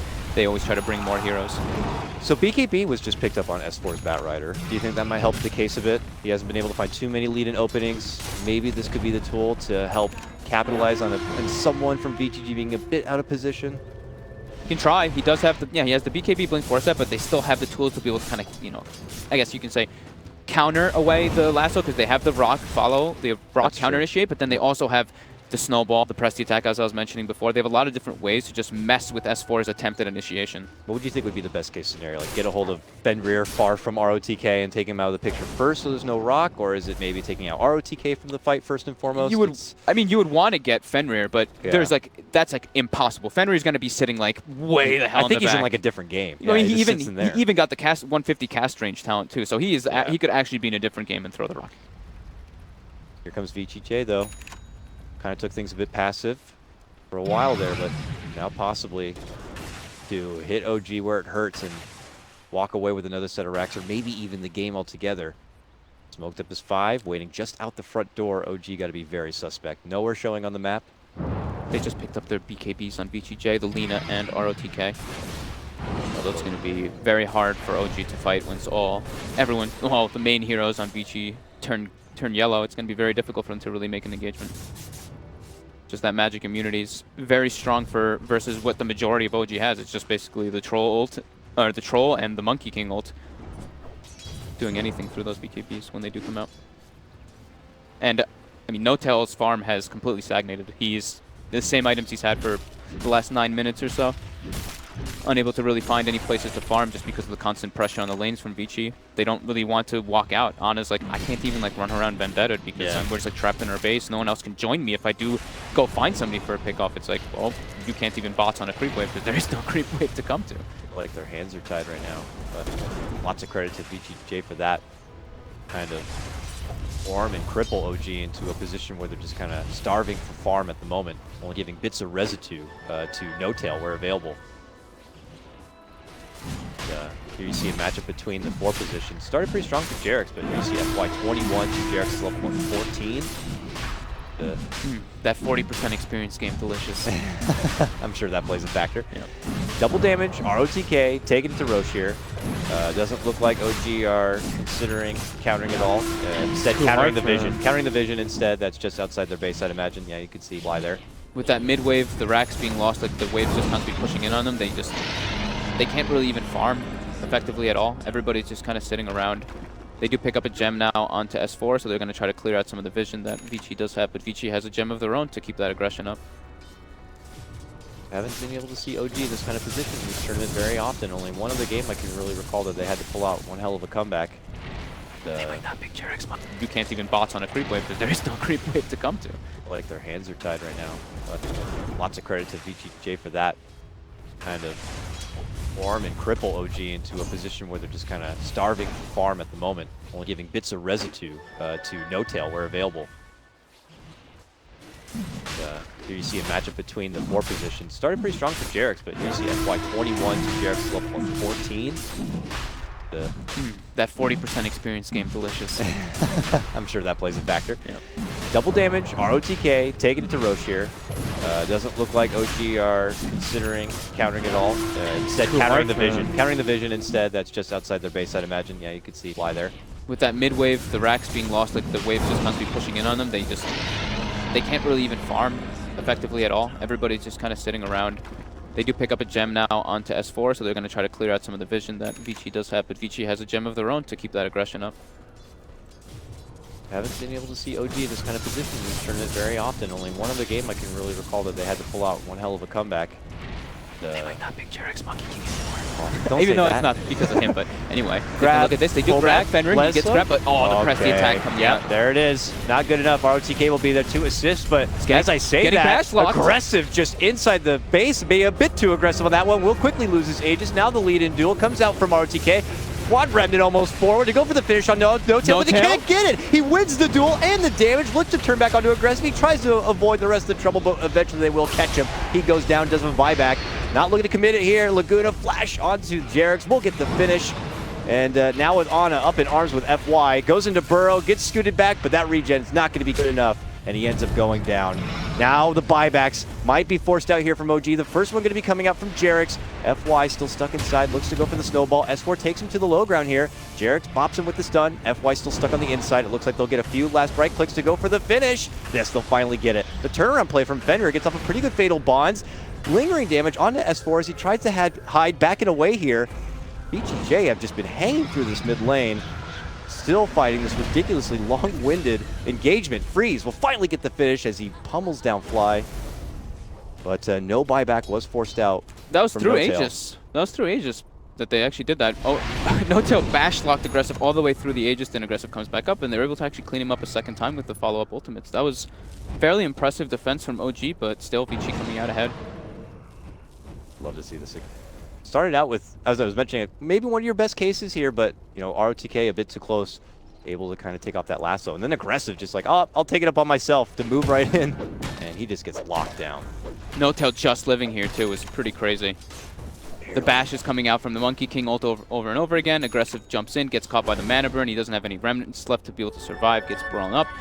FY takes out and cleans up No Tail, but then Freeze, again, just still being able to do what his team is making space for. Freeze is just sitting in the backline and throwing like 15 spells in these team fights. I feel like if that Monkey King ult was also just a little bit lower, it would have had connection on both Fenrir and Freeze. Fenrir who was like channeling out the upheaval, and Freeze who's like free throwing out nukes from far away. That could have been a bit concerning with all the bashes, but fortunately just a little too far up.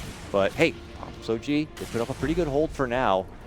And it puts VGJ in a bit of an awkward spot where they're going to have to probably stall out a bit. But as I say that, they seem to be congregating here in the mid lane and might begin to engage on a new game plan. But nearby is OG, being in that high ground. They still have to be, you know, the game isn't secured by any means just yet, so they still have to be a bit careful. Wait for the rock, don't play too aggressively.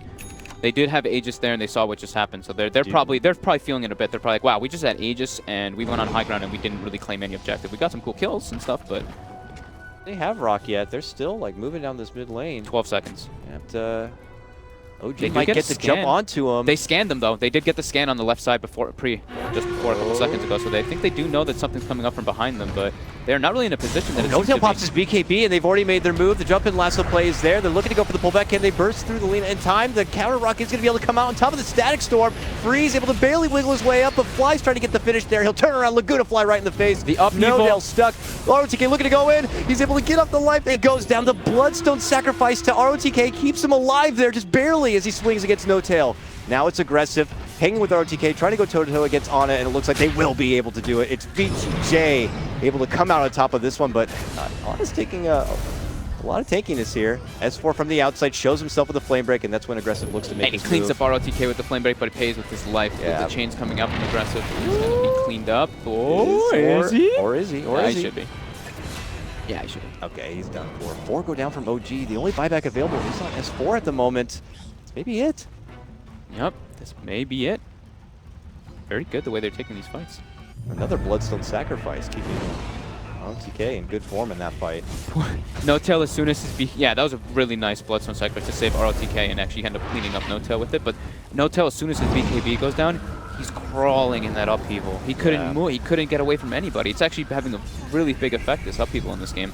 Tried to trigger that fight a bit early, and it was just a few moments earlier. The rock would probably not been there at all. But going in onto S4. Laguna coming out. He has Whoa. BKB, so he can't get hit by the rest of nukes. Oh, lives with 90 HP. Back inside. Aggressive trying to go for the final little slash right there, but they're able to kind of force OG back and easily clean out a second set of wrecks here for themselves. 41-25, taking it to the top seed. This is looking pretty secured now for Vici. I would say it's very, very, very low chances of OG being able to come back in this one in any means. Yeah. Desperation mode smokes maybe could be in order. We'll have to see that, or if they want to just anticipate maybe a misplay. Greedy finish from VJ, but they might need a lot of misplays. Yeah, I don't know if there's much room for that. Wonderful game already. Let's see.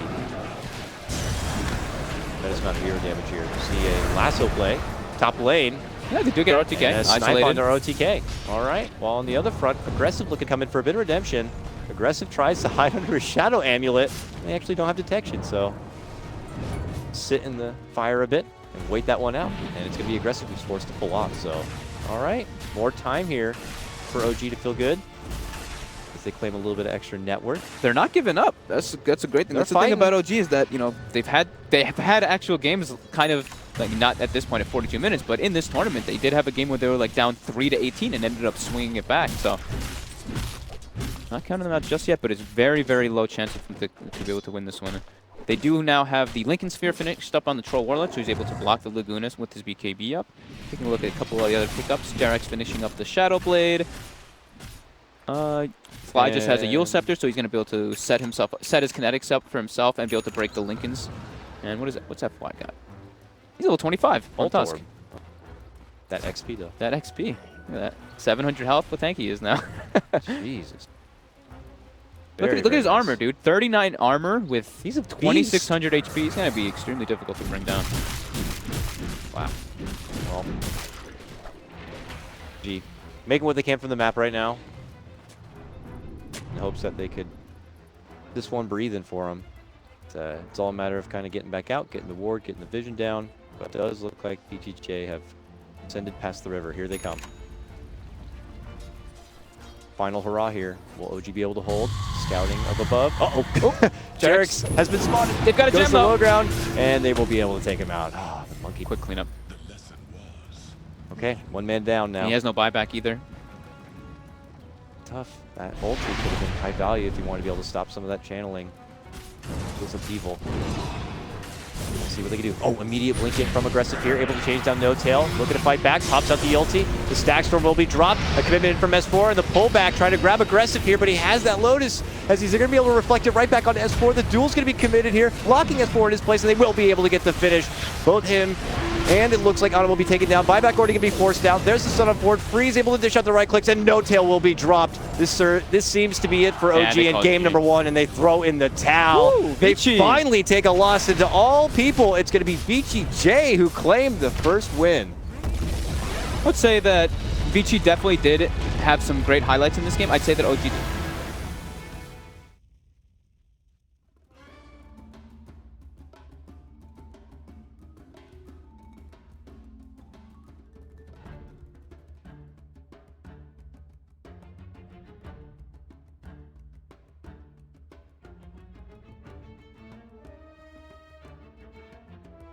Dire team ban.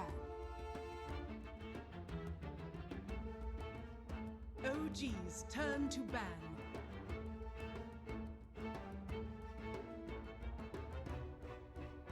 Dire team ban.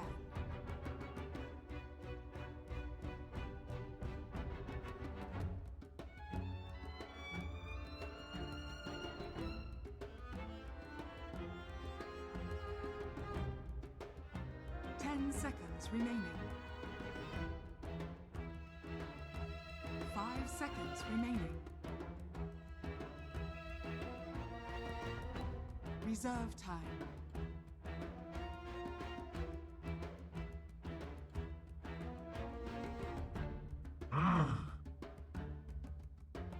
OG's turn to ban.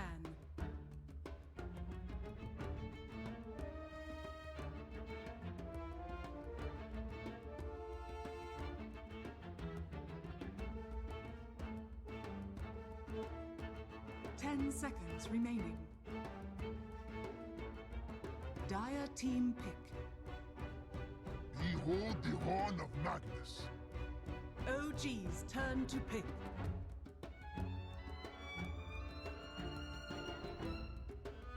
Monkey King. Winter Wyvern. Dire team pick.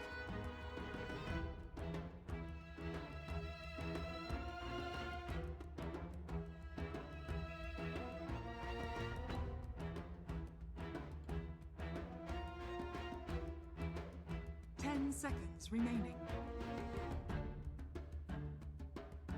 5 seconds remaining.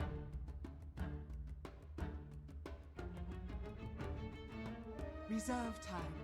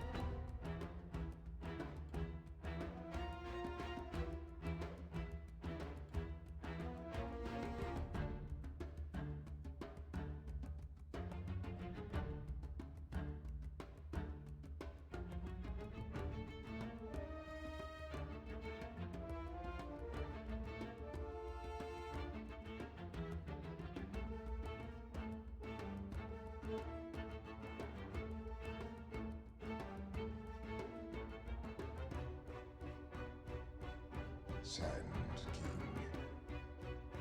OG's turn to ban.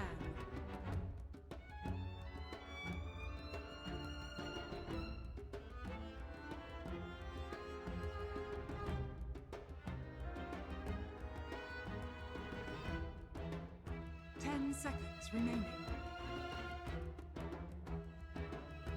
5 seconds remaining.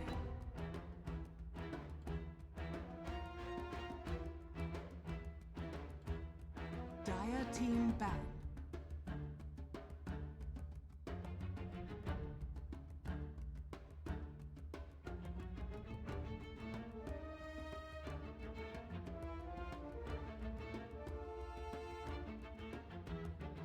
OG's turn to ban.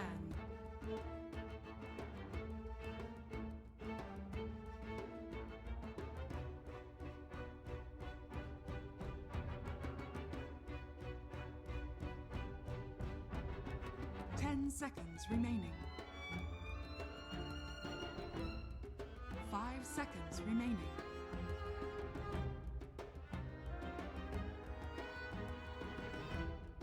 Dire team back. Yeah.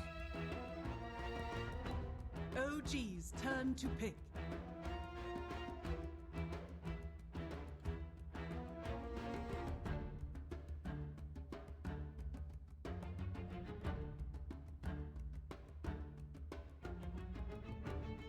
Seconds remaining. 5 seconds remaining. Reserve time.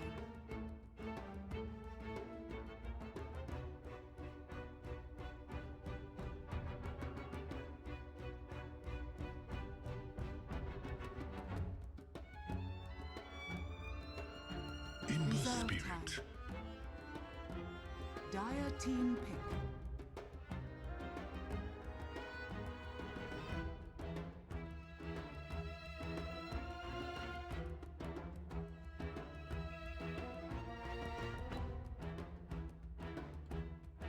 Seconds remaining. 5 seconds remaining.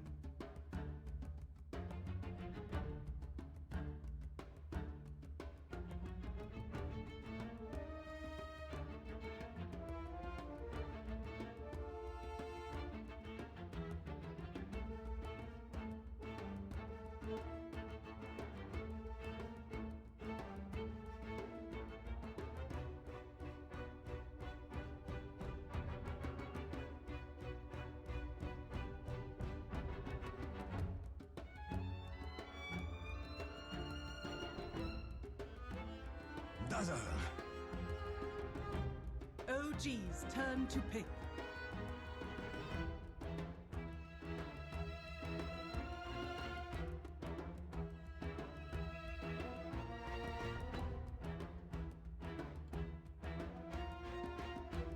10 seconds remaining.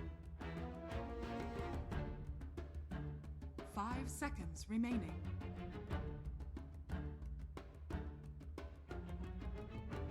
Reserve time.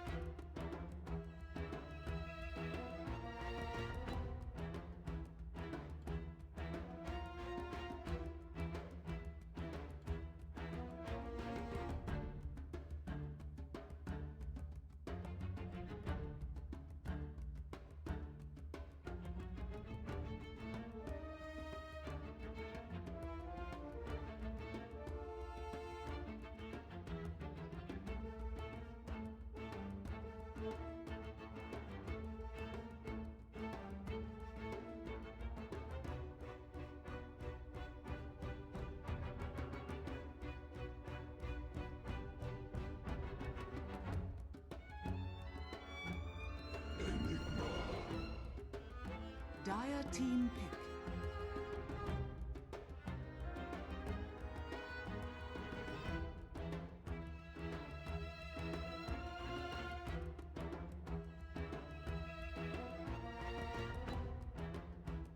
Seconds remaining. 5 seconds remaining.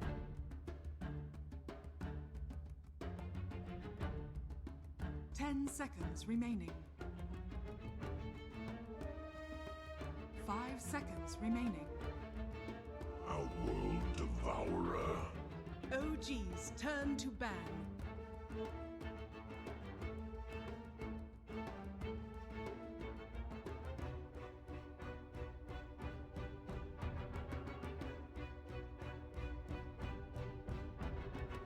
Seconds remaining. 5 seconds remaining. Reserve time.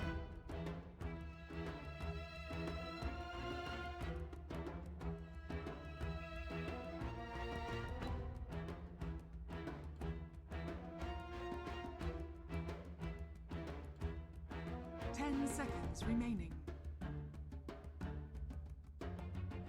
5 seconds remaining.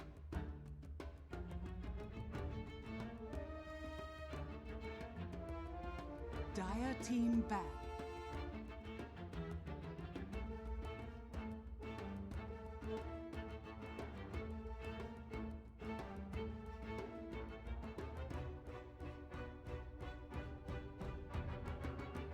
Seconds remaining.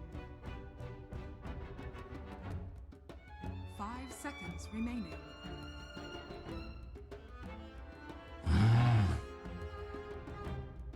Dire team pick.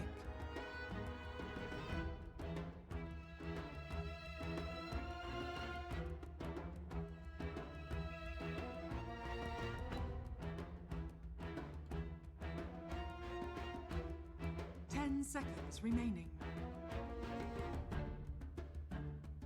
5 seconds remaining. Phantom Assassin. OG's turn to pick.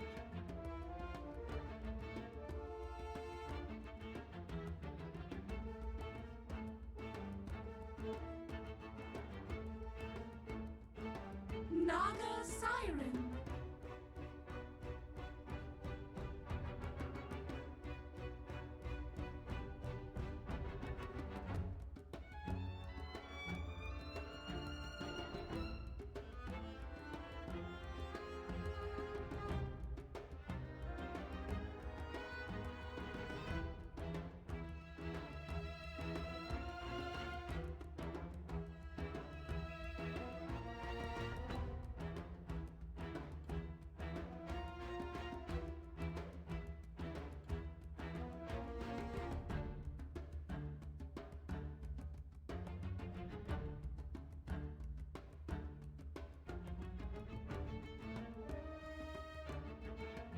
10 seconds remaining.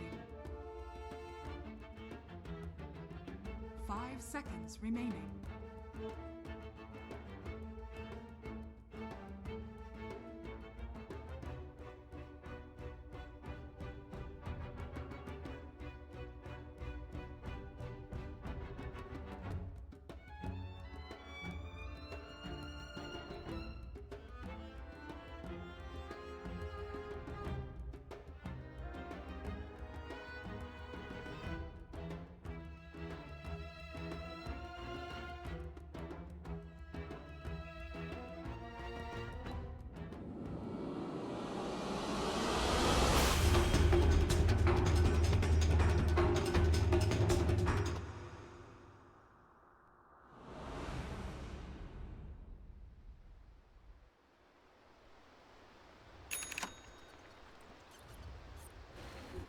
What? And then, as you said, with OG, giving it another shot, straight to the Monkey King first pick again. I was giggly the first game to see if Jarex could pull out some new tech on the hero or not. Maybe now looking to go for a bit of redemption. But let's get into it. BJ already with the first game win, the first team to get a win against OG in this tournament. As you said, of course, things already set in stone for OG being in that top seed, but things do matter still for VGJ. It'd be nice to get a better seed even in that lower bracket. Could allow you to make it to that next round, stay alive, get cash in even further higher in the prize pool. Definitely. It all matters, man. So they're going to be playing with everything they got. OG's got a very like Naga lineup. You know, they're very dependent on this Naga Siren to just kind of carrying them. I mean, that's usually what it comes down to when you pick a Naga Siren, so it's not really too unexpected. It's the last pick Naga, but Vici has the heroes absolutely to deal with the Naga Siren. PA with Empower.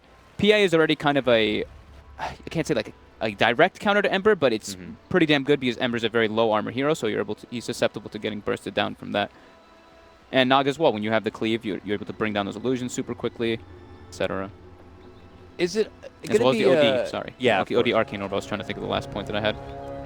Is it going to put PA in a bit of a position where she might be forced to go into an earlier BKB because of the song and all those kind of antics right there, so you can get away from possibly getting locked down with the follow-up Black Hole and such? Or is it still her to play like more burst heavy? How would you play like and build up the PA in this particular kind of a game? I have not had the luxury of watching too many PAs lately, but I think BKB could be pretty decent this game because of the amount of like wombo combo that there is coming out. But that being said, too, he does have a lot of different ways of save for himself, so BKB doesn't allow him to get astraled. It does let him, he still can get graved and all that, but we'll probably see him just go for more like stat items first before he tries to go for that one. You don't really ever want to go first item BKB unless you're at a detriment.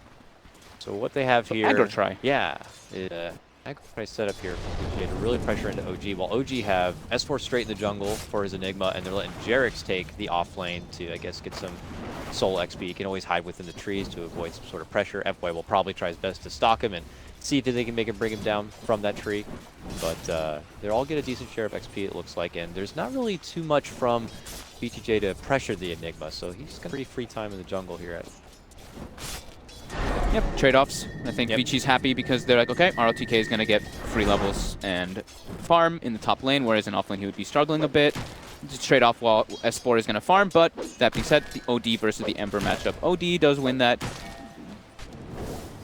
by a good amount. I mean, Ember can farm, but you do start getting pressured once he gets a couple more levels in the Astral because you just keep getting right-clicked over and over again and denied because he is obviously a ranged hero versus you.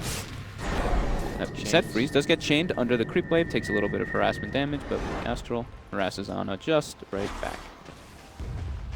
That's a bit there. Jarex obviously is going to benefit from a little bit of solo farm here, taking away the aggro onto himself, manipulating with the help of that shapeshift, but does secure now his level 2. Watching over S4 nearby. It looks like FY kind of invaded a bit. I think he might have just planted that ward down so he can kind of oversee what's happening on the S4 side of things in case they maybe want to consider a future invade. Just trying to keep tabs. So yeah, always keeping an eye on him is great. Just seeing how well he's doing in the jungle. If he's low, maybe you can walk in and just get a free nice kill. Just watching if they use the Shrine. They now know the Shrine was expended as well. No tell getting just some trade harassment from aggressive bottom lane. Yeah, of course, you know, he's with Fly on the Wyvern, not known as the best laner. I mean, whenever the curse right there is up. The Arctic Burn. There it is. It looks like curse. Not curse, I know. When the Arctic Burn is up, which is a ridiculously long cooldown, you can definitely put in a little bit of damage there on your opposing laner, but it's a long cooldown otherwise, and you don't want to be spamming out the lane with your splinter shot, so it's a bit awkward at the start for a Wyvern usually. As long as Fly can do the timing properly, where you pull, you get your pull done, you go use your Arctic Burn, pull resets, you go back, pull again, Arctic Burn resets, you keep doing that kind of thing. You can work really well around it as a Wyvern. Yeah, you can make a good little rhythm for yourself, but BGJ did want to kind of press the Wyvern on the side. It could be a bit troublesome for him. But here, Freeze, taking it to Ana right now. Going for the double no build to just secure himself the lane a little bit more. But that being said, Ana is actually winning the mid lane in overall last hits, but Freeze does have a couple more denies over him. Much expected there. Here, obviously, might try to go for potential opportunities. Looks like he did put a level into the poison in case they First see rotation coming out. to go in. FY is going to be going for this mid lane potentially, but Freeze has no mana, so he just got right clicks to follow up. So they're probably going to try to just chip him down a little bit more and then walk in with FY. Force him to bottle, if anything. It's going to be a really tough kill, yeah. He's already got the Flame Guard and everything. He should be okay. It's a long stock here from FY. Maybe FY waiting just up for the camping the rune. Yeah, 4-minute exactly. rune's going to be coming up. I bet Ana might just head up north for it right here. And then maybe Freeze could catch him, and that's when they're going to make their move. Oh, they try to sandwich between, but look at this. Ana turns back onto the Odie instead, and that's when FY is going to have to step in to help him out. To time out the burrow, does wait for it, and does get it done. The patience from FY pays off. That was BGJ. That was like very good patience. Didn't even show himself going for the rune either, and then yeah, Freeze walking down, trying to make it look like he's like, oh, I can die here. Ana, go for me, and yeah, that's what happened. Swing in here at each other here. Eric's an ROTK. Jarek's getting a lot of levels up here, though. Yeah, I mean, if this was like a core farming offlane Monkey King, it's like, yeah, swinging it against the Magnus is probably not the worst thing ever for him. And when the Sand King's not around, he certainly will feel a lot more comfortable. He's kind of acting as like he's acting as the offlaner entirely right now. Level 4, saving his last skill point, deciding if he wants to be that, just going for the Boundless Strike or not. He's definitely just still deciding what his role is going to be just because he is farming up there, so. It's definitely a different approach than they had the previous game, obviously. S4, where he was just looking for Invis. setups, but yeah. First early rotation. Normally suspect these maybe when he has the black hole online. You don't really suspect the rotations from Enigma before that. As they hustle and looking to go for it, he pops out the Eidolons, gets the stun onto FY. Oh, they cut the tree, the skewer. But they catch down Jarek's here. He's going to be stunned up from falling off the tree. No mana, tries to retreat out the other side, but as you said, they have no mana. Jarek's could hide to the tree. Go for the TP. Oh, but they ate that tree! Oh, well played from ROTK.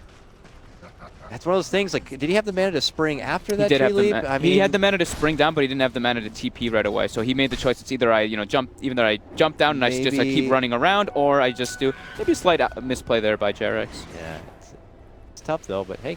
Good prediction. Oh, good noticing of ROTK to know exactly which tree it was that he had to cut. BGJ had their Wheaties this morning, man. Playing pretty good. Another strong early game already for him. It's only just 6 minutes in, but... all 3 lanes farming. Yeah. Very well. Farming very well. FY again.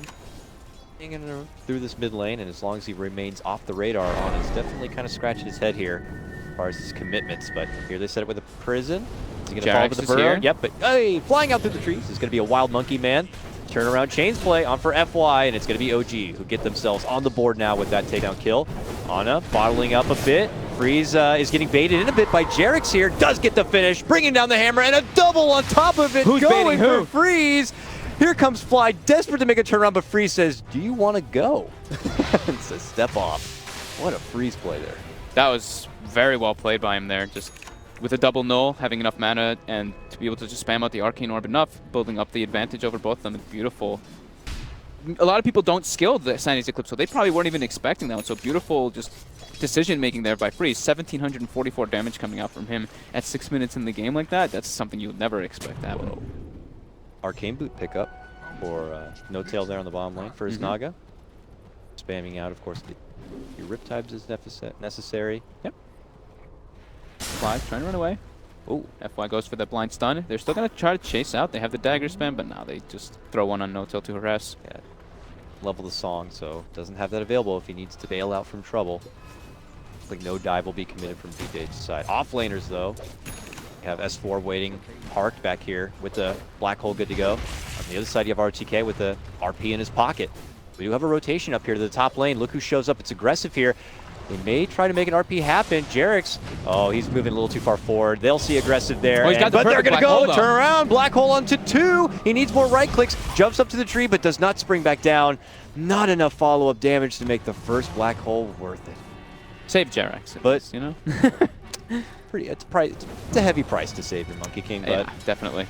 that one, though, is going to be great for VGJ, knowing that that thing's going to be on cooldown and they still have an RP to work with. We'll see if they try to take an advantage of this window. I'm sure they were probably like, Ana, TP, and Ana's like, I just TP'd mid, dude. It's still cooldown like 15 seconds. Is unfortunate timing for them, but nice little aggressive play by aggressive, making that rotation. Well played here. Jarek's, though, I mean, he's level 5 on this, quote, support position Monkey King. He'll get his level 6 pretty dang fast here. Aggressive after kind of tussling a bit. It's also getting towards his level 6. Bounty room pickup for him. ROTK takes to the jungle right now, and he's pretty huge. He's going to go right for the blink now after already securing those arcanes. He's doing great timing here. 1,200 gold. Freeze has his Midas already now, too, on the OD after that big kit pickup in mid lane. FY getting some pressure down bottom. The mag TP's down. He's got RP if he wants to on the ready. Give it to me, baby. Shockwave. Oh, gets it. It's only going to be on just the 1. Follow with the burrow. Oh, FY actually gets brought down. Oh, okay. Well, turnaround from No Tail will be there, 1 for 1. But No Tail happy to kind of take the kill at the end of the day. Just some trades. Gets a kill with his own RP. Jarek's is here now. Spring down to the low ground. They hit him with the stun. There's the Riptide, but a rotation does come in. FY's on the return. Does he go up with the burrow? Chankle yes, boots. He does. ROTK is able to add in some extra pot shots here. ROTK, careful, man. Ooh, flying in is going to be the splinter shot. It is going to be Jarek's getting the last hit on ROTK here. But now they turn it back the other direction. Here's Fly, though. Has that cold embrace ready, so you do not want to commit. Sprinter blast. Okay. Oh, he actually gets him with that. Nicely nice done. Play by Fly. Hits the creep, allows the reflect of that splinter blast. Finishes out with the Arctic burn. Beautiful stuff there from the 5-position Wyvern to get down. Yeah, very good spell usage there coming out from OG. 4 to 5 now suddenly. Meanwhile, as you see mid lane Freeze do his thing. Success, of course, getting that first Sanity's Eclipse gank. It's high net worth, and there's our new Sanity's Eclipse. Prison, hammer dropped. Ana comes out from the Shadow Realm, realizing he's a bit weak. Can they get the finish? Whoa! Oh, super close. Calculated, of course. Ana back home and safe. Gonna be put on cooldown now. He's got a Midas. He's like, ah, whatever. Get out of my lane. Oh, he's already back, though. Yep. Comes right back to the shrine. Hits it up a bit. And we'll be able to get back into action here. Or Black Hole's going to be coming up here in the near future, so see if OG look to kind of make some use out of it, or if they're content on playing this farming game. You got a Naga, so are you always okay playing it passive, or is there any reason for OG to, you know, maybe start looking for tier 1 takedowns? They could look for a couple, but I mean, they do have a Naga, so they could just be playing the pass game. But it does look like S4 is going to be going for a BKB, so they do want a team fight. Ooh, yeah. Relatively early, away from the Naga. You know, they want to be able to have those 4-man team fights. Straight Midas, and then read his way forward for a huge power peak and picking up that BKB. Yeah, we did say mechs don't get purchased, and yep, mechs do not get purchased in this Dota. Why? Why is that? Is it too expensive? Costs too much mana. It used to feel like it was the the days of you have to have at least one mech candidate on your team. Mech was like that, you know, that's with where the patch comes in. Mech was like for Death Ball, you want to be able to group up and be a unit, but this patch recently just doesn't make it, it's not beneficial to be able to group up like that. And people are playing a lot more greedy, so it's like if you go for a mech, either you push and you win, or now it's like the other team buys a Midas instead of your mech, and they're able to farm up and take it later. Jarek now committing the ult, gets a Boundless Strike. They get the Root onto Freeze as well, and they should be able to bring him down with this Monkey King ult as well. But the RP coming out from ROTK, the follow-up coming in, the Burrow Strike as well, bringing both down, and Freeze with the double kill ends up surviving. Massive timing from ROTK, perfect rotation coming out from VGJ, great response. Man, we saw that in game number 1. The counterplays coming out from VGJ are just unreal. Quick to be there at attendance for these fights and just make them regret committing altogether on the side of OG. Unbelievable stuff. Pulling ahead now 7-4. Freeze looking like the man right now. That was literally like perfect timing from ROTK. Could not have been more perfect for him to get that Blink Dagger finished. He's doing work on this Magus. I'm starting to see why we don't get to see play it very often. Oh, yeah. Yeah, we saw all through, of course, his runs. He had some great DPL games with it. Stars, but oh my God, since then, seeing a lot of respect. But Freeze is already hitting it so hard on this OD. Level 11, about to be level 12. He's going to have... what's he actually going for here? He has the staff, and then he switched to a Shadow Blade. I was assuming he would just go for the like 4 staff that it looked like he was going to go for, but he switched his item inventory to Shadow Blade. So looks like he might want to be a ganking OD. I mean, there is the Naga factor at the end of the day. It's like I always like to say, it's that weed that slowly grows. And then you start noticing the weed, and you realize, do I have to deal with this right now? Or do we have the pressure to kind of be able to nip it in the bud? But right now, working towards picking up that Radiance. Jarek's here stalking up through ground. FY very hesitant up in the lane. Is that OG are a bit missing, but wait for the security of ROTK nearby. As soon as he steps up, he's like, Splinter Blast, I knew it!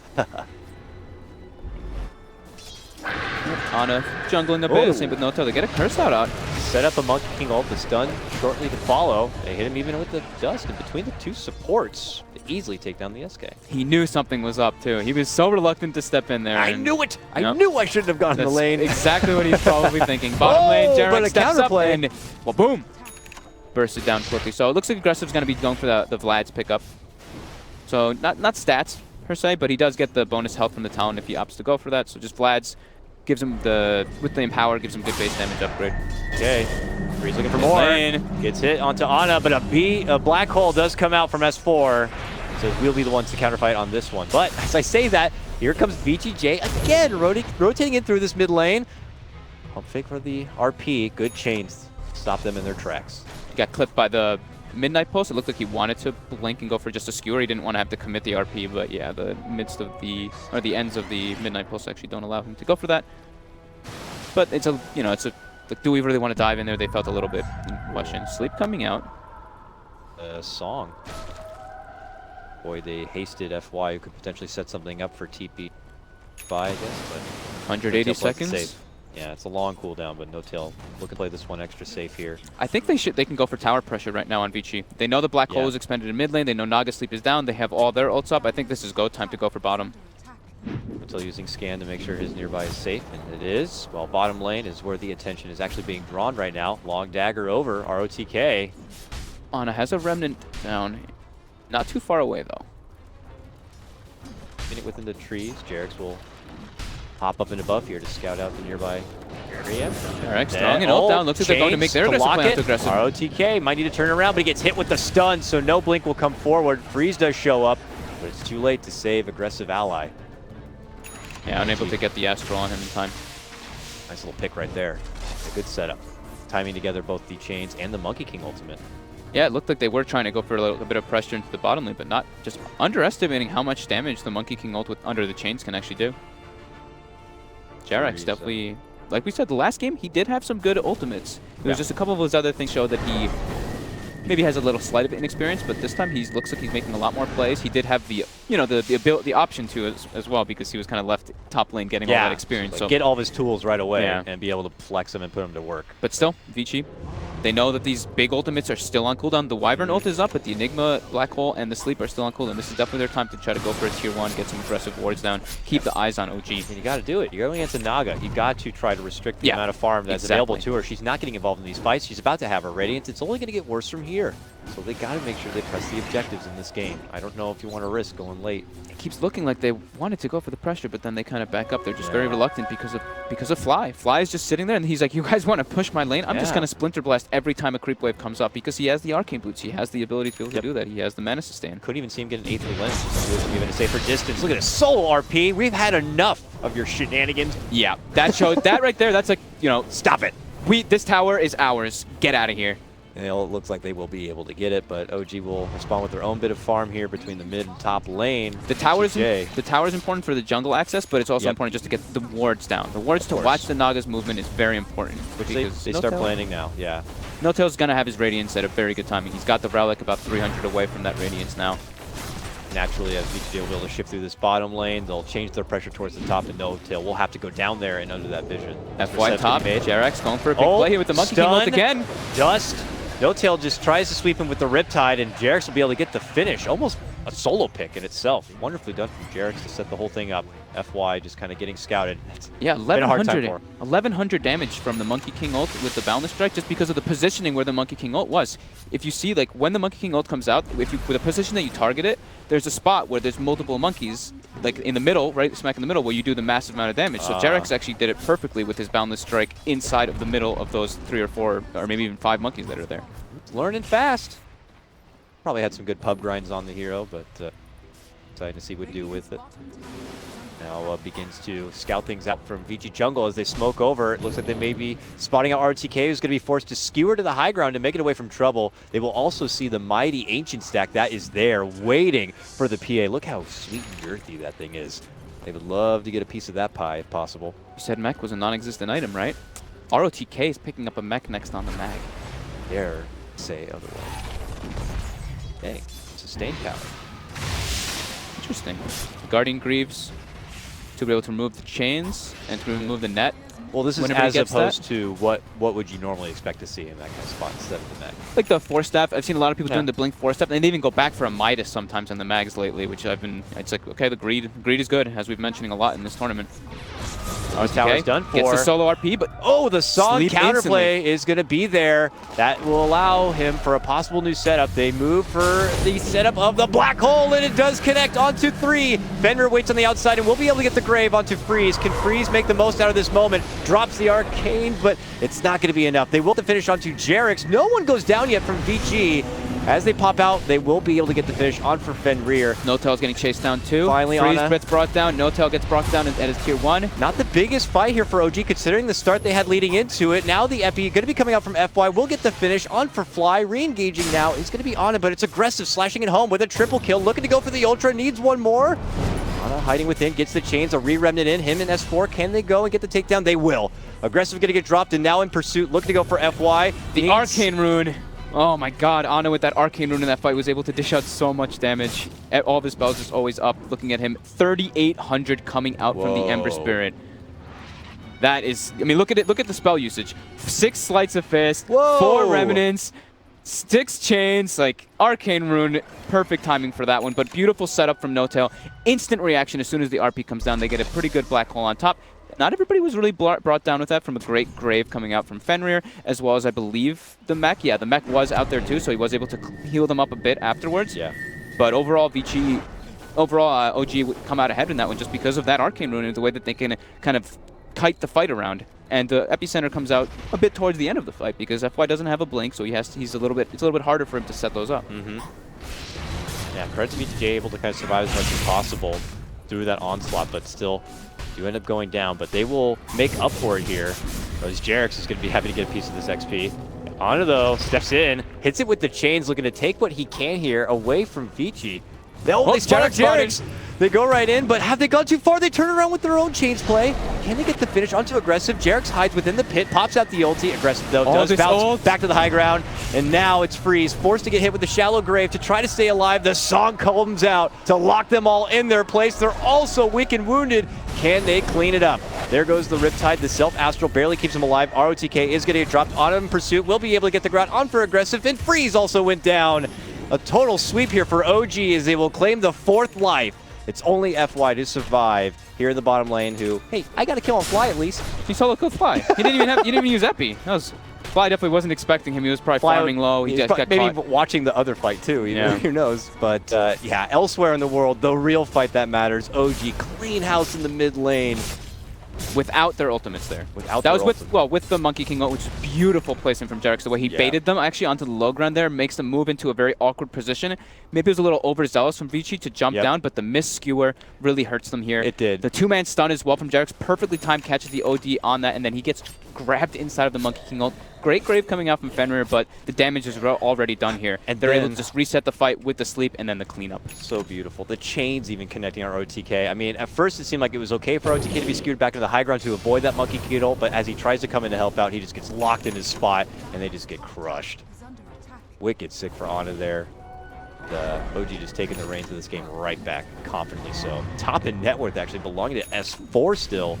Ana just barely trailing behind. Overall net worth advantage going about 7,500 in favor for OG. XP even more detrimental, 10K. super hard for them. I mean, with the blink now on the Enigma too, blink BKB, it's like almost impossible for them to really stop the black hole. It's like he has to RP behind him to stop that black hole, because RP does go through BKB, but he's the initiator on the side of Vici. So now it's like ROTK has to, they kind of have to change their game plan when they see the blink and the BKB on the Enigma. They're gonna make, maybe FY kind of has to force with the blink and the stun in order to force some reaction from OG. Yeah. So we'll see how they play it, but S4 is very patient when he tries to use his ultimates. We've watched many of his clips before where he has opportunities to get maybe 2 or 3 man ults. Super patient guy, always looking for the best opportunity. Pays off. Here is Beach now. Kind of smoked up. So he's got his BKB now. This is a big peak timing for aggressive. BKB Vlad's finished up. They've got Freeze with the Shadow Blade as well. They might spot Jarek's here on the low ground. Blink Dagger on FY too. Yep, they'll get him right away. Can he make tree up? Oh, okay. Nice little pick off right there. It's a tank of the gank for Jarek's to spot out the smoke play there from Vici. Not the worst thing for OG, but it's a little booster there. They are playing at a detriment now versus a Naga Siren and a Ember Spirit. That's the thing. These there's still a tier 1 in the mid lane. There's still a tier 1 in the top lane. The objectives have not been advancing at all for Vici, and you're going against this high scaling Naga. It's still a huge concern. Aggressive pops his BKB. Song comes out, and now it's just aggressive alone, isolated here, and No Tail is trying to walk him home. Waiting, holding out. Now the turnaround. S4 commits into the black hole, but it's only going to be on Fenrir. On the other side, a Wyvern committed as they spot out Freeze. They'll freeze him up. S4 No Tail gets brought down. This looks awkward right now for OG. Side, they're split totally apart. The epicenter helps to get the finish on the No Tail. Now a drop of the hammer here. Ana quickly to sidestepping away. Nice remnant there by Ana. He actually dodges the whole damage from the OD ultimate. Now the Jarek's ultimate coming up from the tree line. The monkey. Oh my god, where'd they go? Ana just said, get the hell out of here, and blasted him down with a triple remnant. Now FY on the high ground. Can't even realize what the hell hit him and his team. Tries to go for a deny, not going to be able to get it. S4 claims that one, and OG. Ana's just trying to clean up aggressive right now, too. It's the man fight, and he gets him as well. Ana's playing Ana's playing outrageously good this game. 9K gods. Let's see his damage. 3,500. Woo! The Veil, plus having that level 18 already, very early. He's level 21 on Ember, so that extra bonus damage from the Veil onto his Fire Remnant. He throws down 2 Remnants on top of them with a Boundless Strike on top. They just evaporate. This guy gets under the gun all the time from the community whenever this doesn't do bad, but hell of a tournament, if I have to say. Yeah, it was a little bit of a late black hole coming out from S4. Like, he held it for a second, so he was trying to grab the, I think, the Sand King and the Dazzle in it, but FY actually gets his Blink out, and then they're able to get the Burrow Strike and Epicenter to clean up No Tail. So they did kill No Tail in that fight, but it costed them way too much. But at what cost? What at what cost? No follow-up still from Vici here. You have to press the matter at hand. This game isn't going to get any easier for him in terms of scaling. And with the, as it stands at the moment, top 3 net worth all belonging to OG. I don't know if it's soon to be desperation mode, but there has to be some sort of swing of momentum here. They still have massive wombo combo factor, they do. Which always can come into play. You know, the PA, Mag, Sand King, and OD ults, like these 4 can, if they get it proper on multiple heroes, they can still just instantly turn the fights around. So that has OG, to be always respected. Yeah, it definitely needs to be respected. OG still needs to watch their positioning in these fights and watch the way that they take these fights and make sure that they have the Naga in position to counter initiate with the sleep. The same thing with the black hole as well as the Wyvern. See how ridiculously high Jarek's normal kill participation is, like 81%. Unfortunately, with his Monkey King games, it's been a little less. Him just getting comfortable with moving around and being a part of these kills, but he went for greed this game too. He went for it Midas too. I mean, why not when you have all of this, all these like massive team fights on your team, and you have the late game with the Naga Siren. So, well, you should have the late game with the Naga Siren. So that's what you're hoping for when you're a drafter. Yeah. S4 Octarine Core. I don't know if you acknowledged that yet. I did not actually. He's almost finishing it up, and he's gonna have the cooldown reduction. Wow. Ana getting some pressure on him bottom. 2. No one from OG close by. He may be forced to just walk away. Wasn't much of a Blink forcing, Dagger up. The re-engagement possibly freeze. They blink in. Ana's actually stepped away, who shows himself with the slight and then says, see you later. Jumps right over. But yeah, Octarine with Enigma is beautiful now with the cooldown reduction he gets. He also gets the minus respawn time. It's going to be pretty hard to play around his cooldowns. Black Hole is already down to 136. Once he gets Octarine, it's going to be 100 seconds, which is very scary. 100 seconds, that's like when... That's the old mag ult that people were like, man, mag ult seems like it's always up. 100 seconds is not a long time. That, in this particular game, seems to be like, could be once a fight, for sure. And definitely makes more fight opportunities for OG to go for closure on top of it makes it more scary for VGJ to actually come together and finally push forward on these objectives. I don't know if they're ever going to be able to get to the point where they can push any objectives out. It's starting to get to the point where Naga's taking over the map, just keeping the lanes always pushed in. So OG has all the information on the map. They even claim a top tower. VG is just like, man, we can't handle these illusions right now, even though they have Arcane Orb and PA. Can likely see VG not take another tower this game.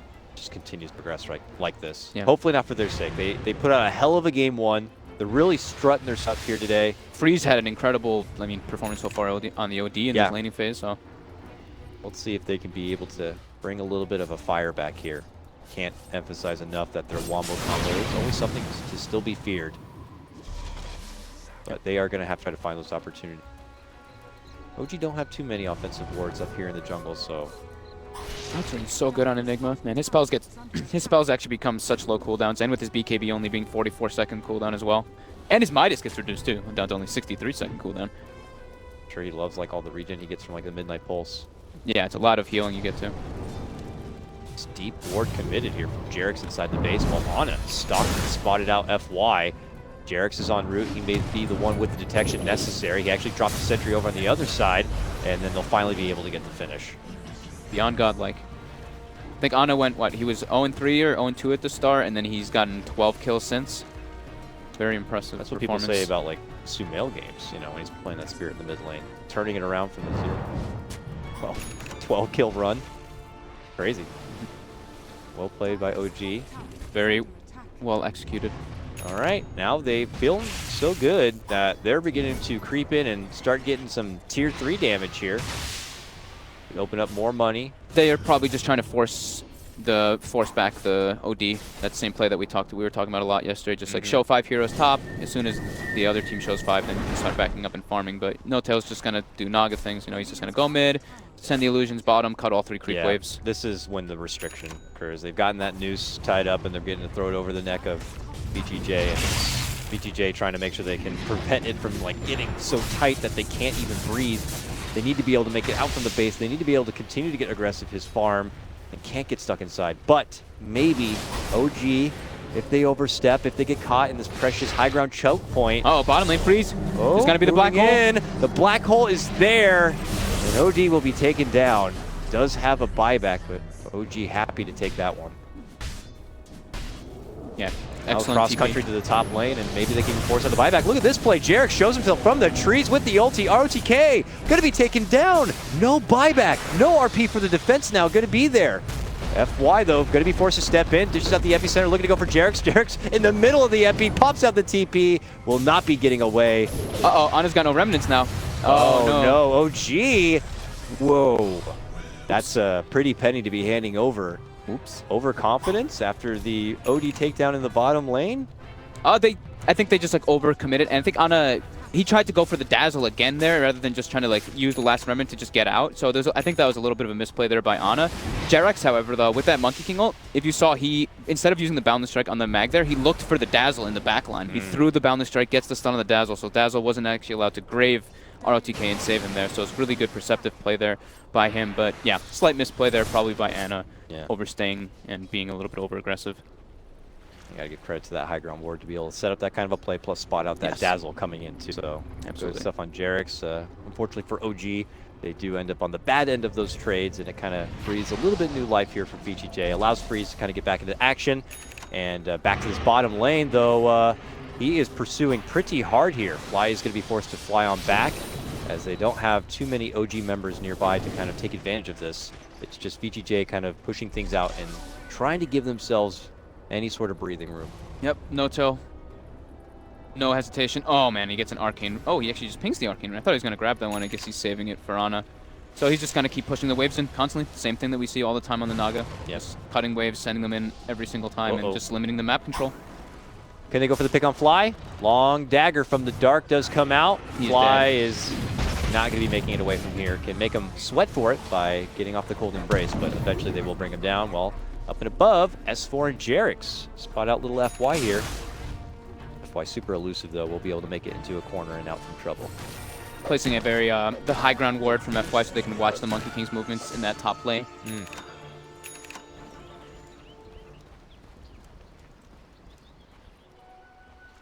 finish out what looks like his own Octarine next. Yeah, he went back. He went the Maelstrom, and then he went back for the Lincolns, so he can stop the Burrow Strike, and as well as the potential. I mean, Astral, I guess, for now, but majority it's just the Sand King Stun and the Euls right now that they have that are the big targeted spells. S4 is still, not for much longer it looks like, but still top of the net worth on his Enigma.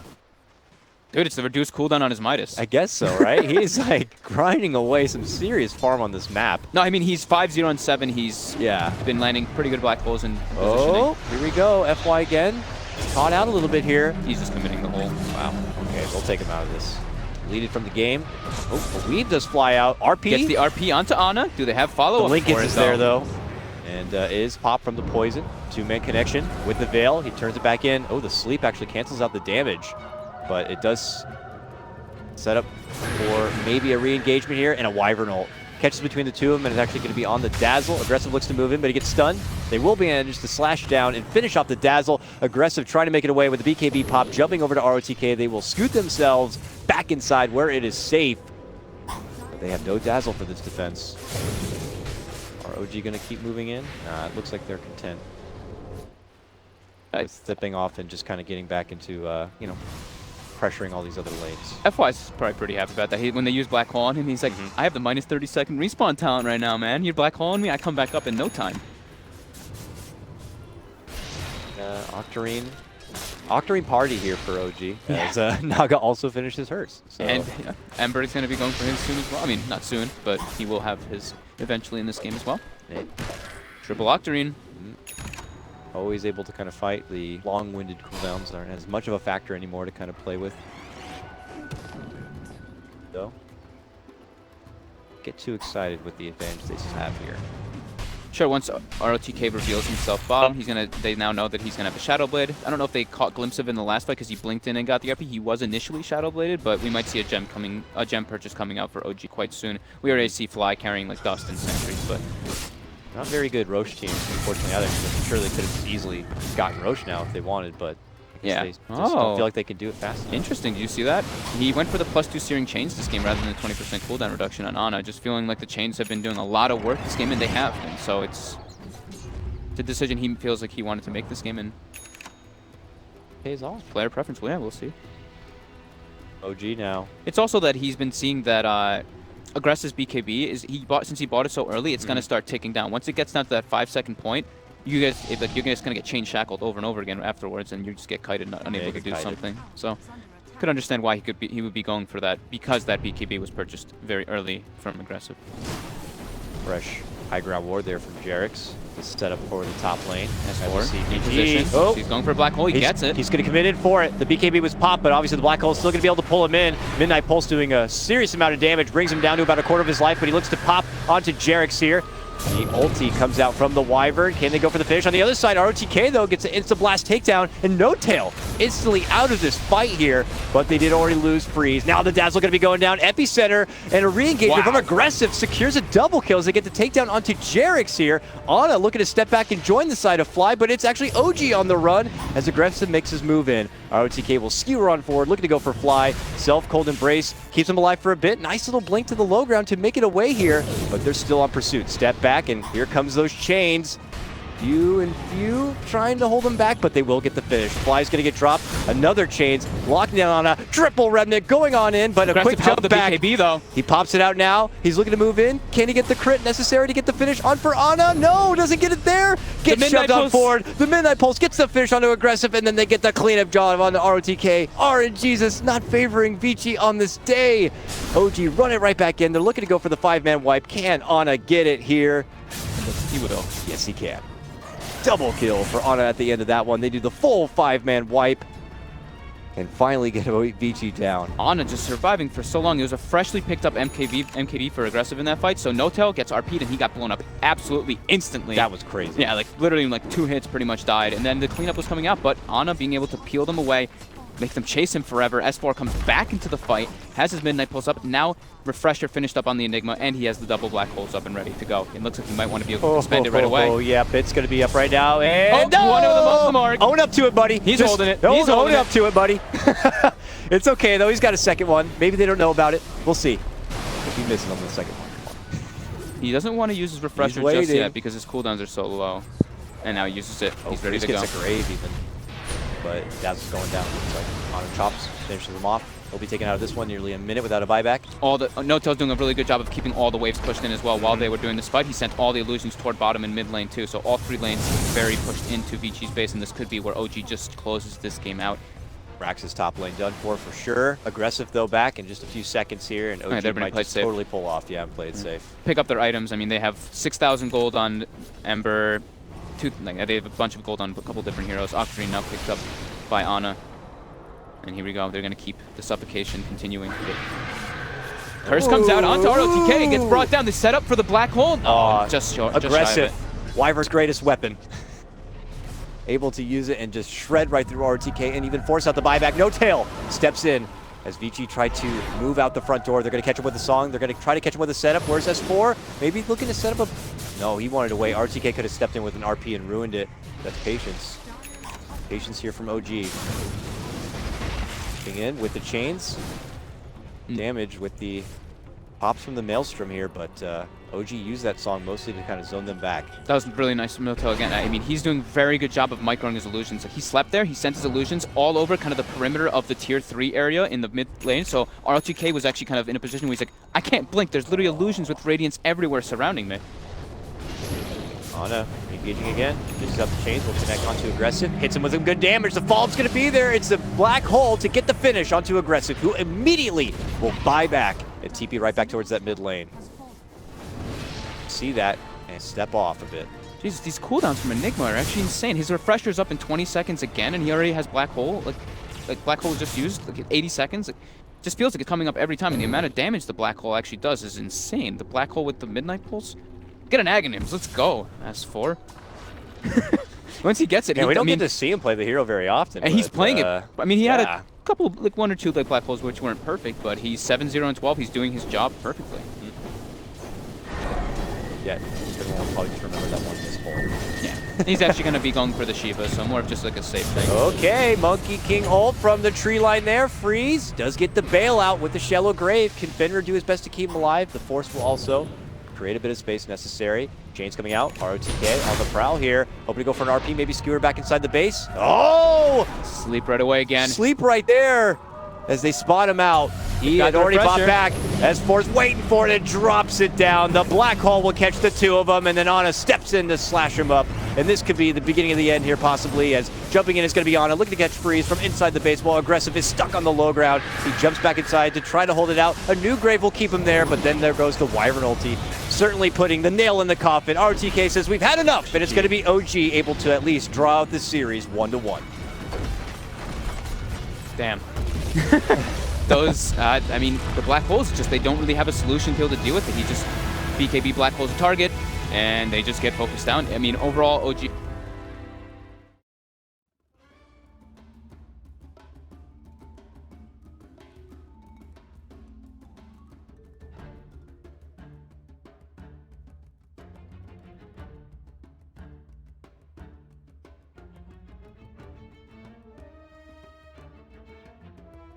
Radiant team ban.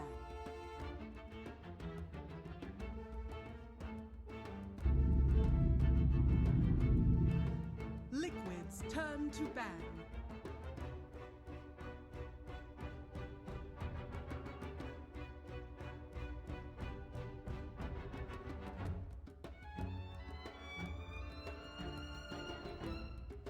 Ten seconds remaining. 5 seconds remaining. Radiant team ban.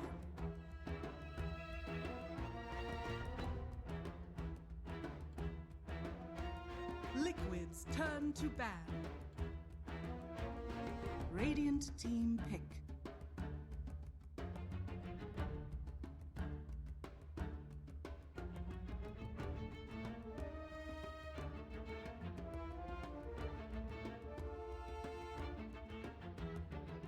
Seconds remaining. 5 seconds remaining. Liquids turn to pick.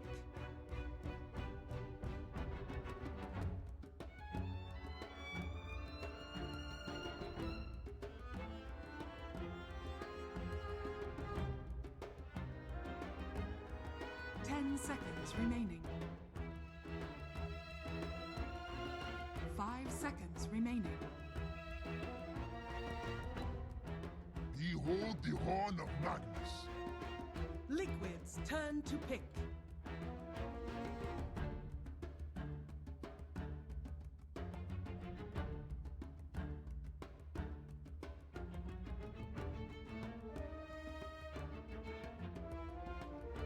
Seconds remaining. Sand King. Radiant team pick.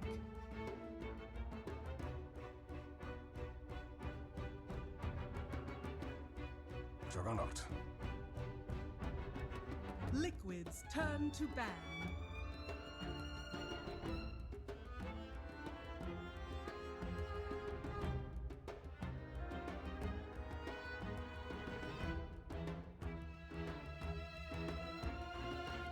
Seconds remaining. 5 seconds remaining. Reserve time. Radiant team ban. Liquid's turn to ban. Radiant team ban.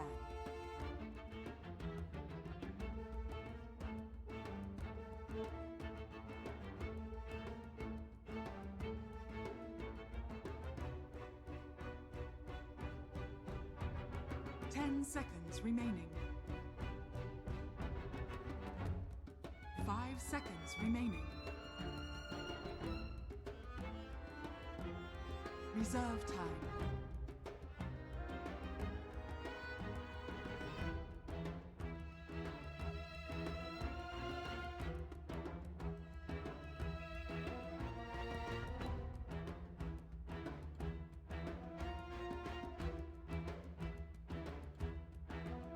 Liquid's turn to pick.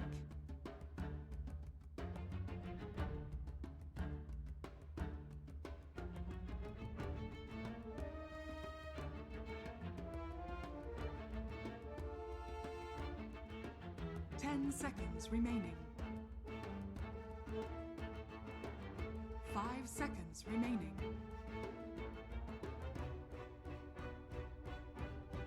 Reserve time.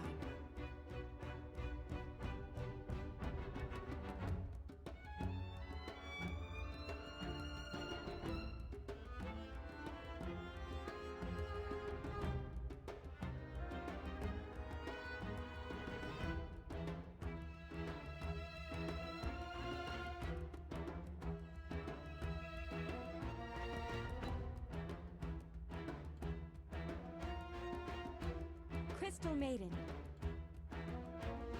Radiant team pick.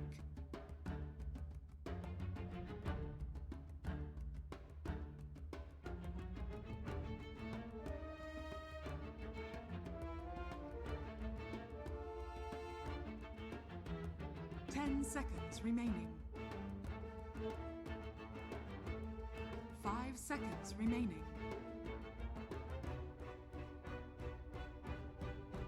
Reserve time.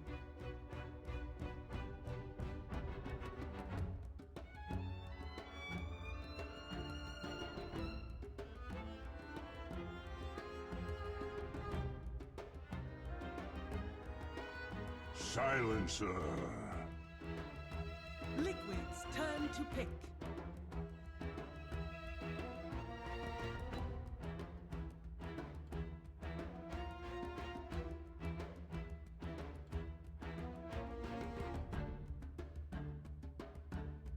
Seconds remaining. 5 seconds remaining. Reserve time.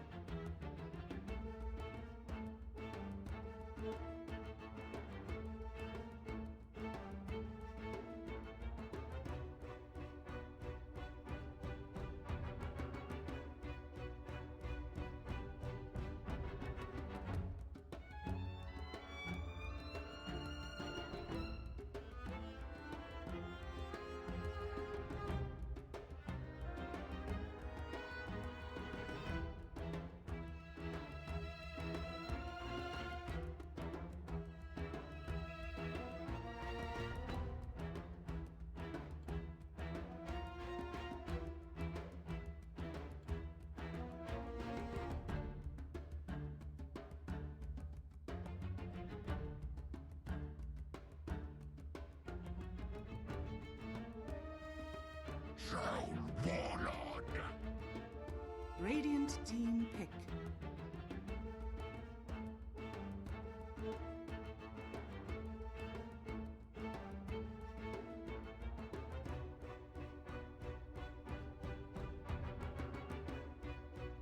Ten seconds remaining.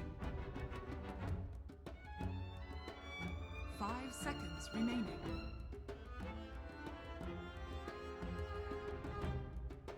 Reserve time.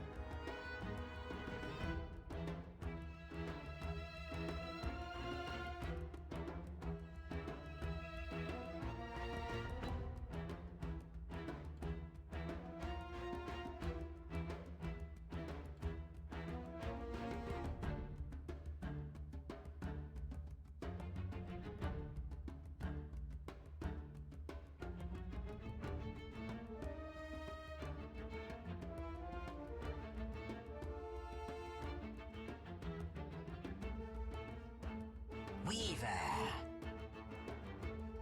Liquid's turn to ban.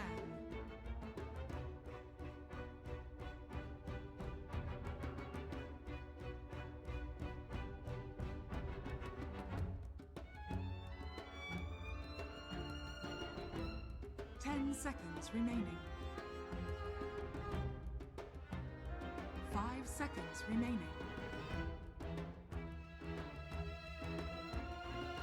Reserve time.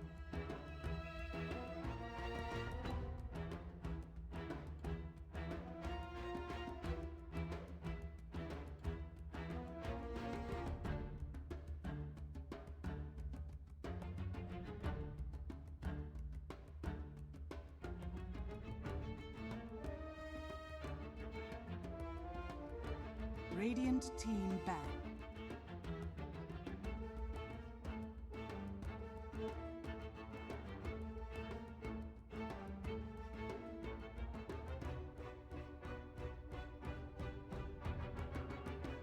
Ten seconds remaining. 5 seconds remaining. Reserve time. Yeah. Radiant team pick.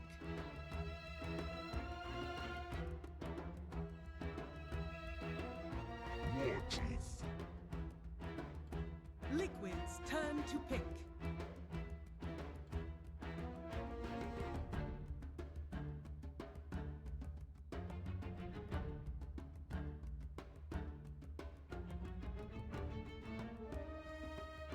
Ten seconds remaining. 5 seconds remaining.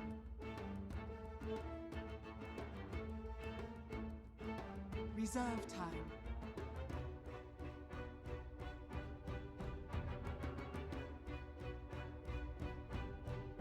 Ten seconds remaining. Monkey King.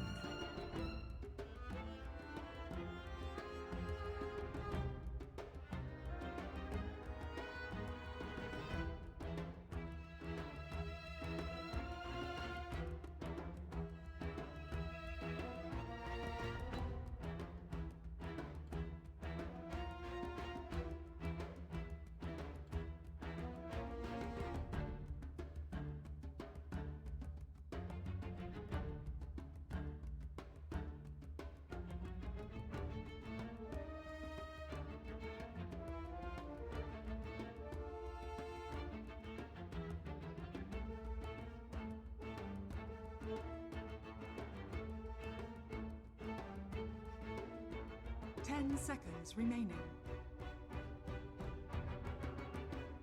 5 seconds remaining.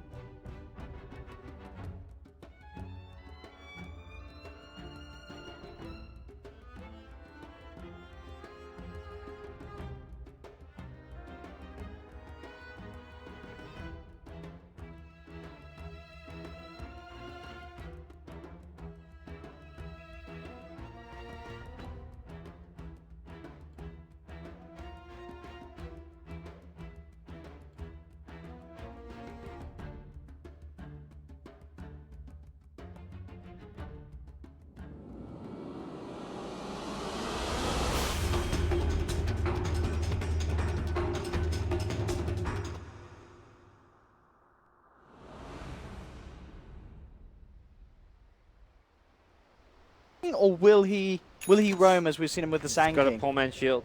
Going mid. This is very, very interesting indeed. He's going to be up against a Juggernaut in the mid lane. So right. you've got the range melee advantage in terms of the length of that star. The range melee advantage. You know what I mean? I know exactly what you mean. It's just funny hearing. I mean, I want to say as well, I think you can probably hit him outside the range of the Blade Fury. I want to say. Probably. You can reach across the blades and hit him without the Blade Fury touching you. Yeah. If you're able to kite him out. 300 range. We see like a boots rush rather than going for a fast bottle. I mean, both Jug and that approach, but yeah, I'm curious to see how this mid lane goes. I mean, he's what kind of backup? I mean, IGV. Do you think they might send someone to sit there with Cicada, or do you think they'll just kind of let him deal with that matchup on his own? Some silence or harass could come in. Super's also theoretically meant to be helping secure the safe lane, which is a tough lane with mind control going for the early poor man shield. Can't harass him so easily with Weaver right clicks, but yeah, Slaughter dogfights, he can roam around, look to run in, get some crushes on the Miracle, set up some Blade Fury harass, so what dogfights can do with his Slaughter. But similarly, Sand King is not going greedy. We're not seeing like a jungle mag, we're not seeing GH jungle. He's got boots first, he's going kind of an aggressive Sand King this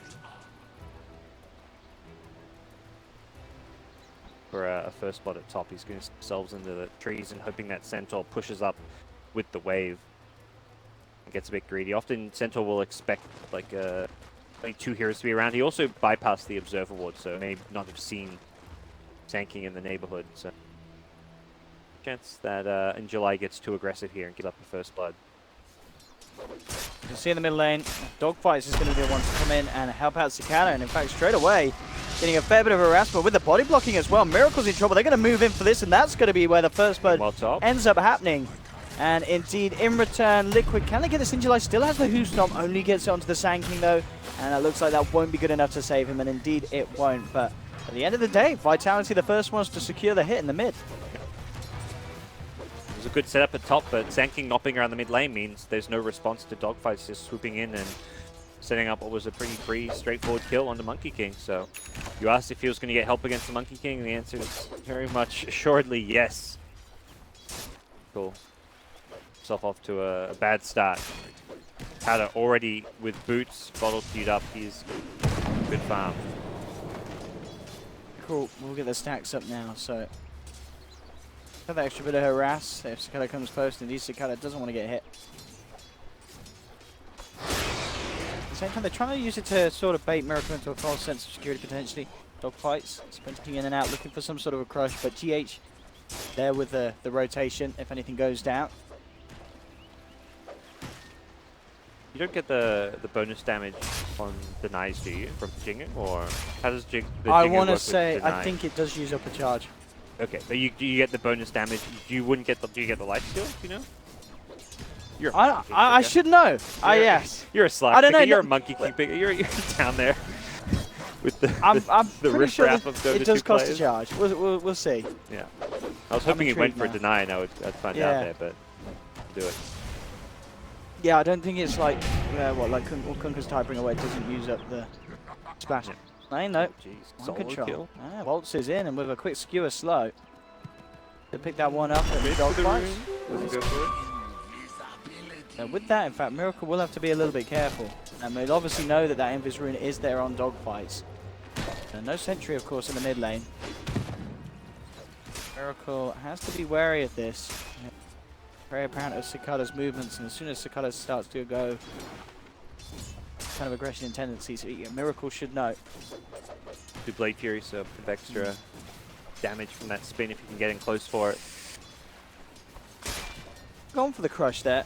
Still fairly close to tower, so yeah, you don't want Jug tanking tower shots while he's Blade Fury down at half HP already, so. Put their eyes on GH instead. Level 1 with that Burjo. The courier! Ah, it's going to be a bit of a courier bait. Dogfights. Holds GH back away from it. Hits the crush. Any further follow-up, we can see in July relatively close, but didn't end up coming the full way around. Focused on just clearing up these stacks. Self these early levels and early farm here safely. Coming back in though, he knows that this is what Injuly's doing, and at least try and keep tabs of him, try and leak some XP where possible, but still level 1 tanking. TM getting the farm in the jungle will hit her level 3, perhaps even getting second point in Aura or Nova, we'll find out. Getting that early Aura helps your team a lot. Your entire lineup benefits a lot from this. Perhaps Troll a little bit less than others. Hold on, Lane, how's he getting away with this? Mind Control is going in fully ham, and each and every time killing off at least the support. And if oh, hang on, very, very close to Paparazzi being in danger as well. But I mean, you do give a kill to the core, but you're getting solo kills on your own and instigating the action. Mind Control's I'd say he's almost been the stand-up player for Liquid this tournament. So he's been the most consistent. He's always getting a lot in his lane. He had a really good Legion game we saw. But even the games where they're losing and struggling, I feel like Mind Control is always playing very well. Mid lane. We go on to Miracle there with the first crush and the Blade Fury follow up. Miracle falling low. The Fairy Fire comes out. Cicada's going to look to chase. Has got those phase boots in a second. Miracle starting to salve up. Turns around, gets one hit, two. There's the control, and he builds up the Jingu. Takes the kill. Why is he chasing that? I guess he's banking on the phase boots, but Monkey King has very high base movement speed compared to a lot of heroes, and he was chasing very recklessly into the Look at this bottom lane. I can't believe what we're seeing. The third time Mind Control's just waltzed in and killed the Silencer. I mean, he is giving up kills to Paparazzi, so twice I'm starting to question if that's worth it for him. Yeah, it's a bit more borderline. Yeah, he's also spending a lot of time dead, so he immediately comes back to lane, gets a kill, but then dies, so he's not getting CS, he's not really getting a ton of XP out of the lane, so that death probably not quite as worth it, but ultimately still really keeping the Silencer busy in that lane, creating some good space for his team to work with. Yeah.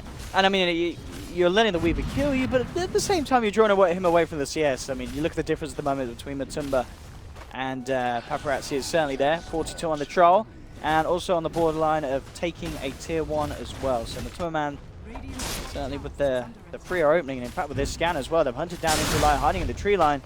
And that's going to be a bit of a kill involvement from Matumba. He'll make sure that he gets the tower and also turns across looking for the kill, and he'll pick it up as well. So gold, gold, gold going the way of this Troll Warlord. Really good start for Troll.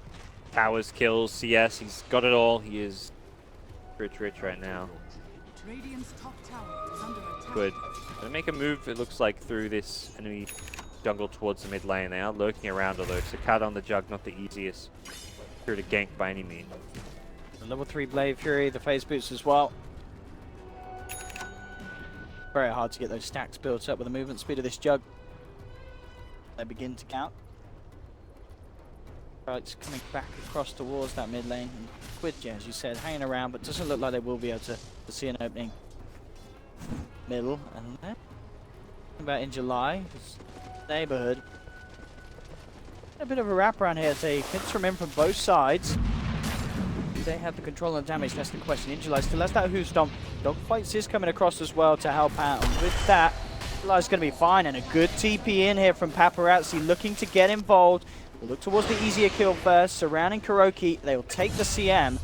They get Matumba as well. They've got another crush if Dogfights can close the gap. Still a good amount of time with the sprint. And in fact, Matumba Man misses the slow onto the Slardar. GH is there to try and help out, but Paparazzi dukes out the stun. Matumba Man will turn though, gets the kill. Paparazzi though, again, he should be able to clean up, and he does. A double kill for the Weaver. So Matumba Man at least getting something on the way out, but it's Paparazzi that he's getting some big kills this game. A couple of kills on the Magnus, and now turning up top and taking down Matumba +1. Yeah, he made a really nice sidestep there. Sandking went for the two-man burrow, kind of anticipating Weaver just to run in a straight line to go for the kill, but Weaver dodges the burrow strike while getting the kill, making sure that he does. If he gets caught in that, perhaps Matu survives. I don't think Weaver dies. He had a lot of one charges, but very likely would not have been able to get the kill. Got a bit of space down bottom whilst that was all going on. From CS. I now actually head down here to look to pick up farm. Paparazzi, of course, already just in space up top, so just a bit on the map it offers. Miracle as well, interesting. Phase boots and has queued up the Echo Saber. Something that we're not really seeing Monkey Kings do, but I guess that's because we've been seeing this position for Monkey King that pretty much always just goes straight for the Basher to get it as soon as they can. But in a core position, the Echo Saber, I guess, certainly more favorable. Just to have something a little bit quicker, have those extra stats, and mean that you can get something done before necessarily waiting for that big pickup. Yeah, it's a nicer build up, and you know you're going to get the basher. The thing with the support one is it's like, well, you may only farm up one item, so you'd rather have a basher than the Echo Saber for that. But Dan's Miracle, pretty good spot in terms of how he's recovered. That jug dive really was a bit throwy from Cicada, bluntly, but still, like, he managed to get the early kill and lose a bit of his lead, but effective on this Juggernaut. Zentos had a rough time. He's struggled the most, hasn't got his level 6 yet, less farm than the support Sanking. What plan is there for recovery? It looks like he's going to take over the safe lane now that Weaver's getting more active and roaming around, present on the map.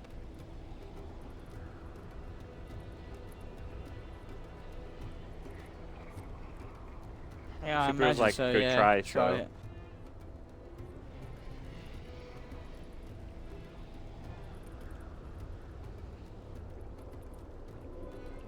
Neck coming in. And yeah, I imagine Liquid are pretty happy with the state of things. Matu can start power farming through the jungle, the Ancients. He's got Empower to work around with, level 1.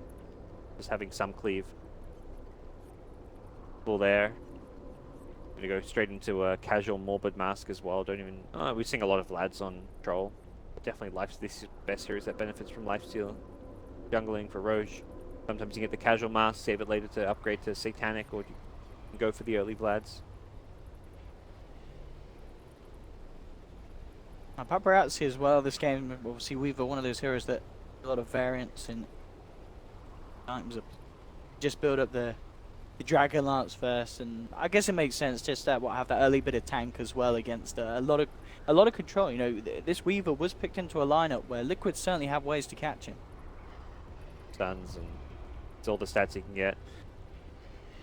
Probably should pick up like a casual Blightstone or something, a slot for it, but he'll money elsewhere. And yeah, I mean, as it stands, I feel like Liquid perhaps slightly better off in the laning stage, but things will change very quickly when Blink Daggers start coming online. You've got two good Blink heroes on the Radiant side, Magnus and Sanking, two good ones on the Dire side, so it's going to be how the team play the mid game when it comes from the big initiators and how well they can kind of enable their core. Troll's very reliant on the Magnus and Sanking to set up kills for him, otherwise he gets kited around. Jug may be a little less reliant, but still important to have that set up for him. Weaver definitely not so important, but Weaver needs the control to protect him.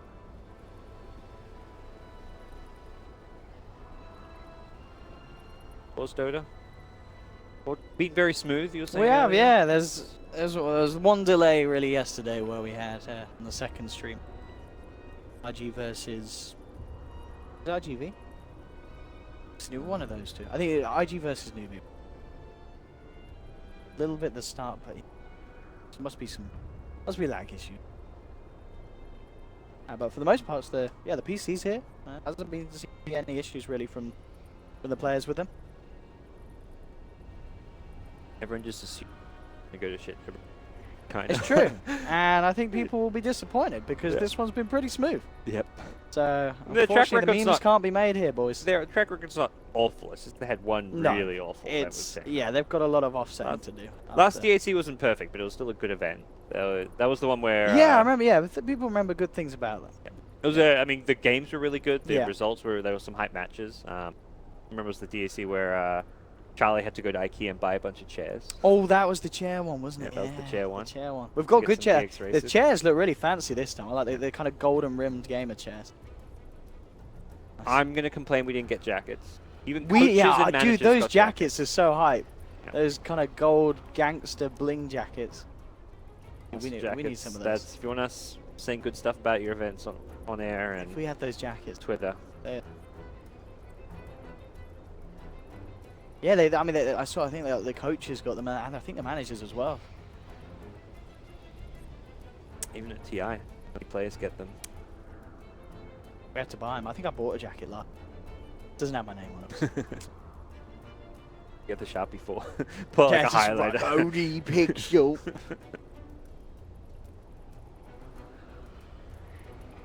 We might get goodies in the main event. I remember Shiva was saying that last DAC they were giving out.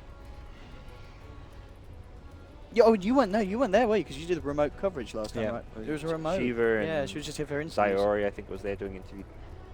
Because what you covered it from LA. From LA. Summit House Hub going on at the old house back in the old rough days. I'm trying to remember if that. Yeah, I remember tuning in. Yeah, you had like it was with was it like Suns fan was casting. Suns fan and Syndrome were Suns there. fan and Sim were there. Bruno was hosting, I'm pretty sure. That was Oh, back. Bruno was. Bruno was there. the yeah, he was the main host. Oh, was it? Sure. Was that Bruno? Was that DAC? That was Bruno's last event, maybe, or one of his last. Oh, he's events. last hosting DAC. I can't remember him hosting it. He had a whiteboard too. Bruno Did with he? a That was whiteboard a- at DAC. We're Ah. keeping track. We're just keeping track and scores and points of something. I can't Okay. remember what. I'm pretty sure. Suns fan cast a game with a horse head on. Maybe I'm thinking of the. Maybe I'm thinking of the GA qualifier hub. No, I'm Yeah, but pretty- but Bruno wouldn't have hosted that, would he? No. No. Yeah, Bruno was. Yeah. Bruno was had Suns fan and Sin casting there. We did some weird thing, I remember, because the finals was like, oh, we all want to cast, so we'll alternate. So game one, we had one casting Oh, day. you Game just two, switched to each switched to game. every game, and everyone was like, this is the stupidest thing ever. Let's just choose someone next time. It was like, yeah, it was a good event. That was back like in the EG Brit rivalry days. Vici also did really well that tournament. Back when Black did really well. He got second place. Oh, was that when he was playing with Vici? He got second, and then So he's right got a, after he's that got a event, they good kicked him. DAC track record. Yeah. Well, has he now after Basis's stage run? That's only the group stage though. Okay. Everyone goes through to main event. Yep. There's still time to turn it around. Make your way back to that final. He is on level with 7 other teams. 8 of the 12 True. teams are lower bracket teams. Yeah, and I imagine Vici probably did quite well in the group. Format. It was 1 year ago? 2 years? 2 years ago. Yeah, it must have been 2 years ago. Yeah, it was before I was casting. You go. He's Super. reconnected Oh, he's a couple reconnected a few times. times. Okay, I've only just noticed that. Yeah. So I just picked up. Oh, This yeah, is my one. You've got a disease now. Whoops. Nothing. There we go. We're back in. He's going to try. Are we going to get a pause again? Super. Is he lagging? See if he misses any CS. Then we'll know. How fast does he click How the bounty fast does he room? move? You know, that's how you can tell. Well, that was a pretty low delay bounty A room little pickup. Carlet there. Good. We're in. We're back and we're good. Mid lane, Miracle is potentially not good Oh, here. wow, look at that damage there. That's a lot of days. Ooh, he's dead. One more touch. Oh no, he doesn't get it off. Oh yes, he does. Oh my goodness. They both end up going down, but suddenly here comes GH and Mind Control and Matuma Man with the absolute total annihilation. Easy peasy. Vitality. I don't think they were expecting that. I think they probably just come back after that pause. And Yeah, Liquid were more prepared than IG Vitality were to continue. Normally after a pause, you're like, okay, there's a post-pause truce where it's like, all right, that was just a pause, guys. Let's where you work out where farm everyone for is. 2 or 3 minutes. Yeah. No fighting because we just had a long pause, but nah, Liquid are like, Liquid are straight screw in. that. And they might find more here. Yeah, just quite go for the bow straight there on Super. I'll be happy focusing that down mid lane. Very active, pushing towers, roaming with his team, playing this, not playing this farming. Troll, much more active, roaming around. What's the, as you said, just the casual mask and then the SMY. Standard stuff. Bit more late game oriented build, not going for the Vlads. Keeping the casual mask is like, hey, I want to build a Satanic later on. And also just not team pushing item. Up and a beeline for this bottom lane. They know that no RP, not necessarily the easiest of fights unless they can find someone out on their own. I think Micah is level 6, so bounty room. The epicenter. July 900 towards that blink. Magnus. It's Mind Control after that great little fight he had in the mid lane. There's dog fights, I'd imagine. Still a little bit further away, still halfway. Some space up on top lane. It really is but to my man, in the best position so far this game. Clear 1,000 ahead of Paparazzi's Weaver. Got some good farm. Just go back in the jungle. Farm away. Yeah. Quiet little potato farmer. Wait till he farms up enough to go fight with. Perhaps even just wait for an RP cooldown. He's happy to just be left alone in his little farm. Little hellbears and pick what he can. PH has nearly got his blink action. It's going to beat. It's going to be the first one. Centaur and Slaughter to the punch, which is... a game like this can be a big deal. It means you're the ones who kind of control the tempo. You get blinks before your opponent, so you can start smoking around, finding picks, jumping, getting the jump, perhaps slowing down IGV's blinks if you get some key pickoffs on them. Miracle trying to be a bit proactive here up on the top lane, but not got any vision here on this high ground. Where, of course, that he's around, getting himself out. Does have to be careful with Cicada dogfights in the neighborhood. Just drop a stun out. Level 5 on Slaughter. Leveled. The gold kind of is an alright place. Machu going to continue pushing towers. A lot of pushing power here. That empower and mind control backing him up as well. Top lane. Miracle continue to keep eyes on the rest of IGV.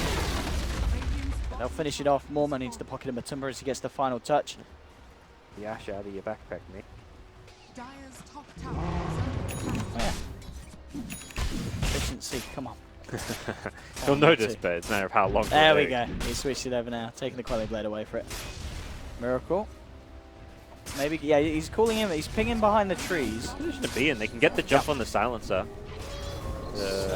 Magus without a blink. And there we are, straight up with the ultimate and the stun, holding super within the Wukong's command. Dogfight comes in, takes a fair bit of damage now with GH blinking forward. Finds the Burrow Strike. They found a second Liquid. Cicada will come in with the Omni Sight, but it will be shared and mind control. Gets the RP onto 2. GH comes in with the epicenter as well. Cicada will be fine with the Blade Fury to duke out the damage.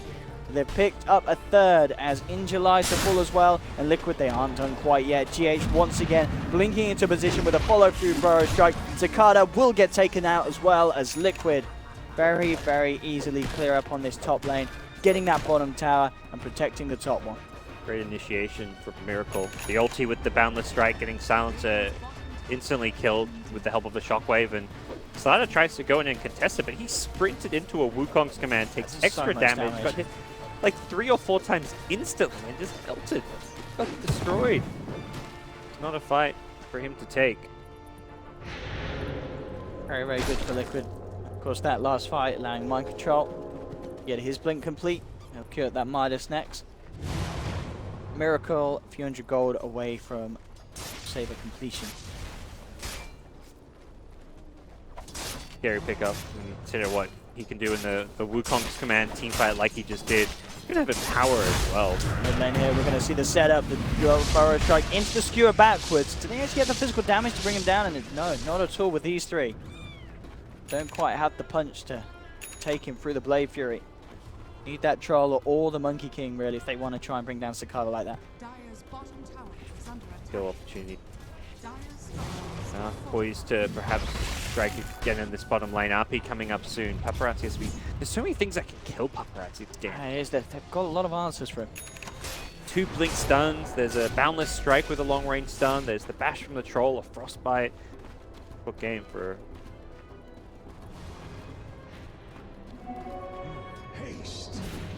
Kind of from the GH. Epicenter back and available. And good kind of timing with mind controls RP. Ultis, yeah. I'll be ready to go. Take any kind of a team fight now and fight the scary of the 2 that stands. Doug is very underfarmed, underleveled, only level 9. Scraps to put together towards his diffusal blade, but I really feel like that's going to... I mean, there's no item that I'm like, oh, that's going to turn around Jug's game. Regardless, it feels like, similar to the Weaver, there's a lot of things that can kill him. These blink insta-stuns, and there's no good, reliable save. You can silence, but if you're already stunned and being right-clicked by a Monkey King or a Troll, you may just die during that silence. This smoke instantly getting dispelled from Miracle hiding on the tree line, and IGV's play will be foiled. Quick in reaction, though, Liquid smoking up behind the cores to try and catch IGV off guard. They've continued to group together IGV, heading towards the top lane now. If Liquid can find this wraparound Matumba with the D-Ward, and could, yeah, they could go Roche with the Empower. It could be still a little risky. They've got...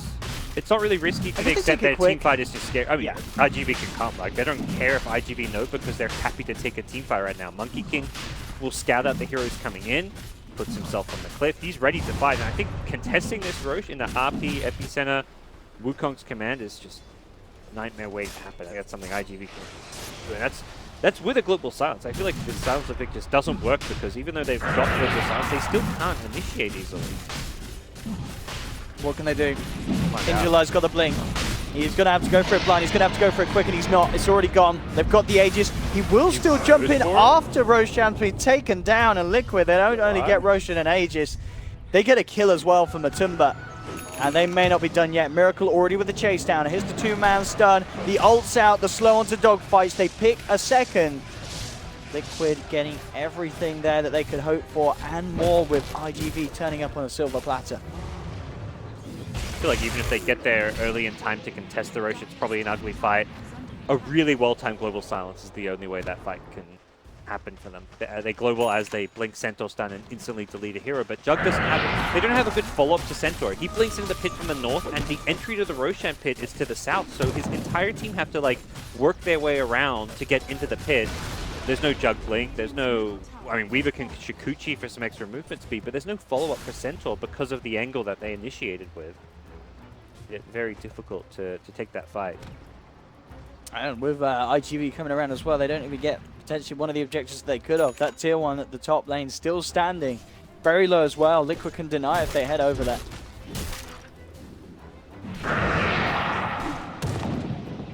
Try and go for blind stun, but just off point.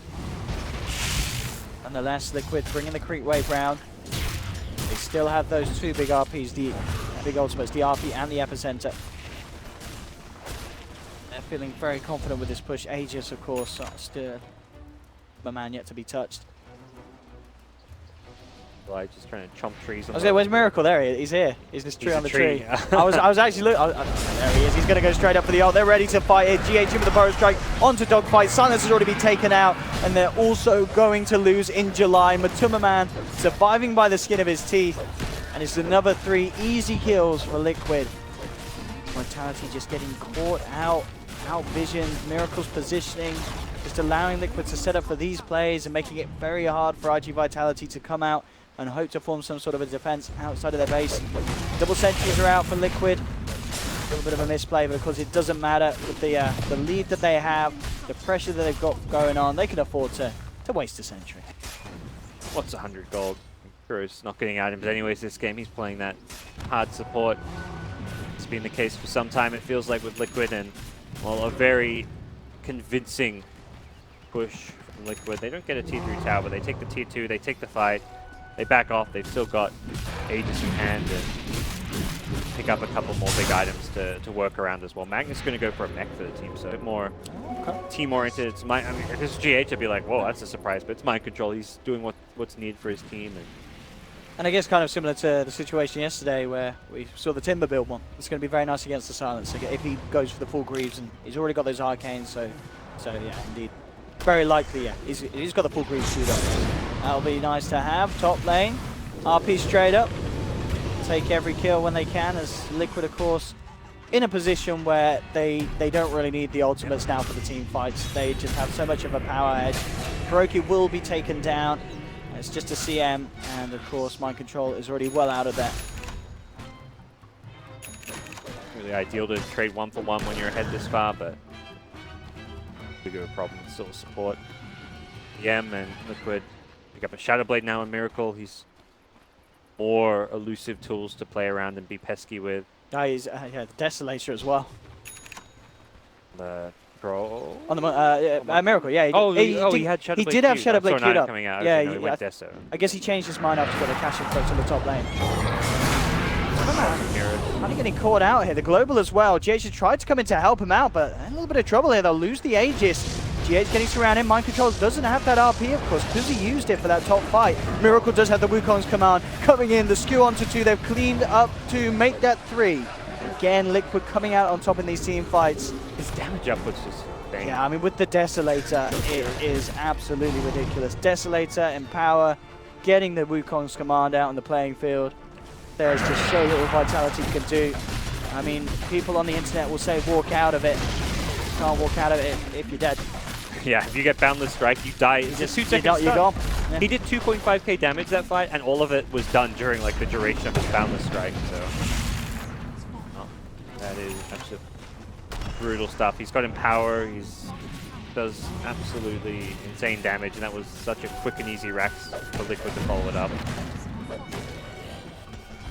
This game has slipped out of hand very fast for IGV. Which is for them quite upset. As we said, this is the game that they need. They need to win both of these games against Liquid if they want to have any hope of being able to align themselves into that upper bracket. This game is lost. Game 2 could see a bit of a clown fiesta. You know, the chance for both teams to test something out before heading into the lower bracket of that main event. It feels like the Monkey King mid was a bit of that, like not so much clowny, but it was like experimental.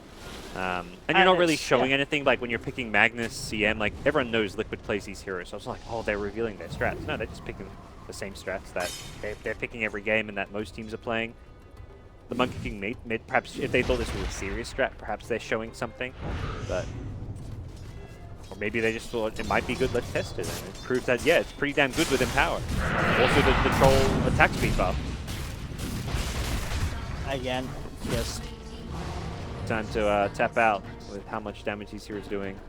Battle Trance, Empower, Monkey King. They will indeed do that. IGV realizing that there's no way back into this one. Liquid just pretty much running away from this game since the start. Getting ahead in farm, making the superior rotations. Jug was struggling the whole game really to just ever catch up and be a core that could stand on.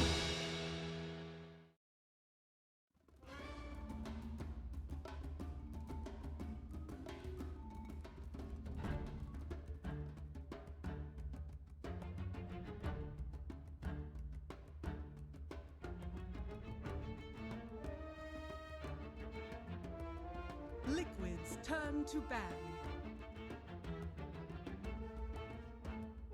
Liquid's turn to ban.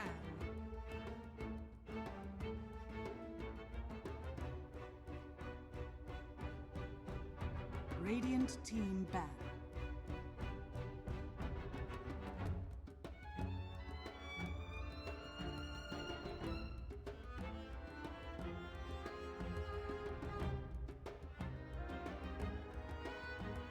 Seconds remaining. Liquid's turn to pick. Invoker needs assassin. Radiant team pick.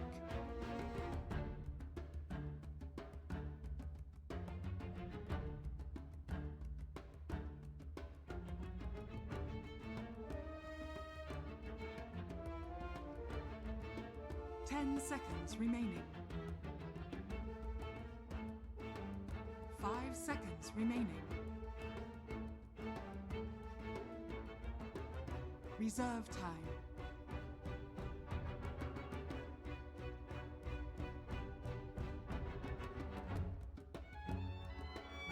Juggernaut.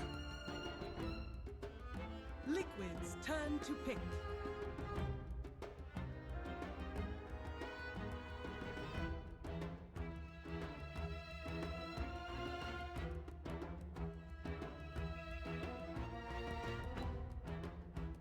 Seconds remaining.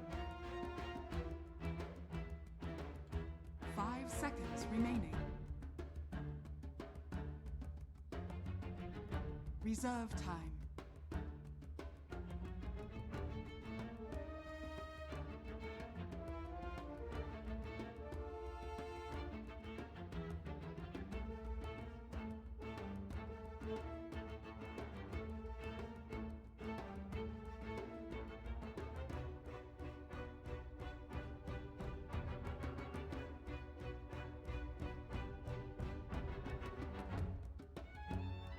Sand King. Radiant team ban.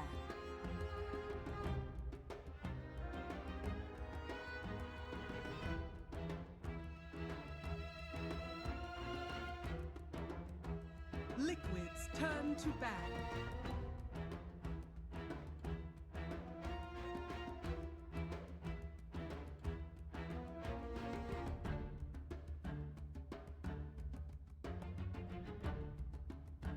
10 seconds remaining.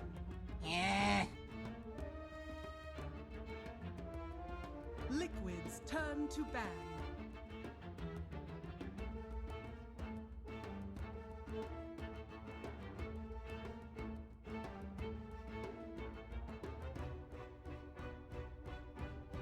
Radiant team pick.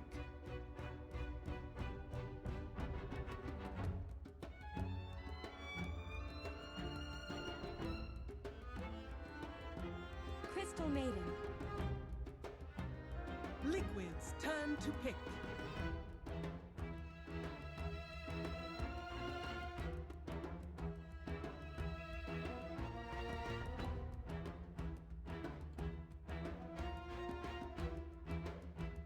Ten seconds remaining. 5 seconds remaining. Reserve time.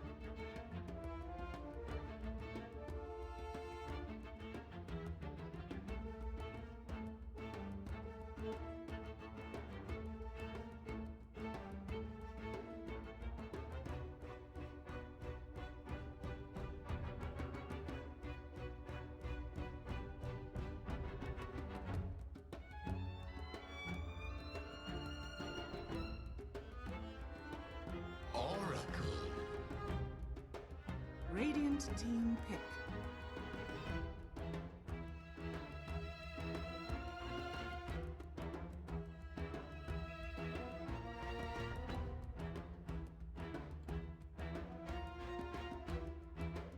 Ten seconds remaining. 5 seconds remaining.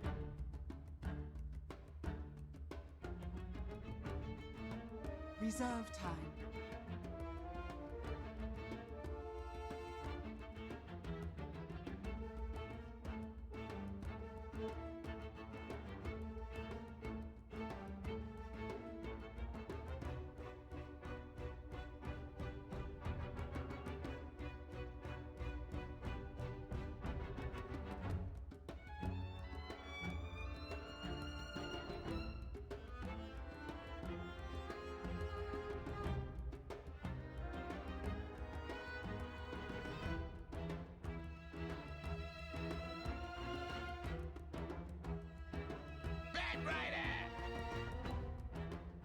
Liquids turn to pick.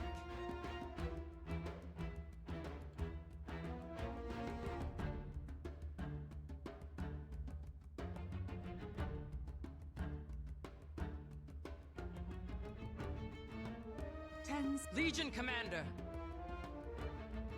Radiant team ban.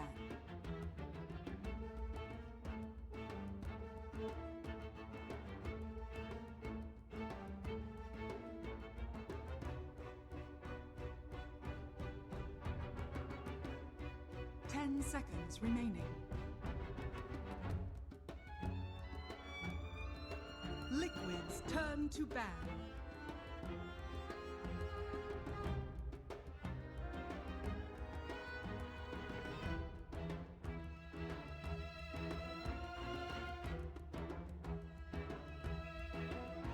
Seconds remaining. 5 seconds remaining.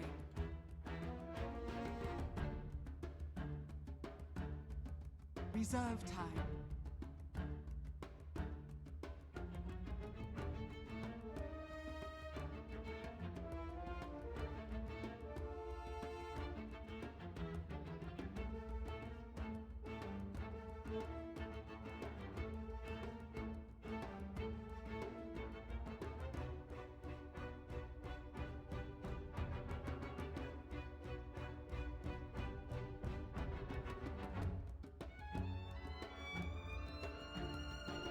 Liquids turn to pick.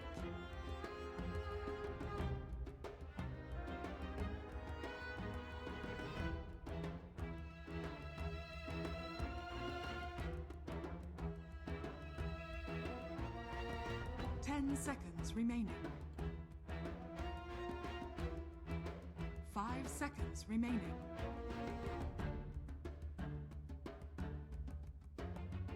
Reserve time.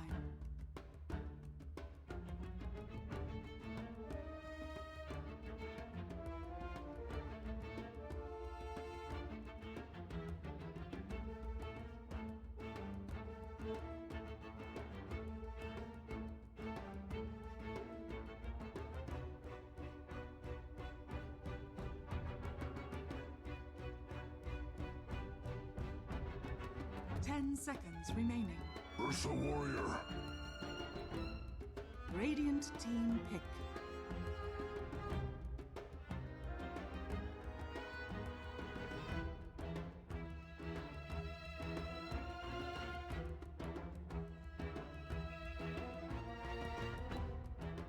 Seconds remaining. 5 seconds remaining.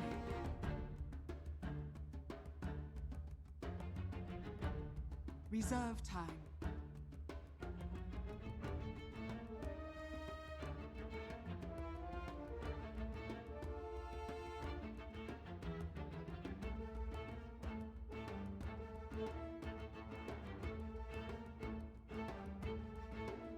Naga Siren.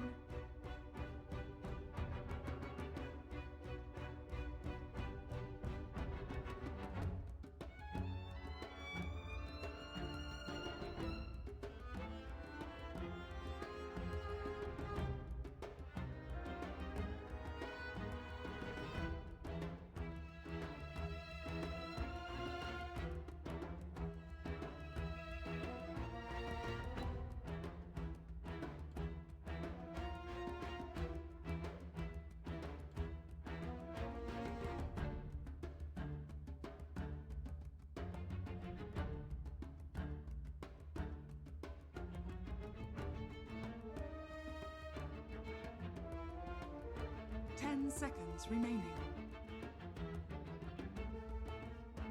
5 seconds remaining.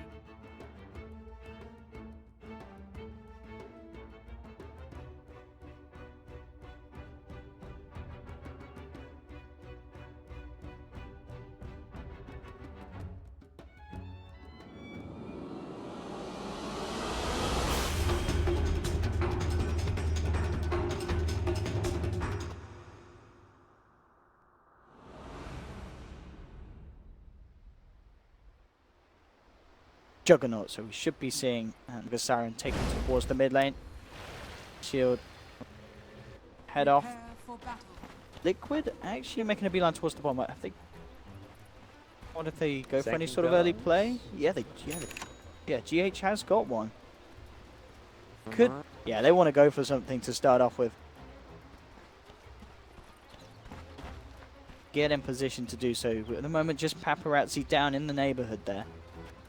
Zone, and there's the smoke. Liquid. Catch him out. Of course, still yet to skill, and we'll have that Blade Fury almost certainly, unless they can chain control him, but only really the stun from GH. So if they find this Jug, it's going to be a hard one. They may get someone else if they head over towards the left. In July on the low ground. Could get the bat. See him. Yeah, this is the kill.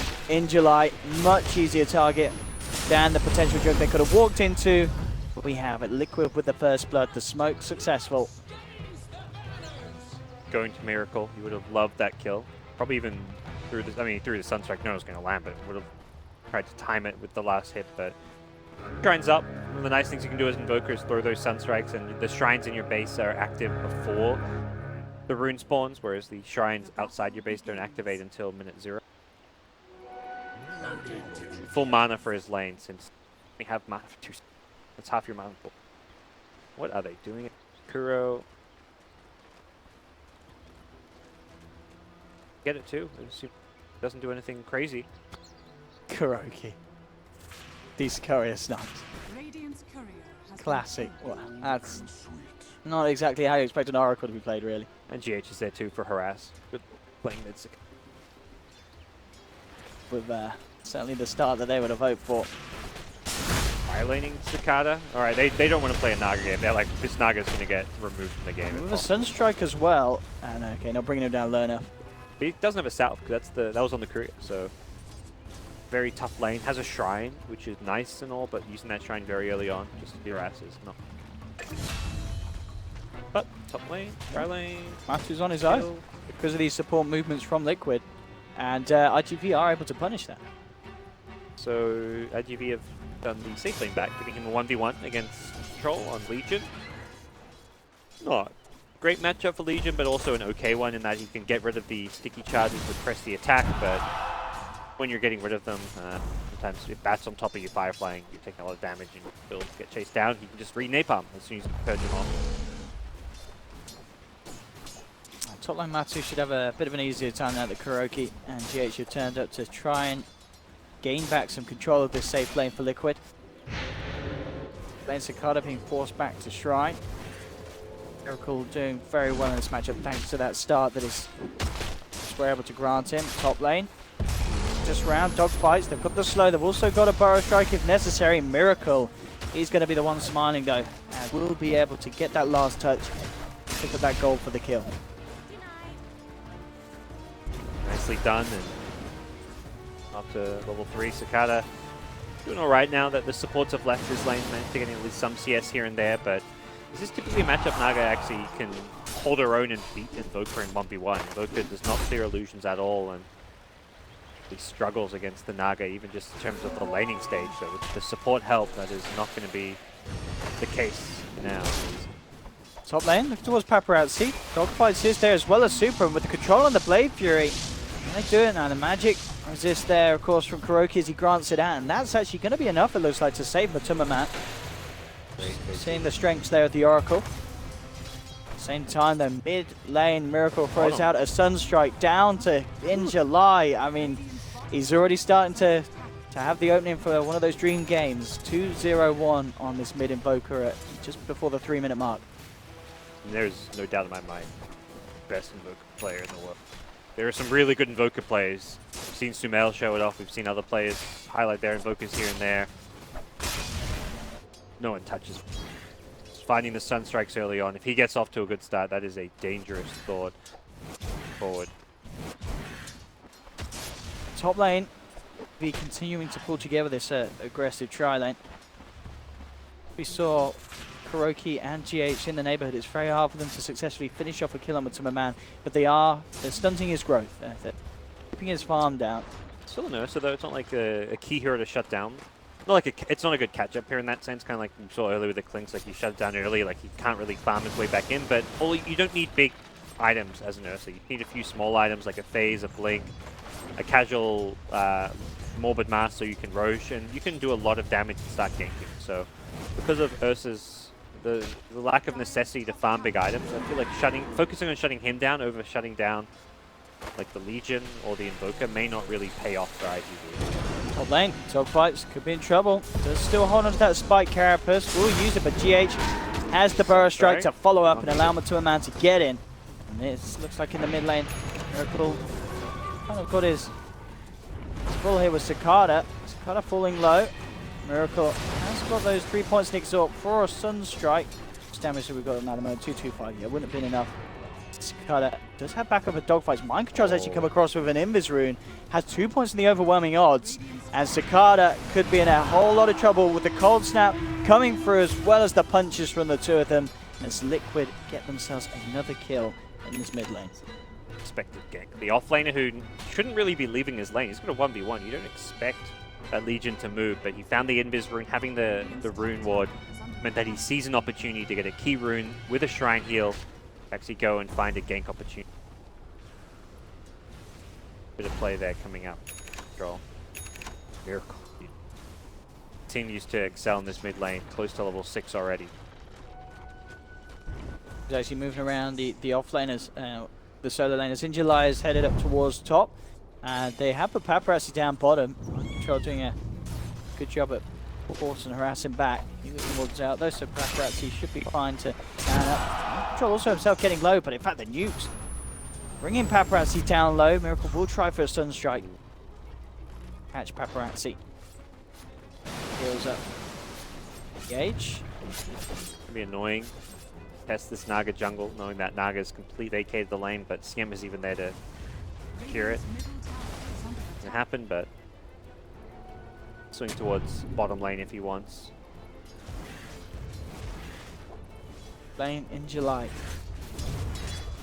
Looking towards Miracle. I mean, okay, with the stun and control from Super, maybe they can have a go. Do they have detection?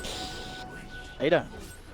Miracle just casually walk his way away from that one. And time for the 3 members of Vitality. You can get Kuroki though. It's very deep at the moment, and the wraparound for Super. Surely they can. He tries for the TP out. Super has got the cancel. They'll get something at the end of the day, and good news for Sakata as well. He's the one to pick it up, but again, Miracle hitting these Sun Strikes. GH was there with the setup Burrow Strike onto the Juggernaut. Wasn't even with a duel. I was thinking, like, oh, was that a dual Sunstrike? That's a great combo that Liquid are going to be able to play into fairly soon. The sniper from the mid lane, finding kill after kill. Going to be close to the 7-minute or so Midas timing. It is just a couple of hundred away. Looks to clean the Ancient out. 10-minute Midas as Invoker. Incredibly fast, and it's going very well for Liquid. Definitely showing the kind of form I think more expected Liquid to be in, and coming into this tournament. They've had a rough group stage. They will be starting the lower bracket, but they go out with confidence. We have it. Cool. Just complete and on the career on its way out. Bottom lane, Microtrol putting some pressure on the tower. Pratsy turning back up. Does have some backup as well in the form of Super. Microtrol's going to move in, look for the duel. Matuma there as well as the Sunstrike to bring him down, and they'll get it. Successful duel, and Super, of course, has revealed his position. Liquid, they are searching for him. Super has actually managed to juke them. Put themselves a little scared as they see the TP coming in from Dogfight, so they won't get the CM. Of course, they get that important Jug kill. Again, getting the Sunstrike on target and making sure that the duel's successful for Mind Control. Got that Midas up now. They'll fall back, shrine up, another duel in 20 seconds time. Very short cooldown on duel is one of the nice things about this spell, and that's going to enable them to continually just look for these pickoffs around the map. Matu's he's had it with top lane. He doesn't need to be there anymore. He's ready to go fight just with phase boots alone. He's got the Sunstrike support. He's feeling confident enough to start ganking. They can't find this mid. Paparazzi's headed over there. He's been having a tough time down bottom, and he feels the mid lane may be safe, but he's got to be careful. Radiant Ward, I believe, saw them. Mind Control poked his head out, and yeah, Matu will now as well. But the important thing is here, Naga has no control over the main jungle. Can only jungle around that secret shop area, so there's only 2 camps there which she can realistically use. It's not really being all that feasible, and we're just still going for this. They want to dive behind. Okay. GH and Mind Control, very deep. Super. It'll be a very, very easy duel if they want to go for it. They actually don't. Mind Control's going to hold on to the ultimate. Will be lassoed. And in fact, with Dogfights coming around as well, Mind Control's out and down. It would have been worth using that to just get that bonus damage, but I guess was anticipating that he'd survive and might need it for something bigger. Yeah. Edge doesn't have Sandstorm here. Does have 7 stick charges. That will be enough to bring him up for a Burrow Strike. Should just be able to play his way out now. The movement speed's too much from Paparazzi with those phase boosts. Now IGV able to take down 2 of Liquid's cores. So Liquid, yeah, as you mentioned, we're just sitting very, very deep there and relatively split up as well around that tier 1 and ends up hurting them big time. Yeah, and they've got Sunstrike support, but that's great for pickoff. It's not great for taking 5v5 engagements, and that wasn't even 5v5. That was like a 2-man in 2v5 kind of scenario. The entire IGV team rotated in for that. What a lane. Mind Control in a whole world of trouble. The rotation comes through from Dogfights. Paparazzi in July as they'll run him down. And they'll almost certainly bring him down as well. Trying to keep himself alive with the heal, but the Firefly chase down will be enough. Paparazzi able to get the final touch.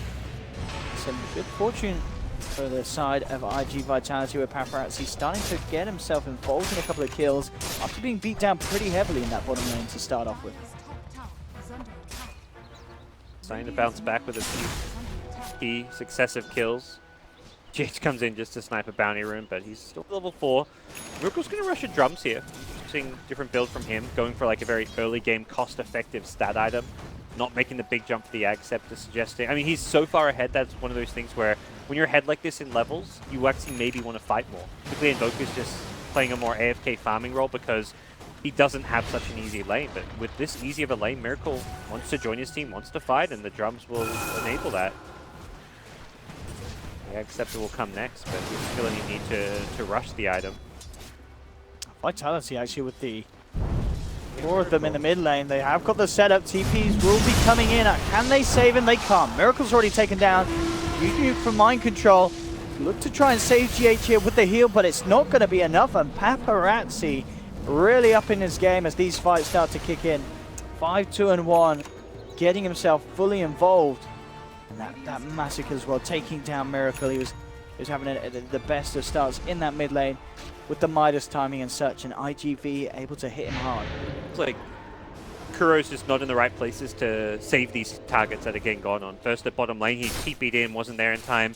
Next at mid lane, his TP was on cooldown for a few seconds, but part of playing Oracle, and I think maybe saying Kuro's just not used to because he hasn't played the hero in a while, is just being in the right position and anticipating where those ganks are going to be. And neither time was he there for the False Promise, the Fate's Edict turnaround with the Purifying Flames heals, so if he was in position, he could have saved either Mind Control in bottom, Miracle at mid, and I feel like he hasn't been that effective on this Oracle so far. He got given the safe lane for a while to get his fast level 6, and he hasn't been able to use that at all. He's getting some deep wards down, but he can't just get wards down, he needs to do more. Okay. Great little play from Miracle again. I mean, didn't go for the straight, predictable one. Paparazzi tried his best to duke it out, but ended up walking straight into it. Miracle, his game continues, 5-1 and 3. He's got the drums, gonna have a point booster soon. Mind Control will be rushing the Blink, no Blade Mail, no Armlets or anything before that. And with the Invoker in your team, this is typically the build you want to go for. You don't need any damage items when you've got Sunstrike to back you up. Blink is now Timberman, so we'll be ready to start to try and find those pickoffs. Carter going towards that relic. 2.5k gold, nearly taking down this tier 1 as well, so he'll be able to make good timing, and we can see that's, yeah, second on the net worth. It's still a good pace for this Naga to be hitting. Fight's getting some vision on Liquid under the cover of Vendetta. The situation, and top lane Timberman will TP in. Looking at Cicada, will initiate. Cicada has the Song, doesn't have enough mana for the Song and TP immediately. No way that they can close that gap. Blink already have used, of course, from Timberman with that initial jump in. Be themselves actually bringing Dogfights and Ninja Light up towards the top lane. Vendetta again available in 10 seconds. They themselves could look to try and catch out the bear. Necessary that Matu TP to stop Naga getting the tower goal, but potentially dangerous position if he's careful here. Fight's very much ready to go. If Timberman steps a few inches too far away from this tower, he will be in a lot of trouble. Back off. He's going to come around into the jungle. Dogfights. Looking for the perfect setup. Gets it. Vendetta into the stun. Follow through control with the lasso from Injuly and IGV. Again, really stepping it up, getting these big core pickoffs time after time. Liquid starting to kind of struggle to find those pickoffs themselves. Miracle has headed down bottom. Will look to make a plan to Paparazzi. I mean, look at the damage this Invoker does. My goodness! Who needs Sunstrike? What the heck? You don't need a land of Sunstrike when you can do that. It's a good spell. He's got max Exalt already, so yeah, I guess that explains that. Your Invoker is level 14. The next highest level here in the game is level 10. With that, actually doing what? Close to 300 damage. A right click there at 14 minutes in. It's a strong hero, especially when it's in Miracle's hands. To the pit they go, Liquid. Take one hero off the map. They have smoked in. Question is, only the spidey senses of IGV going to be tingling to check it out? And it looks like probably not. It's already down to half health. You know, Matu doesn't have lifesteal, so they're not expecting this to happen, perhaps. They have got this, though, the False Promise and the Press the Attack, and look at that. Tasty, tasty heals. Straight back up to full health with the combination of those two spells. Typically, you see the Ursa Rush blink. You know that Roche is a little bit tricky to do. Still possible, but yeah, same ease of. Top lane GH just trying to chill out and work his way towards the blink, but the eyes of IGV, they're closely upon him. Got up to 4.2k. He's got the relic money. He's close to Radiance. Very, very good news for the Naga Siren. And as you mentioned, definitely a game where if the Naga Siren does get out of control, there are some issues in terms of some of the core matchups. Ursa mentioned not the best hero for dealing with a farm Naga. Of course, they do have other answers. You know, Miracle is going to have a lot of control and burst with these levels that he's getting on this Invoker.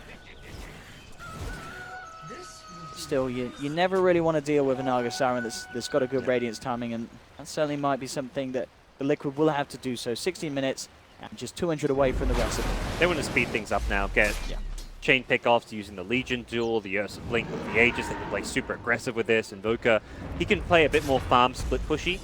Like, he wants to be solo pushing a lane with the Forward Spirits, I imagine. He's got the double Forward Spirits up, but the IGV being the aggressors here, trying to catch Liquid, or at least GH, because he's just trying to farm his Blink up, but they may get punished for that aggression.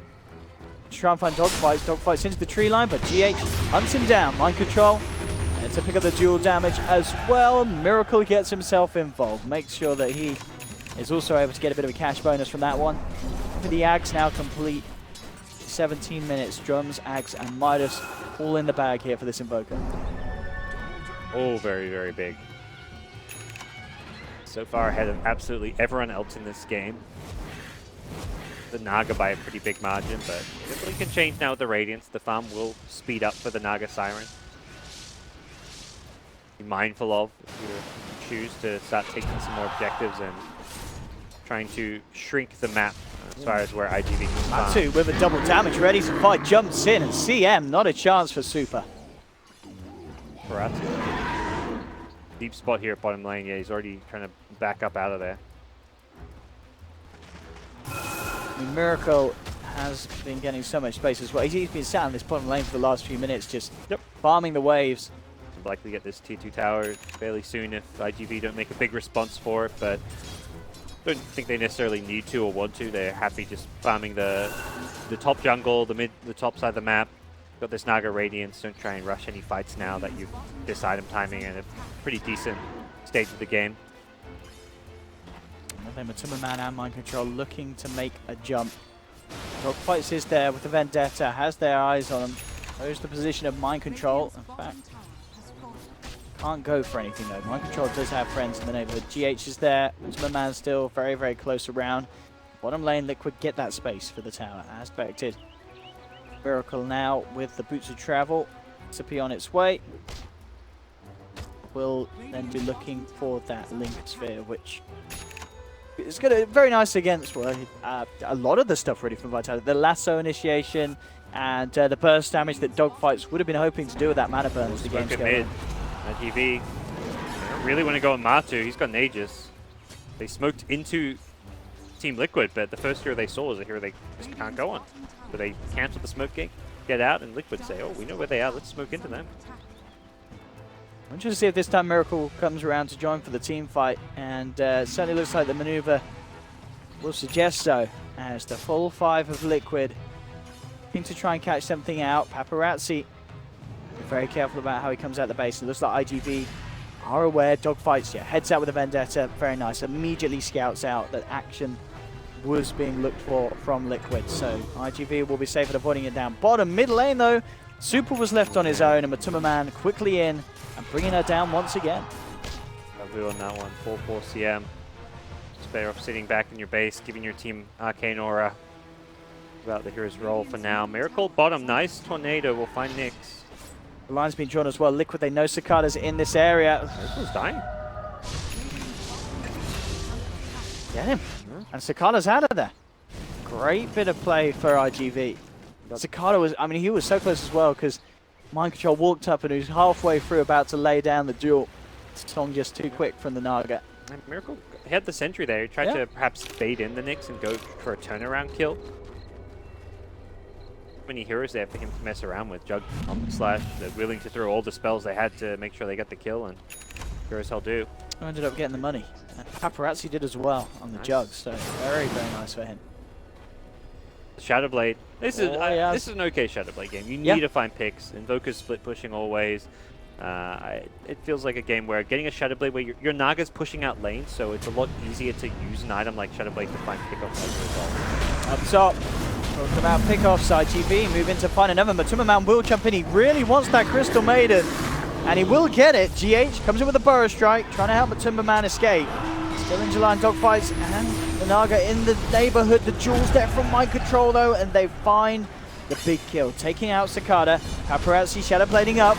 We'll look towards Matumba with a Blade Fury as well. He should get at least the Ursa. No, Matumba Man getting away on 6 HP, finally falls. They'll get the kill, but GH still playing around with dogfights. You've got Mind Control and Lyrical. Miracle chasing down Paparazzi, healing wall gone. Pain Rune picked up, Paparazzi no way. Wait, I say no way, he's got a Shadow Blade, they don't have detection. I'll go sentry now. Oh, okay, there we go. Kuroki turns up at the time of need. The support items. End of the day, Liquid do end up coming out on top. Vitality tried to sweep around, get those kills. Liquid were able to fight back thick and hard. In the Ursa, not the biggest deal though. Naga at least went down early on in the fight, but has respawn now. Yeah, so Naga goes down as well. So yeah, definitely not the fight IGV were hoping for. Losing all their real important heroes, Dog, Naga. Liquid able to bounce back, find some kills immediately upon Invoker's respawn. He's close to level 20 already. Hunted a little bit by a Bat Rider. Bat Rider definitely needs friends if he wants to go for this kill. Has got a Nyx relatively close by, but already away. Miracle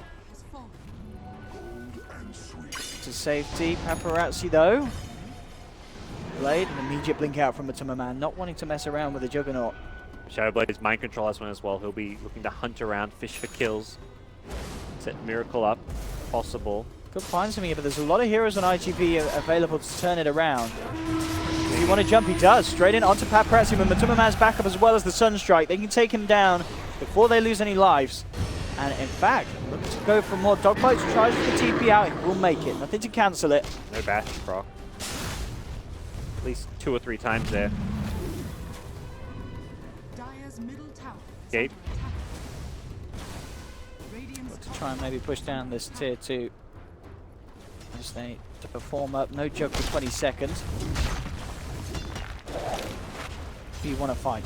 Set up onto Matumba. The man turns, hasn't got that enrage for another 15 seconds, in a lot of trouble. And back up there for Kuroki. Can they get him out? It doesn't look like they can. Or maybe with the second purge from mind control, Matuma Man TP's out and he'll make it back to base. Kuroki will pay with his life though. And Cicada seeing if he can chase down for more. He needs to get in range of mind control with this song and he will. Nice gap closer there from Cicada, but the mind control blinked just in time. They'll check the tree line, but they're off the mark. And mind control, he's going to be fine, and backup's turned up. GH is there, along with Miracle. A quick deafening blast to the face to bring down the Naga Siren, and they're not done yet. Liquid in July in the tree, but Super with the ultimate. Dogfights control as well. Miracle, he's falling low, and Super with the freezing field. The damage is enough. They brought the Invoker down. GH is out as well, and at the end of the day is the turnaround on the turnaround as IGV coming out with huge, huge kills, bringing down Miracle. Liquid have got to be careful. I mean, heroic Crystal Maiden freezing field. That was so much damage. It must have been done there by Super. Yeah, more damage than any of his teammates in that fight, according to the recap. So very important stuff. Miracle was throwing all his spells first at the Naga and then into the trees at the Bat Rider that he just ignored the CM next to him, which normally is fine. Like, you don't expect to have to worry about that CM, but she just blew a freezing field. And Miracle had used his Tornado, used his Cold Snap as well on the Naga Siren, so didn't really have instant access to any disables, and it's taken out. Control. Look for a setup. It's the real Naga Siren. Do have follow-ups. Cicada could be in a lot of trouble here. No Sunstrike though, so not. He has the damage without the Sunstrike. Dire's top tower is under attack. Brett Cardo as well in terms of his progress. Manta style, mind control. He's underneath a sentry. IGV. Once again, this game very, very even. Themselves in it with the Naga farm and finding a few key kills. Time again, Miracle's died a couple of times. Despite all the kills and how well he's played, those deaths give a lot of comeback money when you're that far ahead. CM is that Glimmer Cape done as well, so these freezing fields could become an issue. Just finds the right positioning. Just pushing out the bottom lane. ITV look to group up mid. Ready in July on the sidelines, looking for the angle to get that pick off. Liquid come in for some sort of a defense. Question, Dogfights Vendetta up. Look for setup, Matuma Man, if he comes forward to this wave, could be deadly. It's like, no, you already have backed away. elsewhere towards this top lane where Miracle hiding in the tree line. He's going to try for a solo kill potential onto Cicada. The cold snap stopping him from being able to get the song out. And there we have that combo. Cute little play from Miracle. Solo kills a Naga. Can't sleep with the cold snap. And gets out of there immediately. Brutal stuff as Naga. Oh, poor old Super. Oh no, the Glimmer Cape. Oh, sorry, just the Shadow Amulet. Even better. Enough to save him. Yeah, he could stay there forever. This mind control has been juked, but we'll be fine. Does have a TP as well to get out when it's a little safer. Shadow Amulet's a rated item. Sometimes, like, I upgrade to the Glimmer Cape, I'm like, man, I wish I still had my Shadow Amulet for perma invis. Good boat during this time. Straight into Roche once again. Aegis into the hands of Matumbaman. If they're ready to go again for one of these pushes mid lane. Towards the bat. Bat's out with the blink. Cicada's just TP'd in. Get the initiation. Looks like Cicada will, of course, use the illusions to push it out a bit. He heads back to join the rest of his ranks. Liquid still sticking around, of course. Mind control, ready to grab anyone that dares to come forward. But should get this tier 2 at the least. So we're on the map dogfights, just cleaning out some camps on the top lane as well as Super to pick up levels towards that level 12 for that second point in the ultimate. And Cicada down bottom, 1500 towards that ultimate orb. Yeah, that key split push timing. Still won't have an Octarine call for quite some time, and what Liquid can do as far as objectives now with Aegis in hand. Pretty low in health and may look to finish like a BKB before too major, but Miracle continues to farm and accelerate. 22, almost 23 now. It's 23. Octarine core queued up as his next big item. That's crazy. 5k ahead of a Radiance Naga, and a Radiance Naga that got that Radiance at a decent time to come. This is an insane amount of farm on Miracle, and it's going to add up to even more there. The setup from GH and the damage issued off from that Sunstrike gets him involved in yet another bit of action. Feels like outside of the Naga, the rest of the IGV team have farmed. That's often what happens in these Naga games, and one of the downsides of the hero is that it's Naga who has to push out every lane, takes all the farm on the map, takes all the jungle, and then there's heroes like Nyx who have a blink, but you really want to have a blink, a 4-stuff, an Ags eventually. This game could go 40-50 minutes, and I don't even know if Nyx would be able to farm an Ag Scepter because there's no farm on the map for him, and he didn't go for the Midas. It's definitely a game where I feel like Midases would have paid off. Even heroes like Batrider are going to struggle to get further items because there's so little farm on the map to take for yourselves. Jug, his net worth has suffered as a result, so very good game for the IGV supporting cast. Other cores even get much. BKB's closing in for a few of Liquid's cores now. Chin left 2. Looking for it before they go for a big aggressive play halfway on the recipe. But on mind control, so yeah, it's full BKB out. Oh no, yeah. No. On Courier? Oh yeah, he's got the overclock instead. He's got it. He's got the full BKB ready.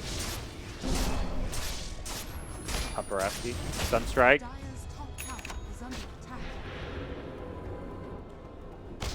What Vitality can do in terms of high ground defense if Liquid do come in hard with these pushes. Cool, ready to go straight up the high ground. Fight's holding him back. This is Proc. Pulls the glyph. And mind control's not even worried about having to get up the tower during the glyph. Not at all. That BKB in the heel and the back of a Kuroki that we have immediately coming in with the perfect timing, the false promise. There's the combo from Miracle, trying to force IGV back, but Paparazzi with the Blade Fury moves forward. They've got the Burst Strike and the Duel onto Cicada. The Naga Siren's out. 60 seconds. Buys back immediately. Still got Aegis, they can still lurk around if they want. They've used false promise, Kuro needs to be careful. My man tries to turn, but the net and the Frostbite holding him back here, falling down low. The heals from Kuroki. Once again, protecting that Aegis for as long as they can. Sleep is there. Blade through as well to make sure the Matumbaman can't blink his way out of this one. And he'll almost certainly fall down the once, but the damage here from from Miracle as the Tornado flies in, will dispatch of the Nyx assassins. Surely no, the healing ward keeping him just alive with those one charges. He'll actually get his way out of there. Injuly's not going to be as lucky as the bear jumps in, rips into part with the claws, but Liquid is starting to fall low once again with this freezing field super, killing Matumba Man nearly as he just waltzes off as the Enrage. GH back in with a Burrow Strike to take Cicada down a second time this team fight. It is a dieback on the Naga Siren. No Naga for 80 seconds. He did indeed, took an Omni Slash to the face, and he's out and down for 90. Miracle throwing his life away to the blade of Paparazzi. It's a lot of money for the Jug, and with that kill, it will be enough to force Liquid back. They won't get the racks. I regret that blink in, but crazy to think they actually, Liquid lost only an Aegis before that Miracle dive and a bit of over-aggression. He really wanted to commit to the kills. If he gets that Jug kill there, it's probably racks and even the game. Jug didn't have buyback, I believe, and a lot of buybacks had already been used for the rest of the IGV team. So yeah, even with the hold, they lost a tier 3 tower. You can take shrines, you have to use buybacks. Jug, yeah, both the Bat and Naga. The Naga Naga's buyback, the big died one. a second time, yeah. I mean, that's nowhere near worth it for IGV and still looking fantastic for Liquid. That Miracle death at the end. He's going to have level 25 with Octarine Core when he respawns. He's got a Tomb of Knowledge waiting for him, and brutal stuff for these next coming fights.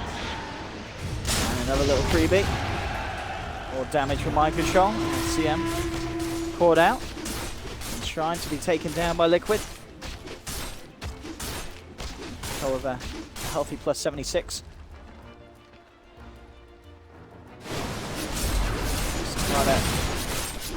We're going towards that Octarine. Well, indeed, with that dieback, it's a bit of a pipe dream away from him. It's a lot of time. Dogfights might be able to snipe a courier. He's put down this ward. I feel like you're putting down just to snipe couriers. Whole point of that ward.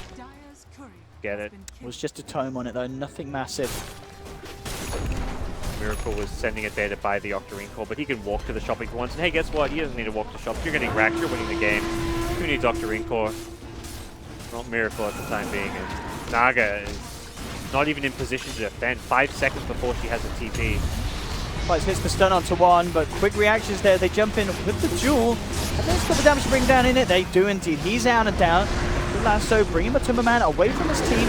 Jay is trying to run him with the epicenter. Gets the follow-through Burrow Strike after the Blade Fury wears off, and that's Jug down as well. 2 out on the side of IGV. Triple kill for Miracle as they bring out the CM. Buyback will be there from him.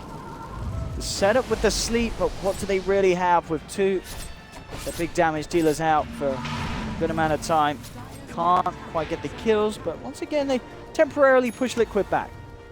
As yeah, look at the creep cutting from this Naga. It's both mid and top consistently pushed out. But the bottom lane creeps are in, so that backdoor protection is of course down across the whole base. It seems to be all that Liquid need to get themselves in onto the mid racks as they pick up themselves up a second set. There's no lasso. They can't initiate without Nyx or the Batrider lasso. They just all they can do is stand around idly while they lose a racks, and that's a second lane. That makes this game very challenging for IGV at this point, and if Liquid want, they'll swing top, try to get that tier 2 tower. Don't have the Aegis to play around anymore, but they've got their 6-slot Invoker. They are close to being full, ready to go. Not much left for IGV at this point. Even with a Naga Siren, it doesn't really feel like a game that she's going to be able to stall out. There's not enough farm on the rest of the IGV side to really, you're not really buying time for anything. It's progressing nowhere other than delaying the inevitable.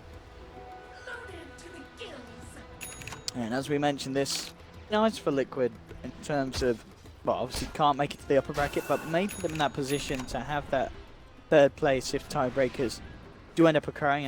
It does resolve on rely on a lot of other results going certain ways. Maybe the chance this series win. Certainly does look to be the case here, unless IG pull off some sort of amazing comeback.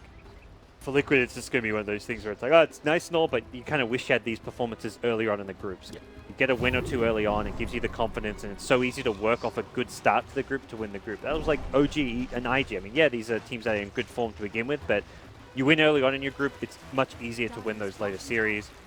For Liquid, it's come a bit late from them. We go top lane. Liquid take another tier 2. and are now in position. Finish off that final set from IGV, but IGV, they'll take their darndest. They're heading back. 3 of them at least so far. They keep Cicada and Paparazzi down on the bottom. I'm gonna go Roshan. Scout out. Play it safe. Yeah, why not? Top lane still pushing out if you want to deal with that. If you want to head that direction. Miracle can push out mid and bottom if he really wants, but one of the things about Naga is that while she clears creep waves, she doesn't actually hit buildings incredibly fast. So they can kind of ignore it. Well, the Paparazzi does hit buildings pretty nicely, but they'll just split. If they get megas, it may just be game over, and Miracle's going to head back to defend anyways, which is Tornado. Who else is up here as well? It's Cicada. Okay, Cicada's headed back now. And in fact, the opening here, Lasso, bringing Mind Control away, does have the Aegis. They'll pop him once. They pop him again, though. GH comes across, cancels the freezing field there with a Pyro Strike.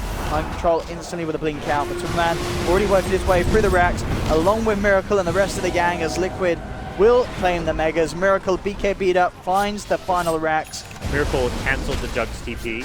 He went back to defend, Tornado the Jugs TP, and then right in front of Jugs' face, TP to the top lane. So it was a bit of like a BM play in some ways. I mean, it was the right play. Cancel his TP. You don't care about losing a Rex. You've got Megas. And this Jug is stuck here. He's fueled up now. No TP to work with. Great play from Miracle to secure the game and get Megas and realistically take game number 2. They won't GG just yet. They're thinking, hey, we got Naga, we can push out lanes, but they'll soon find this game is not heading to a pretty direction. I mean, Matuma falling a little low, but does have the cheese. They will be able to walk it off. What's an annoyance? I mean, these little illusions bringing them down to half.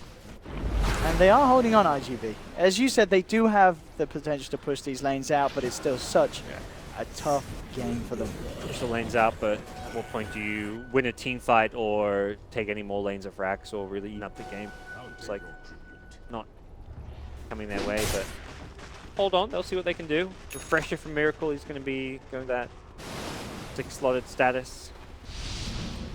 Just the blink in his backpack for now. To have some fun and show off a bit, I imagine, at this stage. Does need to be careful, doesn't it, buyback, but... I mean, yeah, you never know. If Liquid are able to throw this game, I will be incredibly... Side right now, I don't actually think... Is it throwable? Miracle dying without buyback, they probably don't even lose a Rax, because the rest of the heroes are strong enough that they can fight and hold pretty well, and Mega Creeps damn hard. Miracle with this DD. Rest of Liquid ready to fight. IGV's last chance here to do something about Liquid taking this series 2-0. What can they do? Who is going to be the first to jump in? That's good as Gem. We'll see Miracle. Coming from the side over the tree line. And July looking at the jump. Finds the potential key one here. As they can bring the Oracle out. Already trying for the combo, but the spike characters will hold him back momentarily, Miracle. Epicenter, everything coming down to Scud, but he has got buyback. BKBs already popped by Liquid. The IGV can try and find some sort of a catch. Who have we got here on the backlines? His dogfights from the high ground. Liquid still being a little tentative outside the base. They know they haven't got this Oracle, but they're major savers. Dogfights. Still very careful how close he goes. Knows that that SK does have the gem. There's the blinking. First stun onto Miracle. Can't get anything to follow through there. And Nightmare Man's going to want to jump in. Paparazzi pots the Manta. We're being forced back here by the illusions on the Naga Siren. It's down. Yeah, Dogfights with the blink forward. Has the further control. Ice Wall certainly slowing them though. He's struggling to really close that gap. Illusions with this Radiance, they certainly do hurt.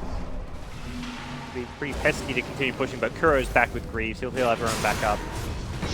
They're ready to go. Jump immediately and onto Injuly. Injuly's out, does not have buyback available, and they'll look to set up for more with the Yules. Onto Super, tries to slide his way away, does still have the Glimmer Cape, isn't going to make it, but they do have this Omni Slash onto the Legion Commander, but the last bounce isn't going to go the way of Mind Control. Paparazzi can't finish off the Legion. The refresh is there from Miracle as he looks to style on the Jug with the second deafening blast. And indeed, GG is called. At the end of the day, it's all too much for IGD. 36 for 17. Liquid will take the series 2-0. Of course, doesn't get them to that upper bracket, winners bracket. Be in the lower bracket for sure, but maybe, if our maths is correct, they can still contest third. Gets them up to 6 points, which is The currently same as tied a- second, but But we know that yeah, so MP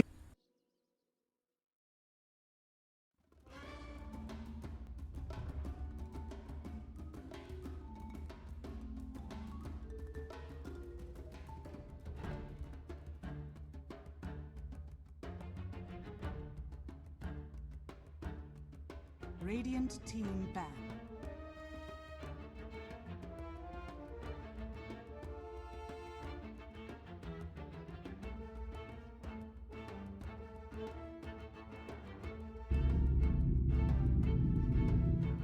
Liquid's turn to ban.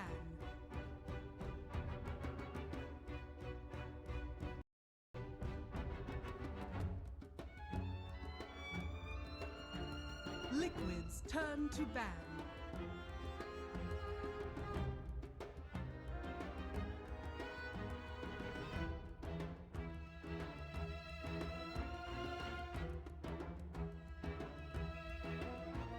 Ten seconds remaining. 5 seconds remaining. Yeah. Radiant team pick.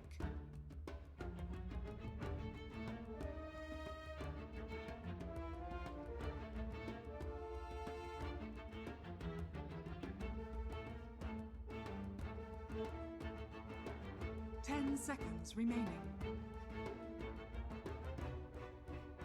5 seconds remaining. Reserve time.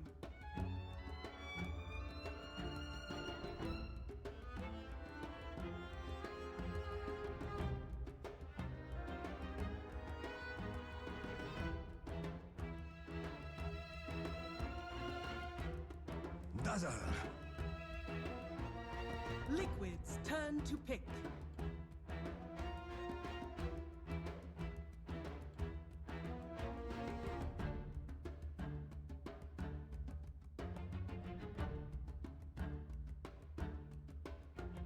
Ten seconds remaining.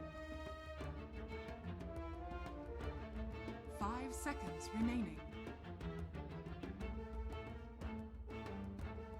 Reserve time.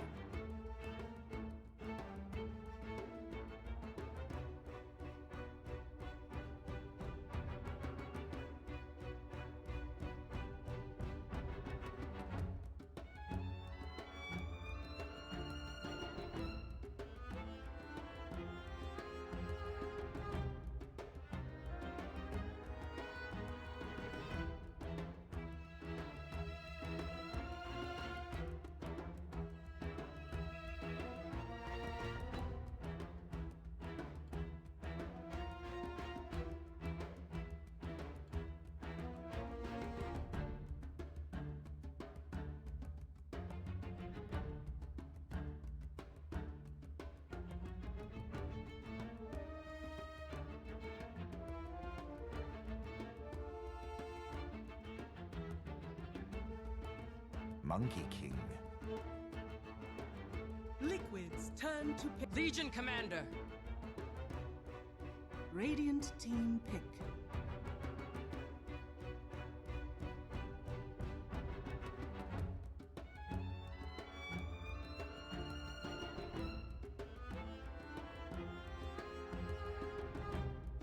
Ten seconds remaining.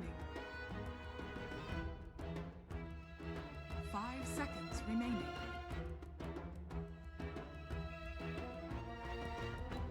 Reserve time.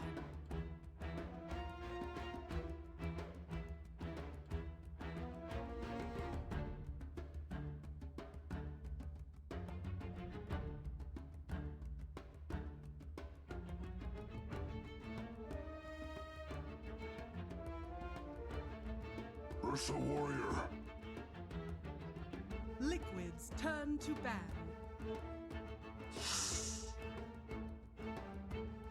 Radiant team ban. Liquids turn to ban. Radiant team ban.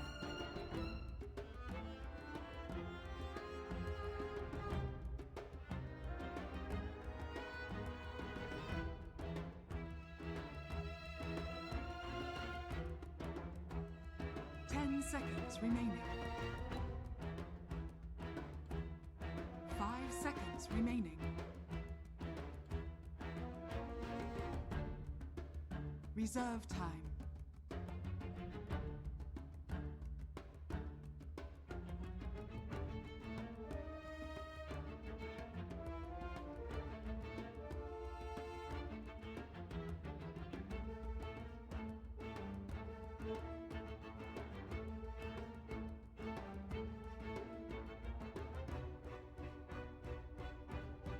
Liquids turn to pick.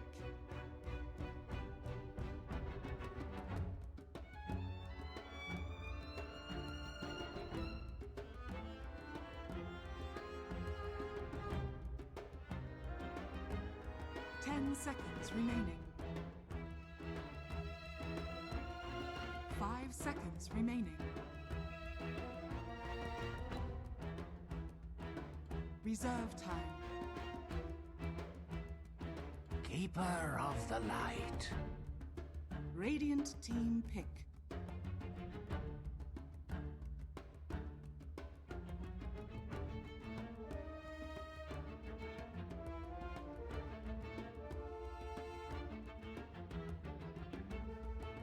Ten seconds remaining. 5 seconds remaining.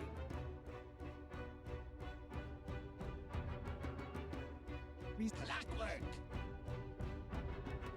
Liquids turn to pick.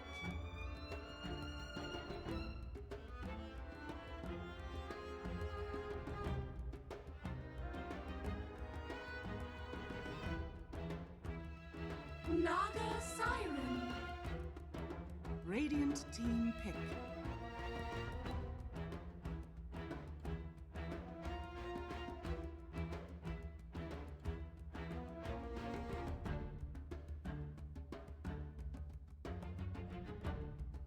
Ten seconds remaining. 5 seconds remaining.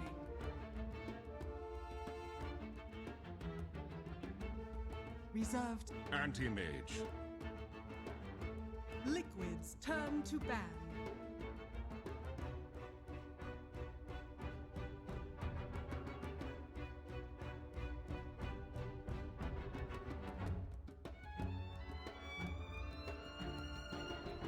Ten seconds remaining. 5 seconds remaining. Reserve time.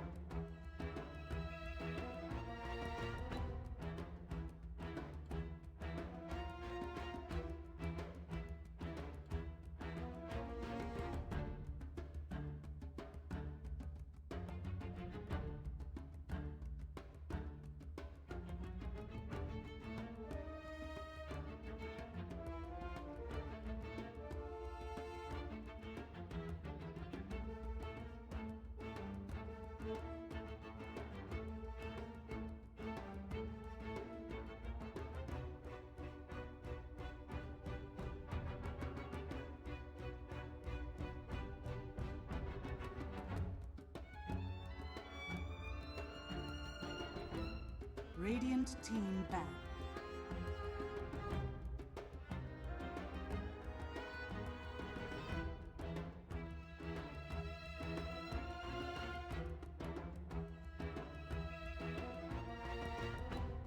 Ten seconds remaining. 5 seconds remaining. Reserve time.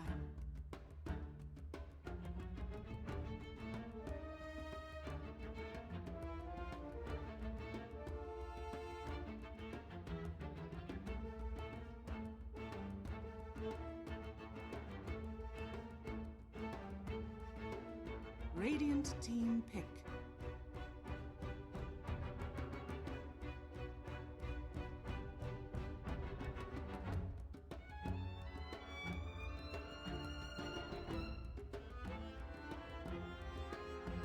Seconds remaining.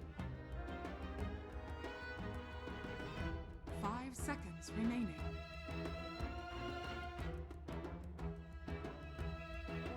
Reserve time.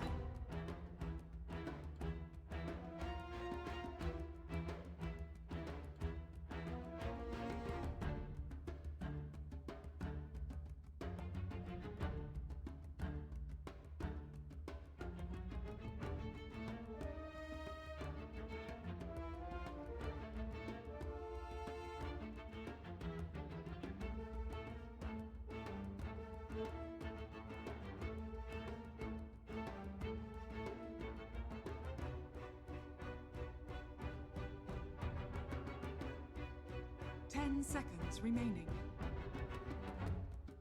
Sand King. Liquid's turn to pick.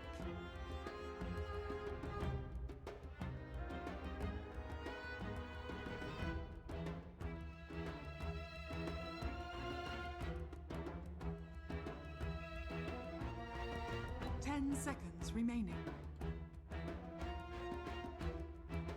5 seconds remaining.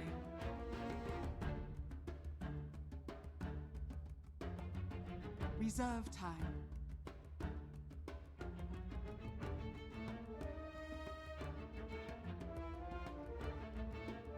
Seconds remaining. 5 seconds remaining. Life Stealer.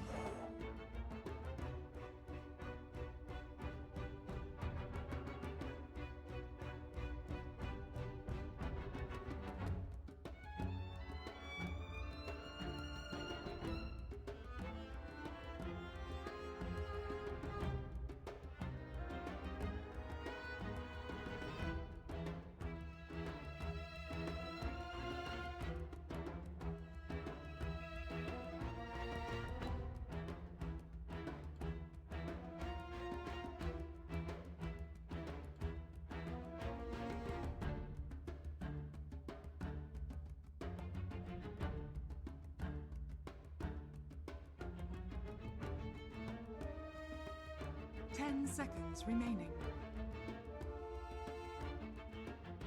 5 seconds remaining.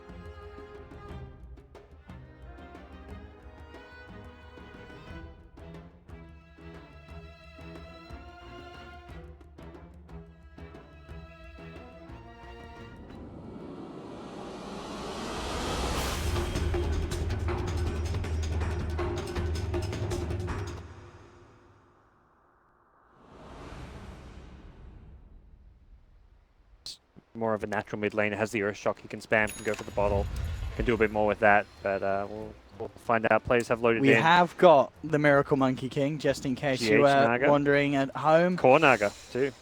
It is, yeah. So GH going to the safe lane, Miracle playing at mid. We saw, if you didn't again see the series earlier with Liquid playing, Miracle went mid against Juggernaut.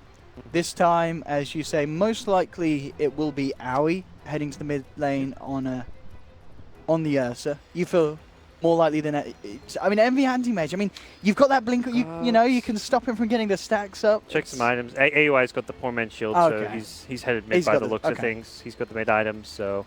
Or could he be heading up to the top lane to contest the Lifestealer's farm in some sort of laning situation? Unlikely. He's got a salve and a pulled tango. I feel like if you're going off lane, you go poor man's shield with a full set of tangos, but who knows? He's got a salve. He's still got regen, so like going to get things back underway. AUI just had to fix some screen issue, but good and dandy now.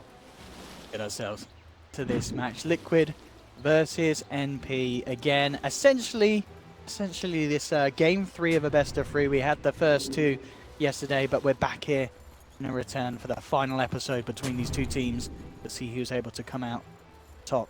Again, it's just overall draft impressions, Gods. Do you believe in MPs finishing up with this anti-mage Sand or are you scared on behalf of them because of Liquid's kind of draft? We know that they can execute this. We've seen them do exactly this already this night. I think it's always hard to read NP's drafts because they do run these dual carry lineups. They don't pick traditional mid heroes. They're always running mid Ursas, mid Weavers, mid Medusas. They're not really running classic mids that you'd expect to see, and that's where it's like it's hard to really understand how their drafts are going to work sometimes. Roman Clock, he's been playing this 4-position clock. One of his probably 2 or 3 heroes we've seen from this. We've seen the Earth Spirit, we've seen the Clock, the Slaughter, and probably you could also say the Legion. Not Legion, the Elder Titan. But he's definitely had some experience playing the Clock. So already we're starting to see the lanes come to fruition. MSS will be down here on the Sand King. And indeed, it is going to be some sort of aggressive laning coming out. As you mentioned, not Owie. Owie indeed is heading towards the mid. But Envy will be up top on that anti-mage, backed up by the moment by, of course, 1437 and SVG on the Dazzle Clock combination. Miracle starting to search around towards the mid, maybe wandering for a courier sniper or search. We'll see what sort of Monkey King plays this man will look for. Turned himself in a tree just to get across between the 2 towers. I don't think he was really looking for a curry. He just wanted to get to the top side of the map without being spotted. So he wants to go and help this top dry lane. Already SVG just causing issues for KuroKy, making sure that he can't get any kind of pull or control off around here. He just blocks him off from the entrance to KuroKy's own jungle. Absolutely. With Miracle turning up to this top lane, maybe they can look to try and this around and make sure that MP don't have the control and the advantage. Jumps the pounce. SVG already falling low. Ooh. SVG may have just gotten baited. He thinks, if he hasn't seen Monkey King, he thinks he's got this kill. Yeah, but he's going to hear the sound, isn't he? Oh, yeah. He'll hear the Primal Spring. Has he heard it already, I wonder? Not sure exactly when the sound, like... I think it plays like when you cast it, it's like the... So he's already heard like the... Yeah, but he's not heard the... He's channeling as we speak, so... Yeah. look at the way he's like, it's awkward. I love how he freezes, but the eyes still move. Yeah, that's my favorite thing about pauses is how heroes, like, their eyes move around. Betray my face. Alright, SVG, this is like a tough spot for him to get out of. And bam. There we go. He has got the battery assault, so that's going to cause some issues for the chase down. But yeah, with the Orb of Venom on Miracle, they've got the slow. One more swipe with the stick will do it, and Miracle picks himself up first blood as he makes himself apparent in this top lane. Good bait. Coming their way, and Kuro kind of laid the trap as this top lane is the focus for now for Team Liquid. Wow, a bit of the old Carlet here. I blame KuroKy and the Blinding Light. We have up top, V, hitting personal with Matumba Man. Rating hits CS-wise at the moment, 5 for 1 on the anti-mage, 3 for 1 on Matumba. Early days, but MV already getting some farm indeed up on top. Mid lane, GH. A fair bit of harassment, but now he's got a second level, nearly onto level 3, able to force Owie back and get him to use that salve. But Owie coming out on top with CS at the moment there. And the bottom lane matchup, so this 1v1 top lane, so yeah, just hold a moment. 1437 will have to TP out, does get away. V as well. He's been left alone. Trade hits as best he can with the poor man's shield. This will burn Miracle's mana, but still looking like a tough lane for him to maintain farm. He may have gotten CS for the first couple of minutes, but whether that will continue is a whole nother matter. They don't really necessarily want to maintain an aggro tri-lane. Clockwork wants to find some levels around the map and also perhaps go and harass the mid-Naga. So it's going to be, if you take that approach, then Anti-Mage does get left in like a dual lane, which is where he's not going to farm. So it's kind of like there's downsides either way. Either Anti-Mage doesn't get a lot of farm if Clock roams, or if Clock aggro tri-lanes, then Clock is not getting the XP you typically hope to get on this hero.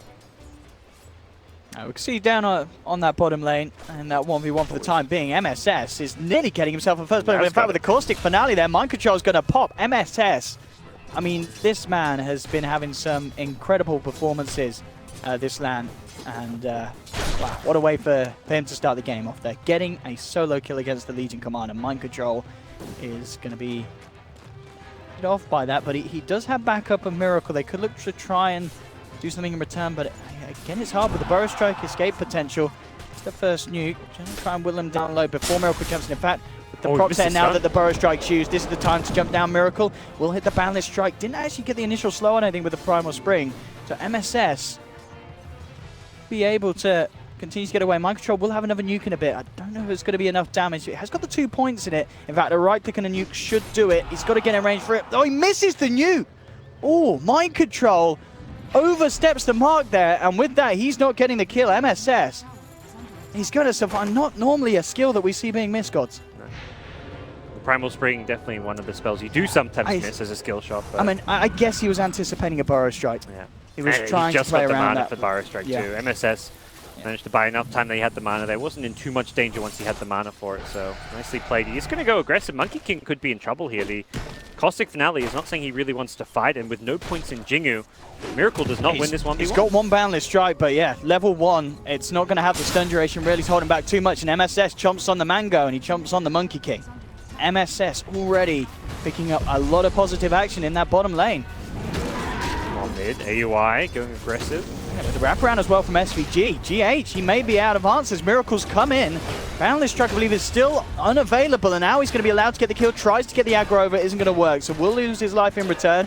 Miracle looking to build up the Jinju Mastery stacks. He's got it up, jumps onto the tree with a Primal Spring, closes the gap, couple more snaps. Will take it as Miracle does manage to clean up a double kill in return. Yeah, nice retaliation kills. SVG slightly missed the cogs. He was trying to push the Naga back into the Ursa, but ended up that GH just kind of ran to the south, not into the cogs, which meant that SVG's rotation didn't really... I mean, it did kind of tunnel the Naga a certain direction, which meant AUI could guarantee the kill, but it didn't really... it meant AUI took a lot of damage, got ripped tight under the tower, tanked the tower shot, so ultimately, all too much. Careful, DD Rune. Miracle bottom lane. Again, though, MSS and 1437 bringing Mind Control down low. MSS have another Burrow Strike in a couple of seconds, but doesn't want to dive too deep. Miracle back, hiding off the map. You never know where he's going to be. This is looking like a very well laid out laning stage by Team NP. Going mid lane. Make it go here. Is the double damage rune enough? It looks like it should be with the Boundless Strike as well. One more touch will bring down Aoi, but Miracle, ooh, he does get it, but again, we're seeing these trades. 1437 comes in and will be able to punish Miracle in return. Brave there, I want to say, but AUI does go down and Miracle trades his life, but gets the kill on the way out. Miracle phase boots up already, hitting pretty decent timing on some of his levels and being very proactive, but Mage is kind of free farmed in the offlane. This is, I think, the probably the biggest positive of this NP laning step is that they've managed. I mean, you'd expect the Sanking to win his 1v1 against the Legion, melee on melee. The Ursa's done well mid against Naga without winning the lane, but anti-mage with minimal help. Dazzle was definitely up there and Clockwork early on, but lately it's kind of just been him up there by himself. Has managed to out CS the Lifestealer and kind of keep himself towards the top. So really good laning stage for Eternal Envy. He's now going to fall back into the jungle with an Iron Talon, plus the Quelling Blade, going for the double jungle farming items. He's happier just to get what farm he can there. Top lane to my man. I'm going to go on to 1437. Should be fine as he does still have the Grave. Will be able to buy himself the time to get back to safety behind that tier 1. And I think similarly for Liquid side, they've decided it's time to send their carry into the jungle, farm faster there and farm in a kind of safer way. GH is going to be jungle farming, giving the mid lane to Miracle. Two benefits there. Your carry's farming somewhere safer, and you give the XP and farm in a different lane to a support, kind of, sort of pseudo support in the Monkey King, who can make use of getting an early level 6. And again, MSS, the harassment there with the Burrow Strike. Get the connection. For an opportunity to get a kill as they're bringing him back up, but at the same time, so is Liquid. They have Miracle back in the neighborhood, but the numbers advantage at the moment on the side of MP. Heroes ready to look for some sort of a play. Mind Control will be the target. They know Miracle's down here too with their ward. Problem is, if Miracle hits level 6 for this fight, he's very close to breaking that XP gap, but he may not even need it. Just going to open straight up with a Boundless Strike on the Jewel. There's nothing that MP could do quick enough to stop him. Mind Control gets the success. Now will be chased down, but Miracle's just hit 6 as well with that kill. Lays down the Wukong's command. The Illusion's bringing SVG down low. 1437 gets the Grave out in time though, and SVG will just be able to get himself back to safety. Such a quick heads-up play from Miracle and Mind Control. MSS thinks he's safe. He knows he's got 3 heroes there. He's got a Dazzle, but Dazzle was over in the trees, and that level 1 Grave cast range is only 550, so unable to help his buddy out. There we go. Wonderful Ursa rune. With the haste and such, they'll take it. At the same time, though, down on the bottom lane, MSS came back in, and with the help of 1437, they were able to punish Mind Control. He'd been left alone as Miracle had already headed over towards the mid. A bit of a slip up by Mind Control, lurking around to the tower when Sankey's respawned and TP'd in. Not something that really happened, but AUI, best rune you can find really as a nurse early on. Getting a haste rune finds a free kill for himself, but the ward which scouted out the Coddle will be dewarded now. GH. 1600 gold. See how quickly a relic timing he can get. So far, so good for the Naga Siren. So they're going to try and form a defense here in this middle lane. The Timmerman TPing across. They will keep the tower alive, and will be able to get that deny. Shutting down some of the potential money that MP were looking for with that group up, but this is space created essentially up top. You know, with Matuma coming down to the mid, Envy continues to get more and more space to continue to just have this solo lane farm as the anti-mage. On par with Naga for net worth for the time being, and you get a Battle Fury around when Naga is going to be looking at a Radiance. I mean, ideally before the Radiance here, absolutely fantastic. Although given that he didn't have the free farm safe lane, did go for the other items, the treads, 4-man shield, Iron Talon. It won't be that incredibly fast, like 11, 12-minute Battle Fury this game. Bane, cool. Once again, teaming up with Mind Control. Big stack here they want to farm, which may get contested. Want to fight though. They're coming across with a smoke as well. They're going to try and do their best to get Liquid's hands off this. 37 there. There'll be the Boundless Strike from Miracle to hold back 2 of them. Jumps away. Aoi coming around with the cutoff, but he's going to see the bigger target as Mind Control's been spotted out by 1437. Being chased down by 4 members of MP. Has got those phase boots, but here comes the TP across to block him off. Aoi cuts the gap. They'll be able to continue to chase. They need to get SVG in range though with a Battery Assault or MSS to hit the burrow, but he doesn't. Mind Control throws down the nuke, trying to move away with the movement speed. It's not going to happen. NP will finally take down the kill. Quite a big chase. They did take that triple neutral stack on the side of Liquid, but don't really feel like that's... I mean, you are killing a core hero for NP, but considering the time investment, considering that Lifestealer and Naga were off farming and you also lost that stack, I don't really see it as a big win by any means. Poised to strike once again. On command. About bit of a play, especially with Mind Control back in this bottom lane.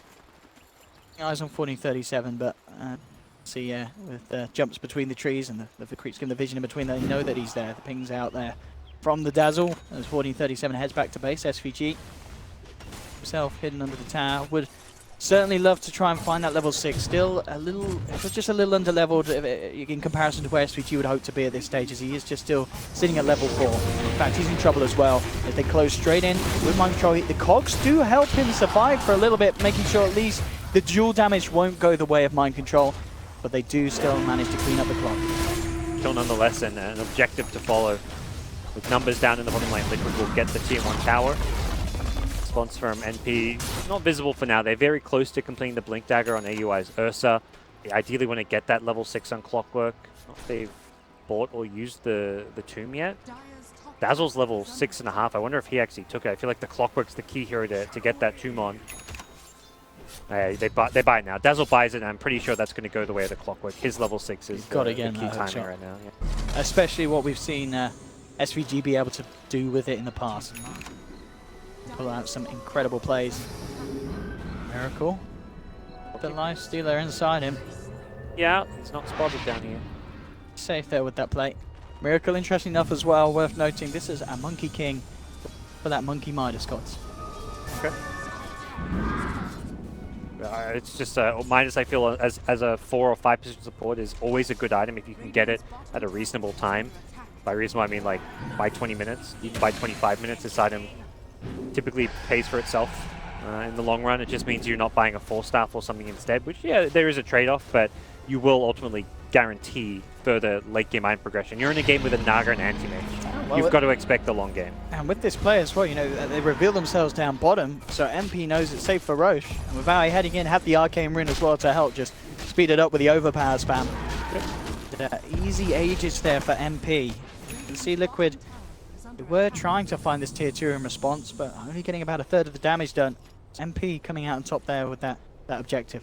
See what we can get done with this. They haven't got the Sand King blink yet, but with a hook shot, Ursa blink, I feel like that's more than enough to start to contest some of this liquid greed. They're pushing very deep in this bottom lane, really getting the wave close to the tower, all while Naga farms. Like this is a push and a group up down bottom very much geared just to create space for Naga Siren. So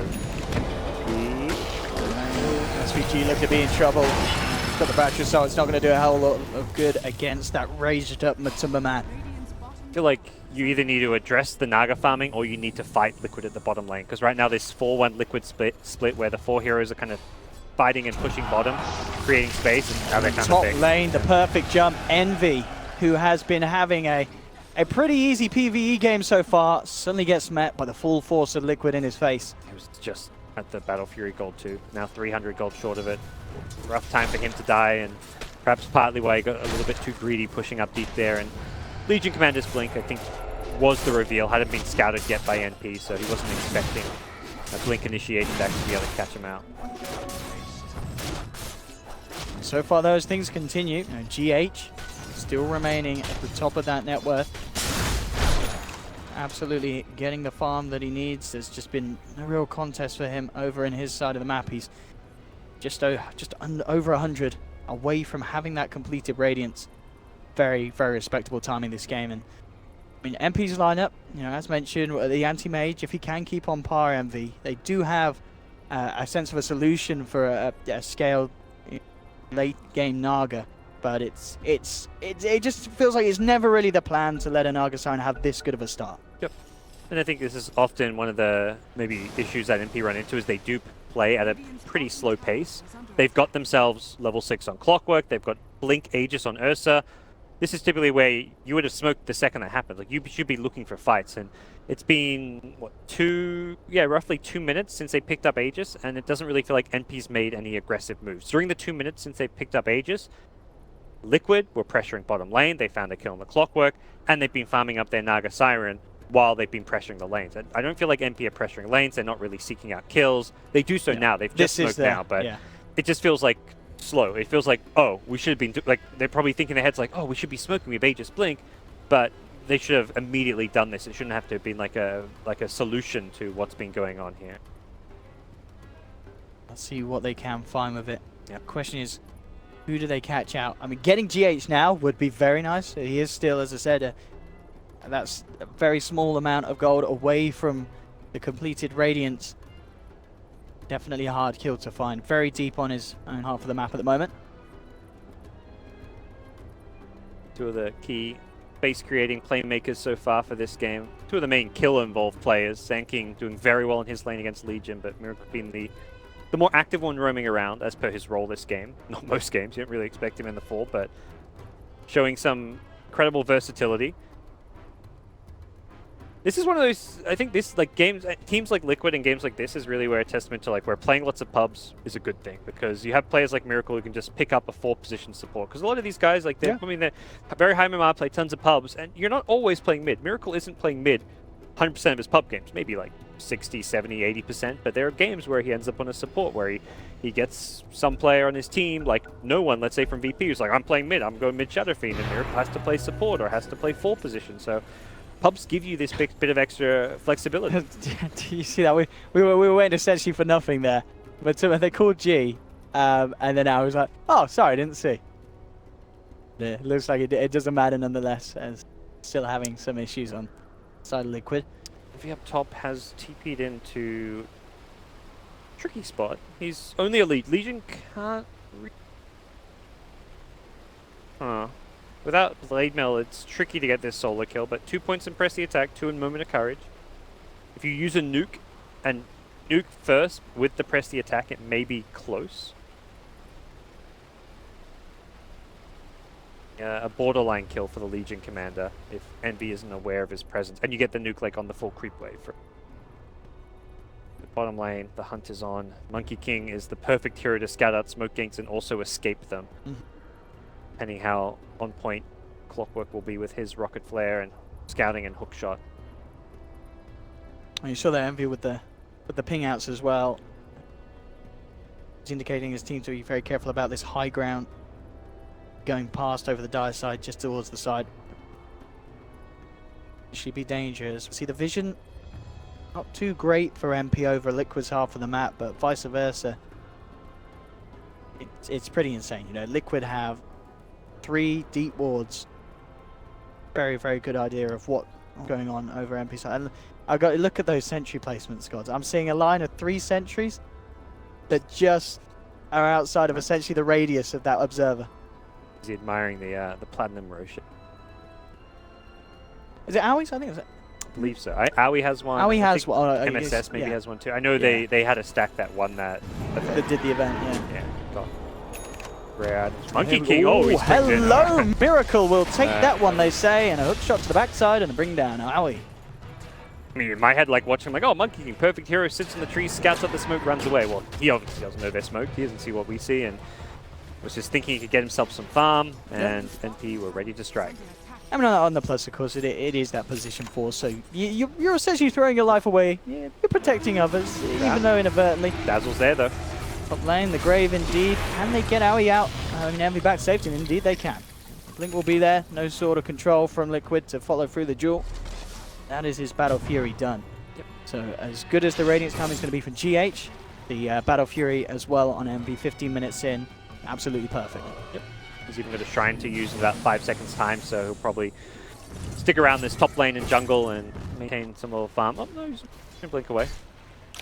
Do that. And bottom lane, again, Liquid constantly pressuring the lane. Even just Coddle alone being very active down here. But already the fun beginning with this Radiance Naga. We have the Illusion just whittling SVG down, and Miracle and Kuroki coming for the finish here. MSS will be there with a return with the Burrow Strike and the Epicenter. He'll be able to get himself a solo kill onto Miracle. And Owie looking forward, seeing if he can find more, but Kuroki's already out to safety into the trees and does have that TP scroll. So yep.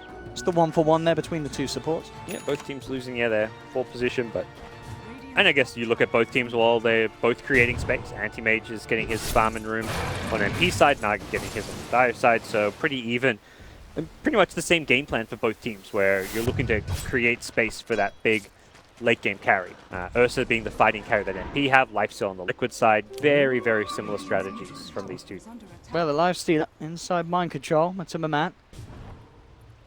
To see if they can try and make a play. Top lane. He will reveal himself, but once again, 1437 is prepared. Sat there behind him. 3 points in the grave, so has that fantastic range now to be able to save Envy from a distance. Be just keeping it safe, not looking to push that wave out any further than the top left corner.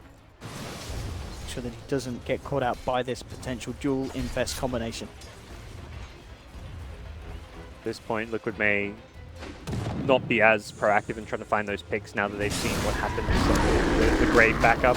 Bottom lane here, a perfect pick for MP as GH comes out a little bit too far with the Naga. Right down on the bottom half. He did have Mind Control and Matuma Man and Kuroki on the way, but MP would just have to jump in quick enough. Miracle trying to get the Wukong's command out, but the Battery Assault just cancelling the cast animation as MP pick a second. Down bottom, they're not done yet. Owie looking for the run down onto Mind Control, and Envy with the ultimate will take it. Matuma Man goes for the raised TP out, but Liquid, they've already lost 3, and case for more. Kuroki looking to be a little too speedy there with the Tranquil Boots. Will get himself out to safety. Liquid come down and deep onto MP's half of the map, and they get heavily punished with 3 deaths. And that's what MP need. Just they need to be the ones being proactive, going out, finding the kills, and setting themselves up. But I think Liquid themselves, as mentioned, like they can't quite be as proactive themselves. Anytime they're going for these AM kills, the Grave saves have been there, so they've got to kind of play around the fact that Legion Commander can't as easily find pickups due to the defensive capabilities of NP's lineup. But problem is, when you're not showing yourselves, when you're not making moves, you're just letting NP control the tempo. And NP with a nice rotation. Find the Naga, bring GH down, and set GH back a little bit. Envy overtakes him and is now a full 1,000 net worth ahead. I mean, how are we going to see, on a mathematical sense, who wins the farm war? Is Naga Siren with the Radiance or the Anti-Mage with the Battle Fury? It's not slightly Naga favored. You can farm 3 lanes, you've got illusions, at least later on. Like, yeah, okay. The more items you get, the more Naga wins it. AM, he's really fast at farming, like with the Battle Fury timing. If you really want to speed it up, you go Vlads, but I don't think you want to necessarily look at, you want to look at what your 6 slotted items are, so we'll go for them. But Naga, like with Manta, Radiance, Octarine, is the king of farming. No one matches the 6 slotted, not even 6 slotted, that's like 3, 4 slotted Naga Siren. But I don't think for anti-mage it's about when you hit your peaks and strings. So when you get your Manta Abyssal and you can kill almost any hero on the map. You blink in Abyssal with your Manta, you can kill a Naga, you can kill a Life Stealer. If you burn enough mana and set that Mana Void, you're incredibly powerful. So that's something where Naga is not really looking to fight with her farm. She's looking to split push, keep lanes out, and use the lane equilibrium for like strategic benefit, where it can set up kills with the infest ganks. Whereas Anti-Mage is looking to use his farm just to straight up fight. Absolutely, and Liquid do need to make these infest ganks work. You can see already on the net worth, but Timmerman's starting to fall slightly behind in comparison to the other cores in this game. Really need Mind Control and Kuroki to be able to get the initiation to make something happen, but MP, they've got 4 grouped up towards the top. In fact, the full 5. They're keeping themselves very much around Envy. Yeah, Liquid with this movement again. Saw them get a very big kind of kickoff with the first Blink duel. Ever since, it's been quite hard for Mind Control to find an actual opening and chance in MP's lineup to get that pick off. It's like Liquid are just going to fall back and play. I mean, they've been playing a greedy farm orange. Okay, they managed to get the jump in immediately onto the back, and they do. They get the dazzle. Great way to start the fight. Mind Control heads back. Miracle from the tree line throws down the Wukong's command. They've taken down Ari as well. This is exactly what Liquid were waiting for.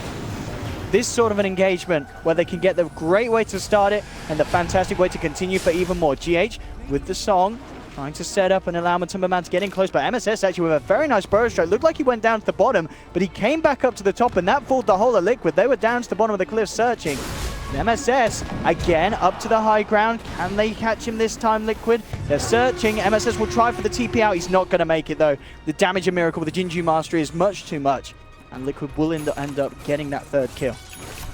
On top of him, constantly, wherever he tried to juke to, Miracle was one step ahead and chased him down. Ward Vision playing the big part there. It's de-warded now, but that ward on that cliff behind the tier 2 bottom tower was what set up the pick on the Dazzle. They completely ignore the Ursa they run into. They know dueling anyone other than Dazzle is going to lead to a Grave save. That Ursa can, or Anti-Mage can then blink out after the Grave save, and the fight gets, the gank is wasted and it gets turned around on you. So they find the Dazzle, and once Dazzle's dead, Ursa becomes a much more feasible kill to take. They're searching for Envy though, but he will blink himself right to the corner. They do ping, they know the rough area. Miracle hopping across a little too late as Envy very, very quickly gets himself out. Still ahead of the Naga for now. Likely remain the case, barring some deaths on him or kills going Naga's way for at least a little bit longer. But Coddle really enables this Naga to just deal with split push, go back and farm, and then also get pulled into fight. Very frustrating combo to try and deal with. Good. Get themselves the tier 1 on the top lane. Tier 1's taken by themselves. Still yet to take the bottom tier 1. Roshan very soon to be back up. Pete, of course, will certainly want to go for it, but now, you know, it is going to get scarier. Liquid have a lot of ways to fight around that pit with the Song and Siren and such. It's like they're not going to try and defend towers MP. They don't like the position they're in. The dire vision is really good, whereas Radiant have no vision around the top area of the map. And that was the key last time for Liquid. You come in to try and contest this dire ward is very likely to scout the Dazzle, and anytime Dazzle is not in fog, he's getting jumped, he's going down very early on in the fight. Mass TPs. They could Song to set this one up. DD. A little bit of a threat if things don't go according to plan for Liquid in terms of the jump in. Burned all his mana though. On the front lines, he'll spot 1437. That's who you want to find first. Who's going to try and TP out the Boundless Strike will have something to say about that. So Liquid get one. The dual win as well for Mind Control. Set up Roche though. AUI TP's in with a double damage going to wear off. It's got Deso. Scattered out, so instantly into the Roche pit. And problem is Liquid just all mass TP bottom, so I don't think they get here in time. Well, they've got to take the long walk. This dies too fast for an Ursa. Sand King's going to come in and tank it to try and prevent AUI from getting bashed. This is a nice little efficiency play. A single bash would stop Roche. Roche. As they can, but yeah, the Ursa's too much damage with the Deso and such. Even they also get out of range, yeah. They will almost certainly lose SVG, who's been left for dead. But the rest are out. They get that Aegis, they get that Roche, and essentially losing SVG and 1437 for the Roche and the Aegis, it's worth it, I feel. Yeah, it's okay. You're losing supporting casts. Your key heroes are staying alive. They're getting key items. They're getting an Aegis. And every little bit of time management there paid off, because yeah, the Naga pre-slept before they got to the pit to try and sleep them in the Rosh. And if Sand King doesn't get in there, burrow in to tank Rosh hits, all it would have taken was perhaps one Rosh bash, and Ursa's Rosh would have been delayed enough that that sleep would have caught them there. Oh, hello. Pick off. Poor old Dazzy D. That dire ward. But this time Envy actually finding stuff in return. He's just blown up mind control. We'll jump forward to look for Matumba Man, but he's inside Karti. And Karti be the taxi service back. He's auto-denying though. There we go, trying to bring it back. Naga losing, perhaps come and save the day a bit. Can they kill this life stealer? Bring him more in, he'll get himself out and run away, and ooh, hook shot. It's going to be off the mark there. It's a hard one to hit, with Kuro forcing Matumba Man to safety. Cool, with the Midas pickup, has already gotten level 14. Most of his basher completed, so this will just guarantee some good late game item progression as well. On a game, it's normally very hard to maintain any level of farm when you've got a Naga on your team, because Naga isn't about just your opponents not having fun. So often it's the Naga's teammates, supports particularly, who don't get to have much fun, but that's why you go Midas in these games. Miracle will at least make sure he can get up to his basher and perhaps a bit more. Coddle not getting all too much in the way of farm, but has picked up a point booster, worked towards the Ag Scepter, has the 4 staff already, just the one nice defensive item against the Clockwork, even against the Ursa for kiting capabilities.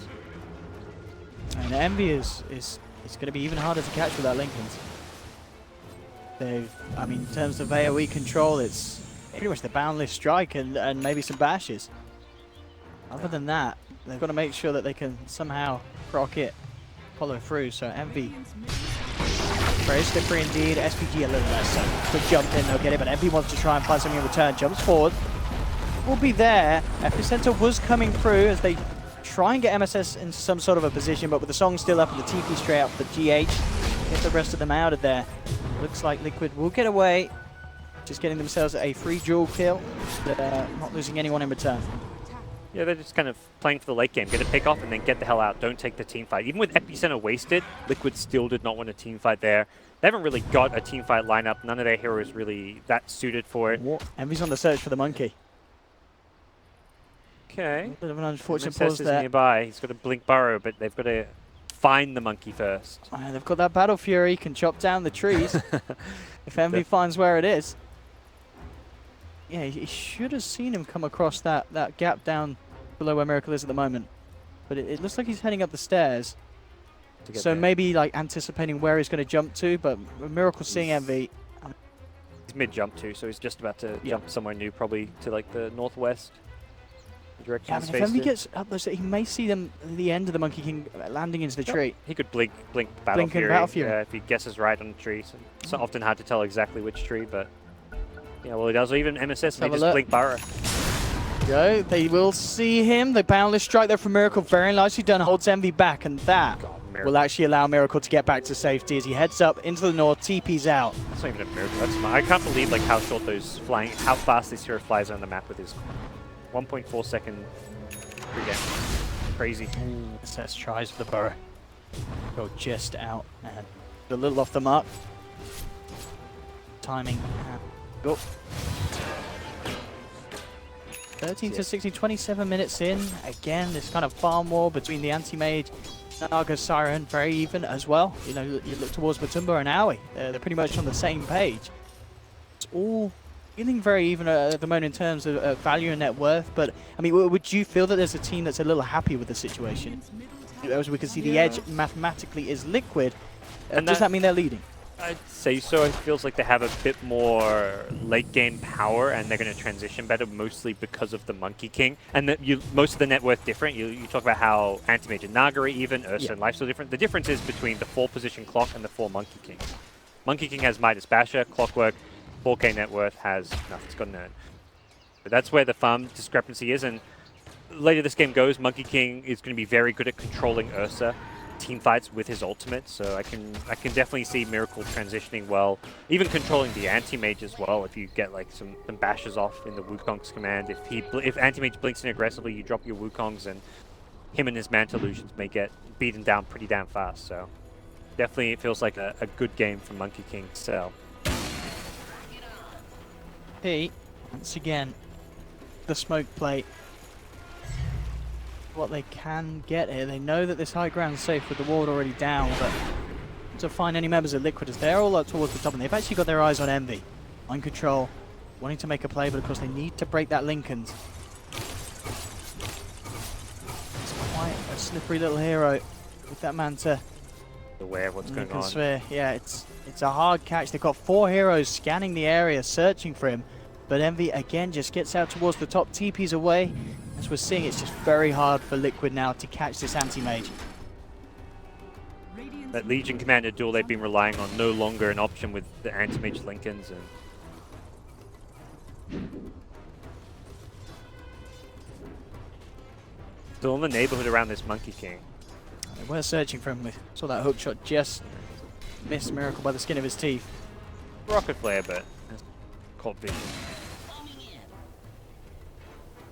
With his build as well, has the MKB complete, so that Radiant's miss chance can mean a whole lot less than 29 minutes in the game. Envy is certainly going to be packing a punch in these fights as well. He has the chance to get his hands on Liquid, and look at his lineup with the Clockwork and the Sand King MSS. They certainly have a lot of control and lockdown to allow Envy to get the opportunity to get the damage done.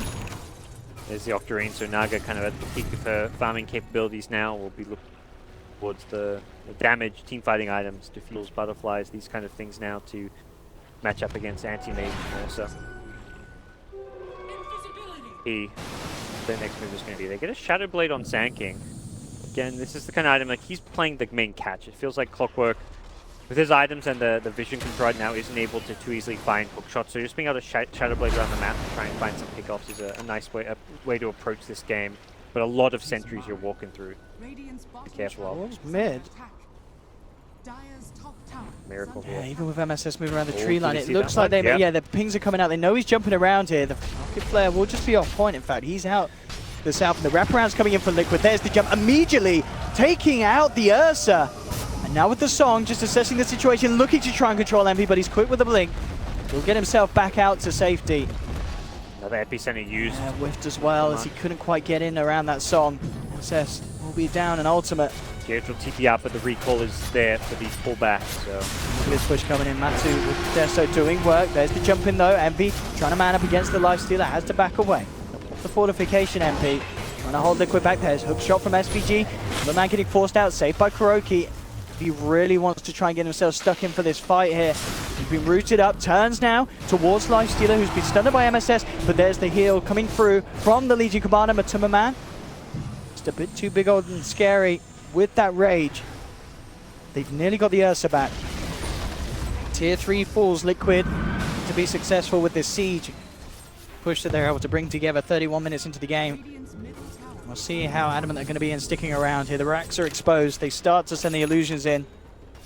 MP will have that full 5-man, but no epicenter.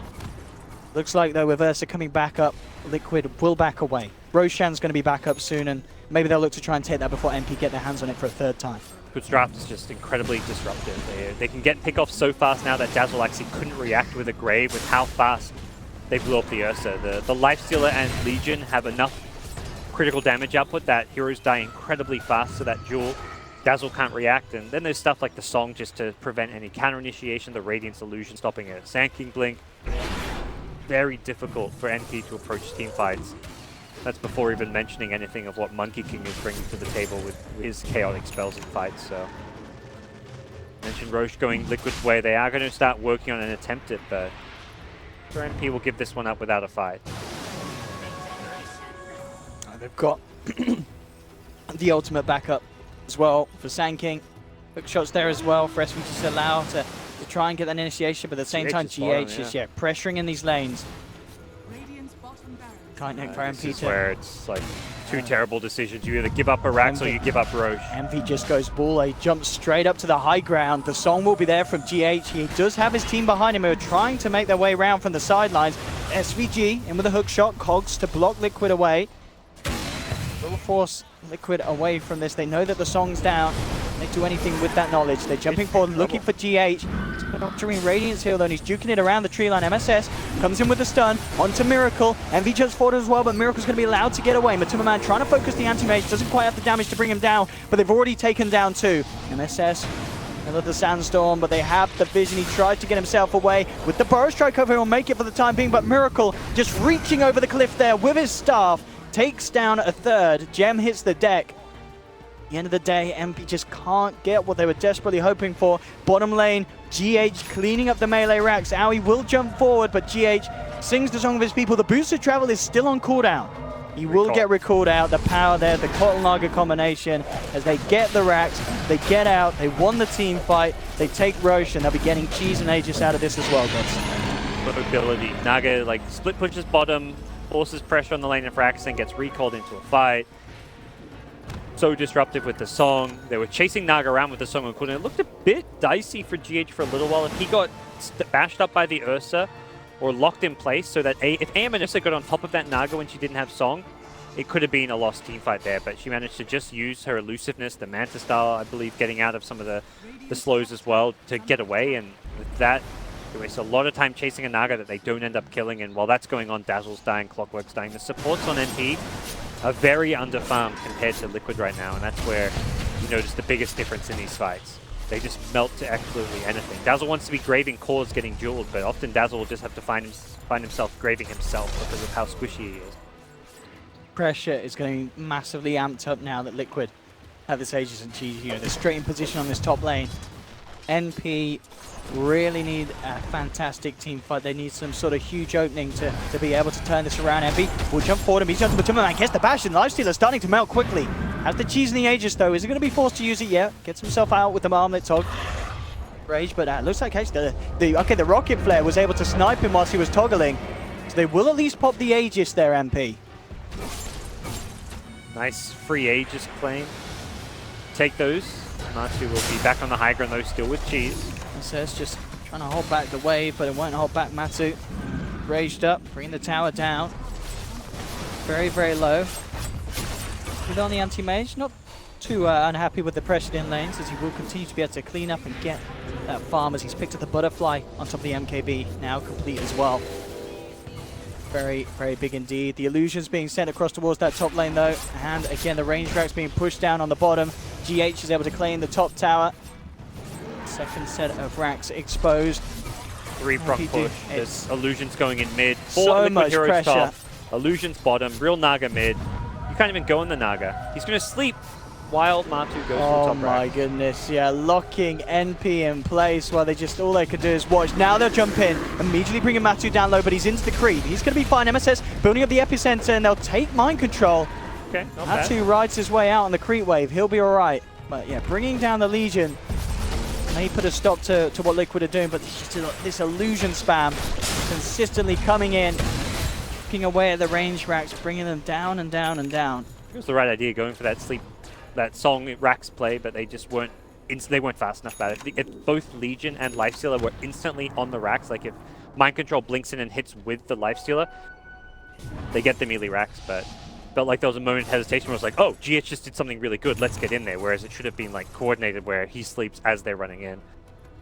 Either way, situation still looks pretty good for Liquid. They lose a Legion commander. They have lost the Aegis and all, but they're still keeping all the lanes pushed in. This is just one of those classic Naga games. You're NP, you can't leave your base. You've got to constantly just play Illusion Hunter right now, and anytime you try and push out one lane, another lane pops up. It's whack-a-mole. You solve one problem, 2 more pop up. Keep of the light with the Ags complete as well now. Big items coming out for the side of Liquid to those objectives they've been able to take. Kuroki is out on his own. SS not spotting him out yet, of course. The Rocket Flare will actually clip him there. So now MSS knows this is a chance to go, but again, a little bit off the mark there with the Burrow Strike. Kuroki is going to be able to walk away. In fact, MSS himself needs to be a bit careful. All right, Envy comes in, clears the wave out, makes sure that there's no Naga Siren for this altercation. He'll continue to chase Kuroki, who's now recalled Miracle in. Miracle with the Silver Edge, could be there to help try and turn, but already Envy's just ripped apart this Keeper of the Light. The gem hits the deck, MSS comes forward trying to take it, but Miracle was able to grab it just in time. And they may have lost the Keeper of the Light, but they won't lose the gem. Salvage there, Coddle respawning pretty fast with that respawn talent too. Oh, man, and just look at GH. Meanwhile, he's just pushing mid, he's just taking a tier 3. And he's getting top range racks slowly. Whatever bit of damage you do here is going to be permanent damage. So he'll focus the range axes before the melees, knowing that his team aren't going for a full methoded push right now. Just slowly whittling away. Death by 1,000 cuts. Absolutely. How do you deal with this if you're MP? The Naga, Siren, GH. We saw him before have a brilliant game. This game, a little bit closer. I mean, we can see him and Envy on par, but just the amount that he can do, it just seems so much more. He's having so much more effect on this game. Got to Shadow Blade out, find some picks, like Sanking. That's been MSS's role. He's got a very tough ass. Like, this game really comes down to him and his ability to find pickoffs. He's got to do so much for this game to work for MP, and Liquid, more than anything, have done a really good job of just responding to that Sanking and his aggressive moves. The Coddle with the Gem and Ag's Vision has kind of been a pseudo counter to that Sanking Shadow Blade, and AUI on the Ursa just doesn't have like the same mobility. He's got a Blink Dagger, but he can't Shadow Blade around. He can't really always be with the Sanking. What a lane, Miracle. That's been found out. Yeah, Envy coming in, trying to help MSS out here, but with the song, he could be in trouble. The hookshot's going to miss. SVG now as well could be in a bit of a bad spot. Envy tries to get himself out, will blink away. The cogs are out down. They've surrounded GH. MSS trying to build up the epicenter, but the net's there to cancel it. GH turns towards SVG as well, won't get the clock kill. But meanwhile, mid lane, the racks are down. Oh, Liquid, Mega. they've got Megas. Yeah. That was the solution they came up with. Boots had traveled level 2 on Anti-Mage, TP in on the Sanking. That burst, it just disappeared. That was less of a bear, more of a Winnie the Pooh. He got absolutely shredded. And NP, they'll try their best. And oh my, what the fudge? Envy! Okay. That, I don't think I've seen a bigger man avoid in my life. He just... I'm sure we got a replay on that. We must do. 8.6k. He did more damage with that one spell than his MMR. That was insane. Wow. Can we see that again and again and again? Who did he hit? Watch that for the rest So he's of the going game. on GH. Probably GH. It must be. He's got such a massive mana pool. And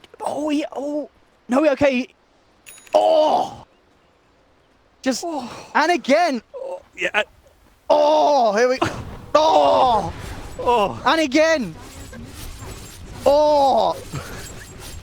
Oh. Just. What the hell? You couldn't have asked for a better birthday present. No, Envy that has showed up. He's going to rape you. There we go. Oh, We've got him on. what the? Oh, and look at this. Jackie Envy's Mao. in. Time He's to gonna throw. win. Oh my no. God. I didn't mean it, Jackie. I didn't mean the time to throw, seriously. Come on, Jackie. He hasn't got travel. SVG's recovered the rapier. He's got brown boots. He's got to get himself out of here. He's losing mana. Force him. Do something. Help me. I'm a clock with a rapier. Oh no. Get out of this. Miracle. Oh, he wants that rapier. Here comes But, Envy. No, he can pass it to Envy. Envy's got it again. Here we go. Envy's got it again. We're good. Okay, so Cottle's brought back. Mind control down for 50 seconds. Does that buyback the bait? Meanwhile, in the base, they're losing tier 4s though. Bit of a pressure being put on it. Envy jumps in, gets the bash. They've got the burrow strikes as well. GH can't get the song for time. He's forced back. Now he's got the song. They've got the setup. Miracle. He's going to look to show off the power of the Monkey King against the Wukong Saman. Looks to line it up for the perfect 3-man battle strike, and he gets it. The clock's down. Envy pulls the Manta, but he's getting bashed up. Can he get out in time? He blinks out of the Wukong Saman to the north, but the tower's taken down. The rapier hits the deck. GG, well played is called. The game is over. Never before have I seen such like a classic Envy game. I mean, it was quite a calm, relaxing game, a bit of farm, and then at the end, just a casual ultra kill mana void into a rapier pickup, and then a losing the rapier to a blade mailed Legion commander. Liquid look way too like blasé about that. Yeah, that game, I mean, GH is having a bit of a smile. He's like, oh. And Matsu's got his eyes wide open, like, what the?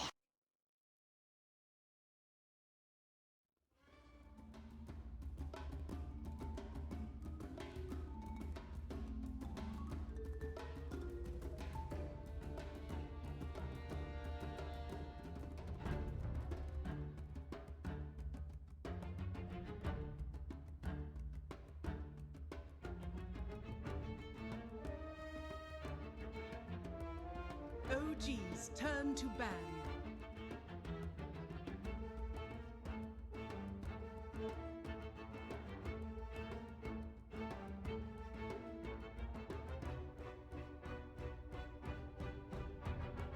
Ten seconds remaining.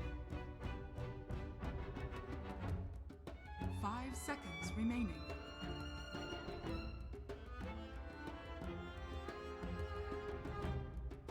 Newbees turn to ban.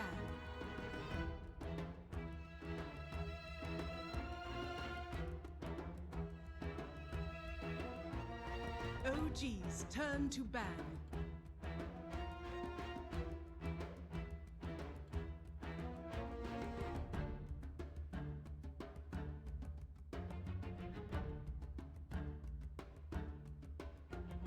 Ten seconds remaining.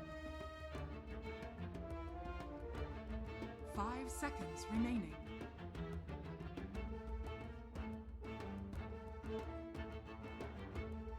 Newbies turn to ban.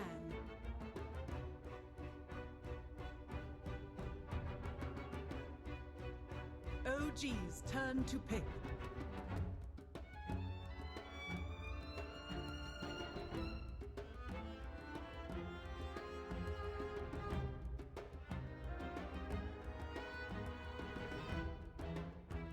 Seconds remaining.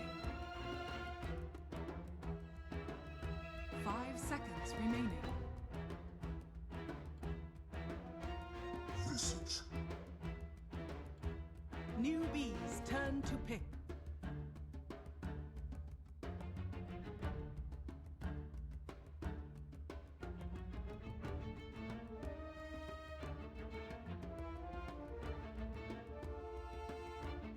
Seconds remaining.